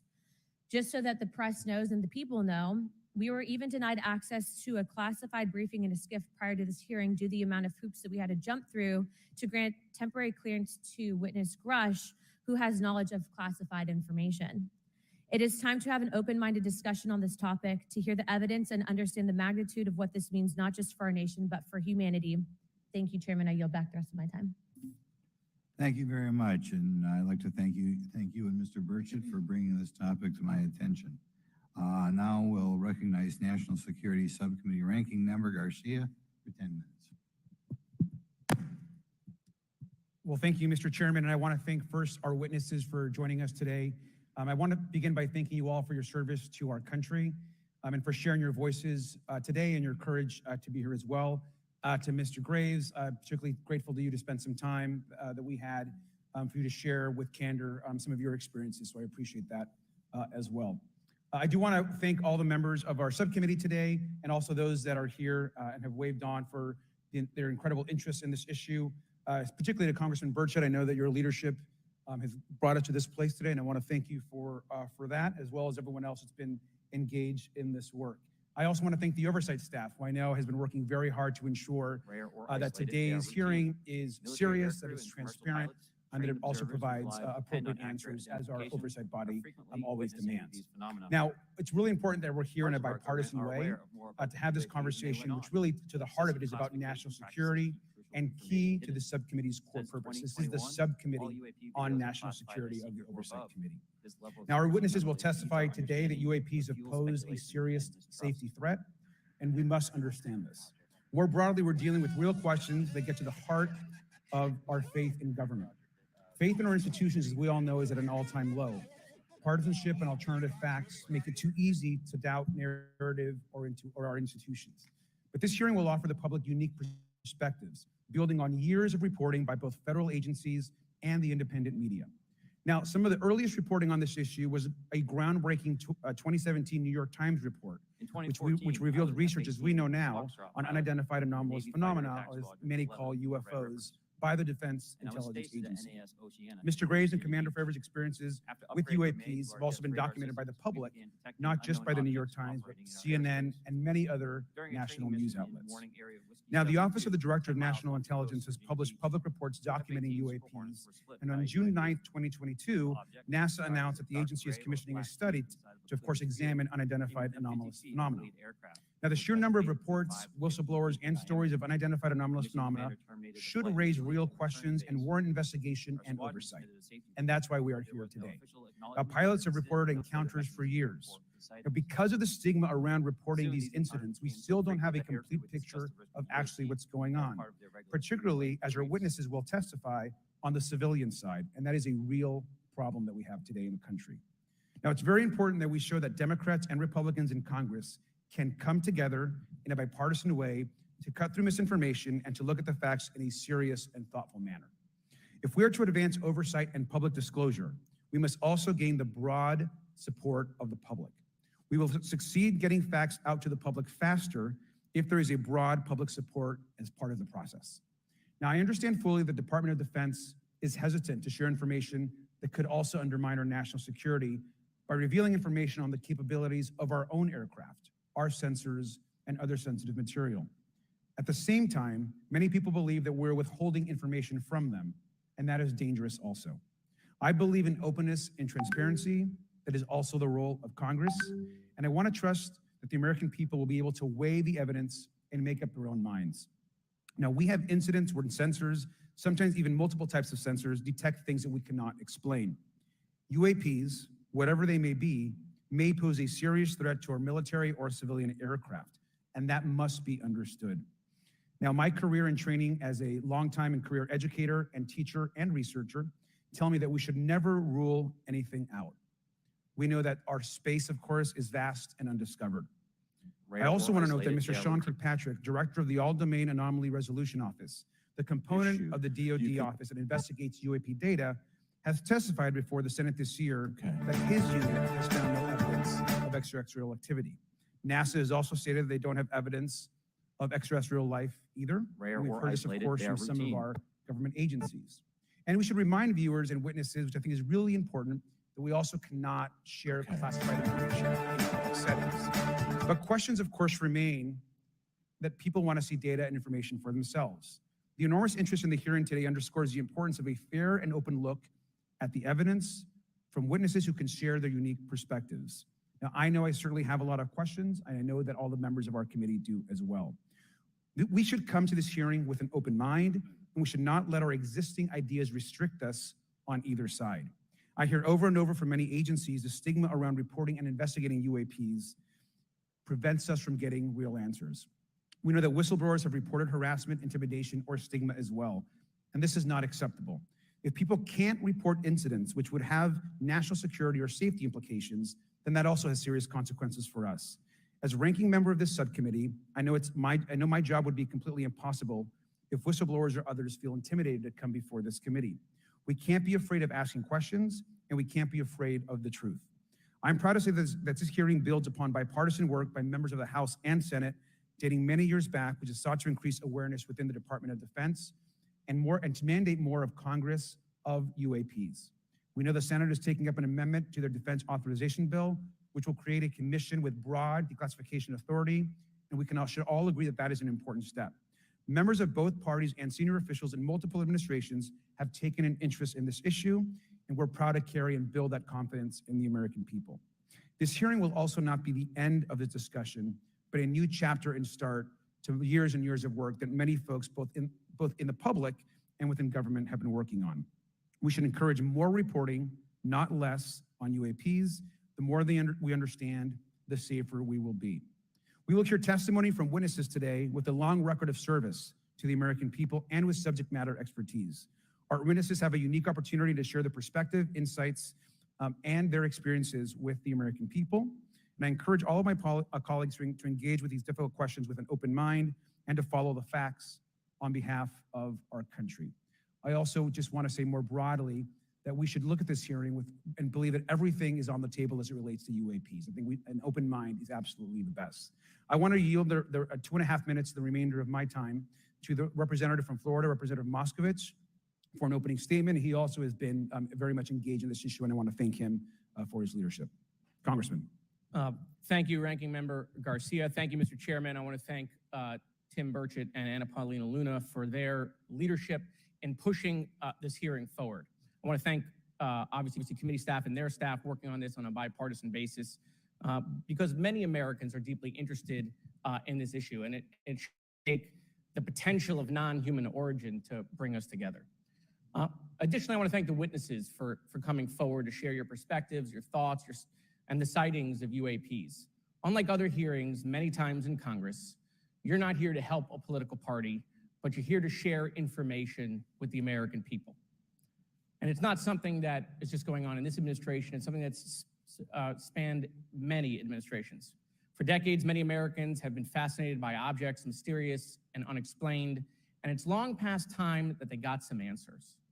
The American public has a right to learn about technologies of unknown origins, non-human intelligence, and unexplainable phenomena.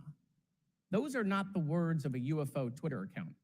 Though that is a direct quote from Majority Leader Chuck Schumer, that the American public has a right to learn about technologies of unknown origins, non-human intelligence, and unexplainable phenomena.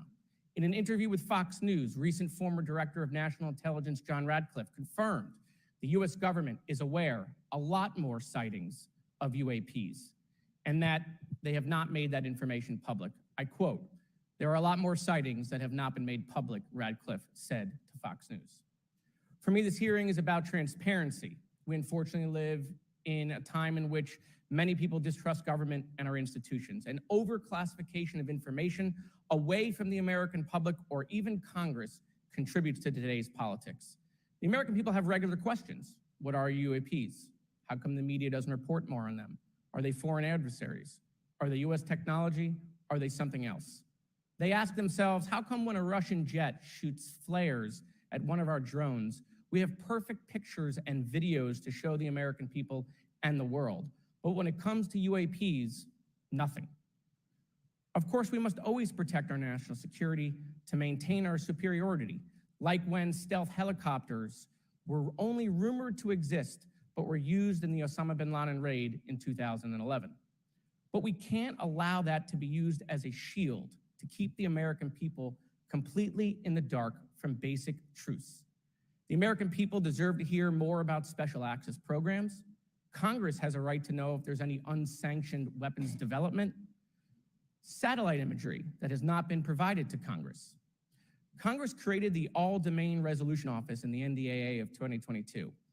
In its initial analysis, there are 171 uncharacterized UAP reports, and this is the words from the report, that appear to have demonstrated unusual flight characteristics or performance capabilities.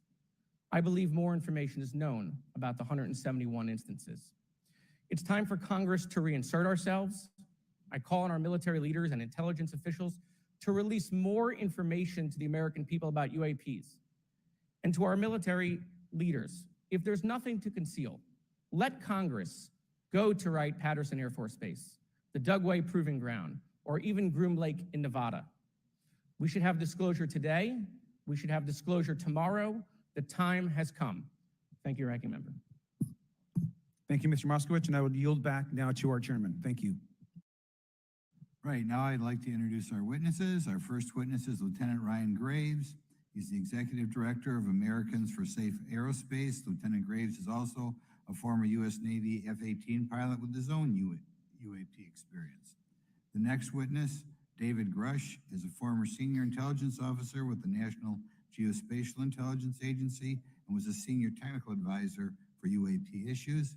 And finally, retired Navy Commander David Fravor, squadron leader who worked as a naval aviator for 18 years. Mr. Fravor has his own UAP experience known as the TikTok event. I look forward to hearing from all three of you today. Pursuant to Committee Rule 9G, the witnesses will please stand and raise their right hands.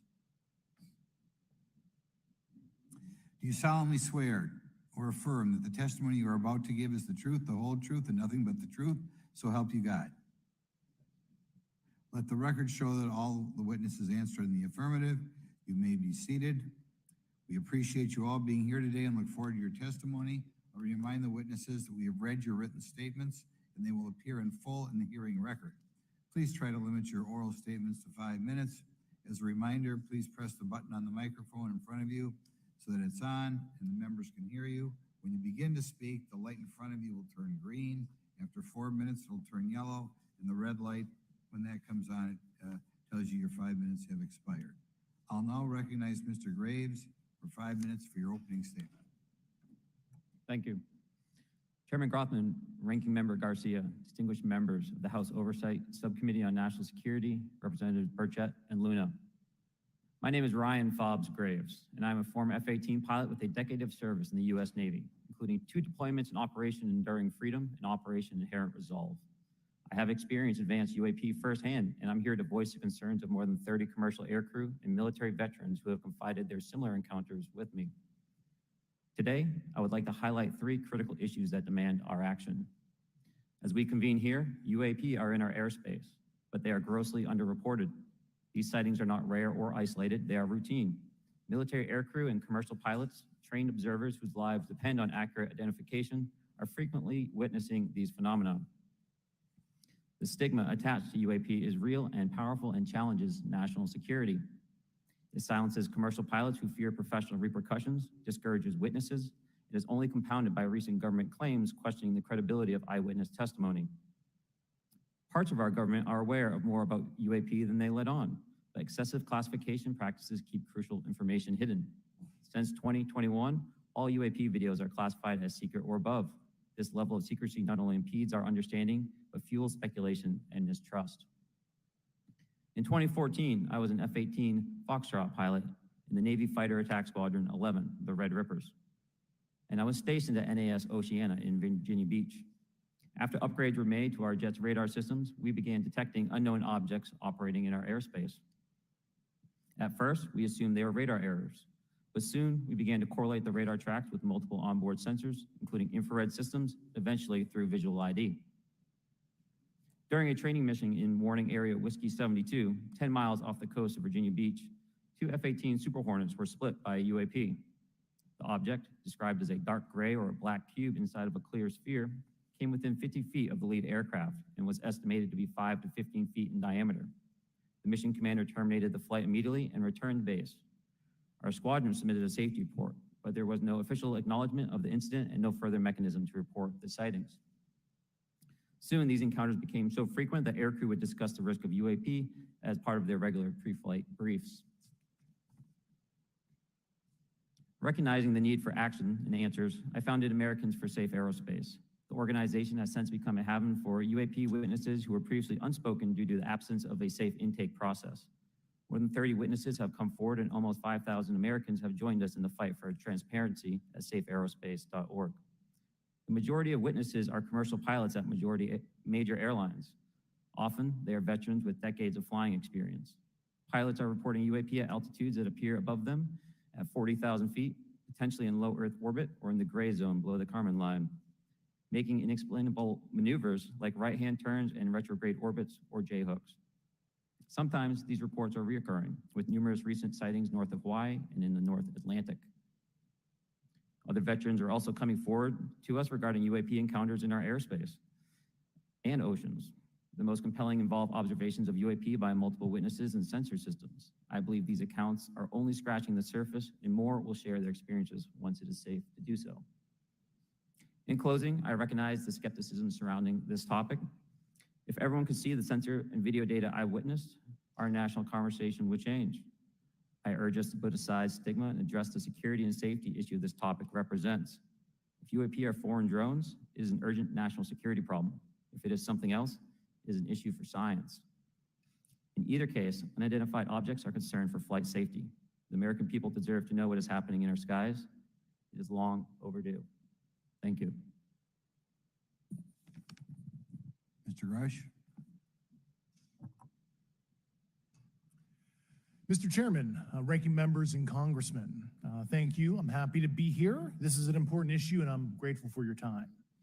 My name is David Charles Grush. I was an intelligence officer for 14 years, both in the U.S. Air Force, both active duty, Air National Guard, and Reserve, at the rank of major, and most recently from 2021 to 2025, or excuse me, 2023, at the National Geospatial Intelligence Agency, NGA, at the GS-15 civilian level, which is the military equivalent of a full bird colonel.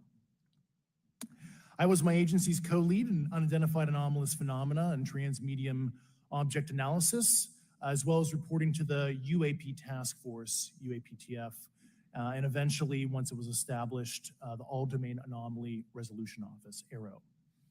I became a whistleblower through a PPD-19 urgent concern filing in May 2022 with the Intelligence Community Inspector General. Following concerning reports from multiple esteemed and credentialed current and former military and intelligence community individuals that the U.S. government is operating with secrecy above congressional oversight with regards to UAPs. My testimony is based on information I've been given by individuals with a long-standing track record of legitimacy and service to this country, many of whom also have shared compelling evidence in the form of photography, official documentation, and classified oral testimony to myself and my various colleagues. I have taken every step I can to corroborate this evidence over a period of 4 years while I was with the UAP Task Force and do my due diligence on the individual sharing it. This is because of these steps, I believe strongly in the importance of bringing this information before you. I am driven by a commitment of both to truth and transparency, rooted in our inherent duty to uphold the United States Constitution and protect the American people. I'm asking Congress to hold our government to this standard and thoroughly investigate these claims. But as I stand here under oath now, I am speaking to the facts as I've been told them. In the U.S. Air Force, in my National Reconnaissance Office, NRO, reservist capacity, I was a member of the UAP Task Force from 2019 to 2021. I served at the NRO Operations Center on the Director's Briefing staff, which included the coordination of the Presidential Daily Brief and supporting variety of contingency operations, which I was the Reserve Intelligence Division Chief backup. In 2019, the UAP Task Force Director asked me to identify all special access programs and controlled access programs, also known as SAPs and CAPs, we needed to satisfy our congressionally mandated mission, and we were direct report at the time to the DepSecDef. At the time, due to my extensive executive level intelligence support duties, I was cleared to literally all relevant compartments and in a position of extreme trust, both in my military and civilian capacities. I was informed in the course of my official duties of a multi-decade UAP crash retrieval and reverse engineering program, to which I was denied access to those additional read-ons when I requested it. I made the decision, based on the data I collected, to report this information to my superiors and multiple inspectors general, and in effect becoming a whistleblower. As you know, I've suffered retaliation for my decision, but I am hopeful that my actions will ultimately lead to a positive outcome of increased transparency. Thank you, and I'm happy to answer your questions. Thank you. Commander Fravor? Thank you.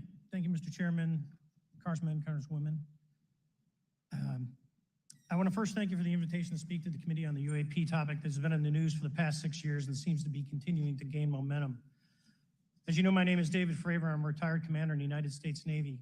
In 2004, I was a commanding officer of Strike Fighter Squadron 41, the world-famous Black Aces. We were attached to Carrier Wing 11, stationed on board the USS Nimitz, and had begun a 2-month workup cycle off the coast of California.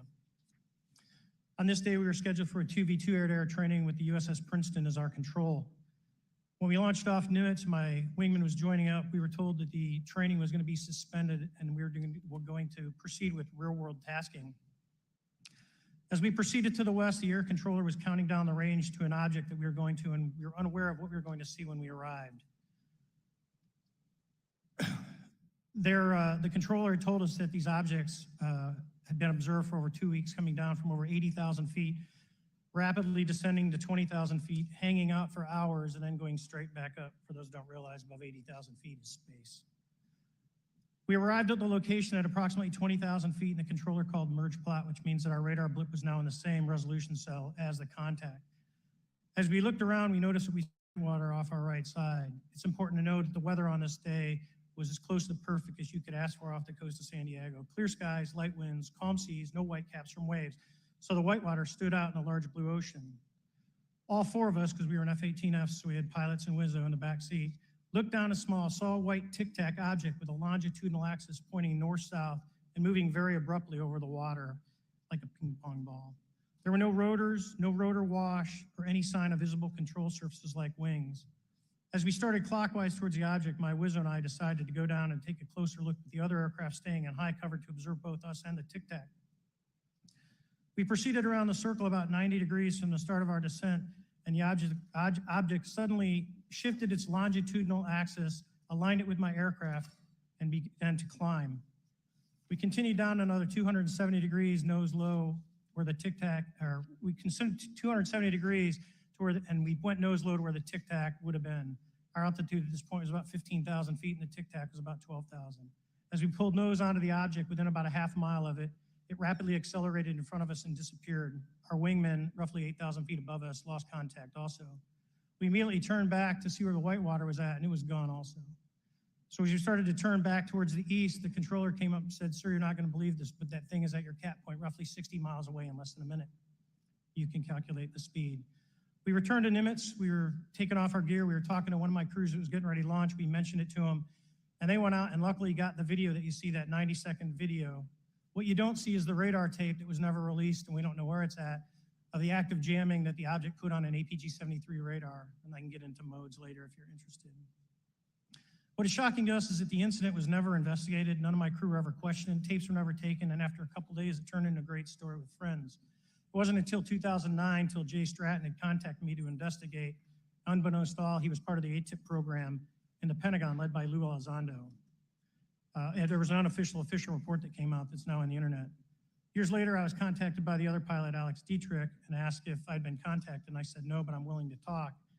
I was contacted by Mr. Elizondo, and we talked for a short period of time, and he said we'd be in contact. A few weeks after that, I was made aware that Lou had left the Pentagon in protest and joined forces with Tom DeLonge, Chris Mellon, Steve Justice, and others to form Two Stars Academy, an organization that pressed the issue with leading industry experts and U.S. government officials.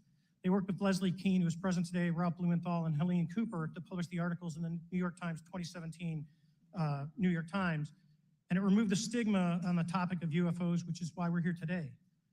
Those articles open the door for the government and public that cannot be closed. It has led to an interest from our elected officials who are not focused on little green men, but figuring out where these craft are, where they from, the technology they possess, how do they operate. It also led to the Whistleblower Protection Act and the NDAA.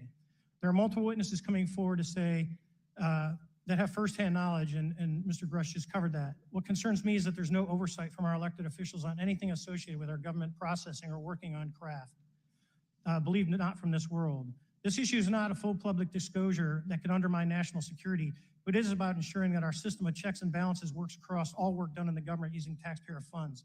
Relative to government programs, even unacknowledged WAVE programs have some level of oversight by the appropriate committee members in the House and Senate. And this work that is said to be occurring from whistleblower testimonies should not be exempt. In closing, I would like to say that the Tic Tac object we engaged in 2004 was far superior to anything that we had on time, have today, or are looking to develop in the next 10 years. If we in fact have programs that possess this technology, it needs to have oversight from those people that the citizens of this great country elected in office to represent what is best for the United States and best for the citizens. I thank you for your time. Thank you very much. Thank you very much. I know it's very difficult for all of you, all you've done in the past to try to illuminate this issue. Calling myself first for some questions. I'm going to start with Mr. Graves. Are pilots that you interact with as part of your organization, do you feel adequately trained and briefed on how to handle encounters with UAPs? No. Right now, military witnesses to UAP have limited options for reporting UAP. But more concerning is that commercial aviation sector has not adapted to the lessons that military has implemented. The military and Department of Defense has stated that UAP represent a critical aviation safety risk.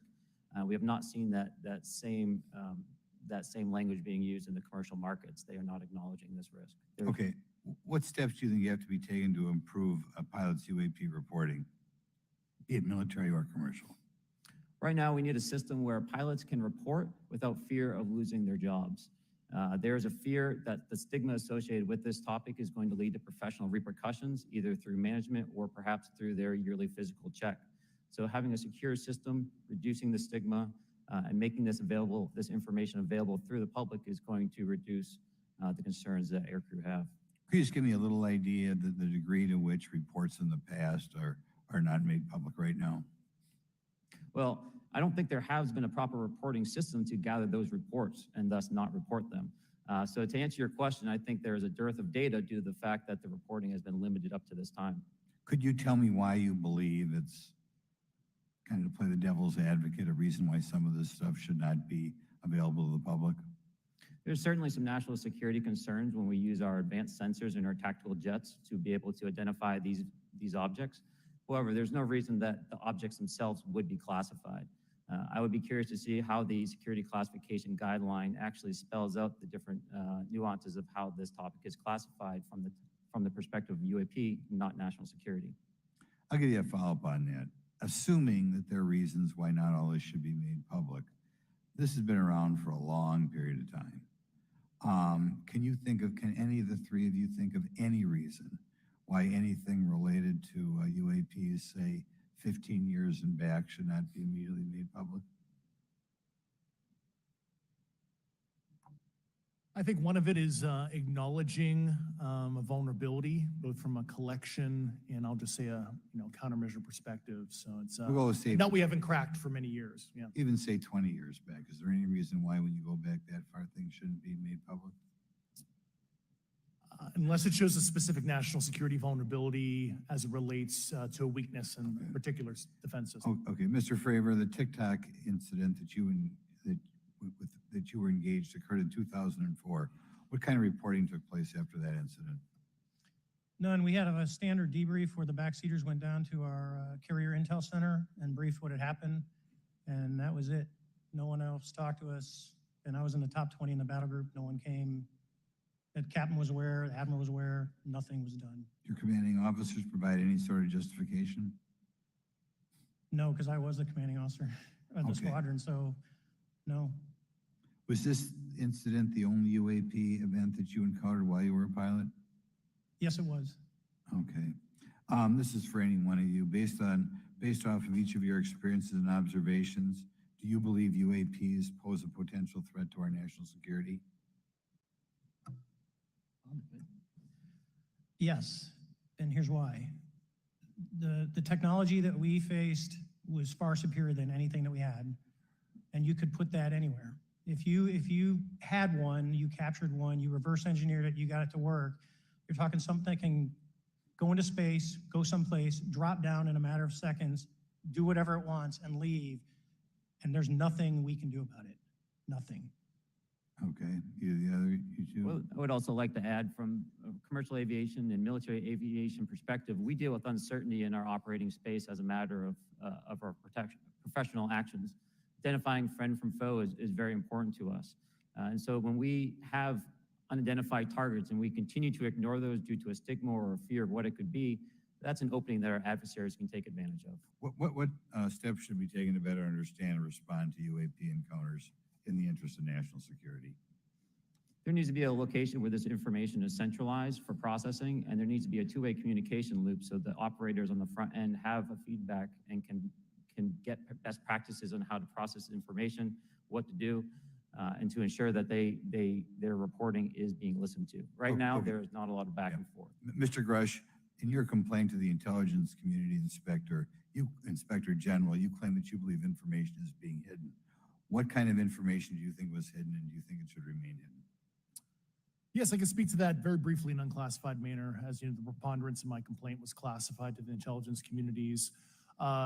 Both material acquisition and exploitation activity, also baselining the UAPs, but not sharing it with, intelligence professionals that are actually doing step briefs to pilots, that kind of information. Yeah. Okay, thank you very much. Now we'll go to Mr. Garcia. Thank you. Again, thank you all for your service and for testifying today. Want to just talk about UAPs as it relates to what we're seeing in pilots' interaction with UAPs. Particularly, Mr. Graves, one of the, I think, concerns from members of this committee is this idea that pilots, there's no system to actually report UAPs and the stigma around pilots. And so can you just briefly, you mentioned that you're working with 30 pilots right now that have had encounters with UAPs, but you've also, I believe, discussed and know of many more pilots. This is just those that you're currently working with. Is that correct? Can you expand on that? Certainly. I'll break that down in two ways. First, when we were first experiencing these objects off the eastern seaboard in the 2014 to 2015 time period, anyone that had upgraded their radar systems were seeing these objects. So there was a large number of my colleagues that were detecting these objects off the eastern seaboard. They were further correlating that information with their other onboard sensors, and many of them also had their own eye sightings as well of these objects. Now, that was our personal firsthand experience at the time. Since then, as I've engaged this topic, others have reached out to me to share their experiences, both on the military side as well as the commercial aviation side. On the military aviation side, veterans that have recently got out have shared their stories and have expressed how the objects we were seeing in 2014, 2015 continued all the way to 2019, 2020, and beyond. And so it became a generational issue for naval aviators on the eastern seaboard. This was something we were briefing to new students. This is something that was included in the notice to airmen to ensure that there was no accidents. And now with commercial aviators, they are reaching out because they're having somewhat similar experiences as our military brothers and sisters, but they do not have any reporting system that they can send this to. And let me just add both to Mr. Fravor as well as Mr. Graves, not having this system for reporting, would you both agree that is harmful to not just our national security interests, but to understand this phenomenon of what's happening with UAPs? I think it's actually a travesty that we don't have a system to correlate this and actually investigate. So if you took the East Coast, there's coastal radars out there that monitor our air defense identification zone, so out to 200 miles. They can track these, so when you see them, they could actually go and pull that data and get maneuvering. And instead of just having the airplanes, there's other data sources out there. And I've talked to other government officials on this. So you need a centrally located repository that these reports go to. So if you just stuck it in DOD, you wouldn't get anything out of the Intelligence Committee because they have a tendency not to talk. But if you had a central location where these reports would come in, not just military, but also commercial aviation, because there's a lot of that going on, especially if you talk to anyone that flies from here to Hawaii, over the Pacific, they see odd lights. So I think you need to develop something that allows you a central point to collect the data in order to investigate. Mr. Graves? I would concur with everything Mr. Fravor said. I'll continue to say that the commercial pilots that have reached out to me through Americans for Safe Aerospace are doing so because they don't feel there's another way for them to report this safety issue. And I think one of the clear outcomes of this hearing already is that there has to be a safe and transparent reporting process for pilots, both on the commercial side and the military side, to be able to report UAPs in a way that's also transparent, but also understands the scope of our national security interests and what may be classified or not. But I think there has to be some sort of system, and so that's something that I hope can be an outcome that this committee can work on.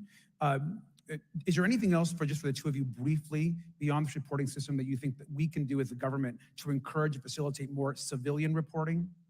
We're doing it right now. Okay, I great. think this hearing is going to show the American people that their government takes this topic seriously. And how about civilians that may not be pilots? What kind of process could be in place for civilians who are not pilots, who may have UAP encounters? Do either of you have any suggestions that could facilitate that? My recommendations would be to make that a sensor-centric operation in order to make it as objective as possible. Okay. Sir, Mr. Fravor? No, I agree with Mr. Graves on that. Okay.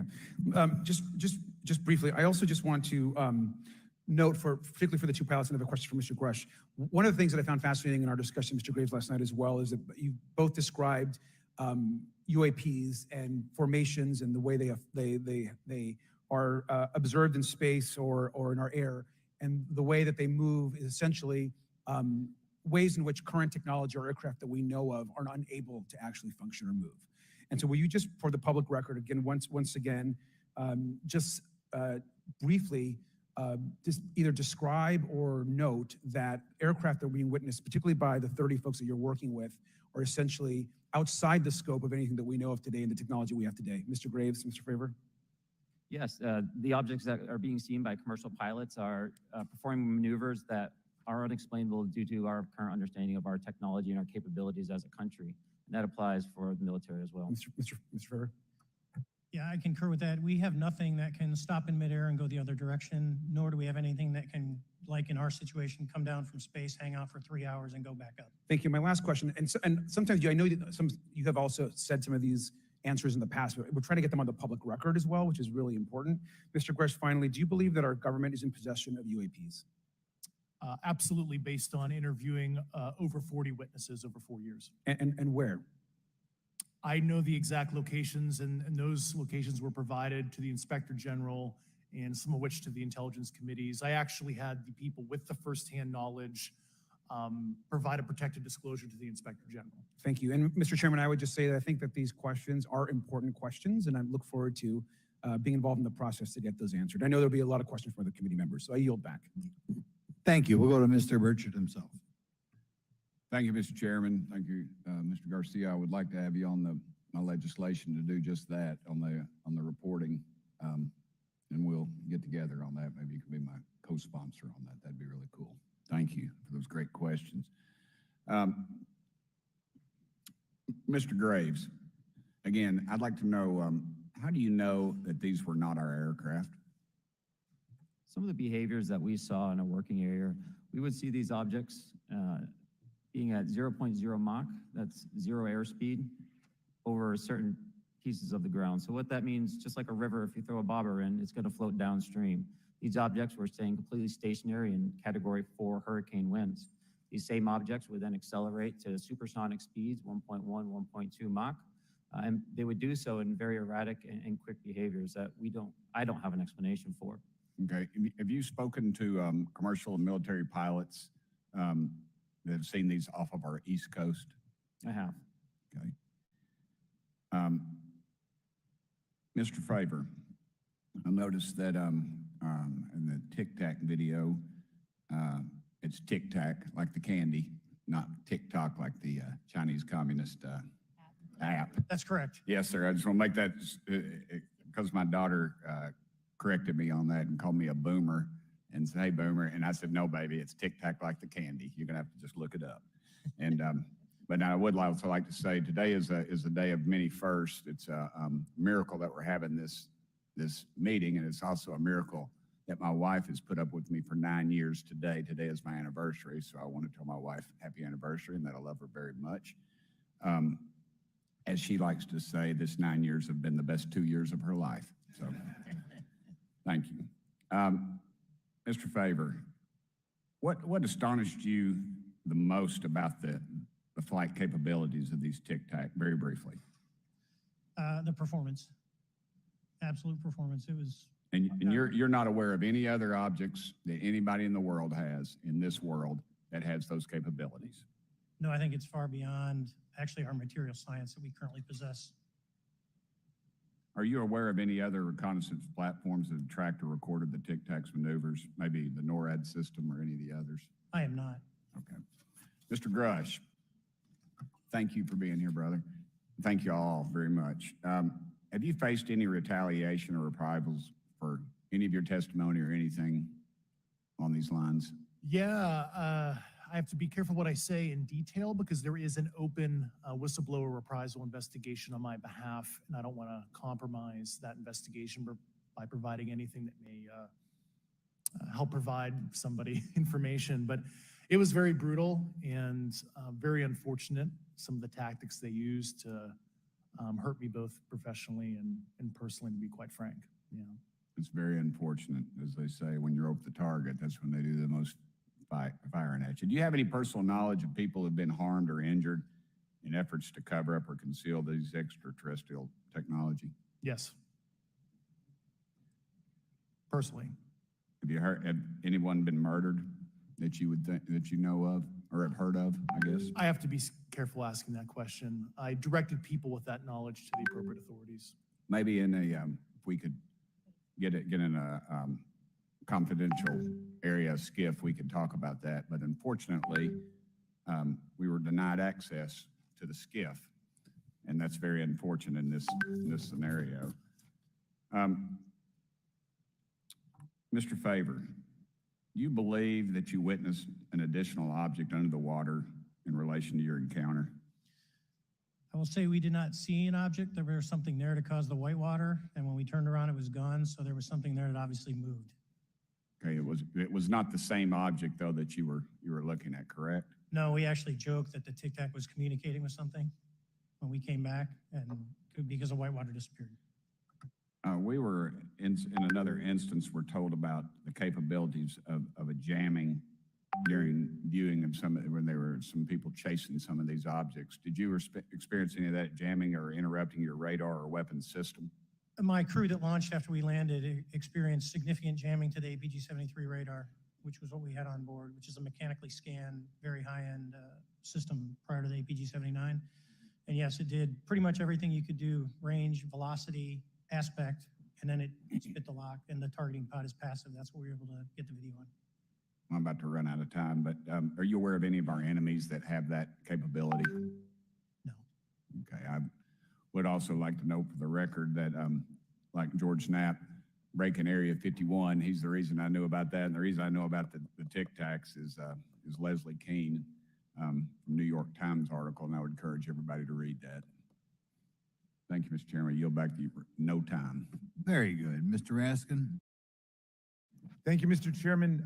Mr. Graves, you reported UAP encounters during training flights, I think, and have since come forward to warn the Pentagon that these encounters may be putting pilots at risk.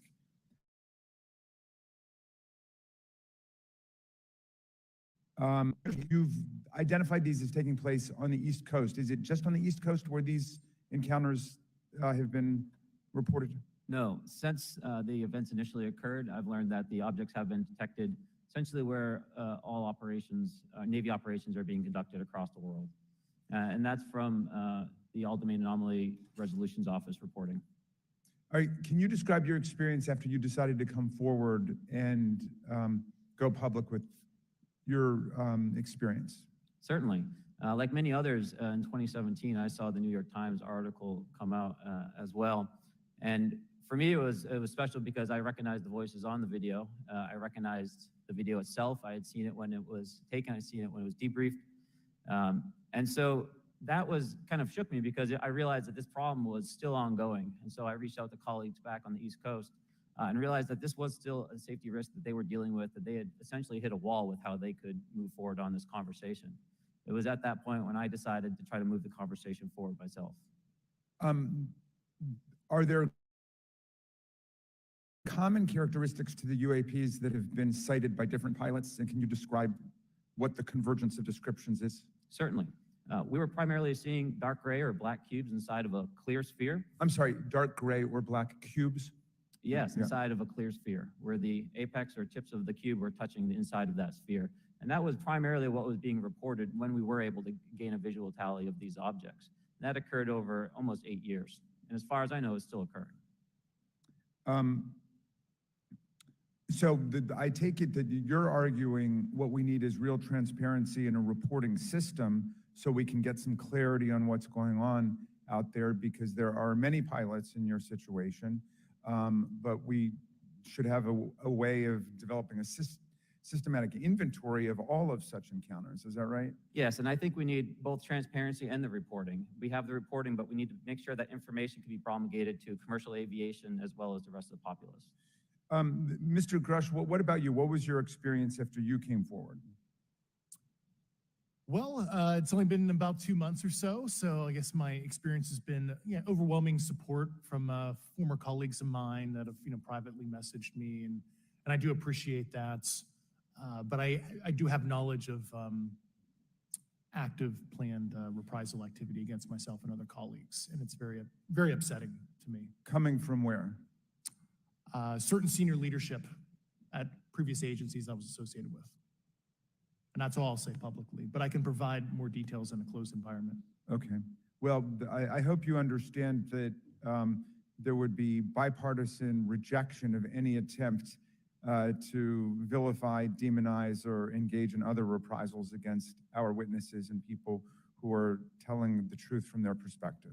Yeah, there were certain colleagues of mine that were brutally administratively attacked, and it actually makes me very upset as a leader to see that happen to other coworkers and actually superiors of mine over the last 3 years. How do you account for that response? That seems like a bizarre response.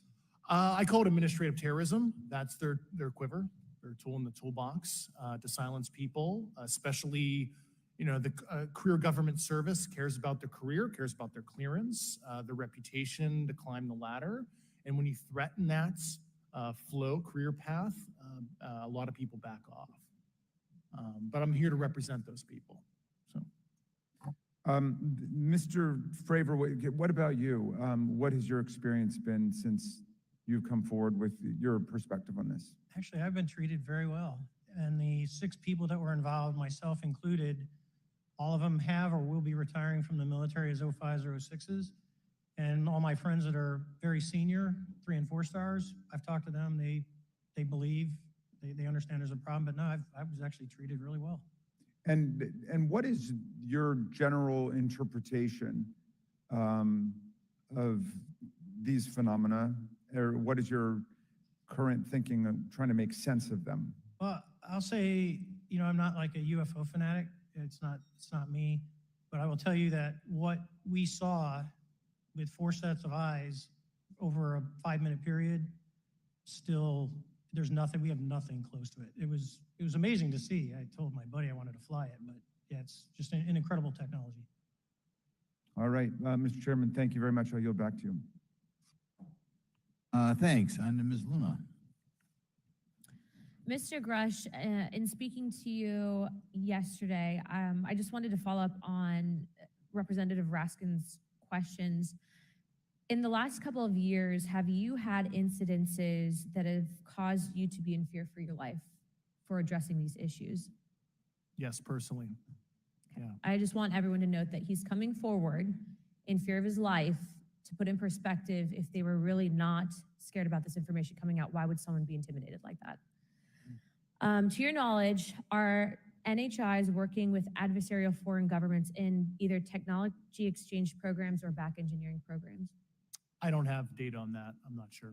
Have you heard or you had people come forward to present that evidence?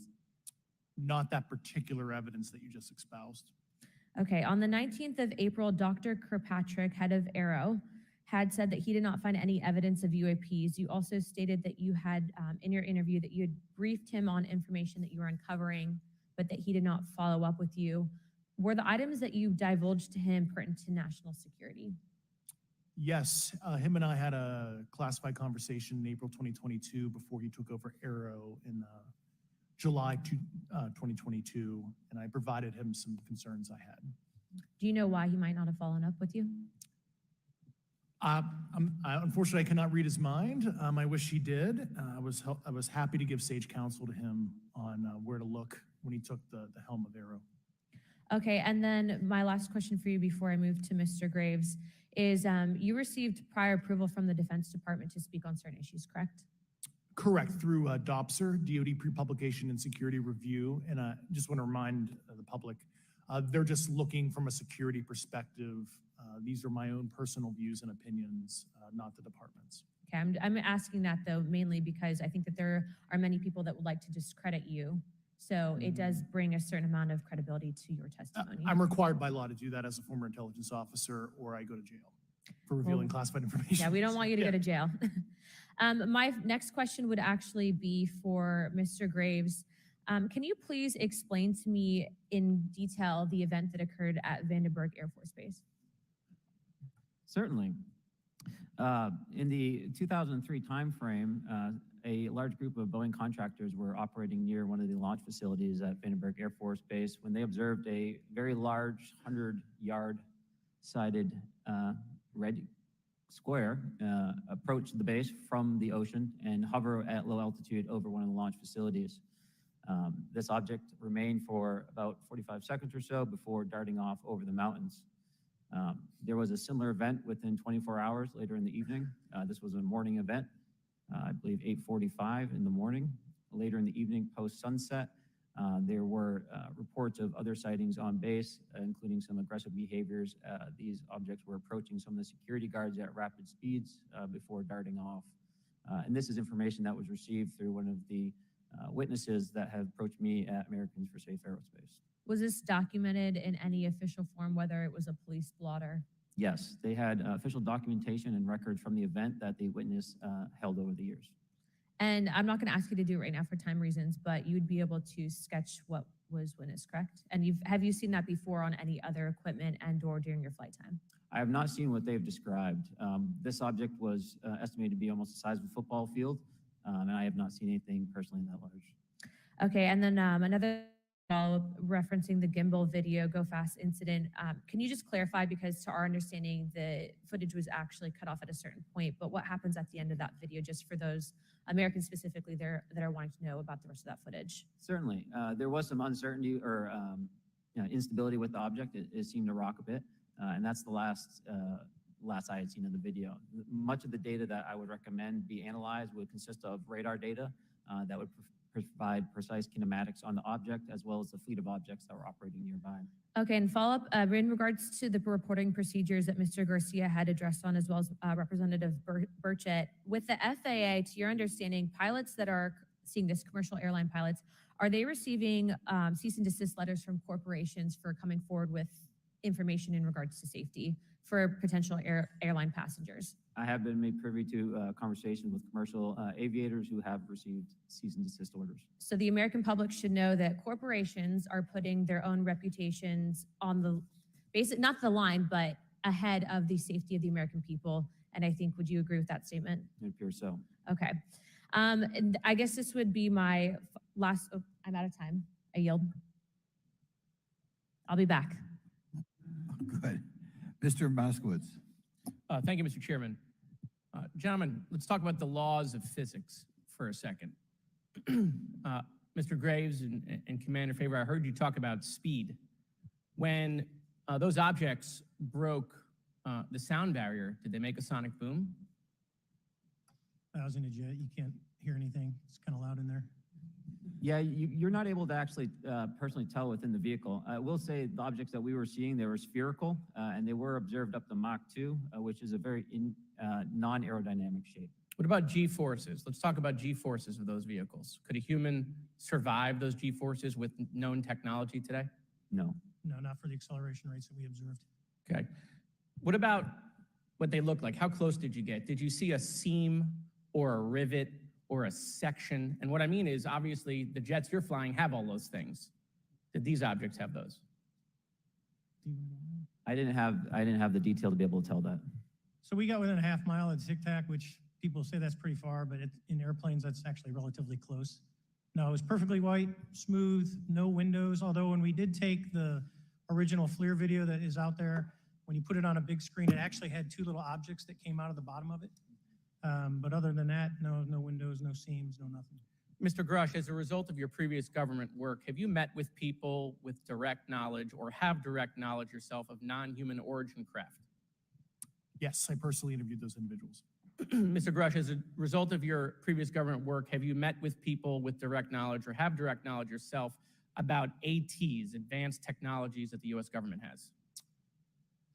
Based on conventional advanced tech, I was briefed to the preponderance of the Defense Department's both space and aerospace compartmented programs, yeah. Do you have knowledge or do you have reason to believe that there are programs in the advanced tech space that are unsanctioned? Yes, I do. Okay. Yeah. And when you say that they're above congressional oversight, what do you mean? Complicated question.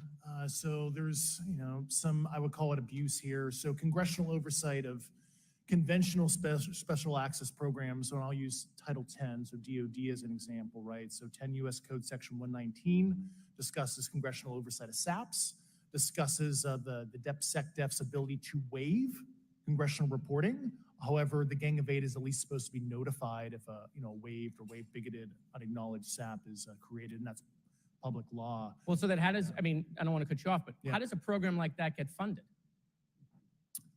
I will give you generalities. I can get very specific in a closed session, but misappropriation of funds and Does that mean self-fund.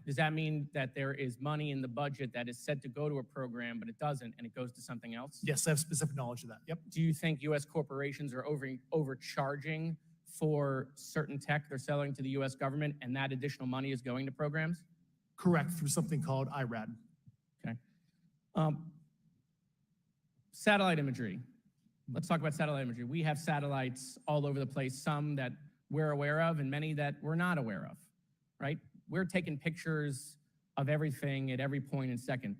Mr. Grush, are you aware, do you have direct knowledge, or have you talked to people with direct knowledge that there are satellite imagery of these events? That was one of my primary tasks at NGA, since we process, exploit, and disseminate that kind of information. I've seen multiple cases, some of which, to my understanding, and of course, I left NGA in April, so that's my information cutoff date. But I personally reviewed both what we call overhead collection and from other strategic and tactical platforms that I could not even explain prosaically. And I have a degree in physics, by the way, as well. And I am aware that you guys have not seen these reports, unfortunately. And I don't know why. Do you have direct knowledge, or you've spoken to people with direct knowledge that this imagery applies to crash sites, crash imagery? I can't discuss that in an open session. Okay. Do you have any information that the U.S. government is involved in a disinformation campaign to deny the existence of certain UAPs? I can't go beyond what I've already stated publicly in my News Nation interview because it touches other sensitivities. Okay. I'll yield the balance of my time back. Thank you, Mr. Chairman.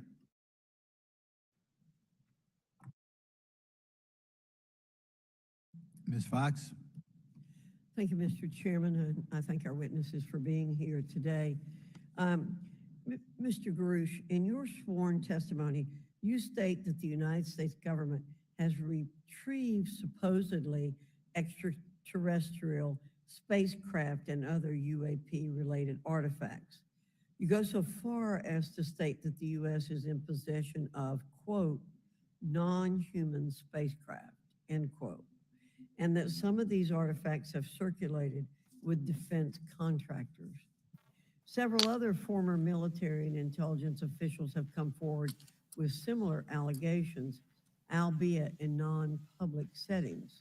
No, sir. Is it possible that the UFO PSYOP is just that, as a distraction away from life forms that manifest into this realm, like in the appearance of orbs and crafts by the by the glimmer of the eye, but rather they're actually just life forms and light beings that materialize and dematerialize into this dimension, and that the psyop is to get people to look at crafts as the actual thing to pay attention to, and really that's just military. Is that possible, sir? Yeah, I can't watch it anymore. See some more X shit here since I didn't really get into this.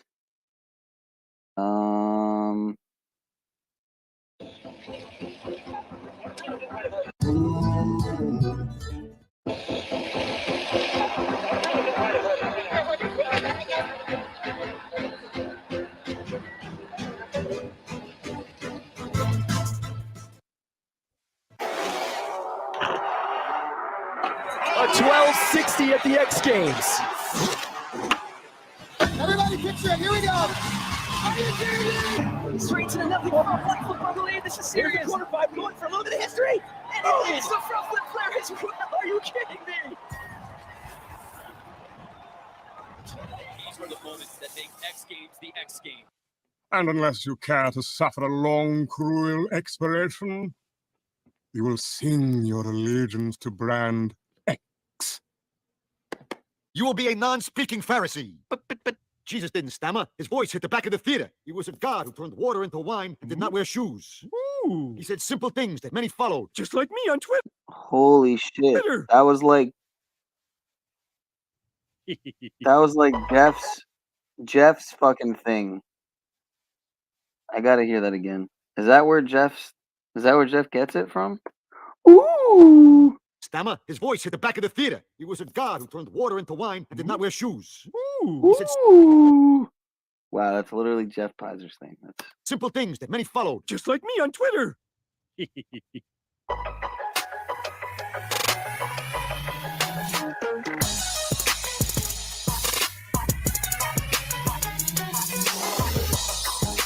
Yeah, no shit.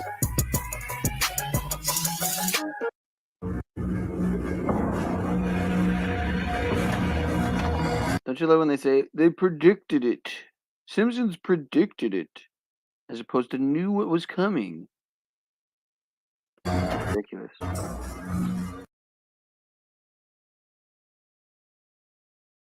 All night. I don't know what's wrong with me. Fucking cabas flying around.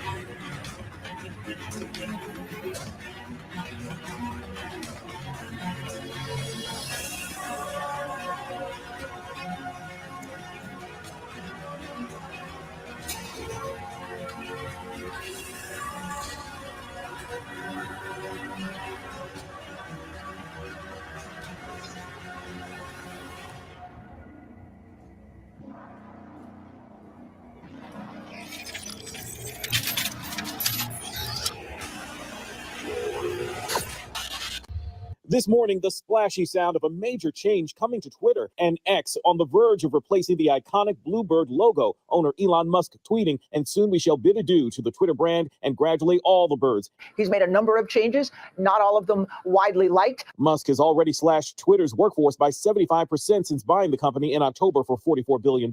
He's imposed an $8 a month subscription fee for blue check marks and changed the company's name to X Corporation in business documents. But one tech journalist questioning this latest move, tweeting, rebranding HBO to Max was the dumbest rebrand in recent history. Elon, hold my beer, and or whatever is being partaken at 3 a.m. He said in a recent Twitter Spaces reference to the logo, this change should have been done a long time ago. He said, quote, "We're cutting the Twitter logo off the building with blowtorches." Twitter's new CEO, Linda Yaccarino, saying there's absolutely no limit to this transformation. X will be the platform that will deliver, well, everything. But several former marketing officers at the company reportedly expressed shock at such a big change. This is a sign that Elon Musk, as an engineer, honors functionality rather than the attachment many millions of viewers may have to the brand and the image.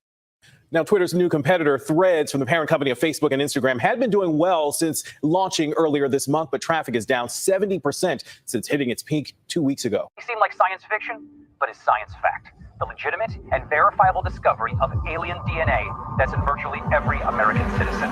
You and everyone you know has a piece of DNA in your genome, put there without your knowing it. No one has the right or the ability to tamper with your DNA. Unless we gave them that ability. Tampering with our DNA? I was given a smallpox vaccine as a child, as I'm sure you were as well. It was standard practice in America at the time. If you are suggesting that there is more in that shot than a vaccine. It's actually not that far-fetched and within the realm of accepted science. Something entering the germline, something that would be passed down hereditarily. A massive contagion then. Not one contagion, but a variety of contagions. If the flu doesn't kill you, then something else will. You're describing it as a fast-moving AIDS without the HIV. Our immune system's decimated by the same tampering to all our genomes. Who will be first hit?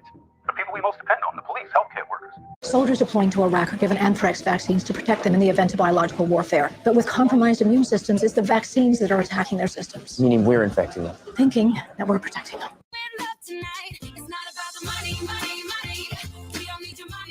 It is now 6:43, and it is the day that iPhone users have been waiting for. The iPhone 10 officially hit store shelves after pre-orders sold out last month. And here's what it looked like outside Apple stores in Australia, Japan, and China. Folks want this phone. And here in the Valley, it's probably going to be the same thing. But can you even get the Lumi case for the new iPhone? I mean, how am I going to take a selfie? Who knows? I don't have the money for the phone anyways. Arizona's Fairly's Kylie Cruz is live at the Scottsdale Corner, where folks are lining up for their new iPhone. Good morning, Olivia. I have an idea. Scott Passmore, he's a little, I don't know if I say cheap on the Christmas gifts every year.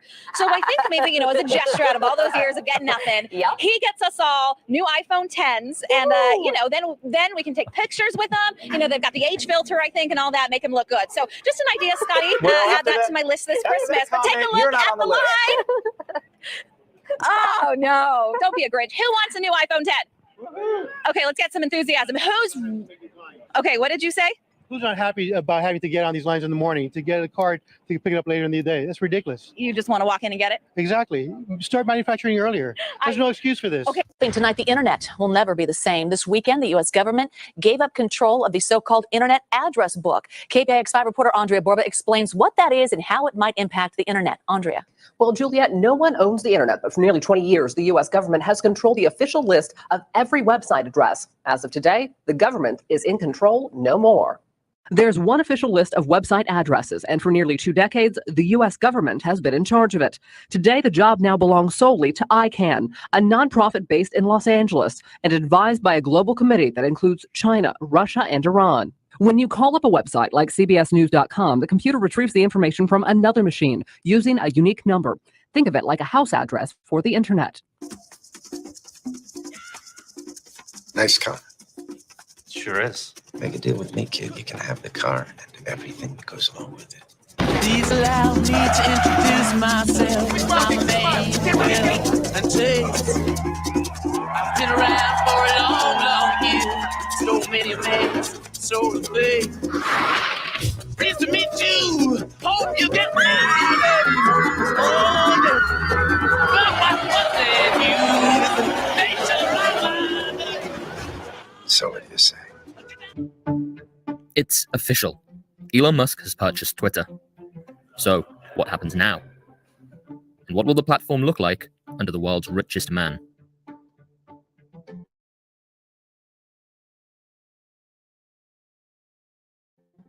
Mr. Musk is rich around the world.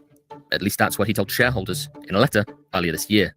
As a so-called digital town square, we may see harder right and left political views shared in the same place. We might also see the reopening of former US President Donald Trump's account, along with others previously banned by moderators. There will be some rules, though. Mr. Musk tweeted that the website can't become a free-for-all hellscape with incitements to violence. To avoid this, as within video games, the incoming owner could introduce user experience preferences to tailor settings to different ages. For violators, a timeout could be the new punishment rather than a total ban. Analysts have said Twitter needs to be more profitable, and there have been rumors Mr. Musk will slash the company's workforce by up to 75%, though he's denied such reports.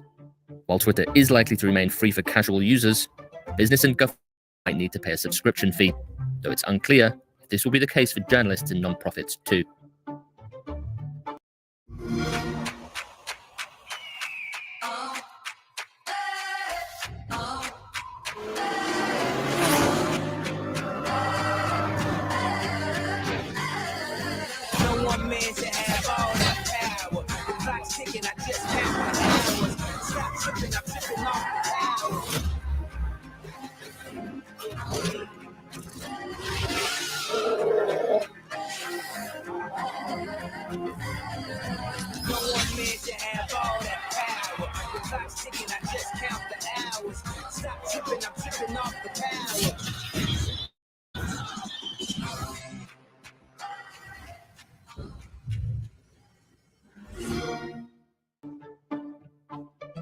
Mr. Musk could seek to seriously innovate Twitter, going beyond the much-desired edit button and removal of bot accounts.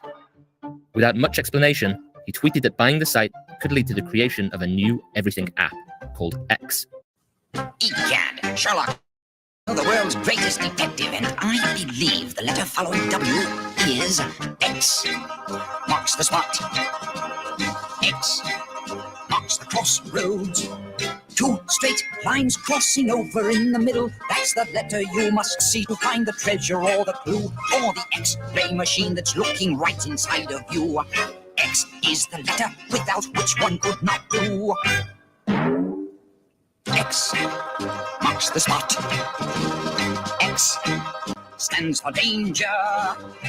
Straight lines crossing over in the middle, saying here's the railroad crossing. And sometimes it means there's pirates, or at worst it means there's poison. And in case these thoughts of X are vexing you, X stands for xylophone too.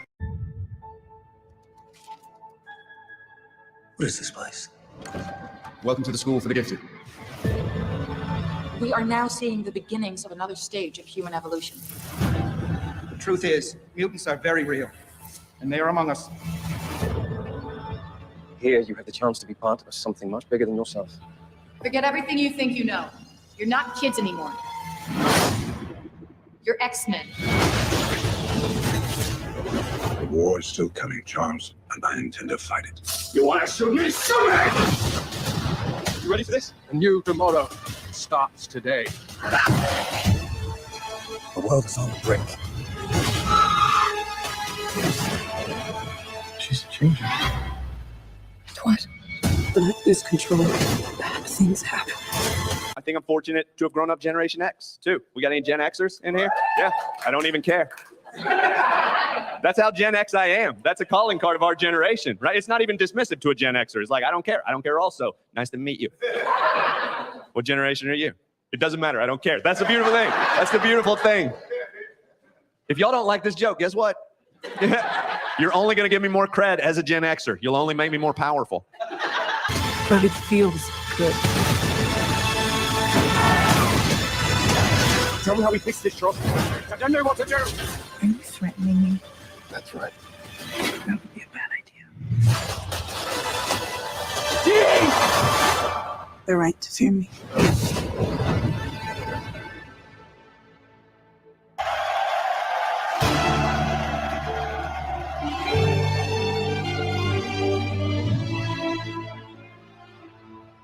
Waking in the rubble, walking over glass. Neighbors say we're trouble. Well, the time has passed. Peering from the mirror, no, that isn't me. A stranger getting nearer. Who can this person be? You wouldn't know me at all today. From the fading light I fly, rise like a phoenix, out of the ashes seeking rather than vengeance. Retribution you were won. Once I'm transformed, once I'm reborn.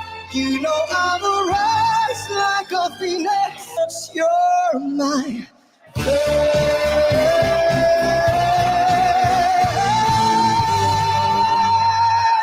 Simple sentence. It is now official. Super Bowl 57 will be at University of Phoenix Stadium in 2023. Cardinals President Michael Bidwell and Governor Doug Ducey, they were there in Atlanta for the vote and to present our state's bid. The governor released this statement saying, quote, "This is a huge win for our state. Arizona has continued to prove itself as a premier destination for spectacular sporting events, and we are thrilled to be hosting Super Bowl 57. You are my best friend and we've got something to do.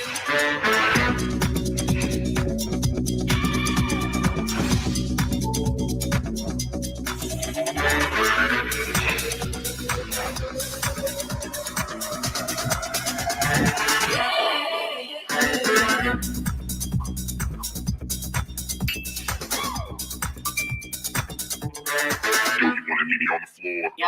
Yo, you wanna meet me at the lounge. Yeah. Yo, you wanna meet me in the club. Yeah. Yo, you wanna meet me downtown.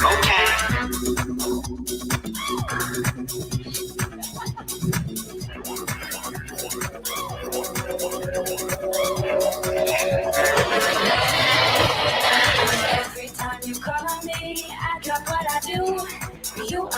best friend and we've got some things to do.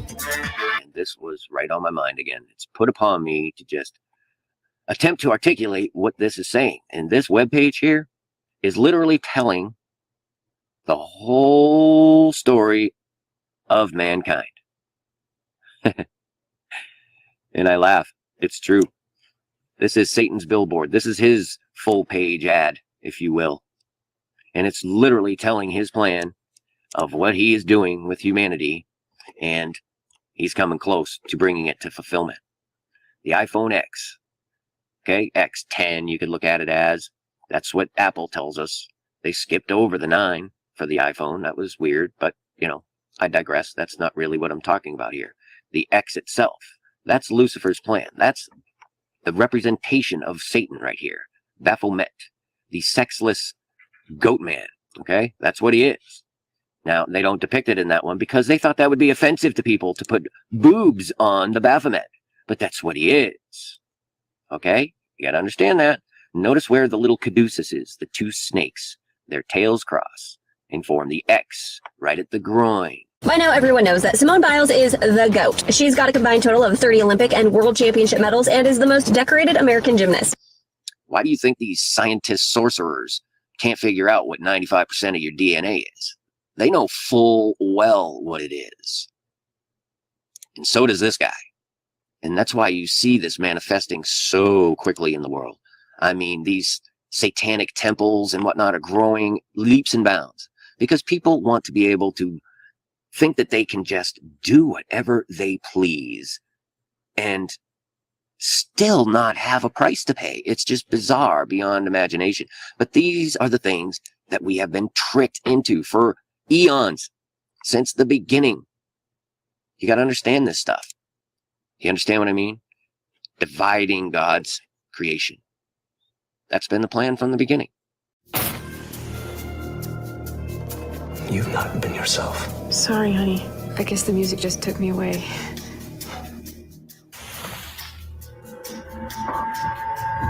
That this book is in your hands proves death is not a punishment.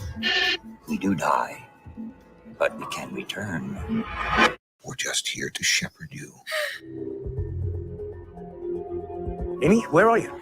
This life, it's ours. It is not theirs. People like us have a responsibility, don't we? Hey, sweetie, you keep a secret? In the beginning, there was death. What goes around comes around. Divide and conquer. Comes around. Divide and conquer. And if you are not in the spirit of God, in other words, you need to know who God is. Not all the views on this channel are shared with myself. I'm sure you can guess. But yeah, that was interesting. That was Elle from Stranger Things. And I think it's called The Intruders. It definitely looked like it predated Stranger Things. So interesting. We see the evil. We know that there's an evil spirit in this world. That's what that hatred is. You hate it. That's the enmity that God gave you. It's your weapon. It's your tool. It gives you the ability to recognize it and turn from it. Repent from it. That's all that means. Change your mind. Do not partake in this system of darkness. It's that simple. Never saying it's easy to do, but it's easy to wrap your mind around. But you need to know that this is a supernatural battle. It's Artificial intelligence, AI, the technology that allows a computer to think like a human. And it's everywhere you look. Online shopping, virtual assistants like Siri and Alexa. Welcome to the Church of England. But as AI gets smarter and smarter, how will it affect religion? Well, AI helps people get closer to their spirituality. Different faiths are starting to use it. Robots can deliver sermons, give advice. Santo, does God exist? And pray with you. It's a bit like Catholic Alexa. But could it be dangerous? For some people, that's a concern that we are stepping into God's shoes. Or even sacrilegious. The robot will never replace a rabbi because he has no soul. As every major global faith is discussing its relationship with AI, we want to find out if it will transform religion.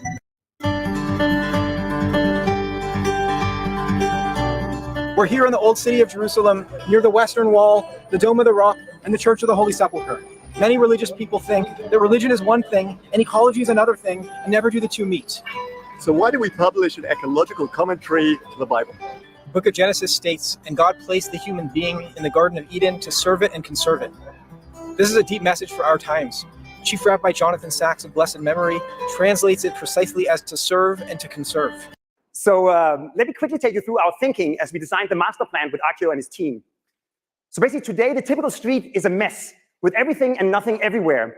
So we started by splitting the typical street into 3 separate forms of mobility. The first type is for faster transportation, and every vehicle is autonomous with 0 emissions, and street trees create the necessary distinction between people and vehicles. The second type would be an urban promenade shared by pedestrians and slower personal mobility. And the final type of street will be a linear park with paths for pedestrians only. So imagine walking from one part of town to the other, moving only through a park. So these 3 types of streets will then weave together into a woven grid of 3 by 3 city blocks, each framing a local park or courtyard. This not only creates a more serene living environment, but also provides a wide variety of intersections between various kinds of users, between humans and animals and vehicles and even robots. And this also helps accelerate Toyota's testing of autonomy and smart city infrastructure. So this is one of the city's typical blocks. The roofs are clad in photovoltaic tiles to power the city. All of the buildings are made primarily out of carbon-neutral wood, and they combine the traditional craft of Japanese wood joinery with new robotic production methods. In a way, we can preserve and evolve the old traditions through new technology. And each block is home to a mix of spaces for living and working and playing. Below ground, we find the entire infrastructure of the city, including its hydrogen power storage and water filtration systems. A network for the autonomous delivery of goods also takes place underground and connects directly to the buildings above.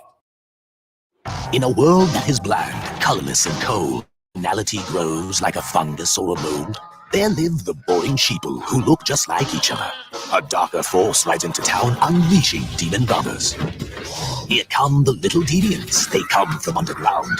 They're rising from the depths to take those sheeple down.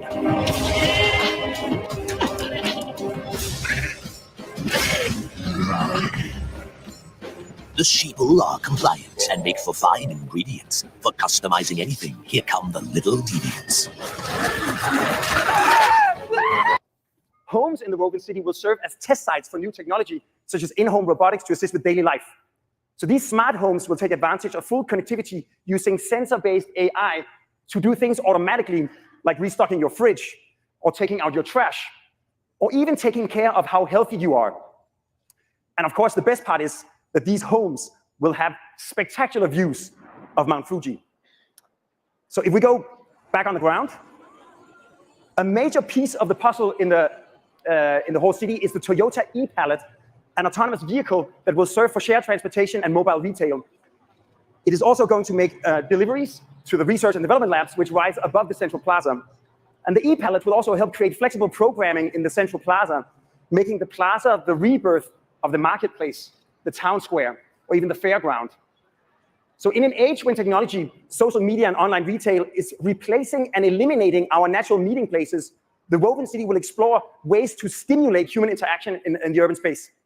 After all, human connectivity is the kind of connectivity that triggers well-being and happiness, productivity, and innovation. So here you have it, nested at the base of Mount Fuji, the Toyota woven city. Thank you.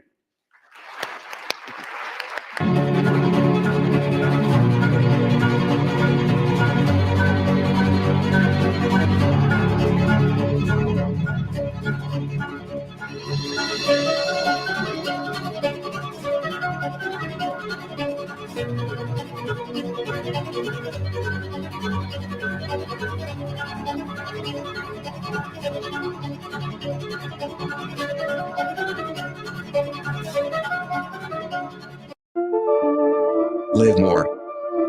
Connect more. Travel more. Share more. Smile more. Find more. Consume more. Think more. Experience more. Remember more. See more. Share more. Remember more. Learn more. Make more. Play more. Make more. Connect more. More.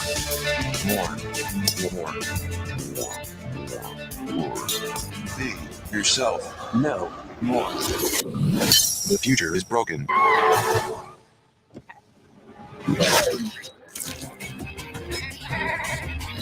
These are the little deviants. And a warning from Tesla Motors CEO Elon Musk. It has nothing to do with cars. Instead, Musk warns about artificial intelligence, which he has called more dangerous than nuclear weapons. Musk spoke at a symposium at MIT. I mean, with artificial intelligence, we are summoning the demon. You know those stories where there's the guy with the pentagram and holy water, and he's like, yeah, you sure you can control the demon. Didn't work out. I take it there will be no HAL 9000 going up to Mars. HAL 9000 would be easy. It's way more complex than, I mean, it would put HAL 9000 to shame. Yeah. It's like Poppy Dog. Of course, referencing Space Odyssey. Oh, how amazed were you to see your roadster up there with Starman just cruising along with the Blue Planet? And how long will we be getting live views, do you think, from the car? Well, I think it looks so ridiculous and impossible. And you can tell it's real because it looks so fake, honestly. Say goodbye to XAsh A12. Yup, Elon Musk and Grimes have already switched up their baby's name. Apparently, the name doesn't comply with California state laws, so the couple had to alter it. But if you thought the name transformed into something a little more basic, think again. The baby formerly known as XAsh A12 will now go by XAsh A12, A12 being in Roman numerals. Grimes confirmed the switch on Instagram, writing, "Roman numerals looks better, to be honest." She also added that one dash is allowed to remain in her son's name.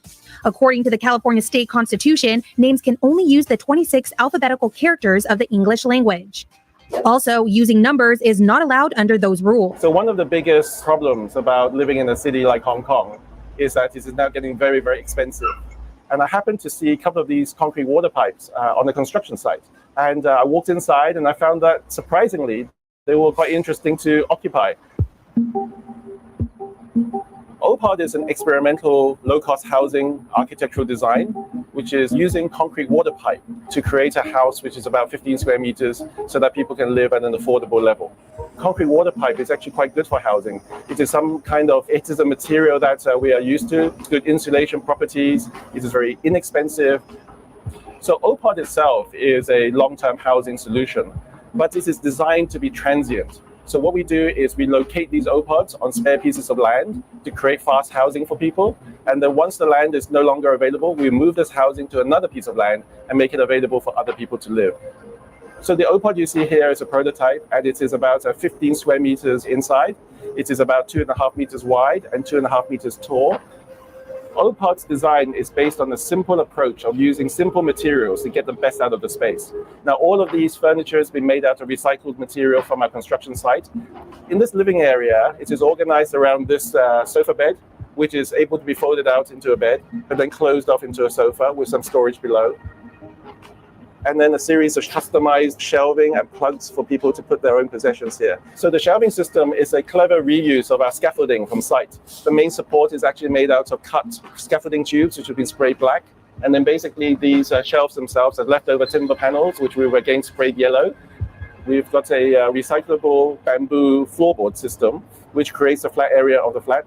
The lighting is also very simple here, but also very effective. What we do is we've just taken some fluorescent tubes and we use it to bounce the light from the ceiling of the OPOD to create a kind of a wider, more spatial effect. Otherwise, we just have some LED lighting under the shelves to accent the things which are placed on display.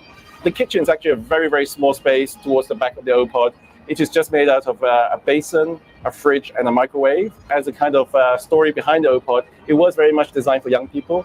And we think that young people don't cook very much these days. They just reheat. So the bathroom of the OPOD is right at the back of the unit. And basically, it's a tiled room, which has a toilet and a shower in the same space. We encourage people to open the windows here at the front, to open the door. And at the back of the OPOD, there's also a very big, large openable window. You could have nice air coming through the OPOD, through the front and the back, and really maximize on any cross ventilation. The whole OPOD comes in at about 150,000 Hong Kong dollars. Now, this is about 1/5 the cost it takes to build a conventional apartment of the same size here in Hong Kong. I think in the future, we must experiment more with the materials that we build. And I think as architects, we must become more creative and bold in proposing new design solutions that brings the best of a city and solve some of the problems inherent to a city. So according to the proud father, the name is pronounced X-Ash Archangel 12. It has been said through the ages, without sacrifice, there can be no victory. Two species at war. One flesh, one metal.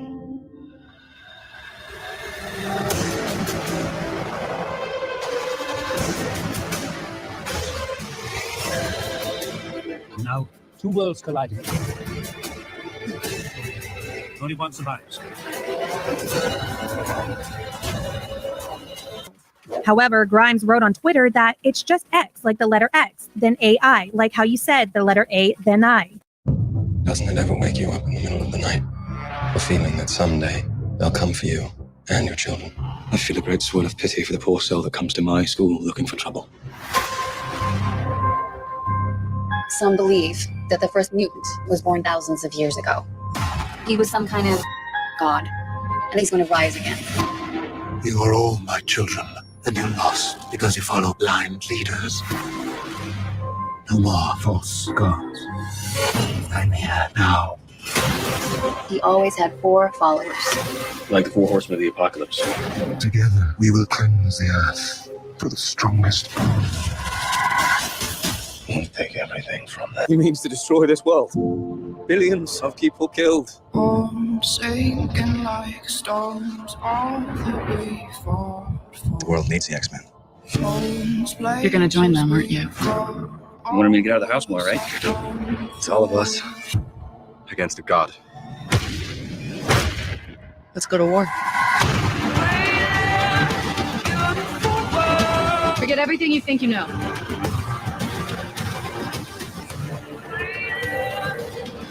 You're not students anymore. You're X-Men.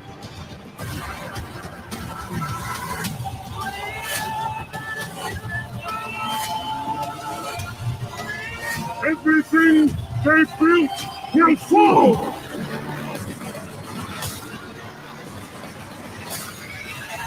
This is really the one game, and you better be ready for it. No pun intended. You can't play God without being acquainted with the devil. The problem, Bernard, is that what you and I do is so complicated. We practice witchcraft. We speak the right words.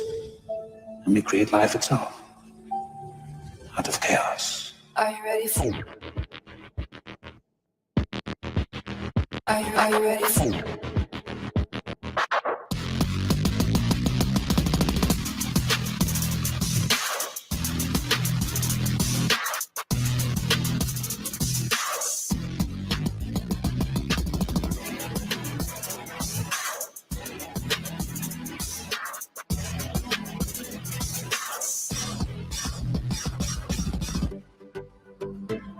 Everything they told you was a lie. Who are you?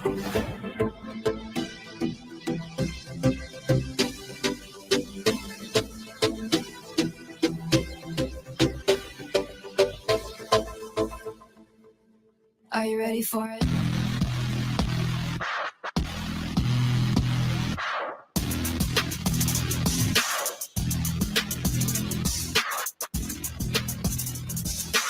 And we create life itself out of chaos.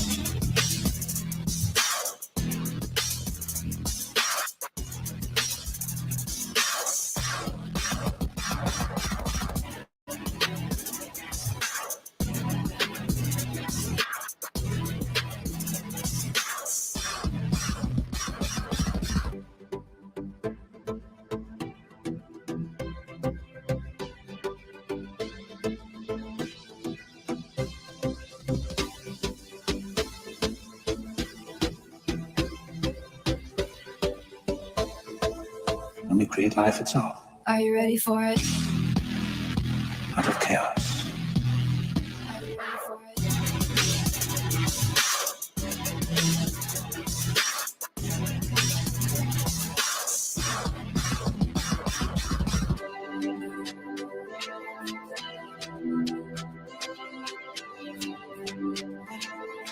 One day the AIs are going to look back on us the same way we look at fossils.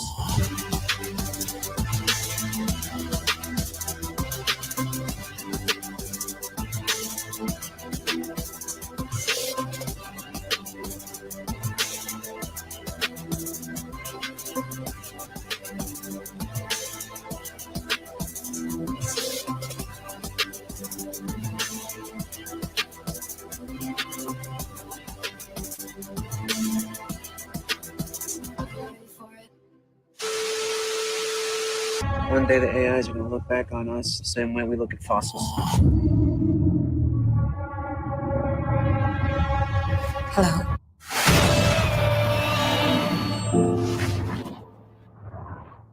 现在提请表决，同意的代表请举手。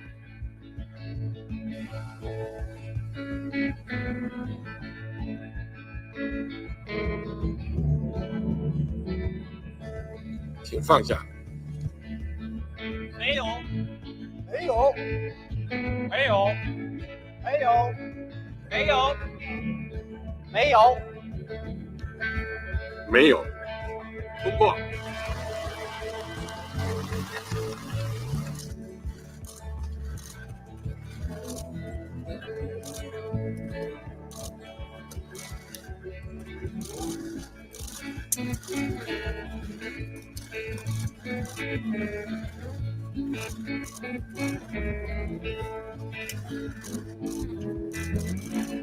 中国共产党第20次全国代表大会各项议程到今天已经全部完成。坚定历史自信，增强历史主动，感动人，感恩胜利，埋头苦干，锐意进取，团结带领全国各族人民为实现党的20大确定的目标任务而奋斗。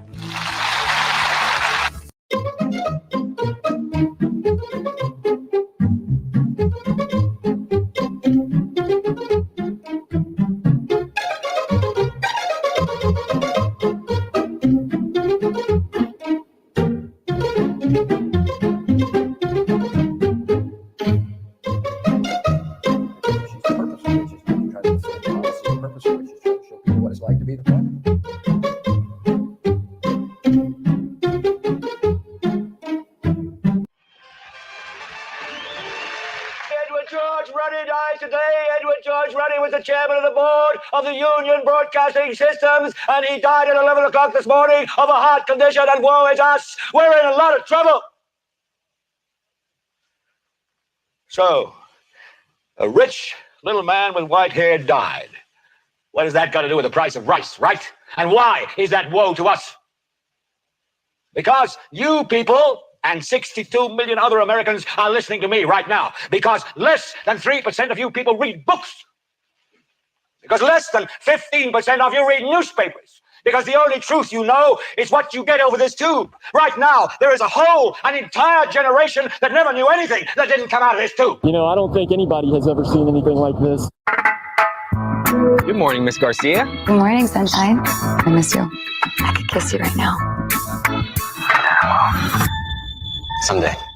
Curfew is now in effect. All unauthorized citizens must stay indoors.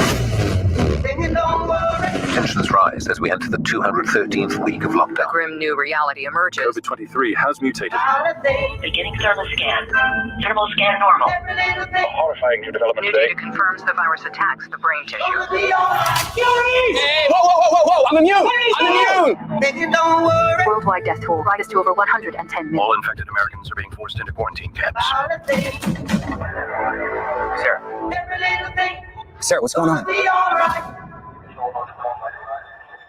Department of Sanitation. Sarah, talk to me. I think my neighbor has a fever. It'll be so much easier if you just open the door.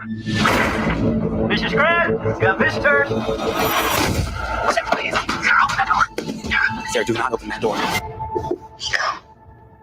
Come here. Every little thing gonna be all right. And remember, stay safe, sane, and sanitized.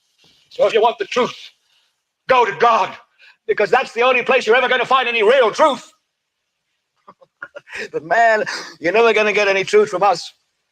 We'll tell you anything you want to hear. We lie like hell. We'll tell you that Kojak always gets the killer and that nobody ever gets cancer in Archie Bunker's house. And no matter how much trouble the hero is in, don't worry, just look at your watch. At the end of the hour, he's going to win. We deal in illusions, man. None of it is true.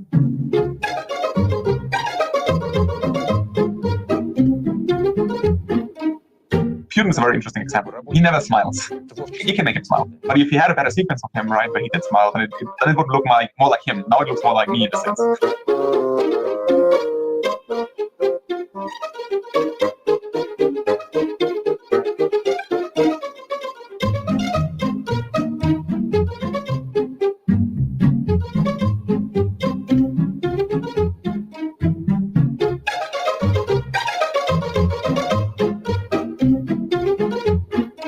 I think people think, you can manipulate images but not videos. That's not true. I mean, that's just not true. Regardless of how you pronounce the name, Grimes and Elon are parents to a little cutie. Tonight, it's the hottest party in town. Thousands attend Cyber Rodeo in southeast Travis County. Oh, look at that. And this grand opening marks the first time we've gotten to see inside the Gigafactory. KVU's Mike Root is live at Giga Texas tonight. Mike, a lot of people who didn't have tickets still showed up to see if they could get in.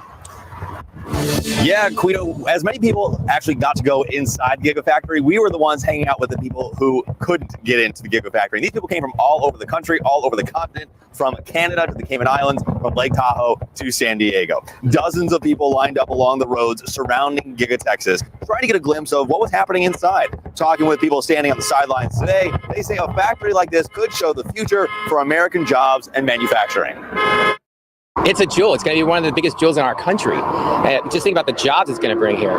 There's going to be nothing like it. Analysts have speculated that he wants to recreate a version of China's WeChat app that supports video chat, messaging, streaming, barcode scanning, and payments. This could set it up to rival the likes of TikTok, Facebook, and Instagram. As a hyper-frequent Twitter user with more than 100 million followers, there's no doubt that Mr. Musk knows how to use the platform. But Twitter has spent years, as well as invested heavily, in building a site that detects violent threats, harassment, and misinformation, and attracts hundreds of millions of users and advertisers who mostly like it that way. It remains unclear how far Mr. Musk is willing to go to make it, in his words, so compelling, you can't live without it. Introducing Black Mirror, an Australian-first research tool that marries the ubiquity of the smartphone with the latest research methods. Black Mirror is ethnographic research at scale, using genuine photos, videos, and self-reporting, delivering greater accuracy, reach, speed, and depth, all via mobile. It peels back the artificial layer of the research lab to access anyone in the world with a smartphone for richer, more targeted insights in real time at a fraction of the cost. Canvass nationwide sentiment toward a campaign, track key brand metrics, or monitor broader cultural attitudes. Black Mirror is an instant and continual window into the world of your consumer, allowing brands to make smarter decisions grounded in genuine consumer insight. First, users set up a profile, so we can serve them up with the most relevant missions. Then, they choose a time-sensitive mission and complete the tasks.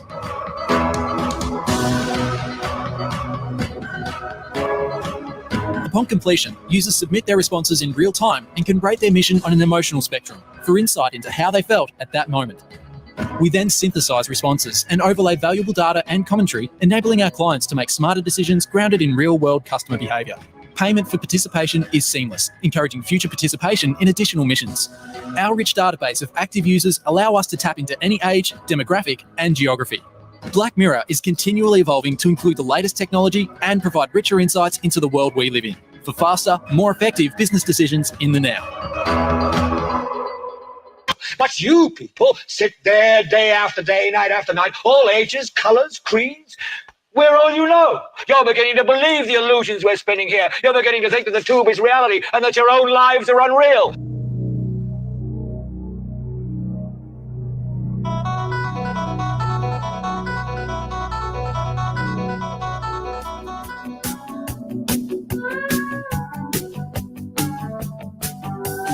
Don't think sorry's easily said. Don't try turning tables instead. You've taken lots of chances before, but I ain't gonna give any more. Don't ask me, that's how it goes. 'Cause part of me knows what you're thinking. Don't say words you're gonna regret. Don't Don't let the fire rush to your head. I've heard the accusation before, and I ain't gonna take any more. Believe me, the sun in your eyes makes some of the lies worth believing. I am the eye in the sky, looking at you. I can read your mind. I am the maker of rules, dealing with fools. I can cheat you blind, and I don't need to see anymore to know that I can read your mind. I can read your mind. I can read your mind. I can read your mind. Don't leave false illusion behind. Don't cry, I ain't changing my mind. So find another fool like before, 'cause I ain't gotta live anymore believing some of the lies, while all of the signs are deceiving. I am the eye in the sky, looking at you. I can read your mind. I am the maker of rules, dealing with fools. I can cheat you blind. Google. Ordering a pizza in 2022. Caller. Is this Pizza Hut? Google. No sir, it's Google Pizza. Caller. I must have dialed the wrong number. Sorry. Google. No sir, Google bought Pizza Hut last month. Caller. Okay, I would like to order a pizza. Google. Do you want your usual, sir? Caller. My usual? You know me? Google. According to our calorie datasheet, the last 12 times you called, you ordered an extra large pizza with 3 cheeses, sausage, pepperoni, mushrooms, and meatballs on the thick crust. Caller. Super. That's what I'll have. Google. May I suggest that this time you order a pizza with ricotta, arugula, sun-dried tomatoes, and olives on a whole wheat gluten-free thin crust? Caller. What? I don't want a vegetarian pizza. Google. Your cholesterol is not good, sir. Caller. How the hell do you know that? Google. Well, we cross-reference your home phone number with your medical records. We have the result of your blood last 7 years. Caller. Okay, but I do not want your rotten vegetarian pizza. I already take medication for my cholesterol. Google. Excuse me, sir, but you have not taken your medication regularly. According to our database, you purchased only a box of 30 cholesterol tablets once at Lloyd's Pharmacy 4 months ago. Caller. I bought more from another pharmacy. Google. That doesn't show on your credit card statement. Caller. I paid in cash. Google. But you did not withdraw enough cash according to your bank statement. Caller. I have other sources of cash. Google. That doesn't show on your latest tax returns, unless you bought them using an undeclared income source, which is against the law. Caller. What the heck? Google. I'm sorry, sir. We use such information only with the sole intention of helping you. Caller. Enough already. I'm sick to death of Google, Facebook, Twitter, WhatsApp, and all the others. I'm going to an island without the internet, TV, where there is no phone service, and no one to watch me or spy on me. Google. I understand, sir, but you need to renew your passport first. It expired 6 weeks ago. You do whatever the tube tells you. You're dressed like a tube. I want to leap over buildings, want to fly over the shores, save the people from the villains, catch the crook to rob the stores, write my name upon the sky, and when you call me, I'll be there, faster than a lightning flash, rushing through the cool night air.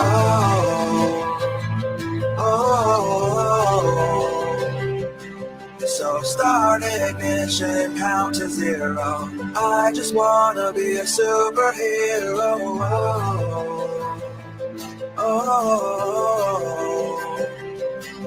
With fearless thoughts, emotions swirled, I wanna be the man that saves the world. Yeah.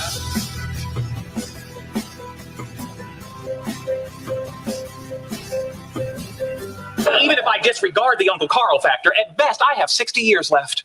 How long, huh? 60 only takes me to here. I need to get to here. What's there? The earliest estimate of the singularity, when man will be able to transfer his consciousness into machines and achieve immortality. So you're upset about missing out on becoming some sort of freakish, self-aware robot? by this much. You eat like a tube. You raise your children like a tube. You even think like a tube. This is mass madness, you maniacs. In God's name, you people are the real thing. We are the illusion. Restrictions are freedom. The government is your family. The new normal is here. Pharmaceutical companies love you.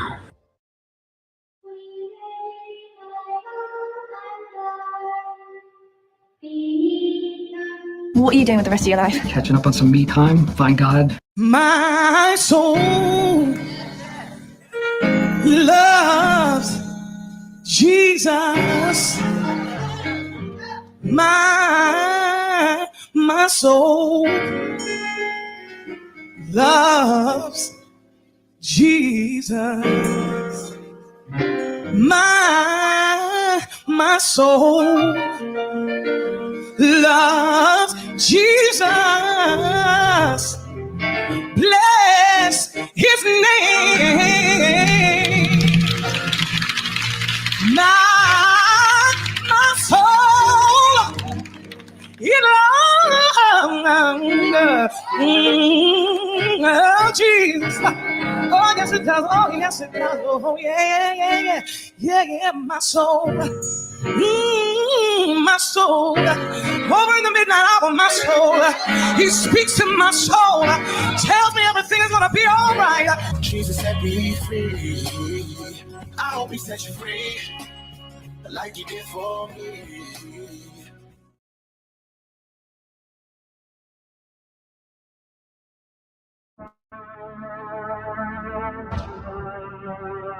Hollywood, a strange place, isn't it? The epicenter of worldwide conditioning. Ideas, fashion, culture coming out of Hollywood and spreading to the rest of the world.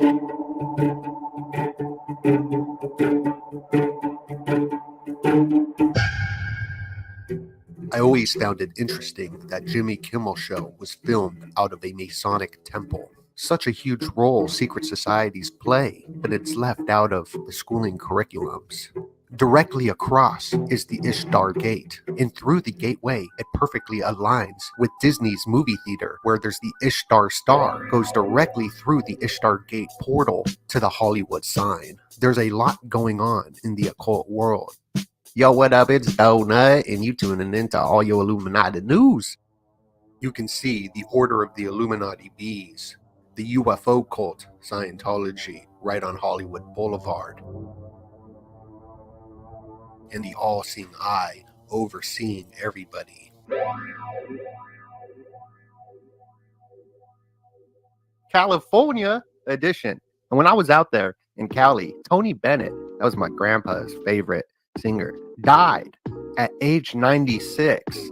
This whole year has been ritualized. The entire planet connected to the Memphis Rite in the 36th parallel in the Royal Arch. On the top of the Royal Arch, you'll see a 69, or it could be a 96, as the Queen died at 96 and the other Queen died at 69. The reflection of it. 69 is very important to Aleister Crowley. It goes into the 69 position, sure, but also the egg rituals. Year started off 2023 with Miley Cyrus underneath the Royal Arch as 3-6 Mafia. The Queen of Memphis died, while the girl from Tennessee, who went to school at Crowley Corners, Aleister Crowley Corners, Hannah Montana, the Cyruses, which goes back to a god right there, Cyrus the Great. It's all connected to the sun, just like U2 will be performing at that new 702 Sphere in Las Vegas. And U2 is another sun god. So there's a lot of occult stuff happening worldwide.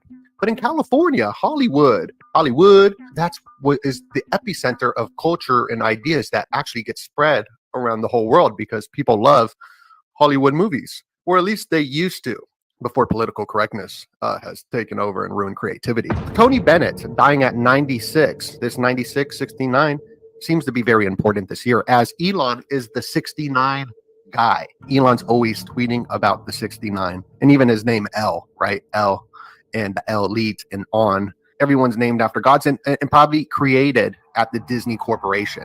As we just saw how Disney's Ishtar Star goes right through the Ishtar Gate portal to the Hollywood sign. The ley line of Hollywood Boulevard is interesting because it's a cross too. And then all the Hollywood stars, some of them are inverted. The inverted pentagram which is satanic. And then you got just the normal pentagram that all religions seem to use all throughout history. Aleister Crowley called all of his followers stars. Here's a tweet from a fake Elon account. He's known for the 69, and he created this X company. He rebranded Twitter as X on the 24th. The 24th letter is X. The 24th letter is Omega, the Alpha and the Omega.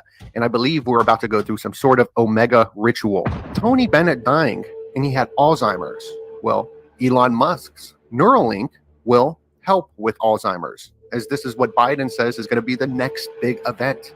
So, I mean, there's a little connection there. It doesn't matter which person fights in the cage match naked, the Coliseum, as the big distraction, which will actually be just the metaverse. They're going to introduce everybody into the metaverse with the cage match of Elon versus Zuckerberg. This goes back to the Carol Quigley divide and conquer strategy, that it doesn't matter who's in power, the policies will continue, as Zuckerberg and Elon both are creating a new digital economy. And that's what the original X was all about. And you can even see the Ouroboros in the rebranding of Facebook with Meta. It's the Infinity Ouroboros. And Neuralink, same thing. It's the Ouroboros. They're on the same team, bringing people into this new age. Now, the U.S. debt clock is at $32 trillion. I'm looking out, I mean, like, what's going to happen when it hits $33 trillion?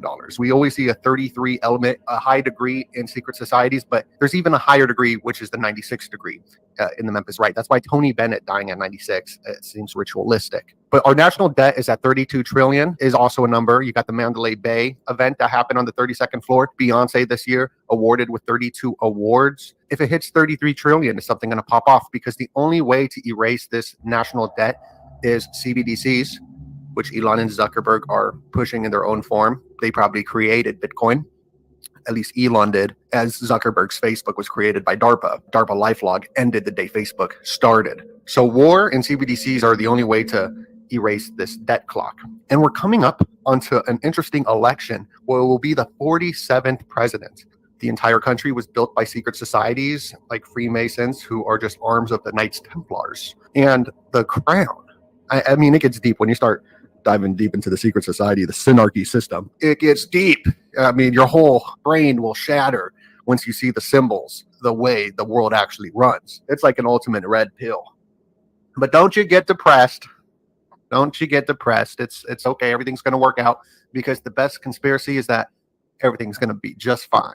So the next president will be the 47th president, as all the presidents were part of Freemasonry, even the Capitol building built after a Freemasonic temple. The 47 is a Masonic number because it goes into the square and compass, as Elon's new X company is the square and compass, just divided in half. You put it together, it is the square and compass. But this is the Cali edition. This is the California edition. Cali bring a lot of culture, right? We were showing how Hollywood brought culture. Well, even music. Who opened up the Super Bowl? It was Dr. Dre creating his clones in a lab. The lab is what Dr. Dre calls it. He shows the real Slim Shady in the cloning stations. And we just had Who Cloned Tyrone. And we'll get into that as well. These Hollywood films that are all connected to the Knights Templars as well. I mean, it's crazy.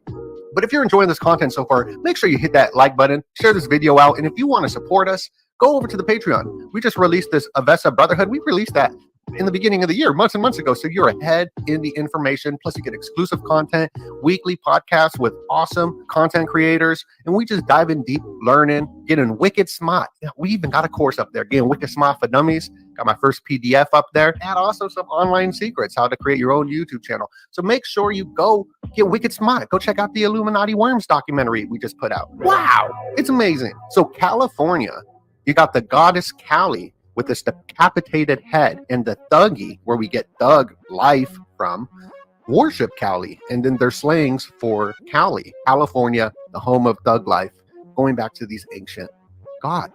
Wow, crazy.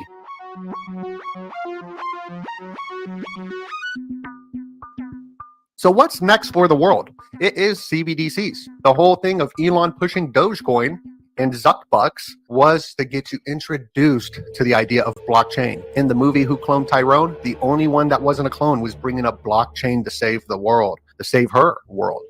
WorldCoin. What is WorldCoin? We're hearing a lot about ChatGPT. Elon helped create ChatGPT, and WorldCoin was created by the guy who created ChatGPT. And you can see at the crypto arena in LA right here, these stadiums, these coliseums, you can see this is the agenda. This is what's funding everything. And crypto is cryptic.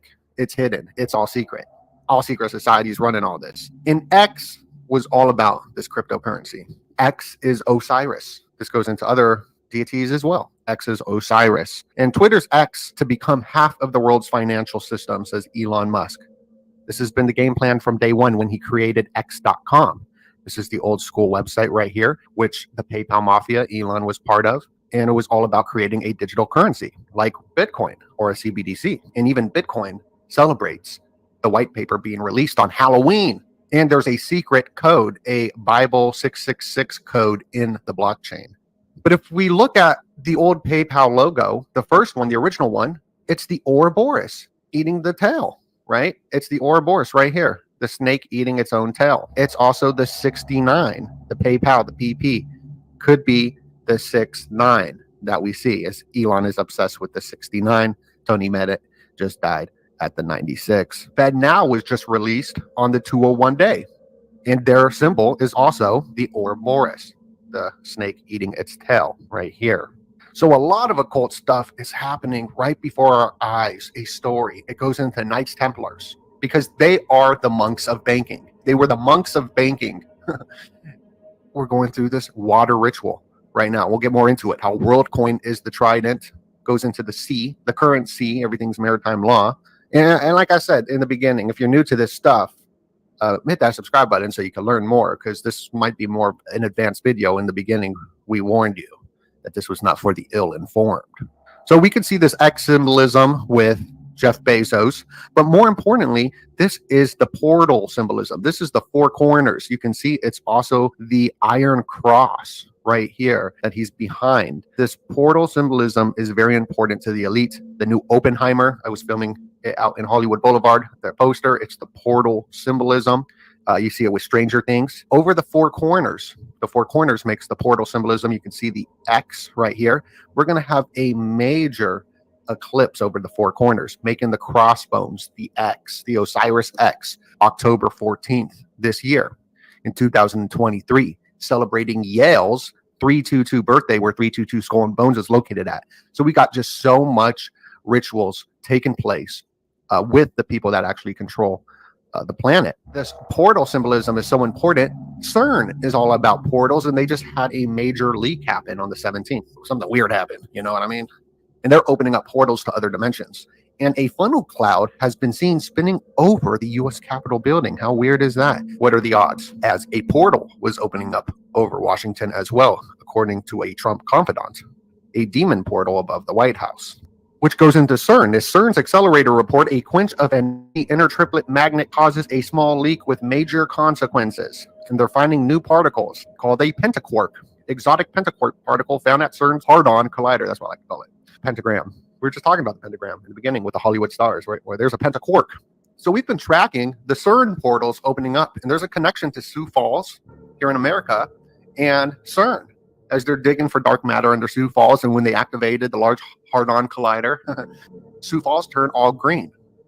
And shout out to Joseph P. Farrell, because I know he lives out there. So WorldCoin, created by Sam Altman of OpenAI, right? AI is 19. But WorldCoin is super interesting because it's an orb. Like this is an orb, right? It's an orb that you got to scan your eyeball with for their digital currency. And the symbol of it is the trident. The untold story of WorldCoin's launch inside the orb. It's Sam Altman's universal basic income startup. But the orb symbolism is interesting because Aleister Crowley talked about the orbs a lot. Even Benjamin Franklin saw an orb doing his kite experiment called a ball lightning. Do ball lightnings exist? Right here. This one's in the Britannica. Even brings up Aleister Crowley right in the beginning. A dazzling globe of electric fire appeared in the cottage where British occultist Aleister Crowley was staying at. Ball lightning. Look at that. That's wild, right? That is like an orb. And a lot of spirits are known to be orbs. Even magic 8 balls are like an orb that do fortune telling. And that's exactly what the data mining Twitter is doing with the algorithms. It is fortune telling, as Twitter can predict civil unrest quicker than the police can. So what they're doing with ChatGPT, AI algorithms and all this, they're fortune telling what will happen, studying everybody's moves on your cell phone and tracking your steps and your heartbeat and your eye movement. Your eye movement is the window to the soul. The eye is the window to the soul. That's why the metaverse will be pushed so heavily, because that is exceptional data for data mining, because they can see your fear and all this. And this 8-ball, I mean, it's the black and white, the checkerboard sort of, right? Just like Barbie, original Barbie had the black and white on, and they're both created by the same company, manufactured at Mattel. So a lot of stuff is going on with orbs. We saw Trump do that orb thing where he's holding the orb. Even we did a breakdown on, is disco satanic, right? Disco has the orb above them, the disco ball, just like Miley Cyrus underneath the Royal Arch had the little ball. But is disco satanic? When they do the dance move, right? The up and down, that's the Baphomet that we saw that chick on the American Airlines doing. And what is the popular song for disco? Disco Inferno, like Dante's Inferno, which is hell. And hell, the devil is known as a worm. So make sure you go subscribe to the Patreon and get early access to the Illuminati worm documentary. So here's U2. They're going to be performing up this sphere, and it goes into alien stuff, and it goes into art as well. Lady Gaga, she had the orb, the sphere right here in her art pop, which was created by Jeff Koons, who is actually a really dope artist in my opinion, but he's known for putting the orb all over the place. And there was another artist who seems to be biding his style, who I think is total Illuminati. Here's a picture with him and Drake, but his art just reminds me similar to the CIA operated modern art that was hijacked by the CIA. Forget his name already because his art sucks, but this guy's art, it reminds me of it. And he's always doing Illuminati gestures. So with this whole cryptocurrency, you think it's Pedro came out and exposed how it's not. Brazilian CBDC allows government to freeze funds or reduce your money. It's total domination. It's total control. And we're watching also a collapse of an empire with this whole economy. As here's a Morgan Stanley article in 2019, The Rise of the She Economy, how study predicts 45% of women will be single by 2030 because they are empowered and men are lonely. Interesting article there. Go check it out. But this goes into the downfall of society, a collapsing society. What is a collapsing society? Well, economic collapse, population decline. That's part of a collapsing society. And that is what's happening. And Elon Musk tweeted the fertility slump, and he highlighted the 201. I mean, is that a coincidence? He highlights the 201, like the cat was stabbed by a guy in room 201 on July 201 day. FedNow was released. And now you go to Whole Foods, which was purchased by Jeff Bezos to control the food, just like Bill Gates buying all the farmland in America to control the food. How does the whole new palm reader payment system work? They read your palm now. I mean, it's getting crazy. And the only way to reset this debt is war and CBDCs. And those are the two things in the news as Taiwan begins anti-invasion drills. And this Who Cloned Tyrone movie, I mean, wow. All about clones, right? They're reopening the Tupac investigation. Yes, wow. So go subscribe to the Rumble. Just did a live show yesterday. We're doing live shows over at the Rumble where we could be more expressive and express ourselves and not be so depressed like here on the Google algorithms of YouTube and all that. But yeah, the reopening up the Tupac case, there's a bunch of ritualistic elements in that. I mean, going back to the whole California, Cali thug life, Tupac thug life from Cali, even though he's from New York. So the Knight Templar element in this new movie, Who Cloned Tyrone, goes deep. The main star's name is Fontaine. Fontaine is one of the most important Templars that has ever existed. This is where we get Fountain from Fontaine, Knights Templar symbolism. And Jamie Foxx, his name with the double X is the Cross of Lorraine. You've been double crossed. That goes into Knights Templar symbolism. Just like Pete Davidson has the Templar cross on his neck, Lil Uzi Vert has the Templar cross on his tongue. They're all Knights Templars. Teslin de Fontaine, his father was Saint Bernard of Clairvaux. He was the co-founder of the Knights Templars. Andre de Montpard was the 5th Grand Master of the Knights Templars and was the uncle of Saint Bernard Clairvaux. And you can see Jamie Foxx wears number 13 in any given Sunday. 13, the original 13 Knights Templars were all rounded up and burnt on Friday the 13th, and they're playing the team that has the Knights Templar logos. But the UFOs hearing are happening now. Look, we predicted this on this channel, the UFOs. We said the year of the rabbit, the year of the bunny will be connected to the UFOs last year because the bunny on the moon, the first person abducted in Hollywood films, as we're talking about Hollywood showing occult symbolism, was Looney Tunes' Bugs Bunny. He was abducted by Marvin the Martian. Betty and Barney, just like in the Flintstones, were abducted and got anal probed. There was a July 20th connection there, which is the 201 day, the day they landed on the moon with the bunny on the moon, that fake moon landing. So I'm looking out for any type of bunny symbolism in the news today. The US government is holding a historic UFO hearing where this guy, you have the CIA coming out exposing the CIA. That is so fake. This all goes into the Rockefeller initiative with the Clintons and Podesta and the Rockefellers to unite all the UFO leaders and put out disinformation that can't be provable. The guy saying there's aliens on a spacecraft will show us any data. They can't show us any data. There's nothing that you could fact check or anything like that. This is all a huge psyop. So I'm looking out for Lunasa for the next alien disclosure, which is coming up. Here's August 1st. The Mooncake Festival is what I'm looking out for. Ending of the dog days. Mid-Autumn Festival always has the bunnies in it. Anyway, what are your thoughts? Put your comments down below. It's Donut. Much love, and God bless you.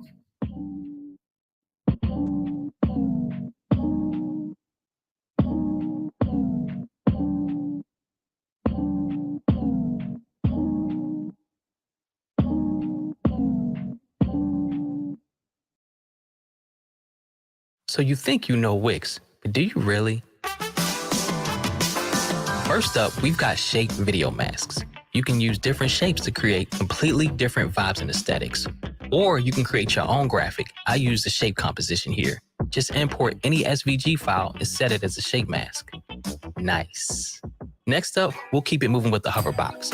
You can use it to animate any element and create these really eye-catching interactions. And what I love is that the level of control you get here is crazy precise. You can set your animation ease, scale size, and position to create this really dope effect. Third, we've got the mega menu. This not only lets you organize your site menu into different subcategories, but it also looks amazing when you add in different elements like text, buttons, images, and pretty much anything you can think of. And last but not least, we've got My Designs. This feature lets you save any section or component that you've already created, and you can use it as a starting point on any other pages or sites you're working on. This one's personally saved me a ton of time. So you got all these features. Now see what you can do with them. Get on over to Wix and create something dope.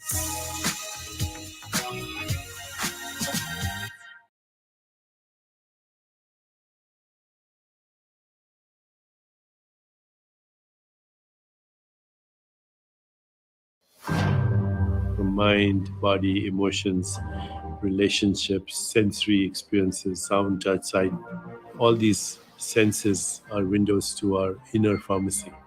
It's not just that disease starts in the mind, it's that everything starts in the mind. So if I change my perception, my mind, change my belief about life, I change the signals that are going in and adjusting the function of the cell. Tonic thoughts produce tonic chemicals. Toxic thoughts produce toxic chemicals. Body has a capacity to heal that I was never informed of as a medical student or resident. You've got to get to the root cause of your dis-ease if you're going to find freedom. How deeply can we influence our bodies or the bodies of our loved ones when it comes to healing, or the world beyond our bodies? How much influence do we really have? The power that made the body heals the body.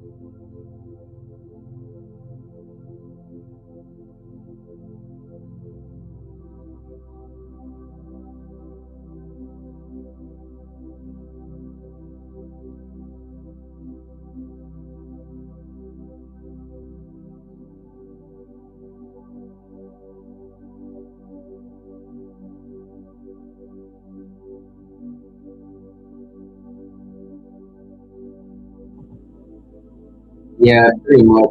I'm gonna show you one. Anyway, as usual, we will be. Much love, y'all. Oh man, this is last time where I showed.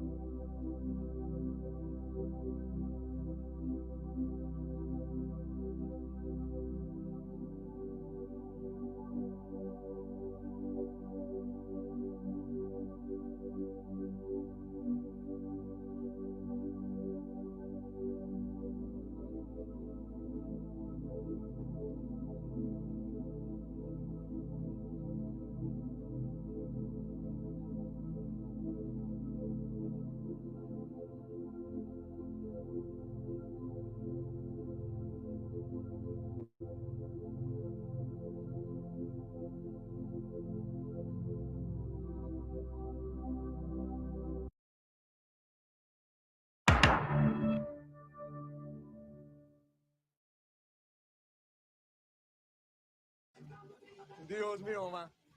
Liam and me, we're gonna fuck you up. Yeah, well, that's just like your opinion, man.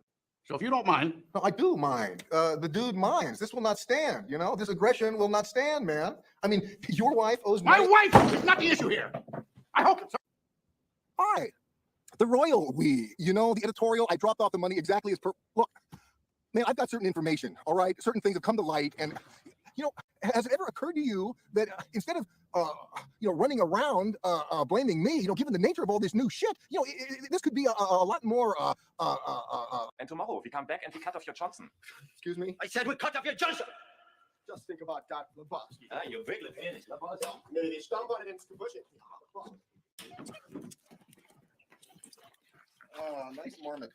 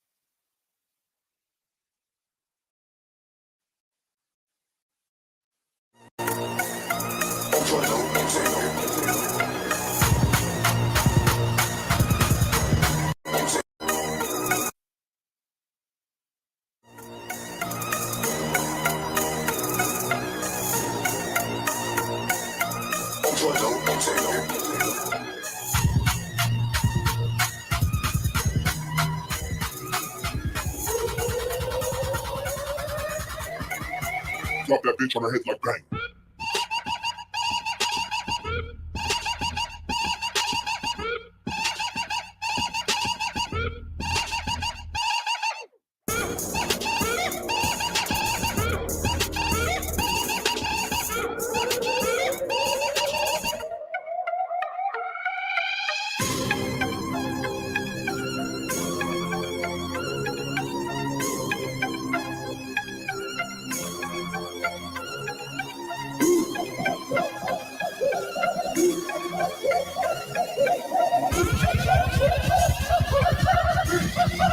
Drop that bitch on her head like bang.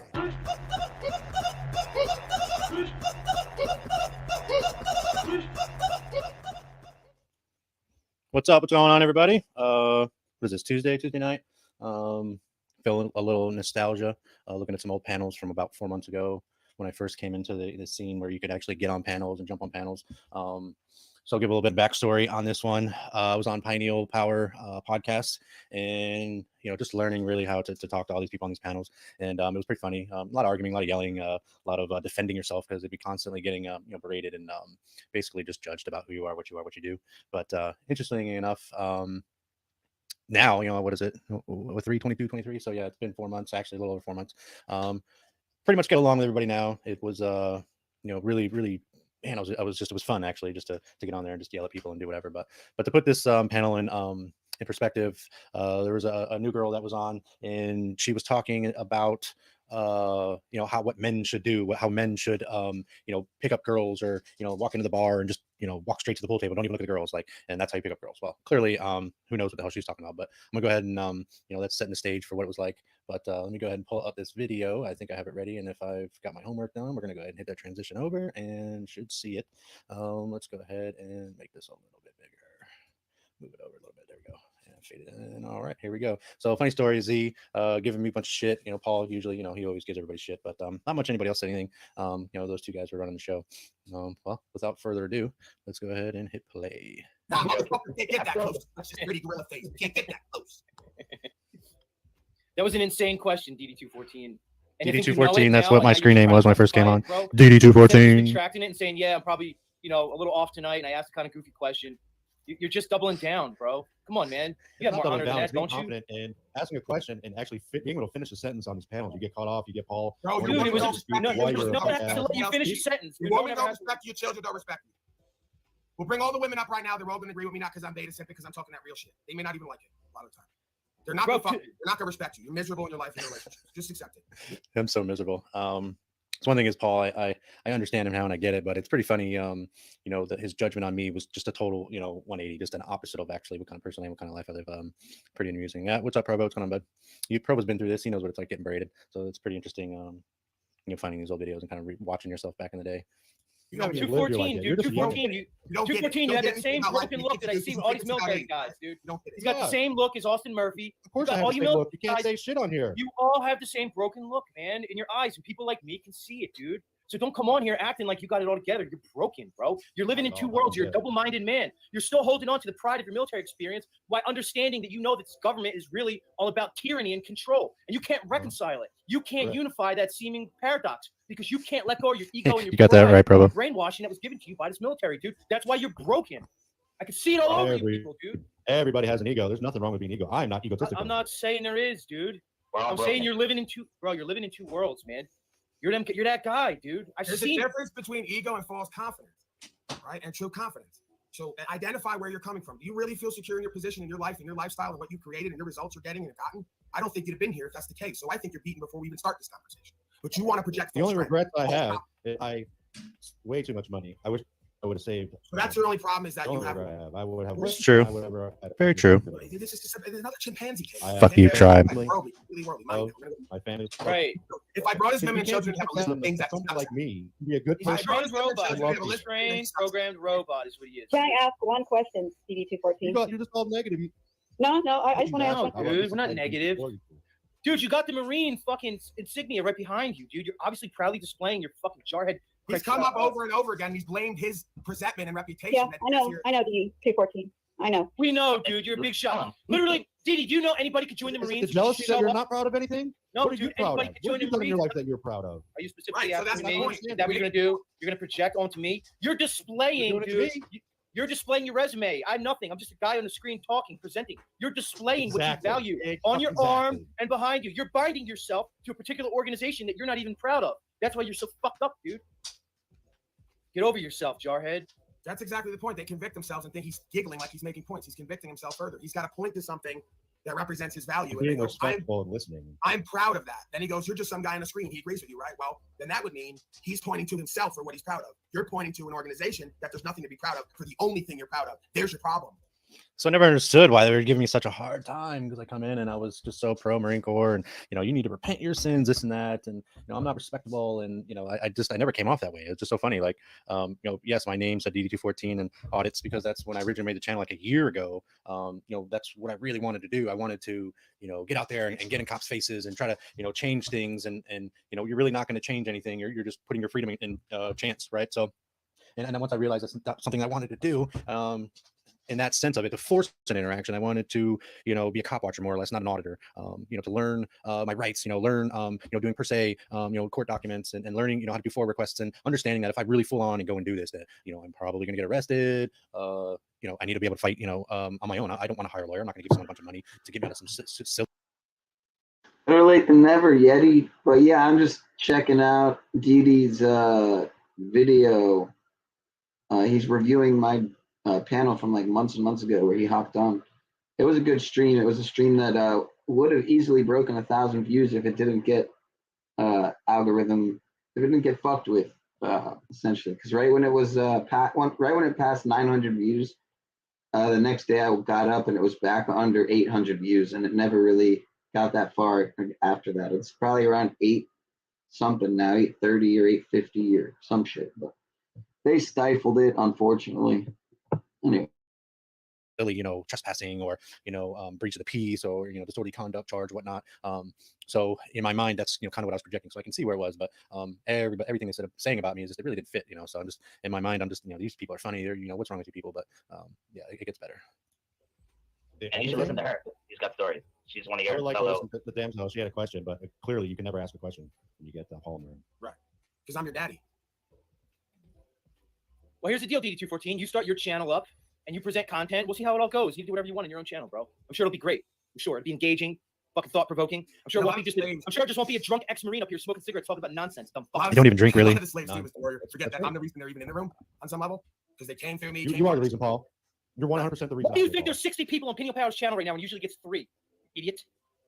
Don't you understand that? Moron, dude. I just said I agree. Moron. You're inept. DD214, you're inept. I'm inept too. Yeah, I'm inept. What's going on, folks? I've seen a million guys just like you, dude. You're a prototype. They make you guys in a fucking assembly line. You're not original, dude. You're a dope. You hear it? You're a dope. Whatever you want. It doesn't provoke me. I'm higher than that. So again, we're back to the same dynamic where the ones with vision will have the value and be getting the women's respect and honor, and you will be with some broken house somewhere calling it your wife. Bitches and hoes, right? Now, while pretending to be a man talking about punching women. I'm being ridiculed. The guy who calls women bitches and hoes. He doesn't get it. Who's going to fight you? What woman from this community who knows anything about self, men and women, and the because you didn't have a mama. That's why you call him bitches and hoes. You have no respect. Nah, this isn't about Paul. He does this thing. He don't bother me no more. This is more about Z. Telling me I'm going to be divorced in 10 years, and just it's just funny.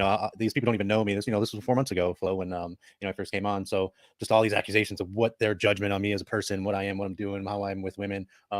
It's really just amazing. How quick to judge people are. But no, I don't mess with any of that. I don't care about any of that stuff over there in Slavia. Nonsense. No. There's a difference between men and broken hoes like you. I'm a broken hoe. I'm a broken hoe. So you think he's calling us all broken hoes? Right. Explain it to him, ma'am. Explain it to him, mama. He can't figure it out. He's got the spirit of his mama, but he needs a mama, right? A real mama, not the You're getting triggered by a word. You're getting triggered by a word, not the concept that's behind it. He's telling people that they're fucked up. And he's calling the ones out that are fucked up. If you're not fucked up, you're not going to even, I don't even care that he says that because it doesn't apply to me. Because I know me. I'm not one of those. It applies to you because you're a broken little hoe, male or female. So keep trying to appeal to the emotion of women out there when I'm talking to you right here. Yeah, I'm good with Z. And Paul, actually. What about the toilet seat? I'm Pretty much everybody except the tribe. Fuck the tribe. He was talking about again. You didn't get it again. It's about Tribe. equality. It was about equality. You didn't get it. Exactly, quality. Exactly. That's exactly. Yeah, what so putting you on work for the everything, system pay is for everything. No. Take care of the goofy bitch. It And was about because you're a goofy bitch just like she is. Right. not at all. My wife. Like a man, Teamwork you're a makes the little dream bit work. in your life every day. We know it. You know it. Cut it out. She runs your life. Teamwork makes the dream work.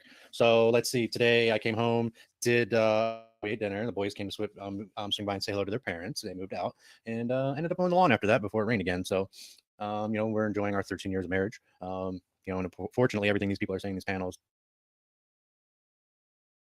didn't come true. It's all good. Right.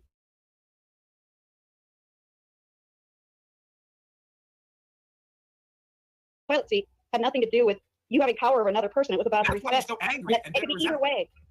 That's why. Yeah, and so they ran off with this toilet seat deal. Like, I mean, literally, the toilet seat is down. I take a piss. I put the toilet seat back up. Or no, toilet seat's down. I put it up, piss, put it back down where it belongs. Like, you know, somehow that makes me inept, or you know, my wife controls me. I just don't understand. You know, I think the broken people see it in a different way because they're never used to a relationship that's a loving, caring relationship, apparently. But it's all good. It's all good.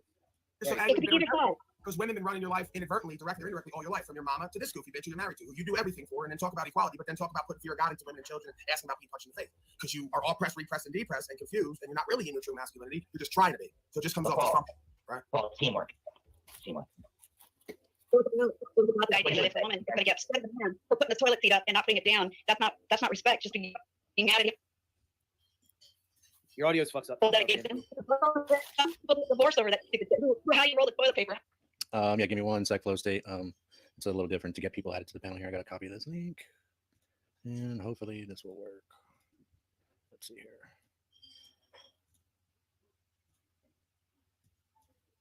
Let's see, are you there? Mic check. There you go. I can't hear you. Why can't I hear you? Can you hear me? Can I hear you?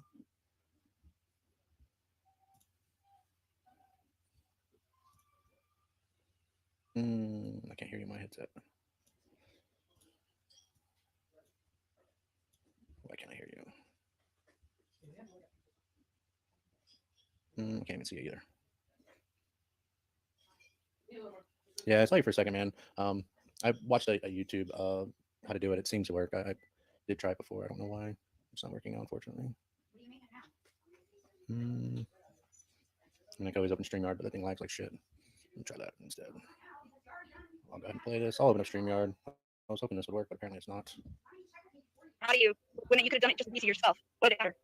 Because she doesn't respect him. Same reason you probably might lift the toilet seat up and down dealing with me, but you ain't gonna. You're gonna tell him, hey, pussy boy, lift the toilet seat up and down. That military shit don't move me. You're a bitch. You don't stand for nothing when the time comes, really. You just suck dick for Satan, right? So when you really don't have that leadership and honor and respect and spiritual faith in the home, you could lead outside the home, but the woman knows who and what you really are at the core, so she don't respect you. If she did, it wouldn't be a problem. She wouldn't have bitched you up to do what she needed to do to respect you. Put the seat up and down, Junior. Plus, she gets punched in the face.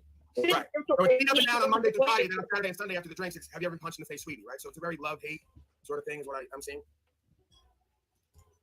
I'm seeing look, hold on.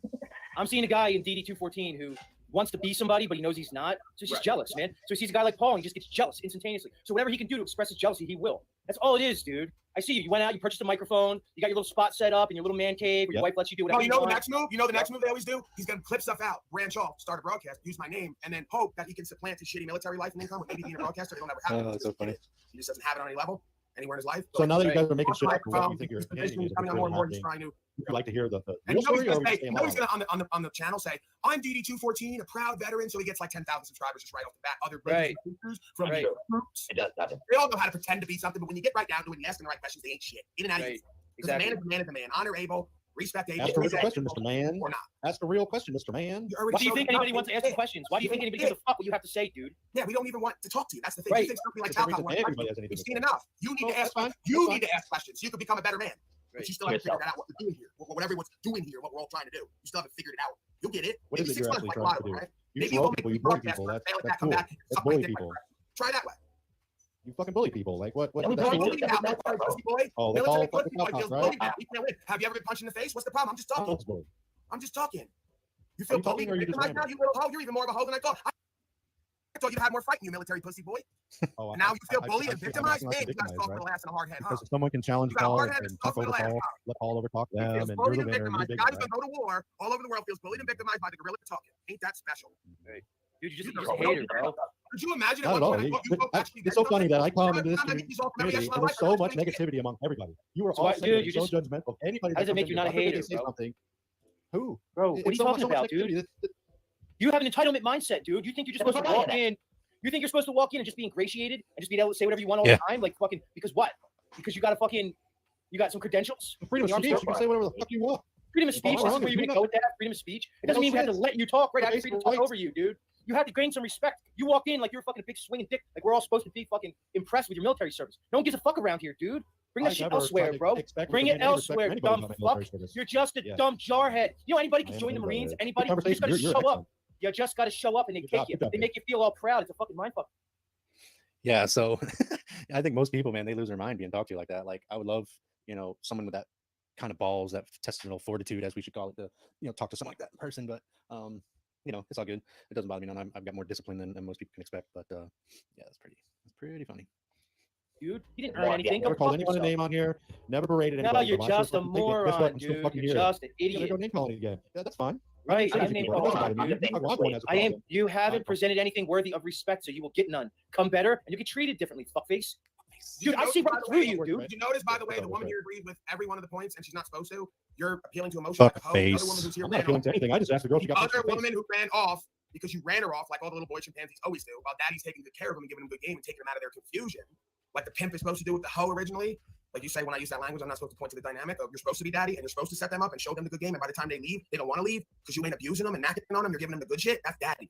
You don't know what daddy feels like. No, daddy for you puts fear into his children. Daddy for you threatens the women. Daddy for you opens the toilet seat up and down. That ain't daddy for me. So you just don't get it on any level. Where you're supposed to be tough, you're weak. Where you're supposed to yield, you try to project full strength. You don't get the game. It's totally opposite of exactly what you're saying.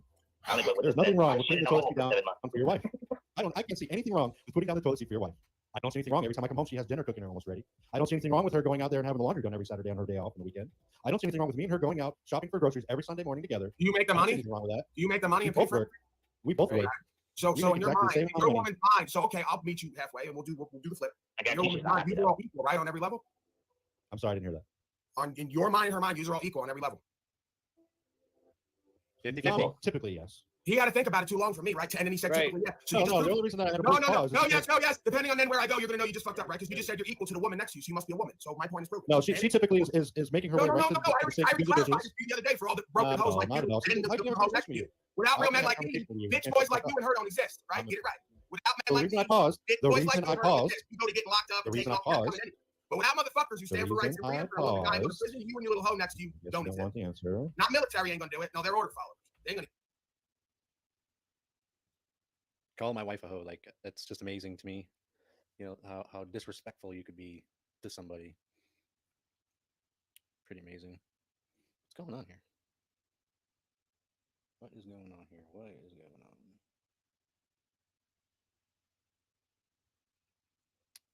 Yeah, I mean, I'm not going to comment anything on his relationship. From what I've heard, he doesn't have many, so it's like, what is going on with Streamyard fucking subject? Yeah, I'm not going to comment on that, but most of the time when someone's insecure, scared, or a coward, they lash out, and that's just natural. What you want to do. Pretty typical. Even the city hall gives you 3 minutes. Anything around the house that needs to be fixed, repaired, mown the lawn, that's what I do. She goes in and she has to do the dishes. That's why I paused when I was 50-50. So Because you typically we are present 50-50. so little But we do value to different her. things. We're keeping that she would bitch at you over whether the toilet seat was up or down. Would you bitch at her over the toilet seat being up or down? She wouldn't bitch at me if I left the toilet seat up. Oh, okay. She doesn't bitch at me. We talk to each other. We communicate. Okay. So you just It's decided. okay, one it's day- reality. Yeah, you just decided. It's You woke reality. up one day and said, "I'm gonna start putting the seat up and down because I really care for this woman." That's what you did, right? Or did your Okay, mama yeah. tell you, Junior, you better put the seat up and down? It's been an understanding almost generationally, and you know, like I know, if you don't do it, that bitch. Why don't you try it for the next 2 weeks? Actually, when I was a Yeah, single father, I raising my can. son, we never put the seat down. I can. So when you were single, I can take the high road because I'm not a loser failure, as he normally calls everybody. Everybody's a loser failure. I just haven't seen him earn anything on his own. Apparently he got money from his dad for his trailer. Now he's can't live there. He's with his chick now, so it's just like, I mean, it's just silliness. So, Exactly. Yeah, can you hear me?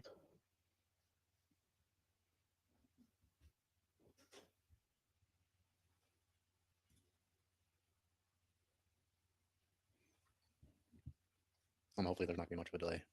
when we had women leaving the house, it was a nice gesture. Right. To They got you pimped and macked intergenerationally. I got it. I got show it. some respect. All right, show some respect. Where's the respect come back? There is none because you're not respectable. She You don't does. stand She on does the the right total and opposite freedom. for me. You don't get respect. So it's equal. And She then makes my you're lunch. going to go out of your She way. makes my lunch for me her every what's single wrong with day. you, because she's in the power position and has the value. You ain't Yeah, valuable. because if she does that, she'll get punched She in the makes face. money. She can get another bozo like you in 3 seconds. And as long There's as no you put violence in our down house. and don't get There's there, no everything's violence. cool. There's no violence in our house. Where's my lunch? You're getting punched in the face. Bro, you know there's very little chance that in 10 years you'll still be married. You realize that, dude? You I've understand been what reality? My wife. Yep. 10 years. There's no chance. Encoding. What the hell is this about encoding nonsense? This is lame. This is not working out with panel, so I'm not going to try again, unfortunately. That's going to be it. Let me go back. Fade that out. Fortunately. Hey, babe. Yeah. Come listen to this. Let me back it up a minute. Hold on. Married for 12. Dude. You know there's very little chance that in 10 years you'll still be married. You realize that, dude? You know there's no violence. Ready? This was 4 months ago. In our house. Where's my lunch? You're getting punched in the face. Bro, you know there's very little chance that in 10 years you'll still be married. You realize that, dude? You understand what reality? 10 years. My There's wife a little chance married. that we'll be married. Isn't that funny? That's funny. Anyway, I had to replay that for the woman. She's never seen that. That's pretty funny. For 12 years. But it's amazing how people can just assume this stuff. Like off of what they're seeing on screen. I mean, I wasn't saying anything derogatory. I never even called anyone names. You know, I thought I was presenting myself as professional as possible. But it's just funny looking back at these things of how people, and they're still doing it to this day to people. It's amazing. Already. Okay. 12 years Well, old, married to the same woman, monogamous, right? both of us. I don't. I So still how don't. can you Are you say sure about that? And Are you sure about that? And you course seem I'm like sure really about that. empowered, You're sure, and right? inspired and firing and like joyful and I'm happy. confident in my life. It doesn't I have seem a like you're problem. I fix insecure and bitter and resentful at all. Not ever. That's why your analogies and your opinions on my life, which I really don't give a shit, of course, but it's totally opposite of what it really is. Just because the things I say and stuff I do, I'm an asshole. There's a difference. You're not putting the whole asshole respect in there. Just like you know, because I know you're good at reading the room and figuring stuff out. Because you said to like 5 people in a row, "Hey, you're just judging me because my name's DD214." Like you think everyone knows. It's exactly right. Because you have a personality disorder. Right, dude. Most people You don't got a know that. personality Right. disorder. He's You another think one. Yes, you're he bigger and more does. important Yes, than he you are. does. You're a bozo. How many He's different another ways one. I'm a bozo. Yep. you think you're You're the somebody? jealous You one. walk in You the room, wish you could have a alluding to relationship. your No. military service. We and wouldn't no know one you, cares. dude. Just Otherwise, because you're a personality. he's jealous of you. You show up to his world and he's jealous of you. Like he would have found you out of the fucking world. You dumb fuck. It's a dumb Because statement on his face. You show up I would into our found him world because over he's here driving and around say without we're his jealous license. of you. He's driving without a tag. Right, here's another one. He's going to tell Paulie how to be Paulie. Paulie, we want you to be Paulie the way we want you to be Paulie. Jealous, trying to envious, change player anybody. hating's I'm coming being out judged again. constantly. The jealous, envious, Constantly player am I being hating judged. child aspect is coming out again. Oh no, I am jealous of Paul. I want to be a national citizen. I want to remove myself from the government. That's why I'm here. A national Listening to all this citizen, other yeah. bubble blabble See what bullshit. he's It's just doing got to deal now? with it. Now he's rebuking all the good works I have done because he won't do it. He's a I coward. never said you didn't. Right, do good yeah. work. Mr. You're just Warrior, they being have no shit. reverence for I'll truth. give They you don't shit uphold the law. They feign like they want to know. You're just not used to and it speaking all your comes shit. out later. We don't. So yeah, the continuation of typical. Let's get into the good stuff where Paul leaves, I leave, and then they're like, "Oh, come back, DD for 214, come back." Mind you, it's like 6 o'clock in the fucking morning now. In LA, and drill sergeants and mud, the whole shebang, the whole thing, like boot camp. And I Like had the boot drill camp. sergeant spit in my face You don't pretty know much. what boot I camp see is unless you what's go, hitting me dummy. in my face. I'm like, No, it's much worse once you And actually she's in the go, fucking Air especially Force, the Marines, or Marines the are Navy. the worst. Longest, they have the longest Fucking basic civilians training. with They stripes, have the pretty most much. intense basic training. They're pretty Yeah. easy to pick up. you know, no, it's just send me out there. Yeah. From that. No, when you guys brought up religion, I did notice he was like he's seeking his way out. I'm He seeking my wants way. to It's funny how these change. people can analyze shit. Right? He was looking for something. I agree You with know? that. Right. But you see right, But the showing funny up at thing Paul's is channel. He's is seeking something in Paul, but he does the same thing. Paul's Placing gone, himself everyone's in chill. And they'll say, "You're here to learn," or, right? And it's like full of the Come on, close. The hardest. Wants to learn. Who Right. learns? Reason. I'm trying to skip ahead here. so in his head, he wants to be an auditor, and Paul's quote unquote auditing. So he came up with this whole story about Spiritual. lines from the Dhammapada, you know, about his human rights comes from. Right. So, you know, DD214, and I'm really sad for you because once you find She's it, sad for me. dude. and I think we Happily married man. I think we saw the same Winning presentation at with life. Jeffrey Phillips. She's He sad for shows me. up to Paul's channel, right? His way, this too, the more you are one side. The dark parts about yourself. Yeah, you don't want to do that. Come on, Those get little there, get there. Yeah, but it's not. Tips and You know, tricks. Yeah, Right. it's not. It's one thing instead I've of doing clipped it is I'm in not your showing the heart chat and mind and Right. your spirit and of how just it's so nasty much people deeper in the than chat that. can And be. all of it's on the Bible. I just prove it. Right. You come from the. Hold on, guys. Wait, like, why did I you was- just? You went from being a panelist to a chat hero. Here Come we back go. up, dude. No one's here to attack. Like, you know. This is I'd where they rather start you just sucking, come up and start sucking on do my 214 balls. instead of typing away in chat. We're all probably looking for. I can kind of relate to him, you know. I was in all of it, We could have a dialogue. and So come on, 214 on your computer. Just get your phone, hit the link right now. because I mean, I thought the same thing. You know, it's just me and being open-minded. Playing and you're getting dialogue. Your way right off, right off the bat. Now you're in chat. It's Make it your own. Test your. Who cares about whoever I say? your journey. Like, dude, right? Like Paul Come said, on. and get over Almost there. Like this. Every time. Chris, go to comments from. Comment up on screen. Where's Penio at, man? Put your pretty. Barely legal sister. Let's get it. They all There need he to is. much better, There you go. Much respect. He came back up. It's actually taking a look All at you my listening beard. People there, That's 214 true, back. A little longer. Much respect, dude. Mad respect for that. Yeah. What's your real name? What's your real name? We don't have to know his real name. Only if he wants to say it. I would. My real name is Steve. Just your first name is fine. Nice to meet you, Steve. Yeah. So they got me all pissed off, and Steve, now they're gonna be all you're mellow. listening to us, Paul's man, gone, mind you. Is there anything we Remember Paul said that left. in some way you maybe resonate with? In some of the things that we're expressing? No, I appreciate everybody's opinions. Like I said earlier, I had never received a lot of resistance to me being in the military. Not that I ever promoted it. I don't really. I have no stickers on my vehicle. I don't have any military T-shirts or hats. I have one Marine Corps flag behind me, and my name is DD214. You have a tattoo, man. You have a tattoo. It Yeah, means a but lot I to only, you. I only showed it because of what Paul had said. I Yeah. also have a devil. I also have a devil tattooed on my leg. I mean, I have skulls and dead. She things knows. tattooed She all knows. over me, and that was a part. And they of, all of mean my life. something. Nope, not Yeah, they all mean Not something. really. I know people talk about tattoos having meanings, for mom and stuff like that. I just like cool artwork, and whether if it's demonic or not, it is what it is. I mean, there's not a lot of thought into my tattoos. Maybe. I know, and this is where my Maybe. confusion. It's not that I is. don't believe you. I just don't know if you're actually in touch with it, that you actually chose those things for a reason. Like what the fuck? And they are saying something about you and to you. Like subconsciously, you chose those. Yeah, you did. You know. We all do things we have a reason. You're not just a random chooser. You made a choice. Right. Right. So the devil tattoo. Let's talk about that, right? Because everyone knows what the devil looks like. Do we? Whatever they say. Do we? Whatever they say he looks like. Do we all know what the devil looks like? A picture of what the devil looks like, right? I mean, See, that's what. Hold on. That's what I wanted to get with you, 214. Is like you have this painted concept. When you think God, you think man with a beard on a throne in heaven. When you think devil, you think horns, right? So I feel as though you have a pejorative on spirituality and religion because you kind of conceive of it in the box that it's being presented through society. And I'm wondering if that's one of your hangups with you discovering the more spiritual side of yourself. Is you feel as though you being spiritual means you have to embrace these absurd ideas of the horned devil or the throned God with a beard, right? So I don't know, man. That's kind of. You kind of have a limited, sort of very narrow concept of what God and devil are, man. Maybe we should sit here and talk about that a little bit. Let's. I agree. Commercialized religion is what really has been forced on me my entire life. I knew it. I figured. She knows it. She figured. Because I've seen people who, are pro, people who have faith in God. Right. I just never found it, and I've always found a way to navigate life without a reason of why I'm doing what I'm doing. It's just it's mentally that's just been in my brain.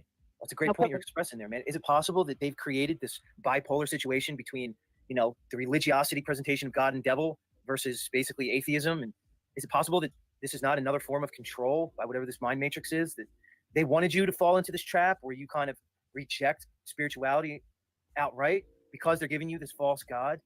Are you not just falling for the trap, dude?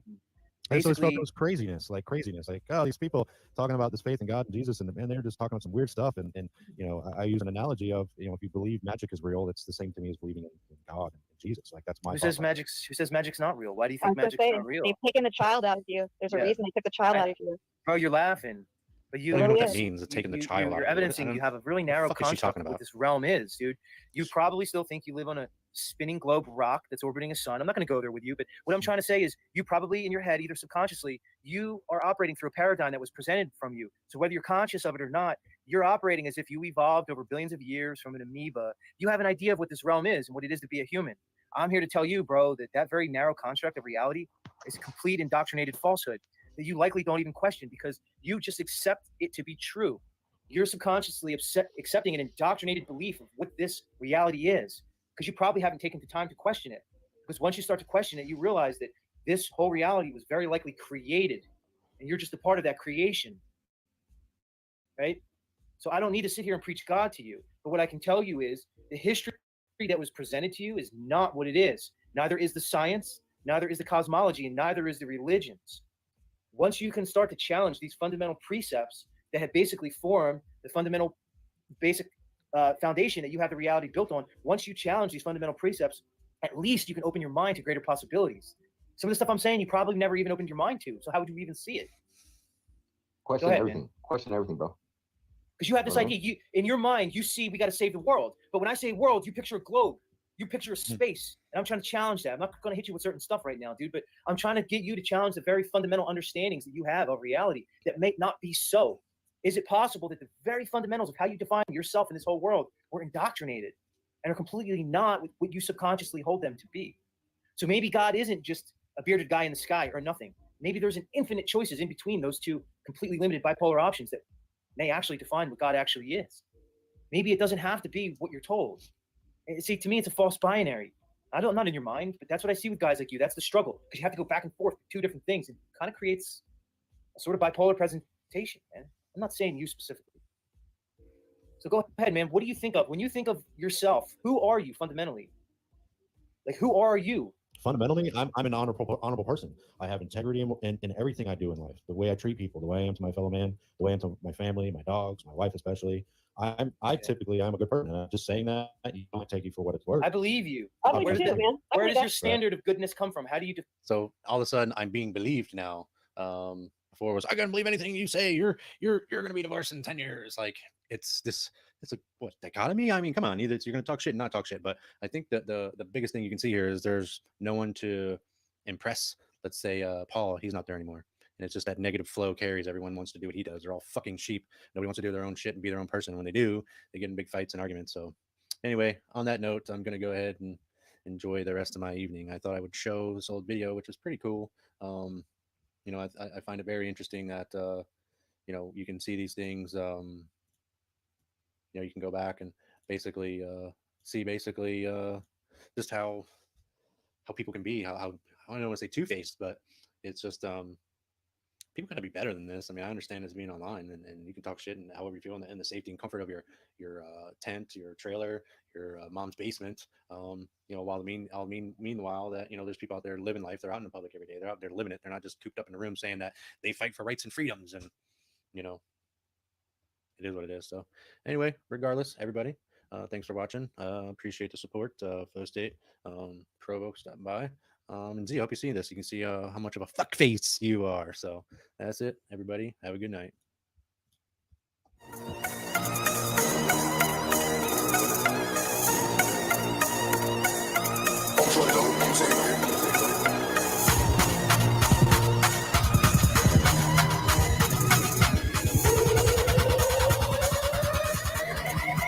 Drop that bitch on her head like bang.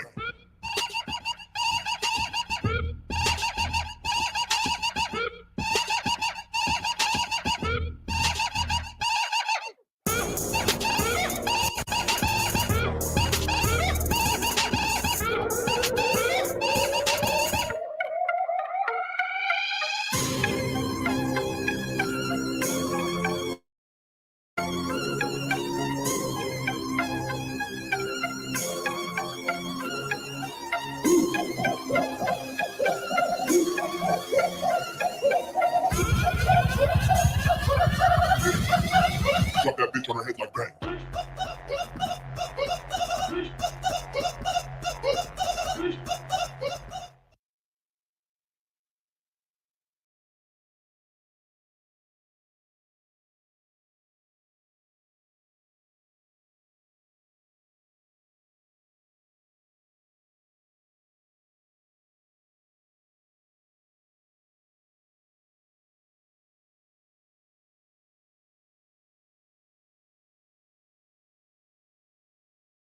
I am a little concerned now.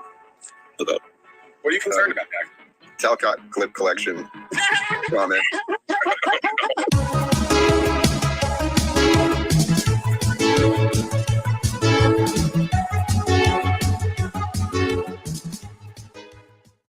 By the way, man, I've worked.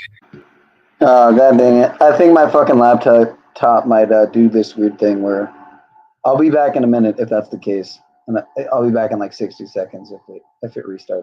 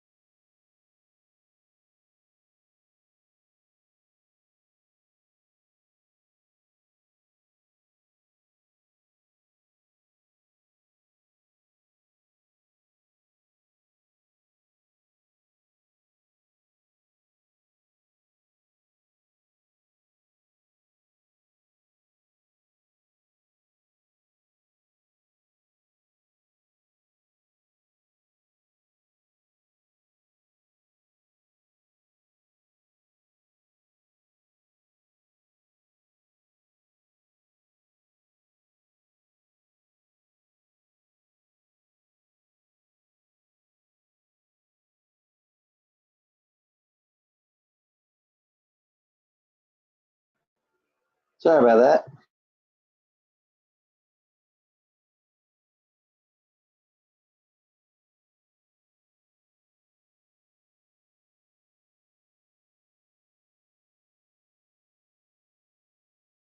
I am a little concerned now. Look up. I am a little concerned now. Look up. What are you concerned about, Jack? Talcott clip collection. Comment.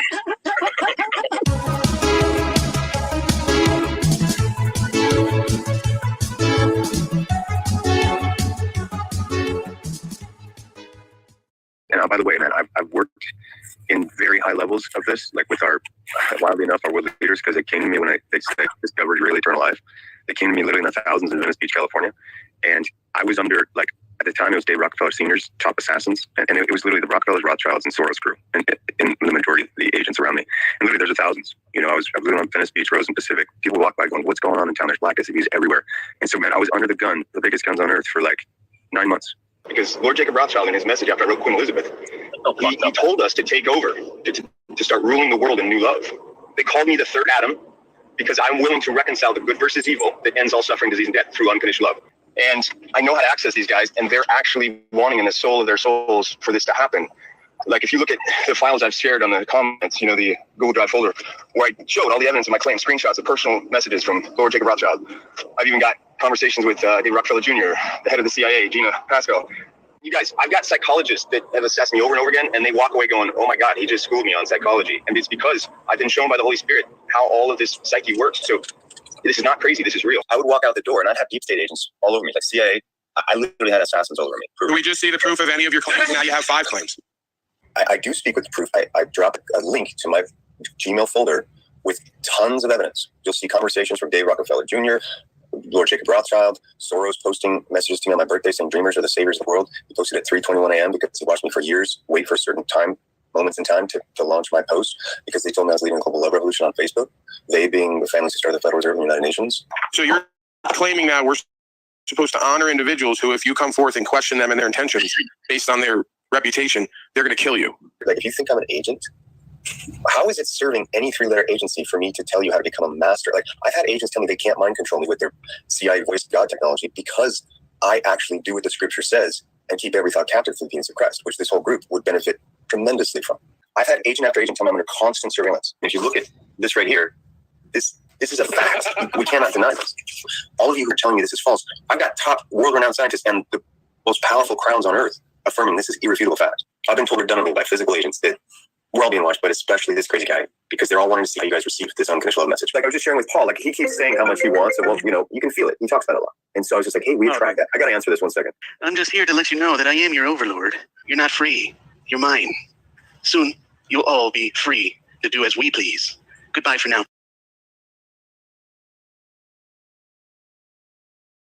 Kick me out if I am breaking the frequency. I was meditating, you know, on this, and it's like, the Bible says, you know, honor your father. Can I stop you for a second? Because I'm in control of the panel today, and your frequency is a little off, so I'm going to have to put you in the bag.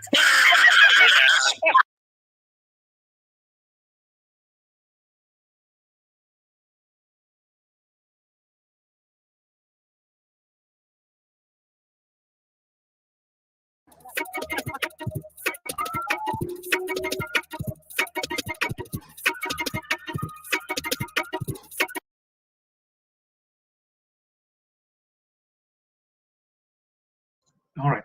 So I'm trying to find that one. So you see that flag there, right? I was trying to find it. Let's see, I'm filling the background here. Let's see the flag. The one that's carried throughout that random weird whatever was happening. There we go. It's very prominent. And I saw it again and I lose video. Good Lord, I hope I can find it. This one, I don't know where it's at though. This one right here. Boom. Come and take it. What is this flag? Does anyone know the name of it? A very short clip I saw here. Now, you know what? While I watch this, find out where the clip is, so I don't totally waste everybody's time. Let me do this. Really good. M16, what do you call it? AR-15? AR-15.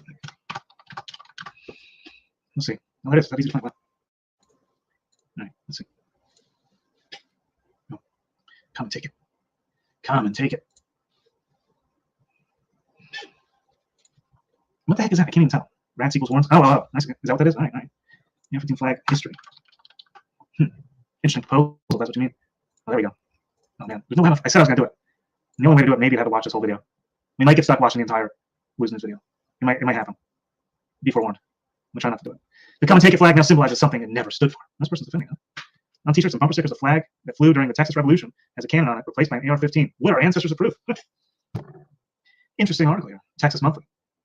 In 1835, the Mexican army sent 100 cavalrymen to the town of Gonzales to retrieve a cannon it had lent to the settlers a few years before.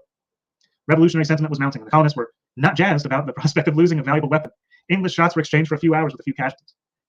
As in so many episodes of the Texas Revolution, there's a conspicuous... Oh, man. I'm going to hit play on this. We can talk about this for a moment. I feel like it was here, but I could be wrong. It was only like one clip. This is narrative building. Guys, everyone here is paid to be here. This chick's gonna have center stage the entire night. Now here's where it gets juicy. Listen to what this guy says. We're gonna call him Razzie because of his terrible acting. We do not want to see our face overcome terror. We do not want to Wait for it. Yes, BLM is our enemy. Yeah, BLM is our enemy. 52 seconds ago, he was just saying how BLM is so important. This is what these people do. These clips and these shots, they're gonna be used later for the news and all sorts of things. Still taking center stage. That's your job. Hey, what's up? See, everybody's just bored. Everybody's hanging out. Nobody really wants to be there. It's cold. It's late, but they have to be because they're paid. Why have ABC 7 come in to film it all? When they cut it up into little bite-sized clips, you don't really know what's going on. This is how this works because you see what they want you to see. Well, we don't see everything. And don't worry, guys, they are fake fighting, fake arguing. This is the only time you're gonna see these people break character, by the way, because you're not gonna see much of it tomorrow. So he's whispering to Razzie. They're making it seem like they're fake fighting. This is how they move the crowd. Make sure you know what's happening here. Yeah, we're figuring it out, Razzie. Wearing an InfoWars shirt. There's Data. She's looking to get some shots too, and she's still going at it. They want to come off a little crazy. They want to come off a little unhinged, if you will. Now we have our cops just doing nothing. Take a good look at these cops. This one's wearing sunglasses. More narrative building. This is why they say DC residents. What's up, Paul? What's going on? Douglas, how are you, sir? Good, how about you, man? Doing well. You got something to say about the law earlier? Well, it's important to, I think, look into that some folks might consider the District of Columbia part of the United States of America as being a different land, different entity, different jurisdiction, right? So as you kind of, what now? Underground rule. Again, I'm not going to make any claim one way or the other. I'm just saying I think that it might be important to consider that because this is where the blurring of the lines of the chain of title comes from, right? Like you said earlier, this is of the people by the people for the people. Who are the people of the United States of America? Are you talking persons, agents, and servants of a corporate entity as defined by federal code? So we're blurring the lines of the chain of title, what the land is, right? What the jurisdictions are, how does it all apply? And yeah, they're going to like probably set this guy up if they can using legal process and code on that land that has different jurisdiction and apparently different claims made to it. And then they're going to blur the lines, I guess, nationwide if they're able. Isn't that always the game, right? Right. You know, create something, a reality that doesn't exist, allow a stimuli to express, write it up and remix it, and then blur the lines nationwide if they can get it done politically. Right. And what I like about focusing on this case is it gives you about 1,000 examples of how they spin the truth in many different ways, and you can track them down by their public claims. It's all right here on the record. So it kind of shows how they work like that and how they operate with specific examples.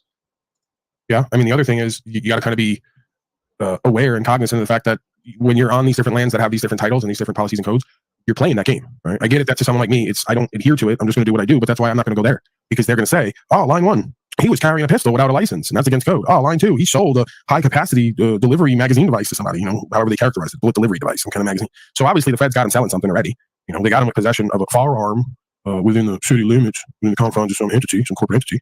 Right. I mean, so there's a lot of gray area there because what you're saying could entirely be true, but that would be kind of giving up if we just assumed it to be true. So it isn't. I wouldn't go there myself. I would not go into DC either to test the limits like that. Right. And if you're going to go and then they do get you, you have to literally like go, what's your problem? Yeah, I got guns. Yeah, I got this. Yeah, I got that. I ain't doing no wrong. You know how hard that is for most people to go to a box and have to stand on that story that they didn't do no wrong and then try to move that case through the court system? Most people, they're just gonna know by the way you carry yourself you thought you were doing wrong, right? Let alone what you say and admit to. They're gonna say you knew what you were doing. We can tell by how you're carrying yourself. If not, you'd like almost expect to fucking be here right now. Oh yeah. Yeah, I don't know, I like the court system. It's good to me, It's not good to me it does me favors, but I'm saying it seems to be good from what I've had to experience. And as you learn how to just stand up and accept responsibility, it doesn't really impact you that much unless somebody's corrupt. And that's possible. Well, the whole system, you could argue, in varying degrees or varying places is corrupt. So you're essentially having to stick to what's common law, conscience-based, and gamble, and hope that quote-unquote justice prevails. And if it doesn't, that you get some kind of relief or remedy on the other side. Like if you're innocent until proven guilty of all the charges, well, Taylor Taranto sitting in a cell somewhere, innocent until proven guilty, isn't that great? So if they find out he's innocent, how's he going to get that time back? And a lot of those defendants from January 6th have been sitting there for 2 years now, and that is why there's a protest. But the protest isn't achieving anything but some sort of negative of sorts, it seems. But that's a lot of times, whether you can't argue that they do it because of something else, but it seems they know when they snatch someone up, what's going to happen. A lot of the time, it's not hard to tell, it's predictable, and they like that. They like when they snatch someone up when everyone loses their shit and goes crazy instead of figures out how to get them out almost immediately using some kind of paperwork and process. Yeah. Again, while we're sitting here talking, telling everybody what we already know, there's got to be some way, some paperwork and process, some claim that you put on record to, make them aware that we. But again, this is why I'm very reticent to make it pertain to certain individuals I don't know because we don't know what this guy's about. We don't know the story behind the story. We don't know if he's a plan. I don't know none of that.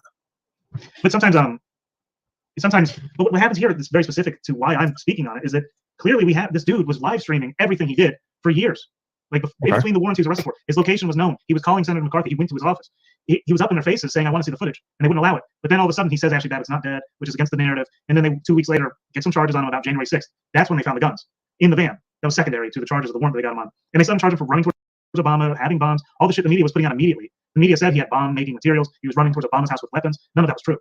No, that was true. Right. So you got a little bit of what seems to be them remixing like Dr. Dre and writing up charges on people who may be from a certain sector of society as they deem it, and him making it almost way too easy for them to do that.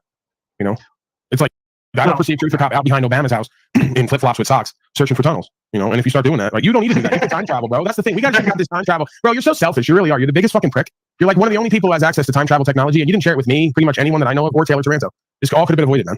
I'm not allowed to sometimes, man. I really have to restrict when I fly. I know there's rules to this shit. I don't know all the rules, so I just defer to you. Well, I don't either, and sometimes I gotta go back in time to rewrite them. You know, there's all kinds of opportunities. But you see where I try to hit the middle ground, right? I'm not gonna obfuscate. I have no reason to. Like I'm guy number one for they may do this shit to me. So like I'm not gonna go that way either and go, oh man, he's absolutely innocent. I can't believe they did this. No, you showed me his social media based on everything he was showing. I go, how come they didn't do this earlier? They're shooting at places and blaming it on people. But there's a reason that they didn't do it earlier. They were watching him, and there's no denying they were watching him, influencing his behavior. How much did somebody inside of the government do something beyond the limits of what should have been done to allow this to happen? Yeah, well, that's the thing, bro. Is what we come to seem to find is that behind every one of these tales and these events is a long history of them following, watching, waiting, and we don't know if it's hating or celebrating, and maybe implicating even themselves and others into what is happening, right? So I mean, we can go over the fucking what was that? Not the Bellagio, but that the Vegas event. I mean, that was top to bottom had their hands all over it. And they never that was in the media for like a week, and then they never brought it up again as anything. There had to be something still off there. So I tell people like Illumina slavery and others, and what I live by is you better be careful on this internet playing with people on here because you don't know who's who. Yeah, and they'll sit right next to you, they'll watch, they'll provide info, they'll rile you up like your boy there. Oh, we're gonna put heads on pikes. It's either a retarded person or a plant. We're back at crisis after school. And look at this right here. Speaking of crisis actors, this is from that Lose News clip. This is one of my favorite scenes. The police are putting on their uniforms. This is right before J6. They're putting on their uniforms outside of a crowd swarming. Guess that's it for now. Okay. Yeah, make sure you're turning your vouchers to wardrobe, people. Let's pull back. Big Grossman. Guys, notice how they're a bit lax. No one's quite in their character yet, but they don't really need to be because the show hasn't started. And all of this footage will be used as the backstory. The moments leading up to the insurrection. So now they're heading north on 1st Street Northwest towards the Peace Monument. Now here they're about to pass the west side of the Capitol entrance or Obstacle 1. Don't worry, they'll be back in an hour. And they're just following all the photographers, just getting all the shots. Remember this cop, Frack 3. We'll call Dilly. And they do, but not Angel, who's now being eyed by Nordine. Now they all get into character. Just as they approach the Peace Camp, right on time. And Nordine's still watching Angel while Grossman's on the down low. Now they turn right on Pennsylvania Avenue Northwest and hold for others to catch up. Just talking about you, Angel, who's now the only one amongst them filming. As her husband, Patrick, who's at the back of the line, goes live. Back to Angel, where on our left, you can see some background actors changing into their SWAT gear while Amy Harris trudges along. Now let's get a better look with Nick Wested's angle. Yeah, hope it fits. As Patrick catches up with Angel. So you see the police. Hey, bro, somebody just said they seen Synthetic Warrior in that fucking group holding a fucking flag. No way. With an M16 on it. Yeah, he had an M16 flag. He was in the group there. Yeah, man. And then I keep asking, why didn't all the audiologists show up with an M16 flag and then get scared and leave for 2 months when they showed him a gun online? I don't know what's happening. I do want to know if he's in this footage, man. I don't know. Kemp Slave down there said he just seen him. I might have seen him, maybe not. I don't know. You might have to time travel and roll that footage back. Yeah, he's down there. He's reviewing like the Zapruder film. He's reviewing in slow motion. It's possible, man. I'm not gonna deny it. I can't confirm or deny. Right, let's play back. I don't know. Let's play back. I'll get the link down in a second. This is Lose News is a second January 6th coverage. Take a knee for a little cake prayer while the media creates a perimeter around them. Get those pics. Oh, hey. If anyone sees anyone they know, including Z, it's a quarter. We need to go deeper, please. How are those? Now the PBs resume their journey as our photogs find a new angle. An Angel Wash in the middle of it all, just sticking out like a sore thumb. Who's getting all these good shots? Simple. The English for Newsnight, David Grossman, and British filmmaker Nick Wested, who's one of our stars. Which timestamp? You seen him? Like if it's out. I'm fucking with you, man. But Eric O'Shaney was there, man. And then he showed up on my panel, and I got a picture with him and 3 other morons standing in the room of the Capitol. It's fucking bizarre. Oh, now you have the photographs? I got the documents. Where's he been? O'Shane, he still lurks. He was over the other day hating. Yeah, there's agents all over this place now. CIs, all types of shit. Oh, Lord. That's what I'm saying. During the June 2022 Capitol hearings is there too. You haven't noticed it. Real men are here. No, I haven't noticed that, Ethan. Let's watch that again. On Angel's angle. Real men are here. Get that big, Grossman. Guys, notice how they're a bit lax. No one's quite in their character yet, but they don't really need to be because the show hasn't started. And all of this footage will be used as the backstory. The moments leading up to the insurrection. So now they're heading north on 1st Street Northwest towards the Peace Monument. Now here they're about to pass the west side of the Capitol entrance or Obstacle 1. Don't worry, they'll be back in an hour. And they're just following all the photographers, just getting all the shots. Remember this. Real men are here. The ones who don't eat pussy. And they do, but not Angel, who's now being eyed by Nordine. Now they all get into character. Just as they approach the Peace Camp, right on time. And Nordine's still watching Angel while Grossman's on the down low. Now they turn right on Pennsylvania Avenue Northwest and hold for others to catch up. Just talking about you, Angel, who's now the only one amongst them filming. As her husband, Patrick, who's at the back of the line, goes live. Back to Angel, where on our left, you can see some background actors changing into their SWAT gear while Amy Harris trudges along. Let's get a better look with Nick Wested's angle. Yeah, hope it fits. As Patrick catches up with Angel without missing a beat for the first time today. Our pay protesters get their best top 8 performance. Guess that's it for now. Okay. Yeah, make sure you're turning your vouchers to wardrobe, people. And then this happens. With us? Uh-oh, what do you mean? Well, I need you to stay on the side. I don't want you guys to come in and break the ranks, please. Just for protection because you confuse us. All right, bless you. Okay, so yeah, they don't want me here. It's one of Grabois. He says, "Are you with us?" I said, "Who?" The speaker was eyeballing me, so no clue why. Pretty sure they don't want us here. But Patrick doesn't care, and they continue anyway. Meanwhile, a large group of actors are headed east on Constitution and 2nd. I feel like we've done this already, haven't we? Yeah, your problems are all over. Actually, could you write that down? All right, look at that. We're gonna break this down real quick. Okay, so that's Red, and this is what he looks like unmasked. Are you watching Gateway Pundit? We know how bad you want to find this guy. So here he is. It's possible. Have you seen this before? I wanted to ask you.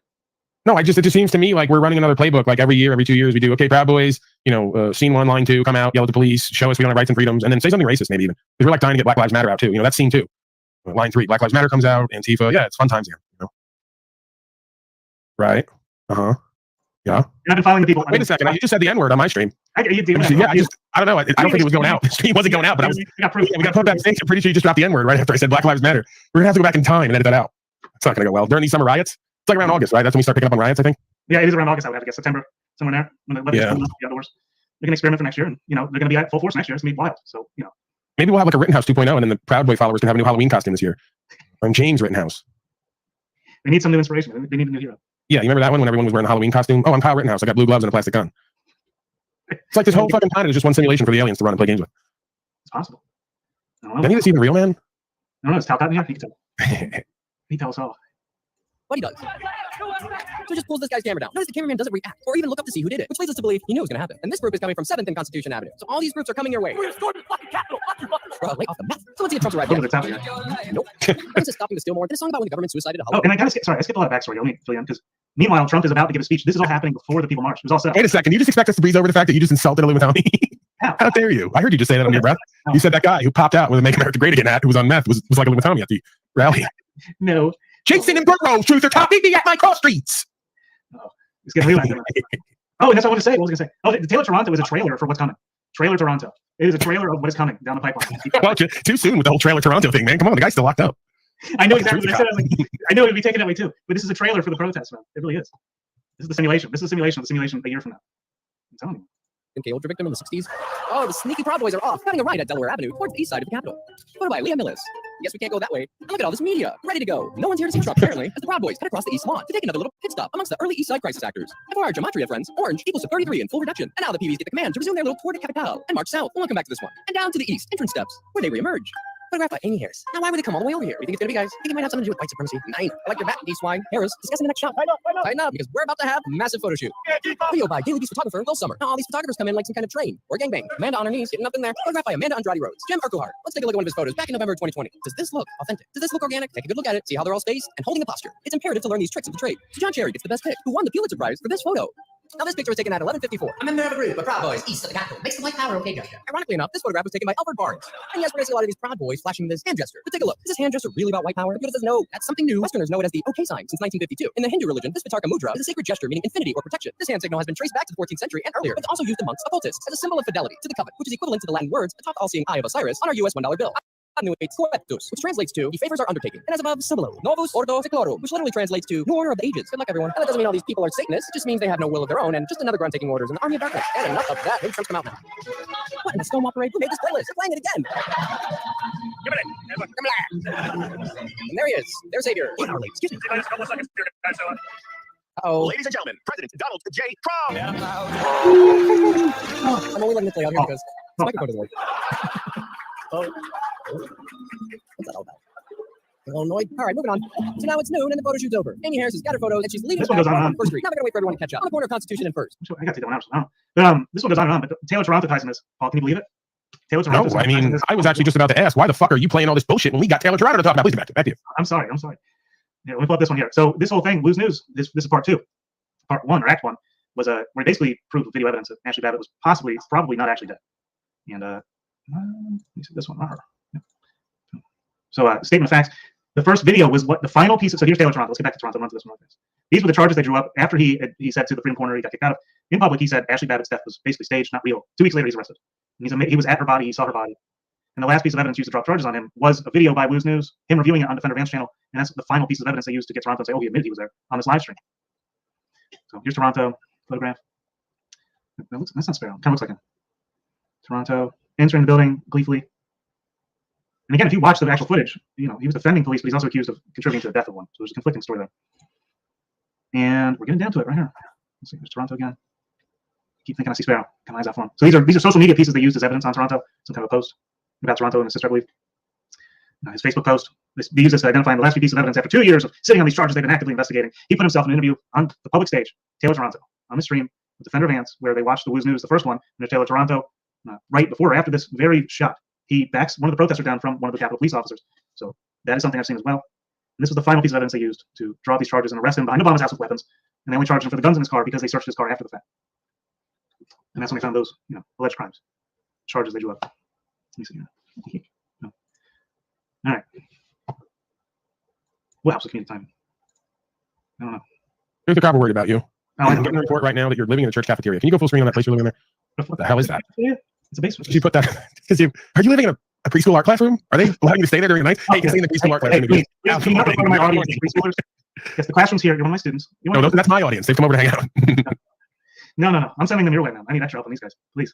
Don't accuse me of such. I'm being a dick. Obviously, the other part of me, I have to know what that place is because it's interesting. It's eccentric, and I mean, you're obviously putting up a dressing barrier there. What would they call that? If you go back to my earlier streams, you go back to enough of them. You can see what's behind it. He's got a wardrobe screen up to hide whatever that place is. You got children back there? Is class in session?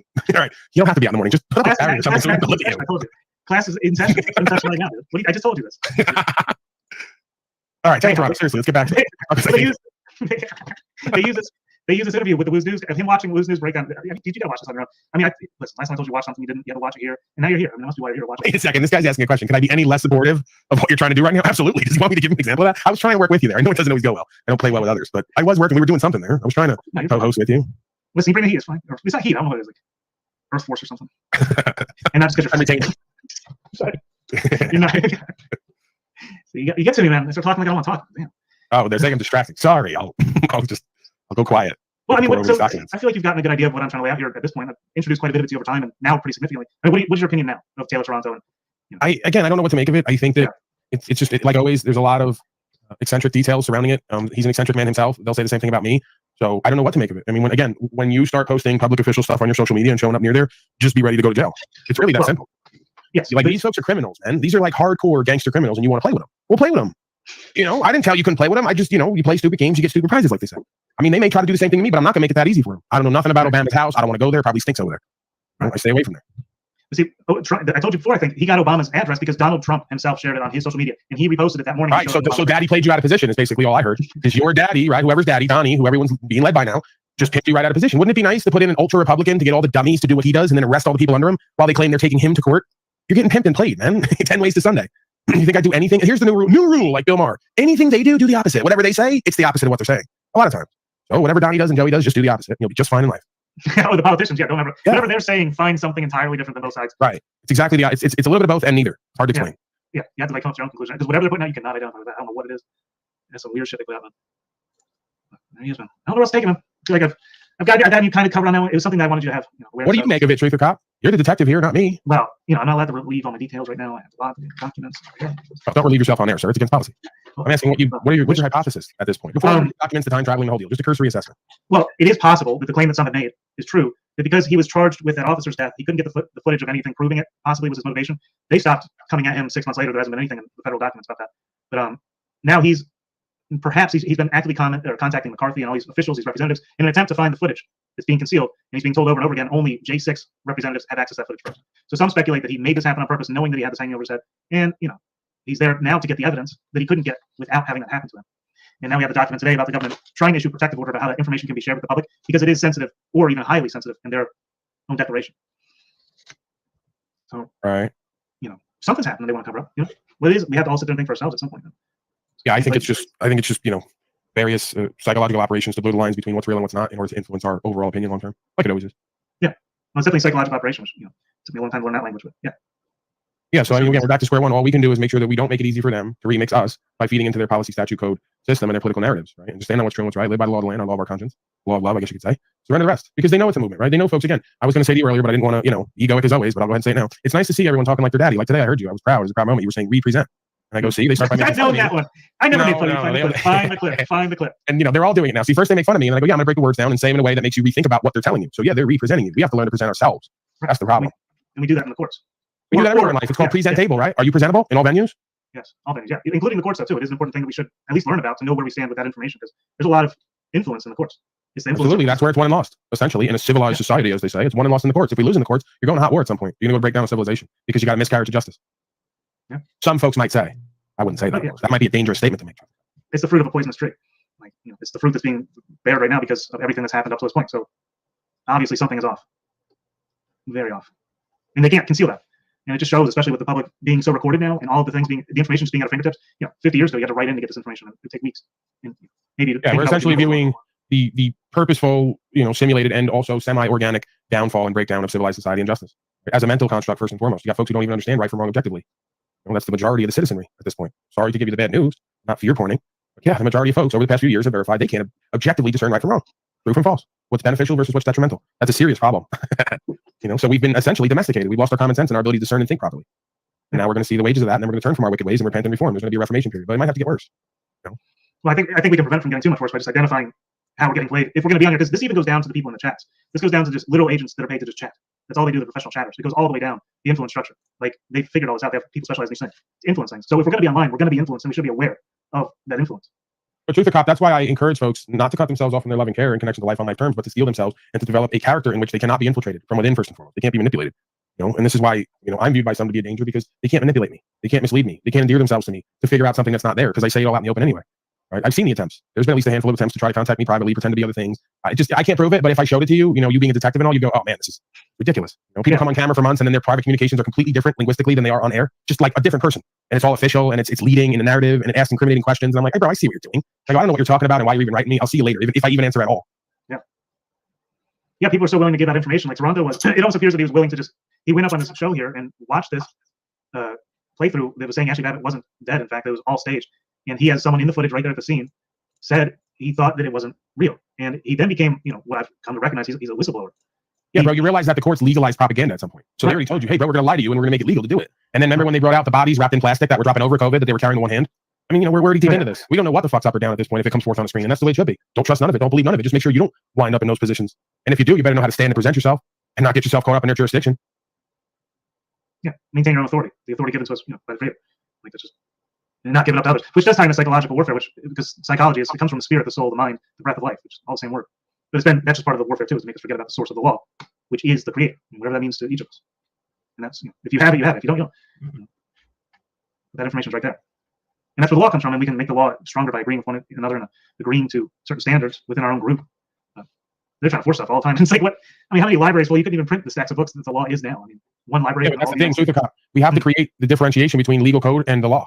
That's why there's a legal society and a law society. There wouldn't be two of them if legal code was law, right? So a legal society has legal code and legal policy. The law society deals with the law. The law is inherent. It's written on us, in us, right? On our heart and in us. It's part of our conscience. Everyone knows not to lie, cheat, and steal on some level. Everyone knows not to kill. But then they got justifications of what they want, what their ego reports to them that they should be entitled to do and not do. You could also do wrong by doing nothing. If you don't stand for rights, freedom, and principles, you're a wrongdoer. So it's injustice. There's injustice done and there's injustice by doing nothing. Yeah. It kind of ties into this because one of the first things I learned about in the whole legal theory was the straw man. And you have the straw man right here, the Taylor Toronto in all caps. You also have it in the United States of America. And what I've never heard anybody say, really, is that corporations, can also sue people, right? And that's how it is. That's the legal straw man. That's also the same thing. Because a corporation can't interact with a man or woman. So in order for them right there to do legal process, it has to be a commercial process. That means they need commercial entities. So in order for the United States of America, which is defined under federal code, USC 1A, as a corporation, it can only interact with another corporation. Ergo, the Taylor Toronto, all caps, commercial entity, right? Because in order to intercourse, which is a legal, lawful, contractual terminology, it has to be of like kind. You can't have a man fuck an animal, right? You can't have a man fuck a business, or a business fuck him. Well, I guess you can, way, but it's still people acting as members of that business fucking the man. And I'm just kind of being tongue in cheek. What I'm saying is that on the paper, man and woman don't exist. They're not recognized in their courts and their system. What is recognized is commercial entities. So there's the grift, there's the fraud, there's the surety bond between who and what you are as a being and who and what you are on paper that they've created a second version of. So they can do their business on you. Yeah. And it goes back to me, corporations, the corpus oration, I believe that was Crow that I went from, the dead speaking. And it's a multitude of people whose sole purpose is to gain financial gains. It's the most corrupt, greedful thing that could exist.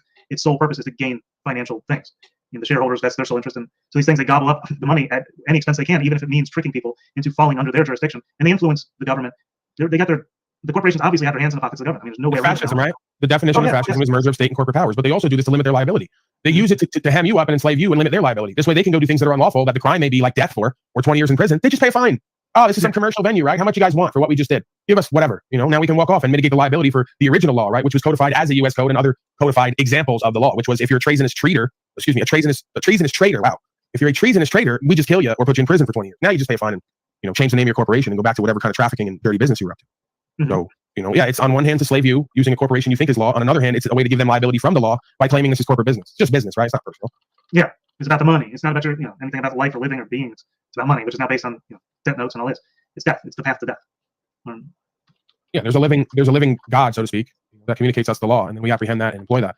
Then there's the death worshippers. There's Saturnalian cults and their black robes who want to play out the simulation in this realm. I believe it's for our highest good. See, I'm not necessarily down on it. It looks really bad and ugly and unpretty when it happens to you, especially. But all I see beyond that is this is the way you get men to be men, honorably and presentable, and stand for what's true and what's right. You know? So I tried to find the silver lining with the cloud, because I don't see any other mechanism that's going to make these men come forward and stand on God-given rights and use their conscience. You know, it's going to have to get bad before they say, you know what, this far no further. We don't care about policy and code anymore. We're just going to follow our conscience. We're going to do what's true and what's right, and your policy and code can be damned. And then that's the day I suspect that this changes. After it reaches a certain amount of people and they start living that way, based on whatever circumstance, that's when this all flips.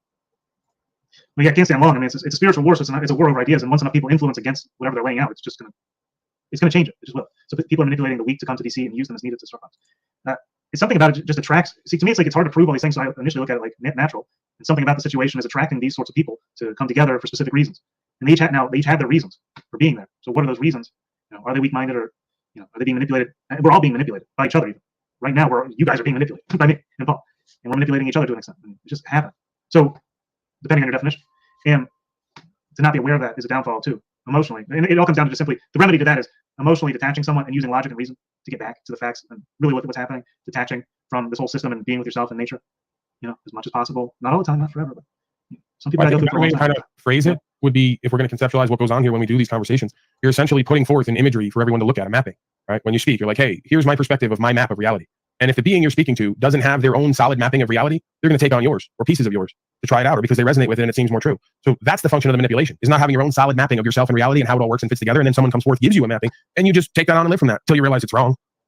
So you just, again, you have to work on developing a core sense of self and what the simulation is for you and how it all fits together and what your role is. This way, when folks come forth and try to manipulate you with their map of the world, you have no reason to take it because you already see through it. You've already reverse engineered why they put forth that mapping. You see the undoing in what they've put forth. Right? So that's just consciousness and awareness. The more conscious and aware you are, the less manipulatable you are, because your awareness and consciousness of yourself and reality is foundationally strong. Mm-hmm. Yeah, I like that way. I'll remember that one. Shoot. Because it really is simple. Everything comes down to very simple logic and reason, really. But there's so much information, it can be overwhelming for, until we grow up to a certain point, mature or whatever, and develop into who we need to be. I don't know why a lot of people seem to not get there. Right, like Carl, he doesn't get what I do. No. He and his confusion and his lack of perspective, he thinks that like I'm all about platitudes, whatever that means to him, right? Because everyone may have their own definitions. But see, that's what I found. You got folks using words and they don't have any official definition or any concise definition. They got their own. So I'd have to ask him, but he'll never come up. What is your version of platitude? What does it mean to you? How does it apply to me? I'd love to know, but we'll never know because punk ass coward, right? You got it. So Carl and the other ones, come on up and let's talk about our truth. Like Snafu says, we got a truth, yo. We got to spell truth, yo. Share it now. Hashtag truth, yo. What's your favorite photos? Down in the chat. Favorite photo. Yeah, there you go. We could do an award one day. Favorite miscreant. Oh, dude, awards are necessary. Favorite miscreant, favorite pogo. Best chatter. You could do. Biggest. They're all the same personality type on some level. So you really can't. It's like having children. You really can't pick a favorite because they're all equally dysfunctional. Some are more clever than others, I guess. So I guess me being a fan or a student of comedy, I would be partial to those ones, the more clever ones, witty. But it's hard. It's hard amongst those folks to find really spontaneous, clever, witty folks. Reaching. Oh, yeah. They kind of just cycle the same shit over and over again for months while claiming that that's what I do. It's pretty interesting. How dare you? Why would you offend someone like that, man? How can you not just be exactly what they think you should be? That's what I do for the thousands of people that witness my life every day. Do exactly what everyone wants me to, because that's reasonable. Not really. That was a joke.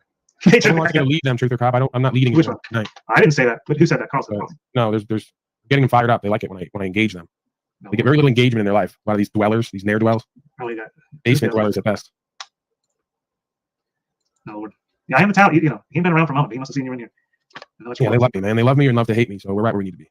Now let's play. I guess we'll play a little bit more of this Blues News one, and see what happens. I mean, I'm taking a moment to find it. I don't know why I let me share the one. The best part is when the haters echo each other one statement after the next. Like, it's literally the same person. It's Mr. Smith over and over again. This is Smith and a hater here. Not that Smith, like Matrix Smith. Not Smith. I know. Oh, yes. And speaking of which, if anyone has Toronto's birthday, Smith wants it. It's hidden records. The records are getting whitewashed everywhere. It's harder and harder to find information on him. He's being erased. Okay, this is 1984 in real time. Let's get his birthday, please. Outside the Dirksen Senate office building, these photographers are relentless. Because if Mike Pence does the right thing, we win the election, and we become president, and you are the happiest people. Now we're headed west on Constitution. And we're coming back from our little photo shoot, where Stephen Nelson, DC reporter for the New York Post, is going to take this footage. And thank you, Stephen, for the timestamps.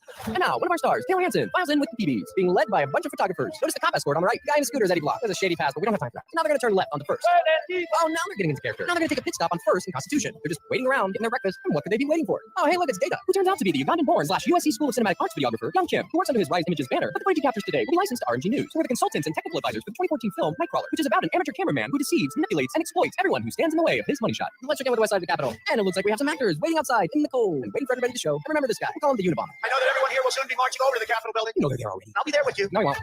So now the PBs are wrapping up their little breakfast. Now Amy's gonna walk ahead so she can get photographs of them walking by, just like this. Taking a grand entrance down First Street, and now it's kayfabe galore. Remember this guy, William Pepe. And now they're synced up with all the other actors. And now they've arrived, and now we can proceed. And look at all these people just waiting for them. Right, go join all your kayfabe friends. Now Mayor Muriel Bowser and Chief Conti have talked extensively about all the force and backup that they're gonna call to prevent something like this. So let's take a look at our first line of defense. You've got to be shitting me. Is that a side ponytail? Background actors. Crazy lady number 2 just shouting at them, because that's her job. I know it's hard to look at this. Getting the photos, creating a narrative. Fake as crisis actors. We call this guy GIK. Okay, babe. Now Ryan Sampson's gonna whisper sweet nothings to Joe Biggs. There's Victor Blue. And there's Sabrina Sabanan taking the pictures. We'll see later shooting the Babbitt death sequence. Yep, just waiting for the showdown. So now they've all pulled at the entrance of the Pennsylvania walkway. And right away, Ryan Sampson gets the command to approach and makes a beeline towards obstacle 1. And everyone follows him. Whoopsie loos. You know where the cast of Pacific Blue is waiting for him. Notice how they already have their hands up, which we learned all about in Act 1. And this footage was captured by everyone's favorite Place TV's Elijah Schaefer. Good look at these cops, guys. Notice how they're already grouped, spaced out, and in line. And here you have Happy, because she's happy, for hours. As we come into obstacle 1, Samso checks back to see that he's not alone. Notice how the plastic liner's still laying out. All right, we got cop 2 from our previous video, pretending to phone it in. It is indeed a side ponytail. No, please don't do that. Everybody's just laughing, hanging out. Look at this cop. He's laughing with the guy, shooting the shit. Never knew an interaction could be so funny. And over here, it's the barricade dance. The only game they really have, other than the awful chanting. Looks great for camera. You gotta keep the actors busy. Now Samso dramatically taking off the jean jacket, and he's gonna throw to the ground and never retrieve. That's not normal. Now Epps comes up to Samso. We know what a wonderful kayfabe actor Epps is. He's just whispering for the dramatic effect. Back and forth, and no one has a weapon. Now we have Miss Barbie to the right, who turns out to be Caroline Edwards, who's one of our stars during the June 2022 Capitol hearings. Woo, that sounded real. And Barbie hangs on, and here the momentum catapults Barbie's right shoulder into the rail, injuring her. So you can see Samso put his hands up to his head. He fucked up. That wasn't supposed to happen. So now look, they just come around breaking character to check on her, which is nice. Which tells me he could be the controller of the scene. They don't want anybody actually hurt. I know that may sound contradicting. The purpose is not to harm each other. The purpose is to get dramatic photos and videos. So they're just grabbing. What the hell are they doing? The cop got a headlock and a cop. I have this cop come down. Can we call him Enrique? Look, he's just fighting the air. If you know anything about stage combat, it looks just like this. Just a game of slap and tickle. And this cop just pushes him. He just pushes his head down. God, you guys couldn't get better actors than these Keystone cops. And to our right, we're doing a little modeling. And now they all start to pour in. Teamwork. So now Tony just makes his way up the stairs. He sees our wonderful kayfabe cheerleader. Put a little bit more into it, side ponytail. Give me something. No facial expressions. Just nothing. She is dead inside. And they just retreat and they defeat obstacle 1 in less than a minute. Didn't even put up a fight. They just scatter like the terrible actors they are. And they're making their way up. Making their way downtown, walking fast on the ground in a Trump out. Look at Schaefer had just making his way through the crowd. USA, stop the steal. They shot and killed her. Really not that hard to break down the body language, people. So now we're reaching obstacle 2. So now Barbie's limping. She was really hurt. Yeah, sometimes people get hurt. Sometimes people throw real punches. Maybe not today. Look at side ponytail. She checks to see if she broke a nail. These are not cops. No, wake the up. What today, Julia? Just kayfabing away, Elijah. Gotta sound all reportery right now. Not really making any sense. She doesn't say anything because she's not a real cop. She's a side ponytail. Are you listening, side ponytail? You're terrible. So is no one gonna point out the obvious here? That's okay. We'll do it. We have to do everything around here anyway. Guys, if Blaze TV sends a reporter out to DC for the very purpose of capturing Trump's speech, which won't be over for another 15 minutes, but instead is the first human in all of the world to be standing at the gates of obstacle 2, this guy knew it was gonna happen. Just like all of our fake Trump supporters, our fake rented cops, and our very famous photographers and reporters. I mean, what else would you call this if not an inside job? There's this crazy thing that's called journalisming. Let me break down what we saw there. As people started ripping down the barriers, these were just Trump supporters. They were angry. You believe that many people would come and would breach the Capitol building? My brain kind of broke in this moment because I haven't been sad at one of these things in a long time. I've never breathed so much tear gas in my life. My body's full of hives. My neck and my face are burned. I can't eat food. I've been vomiting all day. My own saliva hurts my throat. It's very painful. Yeah, there's a special place in hell for gaslighting narcissists like this. Back at obstacle 2, our K-cops are just kayfabe and chill, and now they just pull the barricades away. The cops don't do a damn thing. Hey, Pepe, the cops just watch. Look at all this teamwork. And Ryan Sampson takes the lead. Again, what do you think he's gonna go do? What are these 4 signs? Well, cop 2 does his best kayfabing, just standing there. They're gonna hang here on the Pennsylvania walkway for a minute, which is exactly how long it takes to defeat obstacle 2. As Aaron Mostovsky makes his way in. Now Unabomber's coming into the scene. Oh, just a little nudgy. We'll see this cop Epps later. Not to be confused with our cap. Carl, why are you so sad? Why are you so sad about life, Carl? What's going on with you? Is he right about that at all? Like, if we just donate to you, will you stop with all this? No, he's right at all. He's talking about. Oh wait. Okay, saying you want truth or cop to keep playing these damn Taranto rants and the rest of these sick people, or can we just donate now and get past this? I don't know, whatever your twisted plot is, you have to unfurl. Only $5,000 is all I need. All right, well, let's get on it then, folks. Come on. Fuck, I can't do another 2 weeks of this truth or cop. Just do the tour of that place, right? Can we do truth or cop cribs? Take that damn barrier down and let's see what kind of art studio you're living in. We're fascinated. That's like 15,000, 20,000. Okay, that's way ahead. That's way down the road. Come on. There's some pictures on that back wall that it's going to cost you that. You want to see what he's got going on back there? It's very Burt Reynolds, label 80s. We'll get into it. Playgirl, excuse me. I don't know. Oh, I like that song. The funny thing about this is, Elijah Schaefer. You ever seen that dude? Did you ever watch him? No. You never seen that dude before? I used to watch it for a moment. Nope. He is so bad. Oh my gosh. He was the one crying about the tear gas, as if he got tear gas when he certainly had not been. I don't know. But Alex Jones was in here. You never listened. Have you heard of Alex Jones before, Paul? Alex Jones, yes, of course. You've heard of Alex Jones? Okay, I didn't know. But he breaks down. Like Snafu, I worked with him for a while. We've all worked together. We're all pogos. Wait, didn't Snafu? Yeah, Snafu's actually in pogo terminology everywhere. And he worked with Alex Jones. Right. It always usually seems the one screaming everyone else is something is usually the one who's doing it. That's very. In those cases, right? Hey, everyone else is a pogo except me. And turns out he's making America great again. He's working with Alex Jones. No one knows how he makes a living. We presume he's on Section 8 or that they're sending him some government funds. I think he's the pogo. Why else would he be so? Yeah, I mean, that makes the most sense, to be honest with you. Why is he so adamant about pogos? He is on some things. He knows some information very well. You can see it, but I mean, to be honest, no one knows how you make a living either. But we won't get into that. It's I don't even know how to start that one. That's a $50,000 mark. If you donate 50,000, Truth or Cop can reveal how he makes a living. Plot twist again. It was the 50,000 you sent him. He wasn't making a living before that. Gotcha. See, I like Truth or Cop, man, because he's a good sport, right? He lets me beat up on him a little bit. He doesn't really care. He knows the game. He knows that we're all bizarre creatures on some level with broken dreams. Am I right? I mean, you're here with me. I'm here with you. We're here with Kem of the Storm. Yeah, Kem's going to give the exclusive. Kem's coming up here eventually. He's going to give the exclusive on how he was labeled. He was slandered by the government, provably, behind the scenes, and he has the evidence of it. Like slandered, like put on lists, provably. And I don't know, it's pretty interesting angle there. I have some on. It's on a list. We're all on list. You can just drink water out of a gallon container, man. You're too classy for that shit. I can do that. I'm a trailer gorilla. I mean, come on. No, he said it was okay to come forth with it. So he has proof of how it happened and how he slandered his name to make it happen. Oh yeah, he was running around online yelling about the Jews for the last 6 months. No, it's because they labeled him a sovereign citizen. They labeled him a sovereign citizen. That was the terminology they used. That was how they slandered him and got them. Yeah, they did me, bro. Go look at my YouTube videos on the first channel. I got warnings under every video. There's warnings for videos where I don't even do anything.